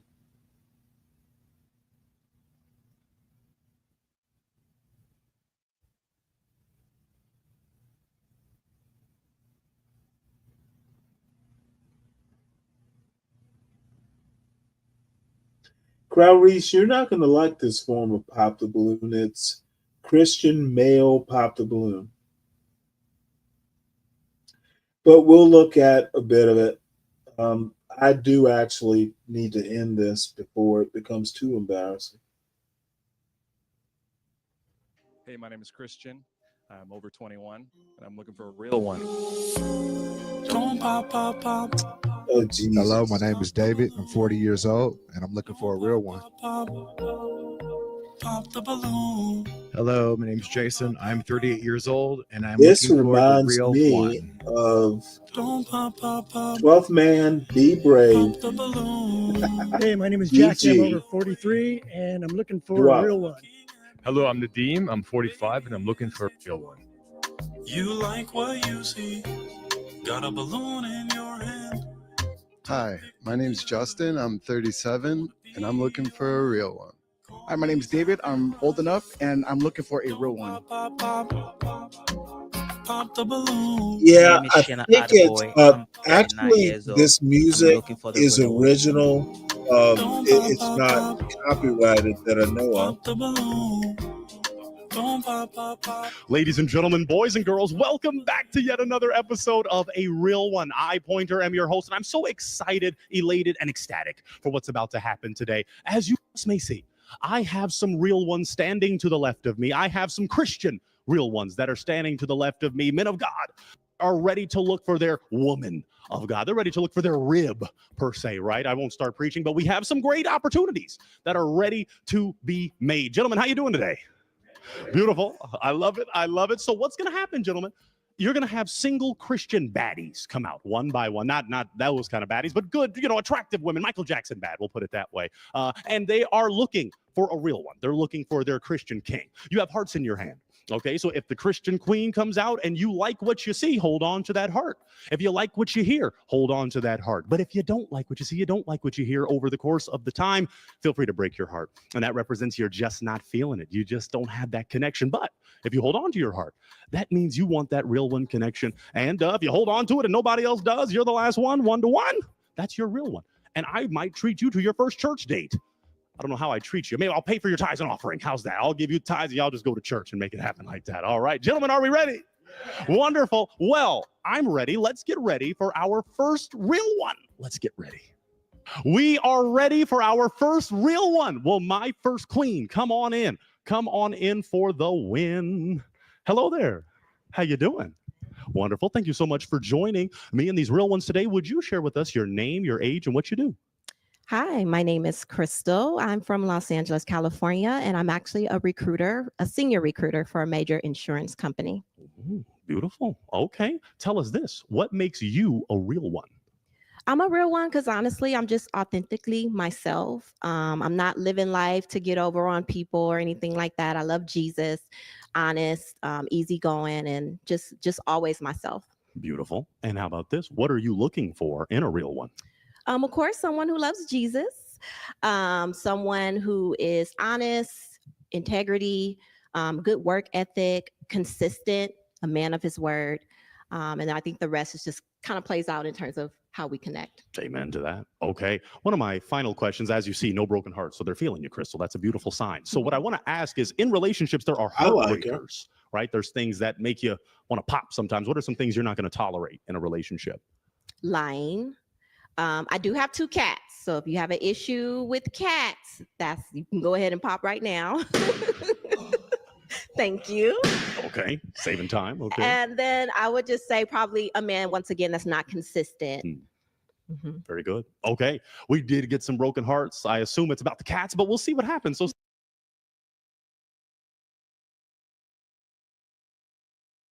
step forward with me just a little, and we're going to talk to this real one right here. Name, age, and why you broke your heart. My name is Shina, the boy. I love animals, but not living with them or not being so close to them. Okay. Now, before she mentioned the kitty cats, is she someone that's your type? Yeah, every other thing she mentioned are the colors I have, but that cat, I can't do that. Okay. Now, is he someone that's your type? Yeah, I mean, I would like a little bit taller, but most definitely he would be someone that I wouldn't mind being approached by. Beautiful. Okay, well, let's walk on down to this other real one that broke their heart. Let's stop right here. Name, age, and why you broke your heart. Justin, 37. I'm sorry to break your heart. I'm not a big fan of cats. I'm a big dog lover.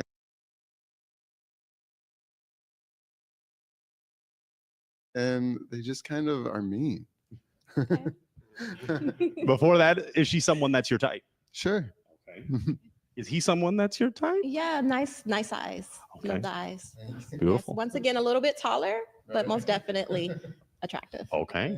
Let's walk it on back. You do have some tall kings, some taller kings, but even the short kings, as you saw in a previous episode, they win. Short kings win too. So after those broken hearts, let's go a little deeper then. You are here on the Christian edition. Yes. So share with us the importance of having a partner for you that loves Jesus and how that makes a difference. Well, I think the Bible says it best, right? By trying to be equally yoked with someone. So as a wife, because I do desire to be married one day, I want my husband to have Christ over his head, because I am going to be following his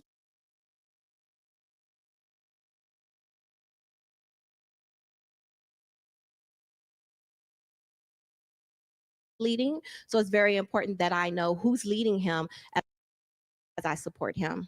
Amen. Well, no broken hearts on that. So they're ready to be the head, I would hope. Let's see. I'm going to do this. Do you have an essential question you'd like to ask a real one?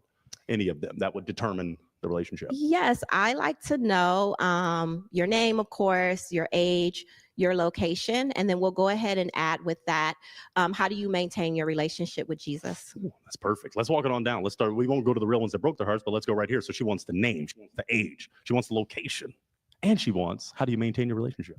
So my name is David. I'm 40 years old. I'm from Orange, California. And how I maintain Jesus in my soul is I give back to others all the time. And that's just what I do, is my passion. Okay. Wonderful. Okay, let's move on forward. And okay. You heard all the stuff she wants. If you need me to repeat it, I will. Hi, my name's Jason. I am 38 years old. I live downtown Los Angeles, and I try to keep him in my brain and my heart as number one, and everybody else comes second. And I'm a very hard worker, but I'm picky as well. So does that help?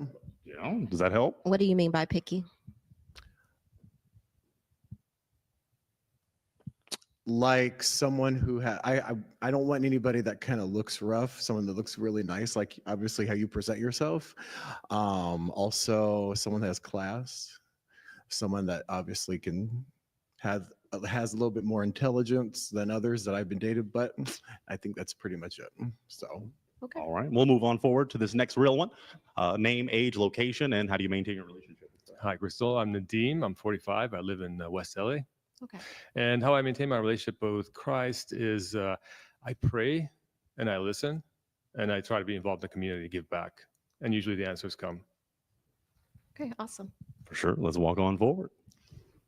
Hi, my name is Jackie. I'm over 40 and I live here in Los Angeles. I maintain my relationship with Jesus by reading the Bible, going to church on Sundays when I can, and a lot of prayer. Beautiful. Let's move on forward. My name's David. I'm 40 years old, and I don't call him Jesus. I call him Yahshua, his real name. And he always leads me through my real life every day and helps me in so many ways I can't even explain. And are you in church or? I'm not in church right now, though, but church is every day for me, though. You know what I'm saying? But that's what it is. All right. Now, we did get a broken heart, so keep in mind those responses that you might break some of those, but let's talk to this one right here. Name, age, why you broke your heart. Hi there. My name's Christian. I'm over 21. The reason why is because I was really waiting for the connection.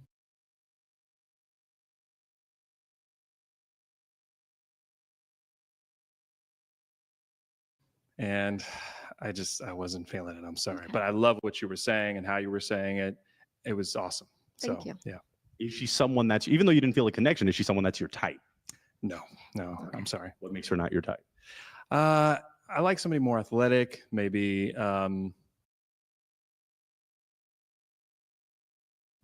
maybe on the younger side, a little bit younger. Understood. Understood. Okay. Is he someone that's your type? Kind of, sort of. I would be open. Okay. Very good. Well, let's walk it on back, kind of, because what I want you to do, can I borrow your heartbreaking device? Sir, because I'm going to give this to you because you heard some responses to your question, especially about the maintaining relationship with Christ and things like that. So what do you want to do? Based on the responses you heard, do you want to break any hearts? Yes, I do. Okay. I want you to break the ones that you feel you need to break. We'll be about our business. I'm going to stop right there. Okay. So let's talk to that real one. Oh, right here. Yes. So you had your heart not broken for a period of time. Tell us why. I thought she was cute. She seems like she has a good head on her shoulders, and that's it. That's enough of a reason, really. Yeah. Now, tell us why you broke the heart. I didn't hear anything about prayer. Prayer is a big part of my life. Trust me, I pray, but you don't want to like... know really what's going on with my personal life right now because it's kind of hard. It's I lost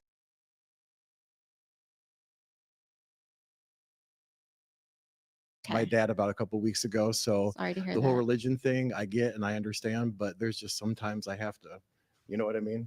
So no, sorry. No, it's okay. God bless you for that. No. Hey, don't go anywhere. Oh no, you're good. You stay with us. You stand with us. But okay. So she is someone that could he be someone that's your type? Yeah, possibly. Okay. Yeah. If I would have heard more in his answer about what he's doing to maintain his relationship with the Lord, like praying, reading the Bible. Yeah, most definitely. Okay. Understood. Okay. Got a broken heart. Let's walk it on down to this real one right downtown. Now, you just broke your heart, but you had it not broken for a period of time. Tell us why. I thought she was attractive, a nice young lady. Okay. Yeah. Tell us why you just broke it. Because I don't think she's like telling the truth on the people that she really likes or doesn't like or saying that's her type. So you think, okay. Interesting. Is his assumption correct? No, it's not. Okay. So honestly, I don't really have a type. I'm more somebody that kind of connects with energy and just how I'm feeling. So, I mean, just because I'm saying, yeah, that I would talk to them, I would. I mean, I'm getting to hear you guys answer. I'm getting an idea of your personality, how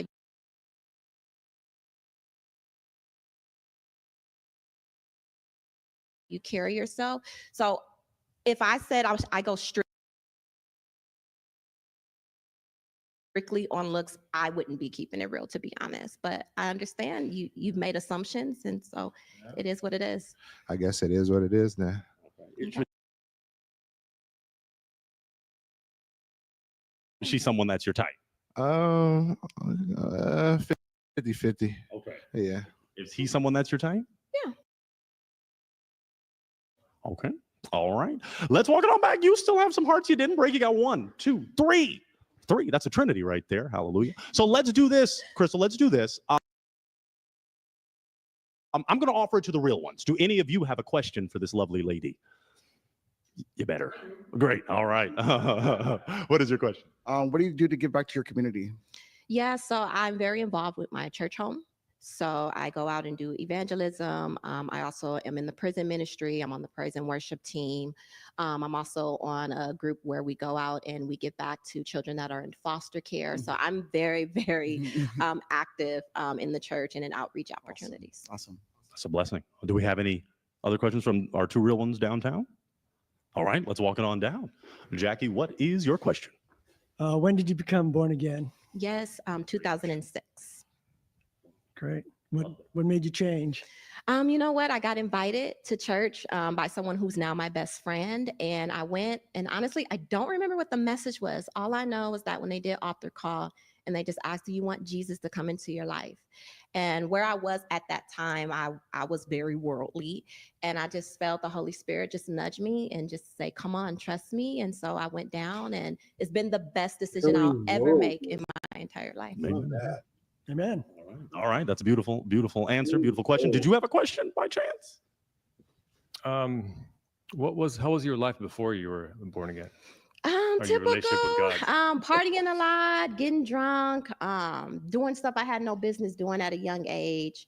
So I would say your typical worldly woman.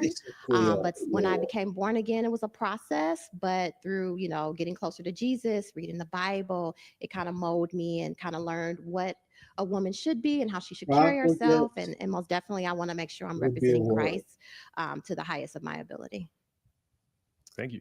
Amen to that. All right. Well, we got to start to narrow it down. You got 3 hearts. You had great questions asked. So, Crystal, what are you thinking? Do you have another essential question you'd like to ask? I'm going to go ahead and pop a balloon. Okay. I want you to do your thing. Well, you are a boss. Man. Oh, okay. You had your heart not broken for a period of time, Jackie. Tell us why. Tell us why what? You didn't have your heart broken. She had to break it. Yeah. Well, she broke my heart, so. So why did you have it intact? You were holding on to it. Oh, she's nice and she's Christian, and that's what we're here for. Amen to that. Okay. Tell us why you broke it. Just didn't feel an attraction. But I loved your answers, and you come off as someone that has a sweet soul. So thank you.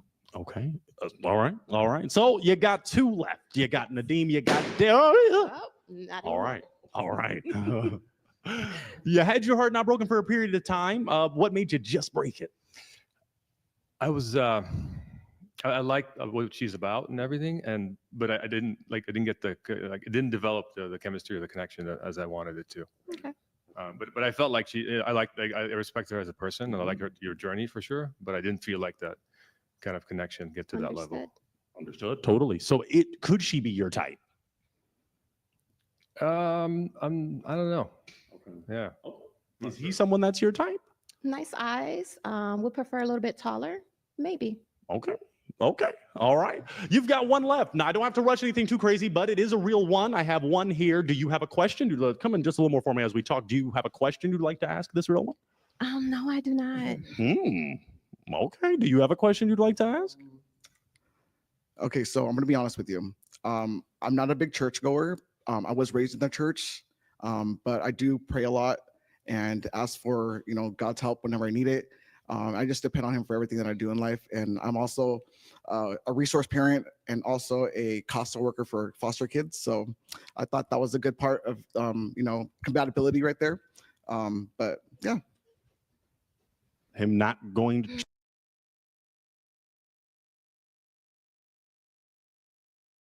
church as often, is that gonna cause a heartbreak? It's just that I'm very involved, and so I do want someone that at least goes to church because I need that support in a partner.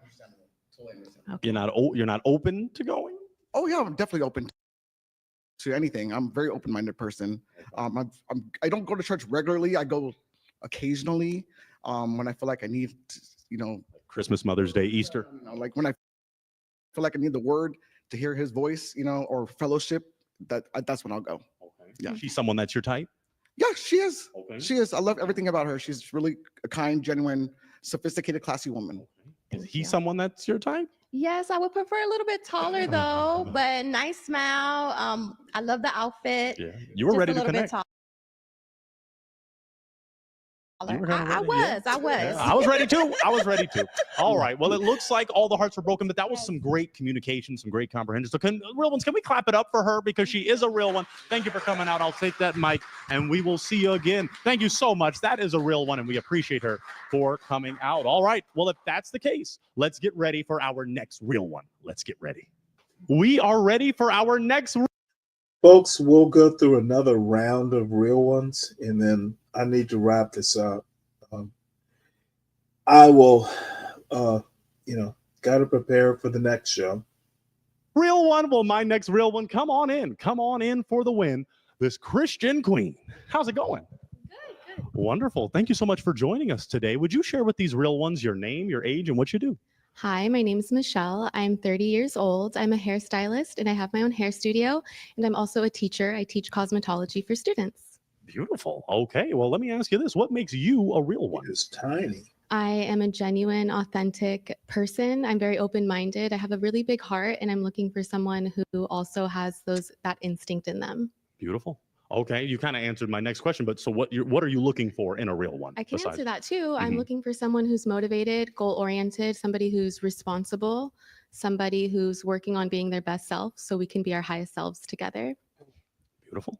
Okay. No broken hearts, so they must be feeling you. Let me ask you this about broken hearts. In relationships, there are heartbreakers.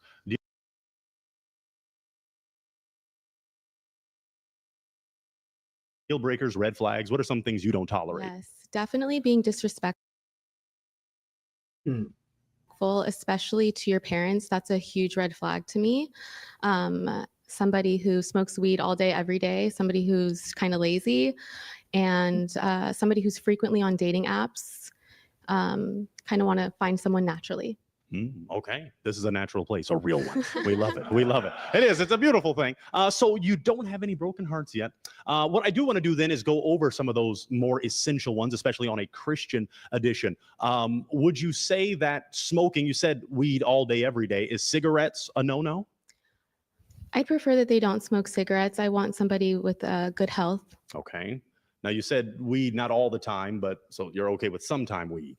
If it's like on a special occasion, I don't personally, but if my partner wants to on a special occasion to relax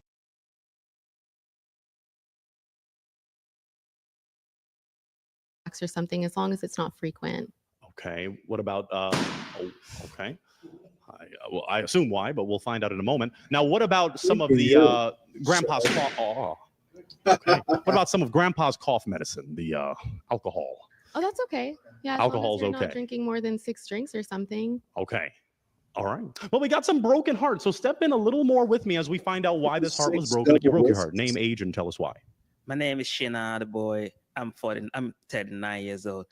I have all the qualities she mentioned, but she's not my type in terms of physique. Like, I like my ladies thick and a little tall. Thick and tall. Thick and tall. Okay. Now, is he someone that's your type? No, he's not. Okay. Tell us why. He reminds me of my son's grandpa. Son's grandpa. Oh, okay. I think that's important. So you are a mother. Yes, I have an 8-year-old. Okay. They're willing to step up. Single dad, stepdads unite. Okay, very good. We did get another broken heart, so let's walk on down to that broken heart. Let's figure out what happened. Name, age, and why you broke your heart. I'm David. I'm 40 years old from Los Angeles, and it was just the weed thing.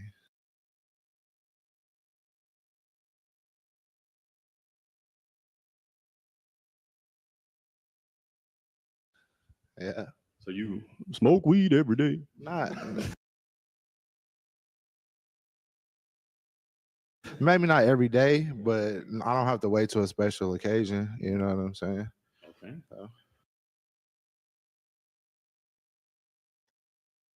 Is she someone that's your type? She's pretty, but I don't know. Yeah, I'm 50-50 again. Okay. Yeah, but she's pretty though. She's cool. Is he someone that's your type? I feel like it's likewise. I feel like he's a handsome guy. He's got beautiful eyes. It's like 50-50. Okay. And, weed smells really good. I like the way it smells. It just can't be around it all the time. Okay. All right. Let's walk it on back because you still have 1, 2, 3, 4, 5, 6 hearts. Oh, well, okay. Oh, that was just okay. Well, let's see if we can get another heart. Let's see if we can make it reappear. Let's walk it on back some. So you still have some hearts that are beating for you, which is a beautiful thing, Michelle. So what I want to do, I want to start to go a little deeper then. You're on the Christian edition. So how important it is for you to have your partner have faith in Jesus Christ? It's really important for me to have somebody who has faith in Jesus, who believes in something greater than themselves, who acknowledges that Jesus sacrificed himself when he could have saved himself. He chose to save us. So I think it's a beautiful religion to be a part of, and to have that inside your heart is important to me. Okay. Would you say that Jesus is the only way, or could you date someone that is, Jewish, Muslim? I'm a very open-minded person. I prefer to have somebody who would be willing to go to a Christian church with me. I go to Christian church every Sunday, and I really enjoy that. I probably would not want to go to a mosque, but if that's their religion, then they could do that. I prefer Christianity. On the Christian edition, you want a Christian man. And I did my best to get a Christian male lineup. Okay. No broken hearts on that. I'm going to throw it to you. Do you have an essential question that you want to ask these real ones as we got to narrow this thing down? What motivates you? What gets you up in the day? Okay. Let's go to each one. Name, age, and this is going to be a heartbreaking question, so make sure you're reminded of the answers. Name, age, and what motivates you? My name is David. I'm 40 years old. I'm from Orange, California. What motivates me to get up every day is just life itself, because it's so precious. We only get one, and I just live it to the fullest I possibly can. Beautiful. Beautiful. Let's go to this real one. Name, age, what motivates you? Hey, Jason, 38 years old, and lots of coffee. Lots and lots of coffee. All right. Let's move it on down. Name, age, and what motivates you?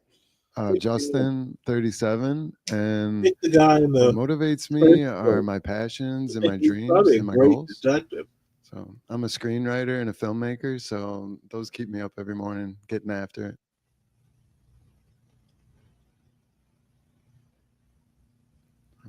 All right, let's move it on down. Name, age, and what motivates you?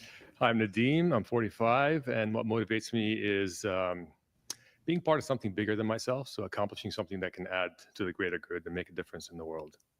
Beautiful. Name, age, and what motivates you? We'll get there. Jackie, I'm over 40, and God, Holy Spirit, Jesus Christ motivates me every moment of the day.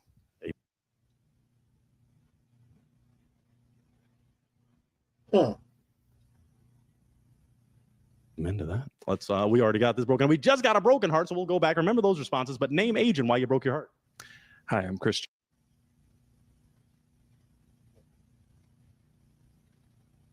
I'm over 21.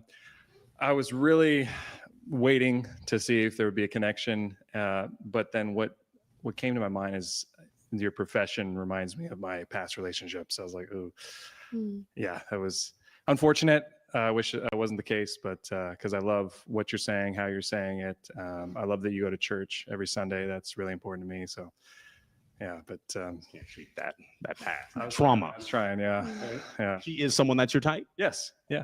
Mm-hmm. Okay. Is he someone that's your type? Yeah. Okay. I saw him on a previous episode. I don't know if we have the same. I'm not very political. So I don't know if that's a deal breaker for anybody. I'm not very political. I don't like politics. Okay, we can go back to that. Wow, we have an avid viewer. Thank you for that. Wow, that makes me feel pretty good. But let's ask that then as we start to get into, because technically besides, well, let me not go into that. Politics. So you said you're not very political. So does that mean you wouldn't want to date someone that is very political? Somebody who's just overly involved. If they're always watching the news, that's just something that I would probably tune out of. Okay. All right. We don't have any avid news watchers, excessive news watchers, I guess do I'll watch say. a lot of podcasts. I do Okay. like to get my news from like other sources. Okay. Understood. All right. Well, based on those responses, can I borrow your heartbreaking device, Sheena? Thank you so much, because you have to make a decision here. You got to break two hearts. You got to break two. You got to narrow it down based on those responses you heard of what motivates them. Okay. Just walk on down, watch your step, but do your thing. Okay. And go to one more. All right. Let's see what happened here. Let's talk to this real one. You had your heart not broken for a period of time. Tell us why. She seemed nice and in the word, and I like her nose ring. She looks like Amy Winehouse. Okay. Amy Winehouse fan. So she's someone that's your type. Yeah, Sure, she's Amy playing in a metal Winehouse is a band, so she famous looks like Christian. someone who'd go to our shows. Now tell us why you broke your heart. I just didn't get enough context on your personality. I wanted to just get to know you a little more.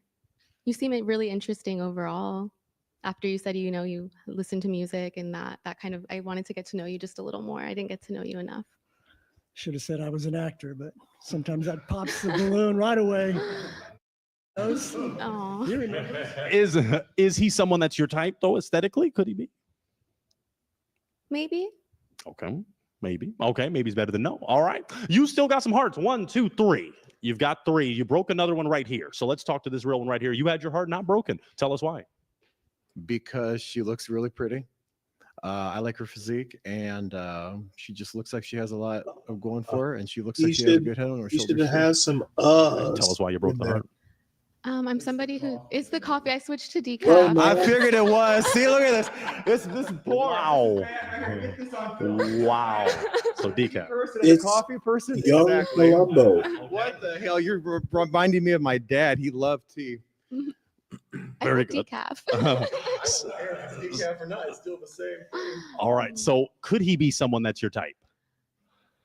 Maybe not. Okay, because of the coffee, Just, or are we're there just other? so opposite. We're just so opposite. I think that's all it is. That's fine. That's fine. But you're still pretty. Thank you. Right. Okay. Let's walk it on back. We've got 3 hearts. You've got 3 hearts remaining. I'm going to throw it to the real ones. Do any of the real ones that have their heart intact have a question for this lovely lady?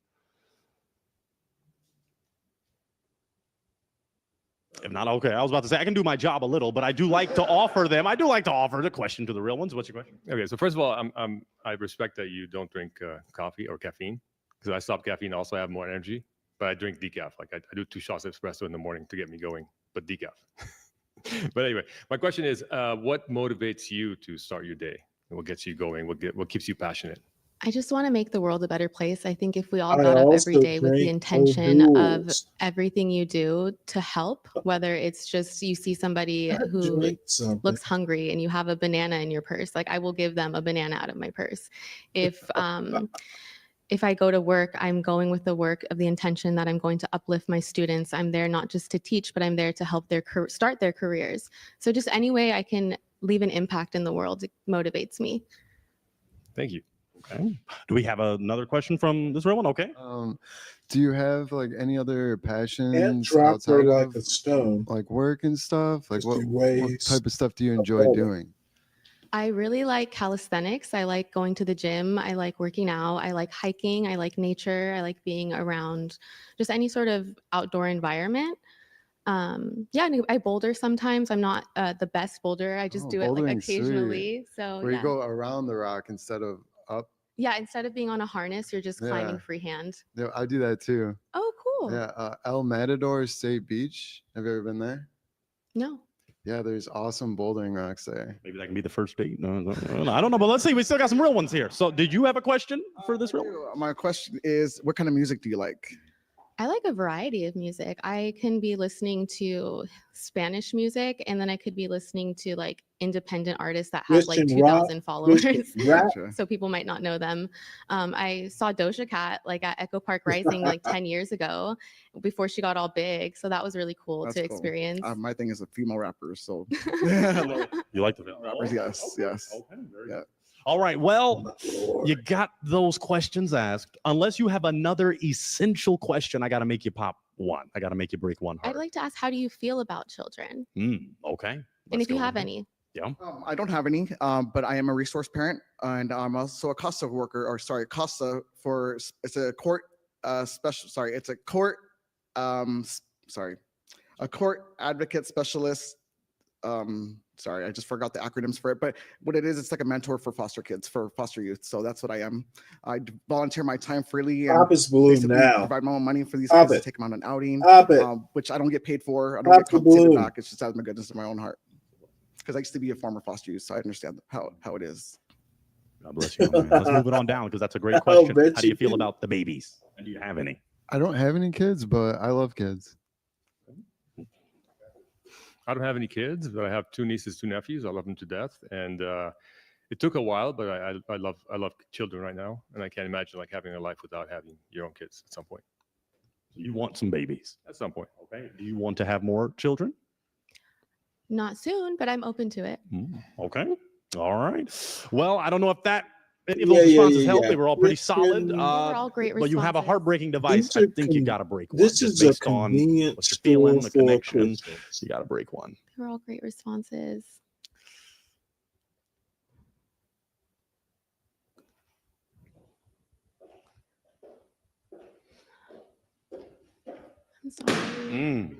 Sorry to make you do it. Now, you had your heart not broken. Tell us why.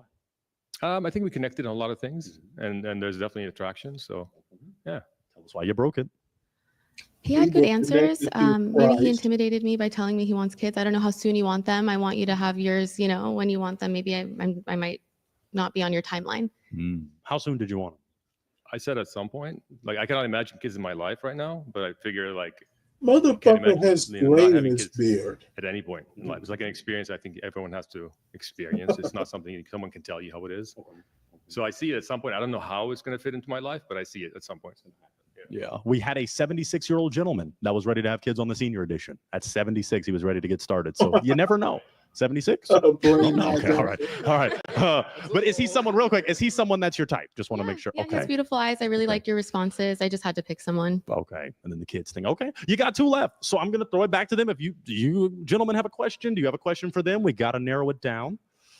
If they want to make it easier for me and ask me a question. If either of you have a Do question. you have anything on your mind? How you say you have a boy? Mm-hmm. How is his like? Oh, his this personality? Like, motherfucker has a easy hard going, on easy to right talk now. to? Is he kind of on the rough edges? Like how is he like?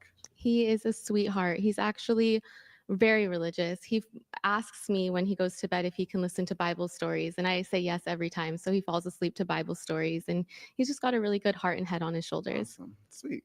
Sweet thing. Now, let me just ask this really quick. A baby daddy. Is there any baby daddy drama? Not at all. Okay. Not at all. Okay. I gotta ask. I gotta look out for my brothers. Yeah. Oh yeah. Not at all, because I killed him. Co-parenting works well. Great. Yeah. Okay. Great support system. Okay. Great. Okay. Did you have another question, my man?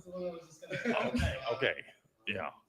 I think if you don't, I can ask maybe one more to both of you that could determine first date.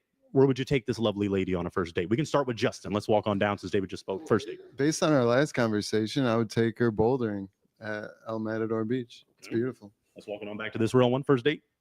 Honestly, I'm pretty open-minded, so I'm pretty sure we'll figure out something. There's no particular spot that I can actually, I really haven't been dating very much, so I've just been just doing me this whole time. So I really don't know. I know of a lot of good places to go to, but to pick a specific spot, I'm not sure. And what do you want to do? Do you want to break a heart? If I have to. You kind of have to. Yeah, we've kind of exerted, and we've kind of made a decision. It's a real one, not a real two. Okay. Okay. You had your heart not broken, kind sir. You want to try? You were trying. I know. Let me take that off you too. Tell us why you had your heart not broken. Why I continue to stay? Because I love her personality. She's very she's the type of person I would be with, or I see myself with. So other than that, I love her story with her kid, how she gives back to her community, and yeah. Okay. Is he someone that's your type? Can't imagine a date because I think of it didn't that sound vest. like we were compatible hair. because I didn't have I didn't see you inspired on where to take me. Okay. Come on, my man. Come over right here. I'm gonna just ask a final question. I kind of have the answer already, but I'm just gonna confirm with you. Is she someone that's your type? Yeah. Okay. Is he someone that's your type? Yeah. Oh, okay. Do both of you feel this could be a real one connection? I do. Yeah. Oh, perfect. Clap it up. We got a real one connection. Clap it up. We did it. I'm going to take this mic. I'll take your heartbreaking device. You still have it? Okay, well, just go off on that way. Go bouldering. Come on, y'all. Go take her hand or something. Be a gentleman. There you go. You clap it up for him one more time. We got a real one connection. We did it.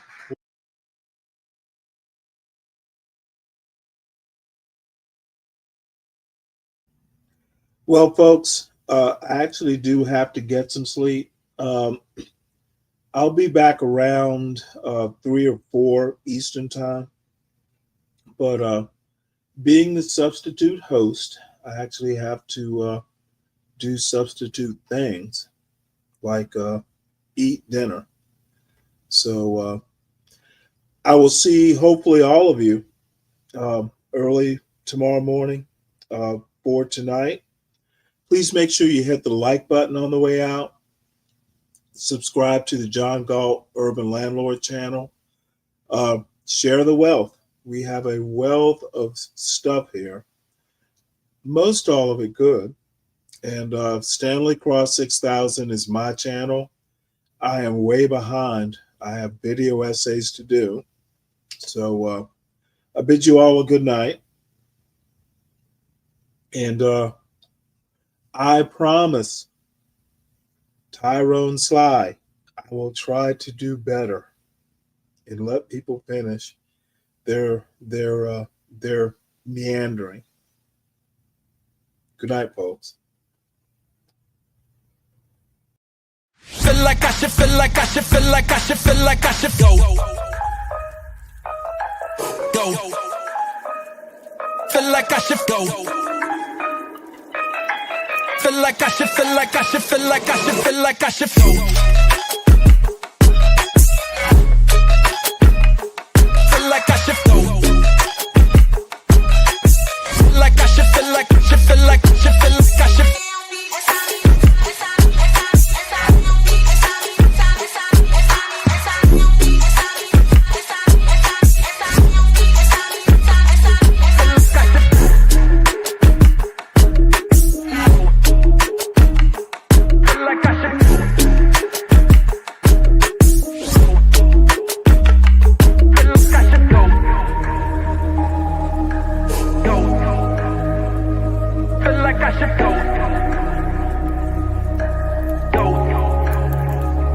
Feel like I should go.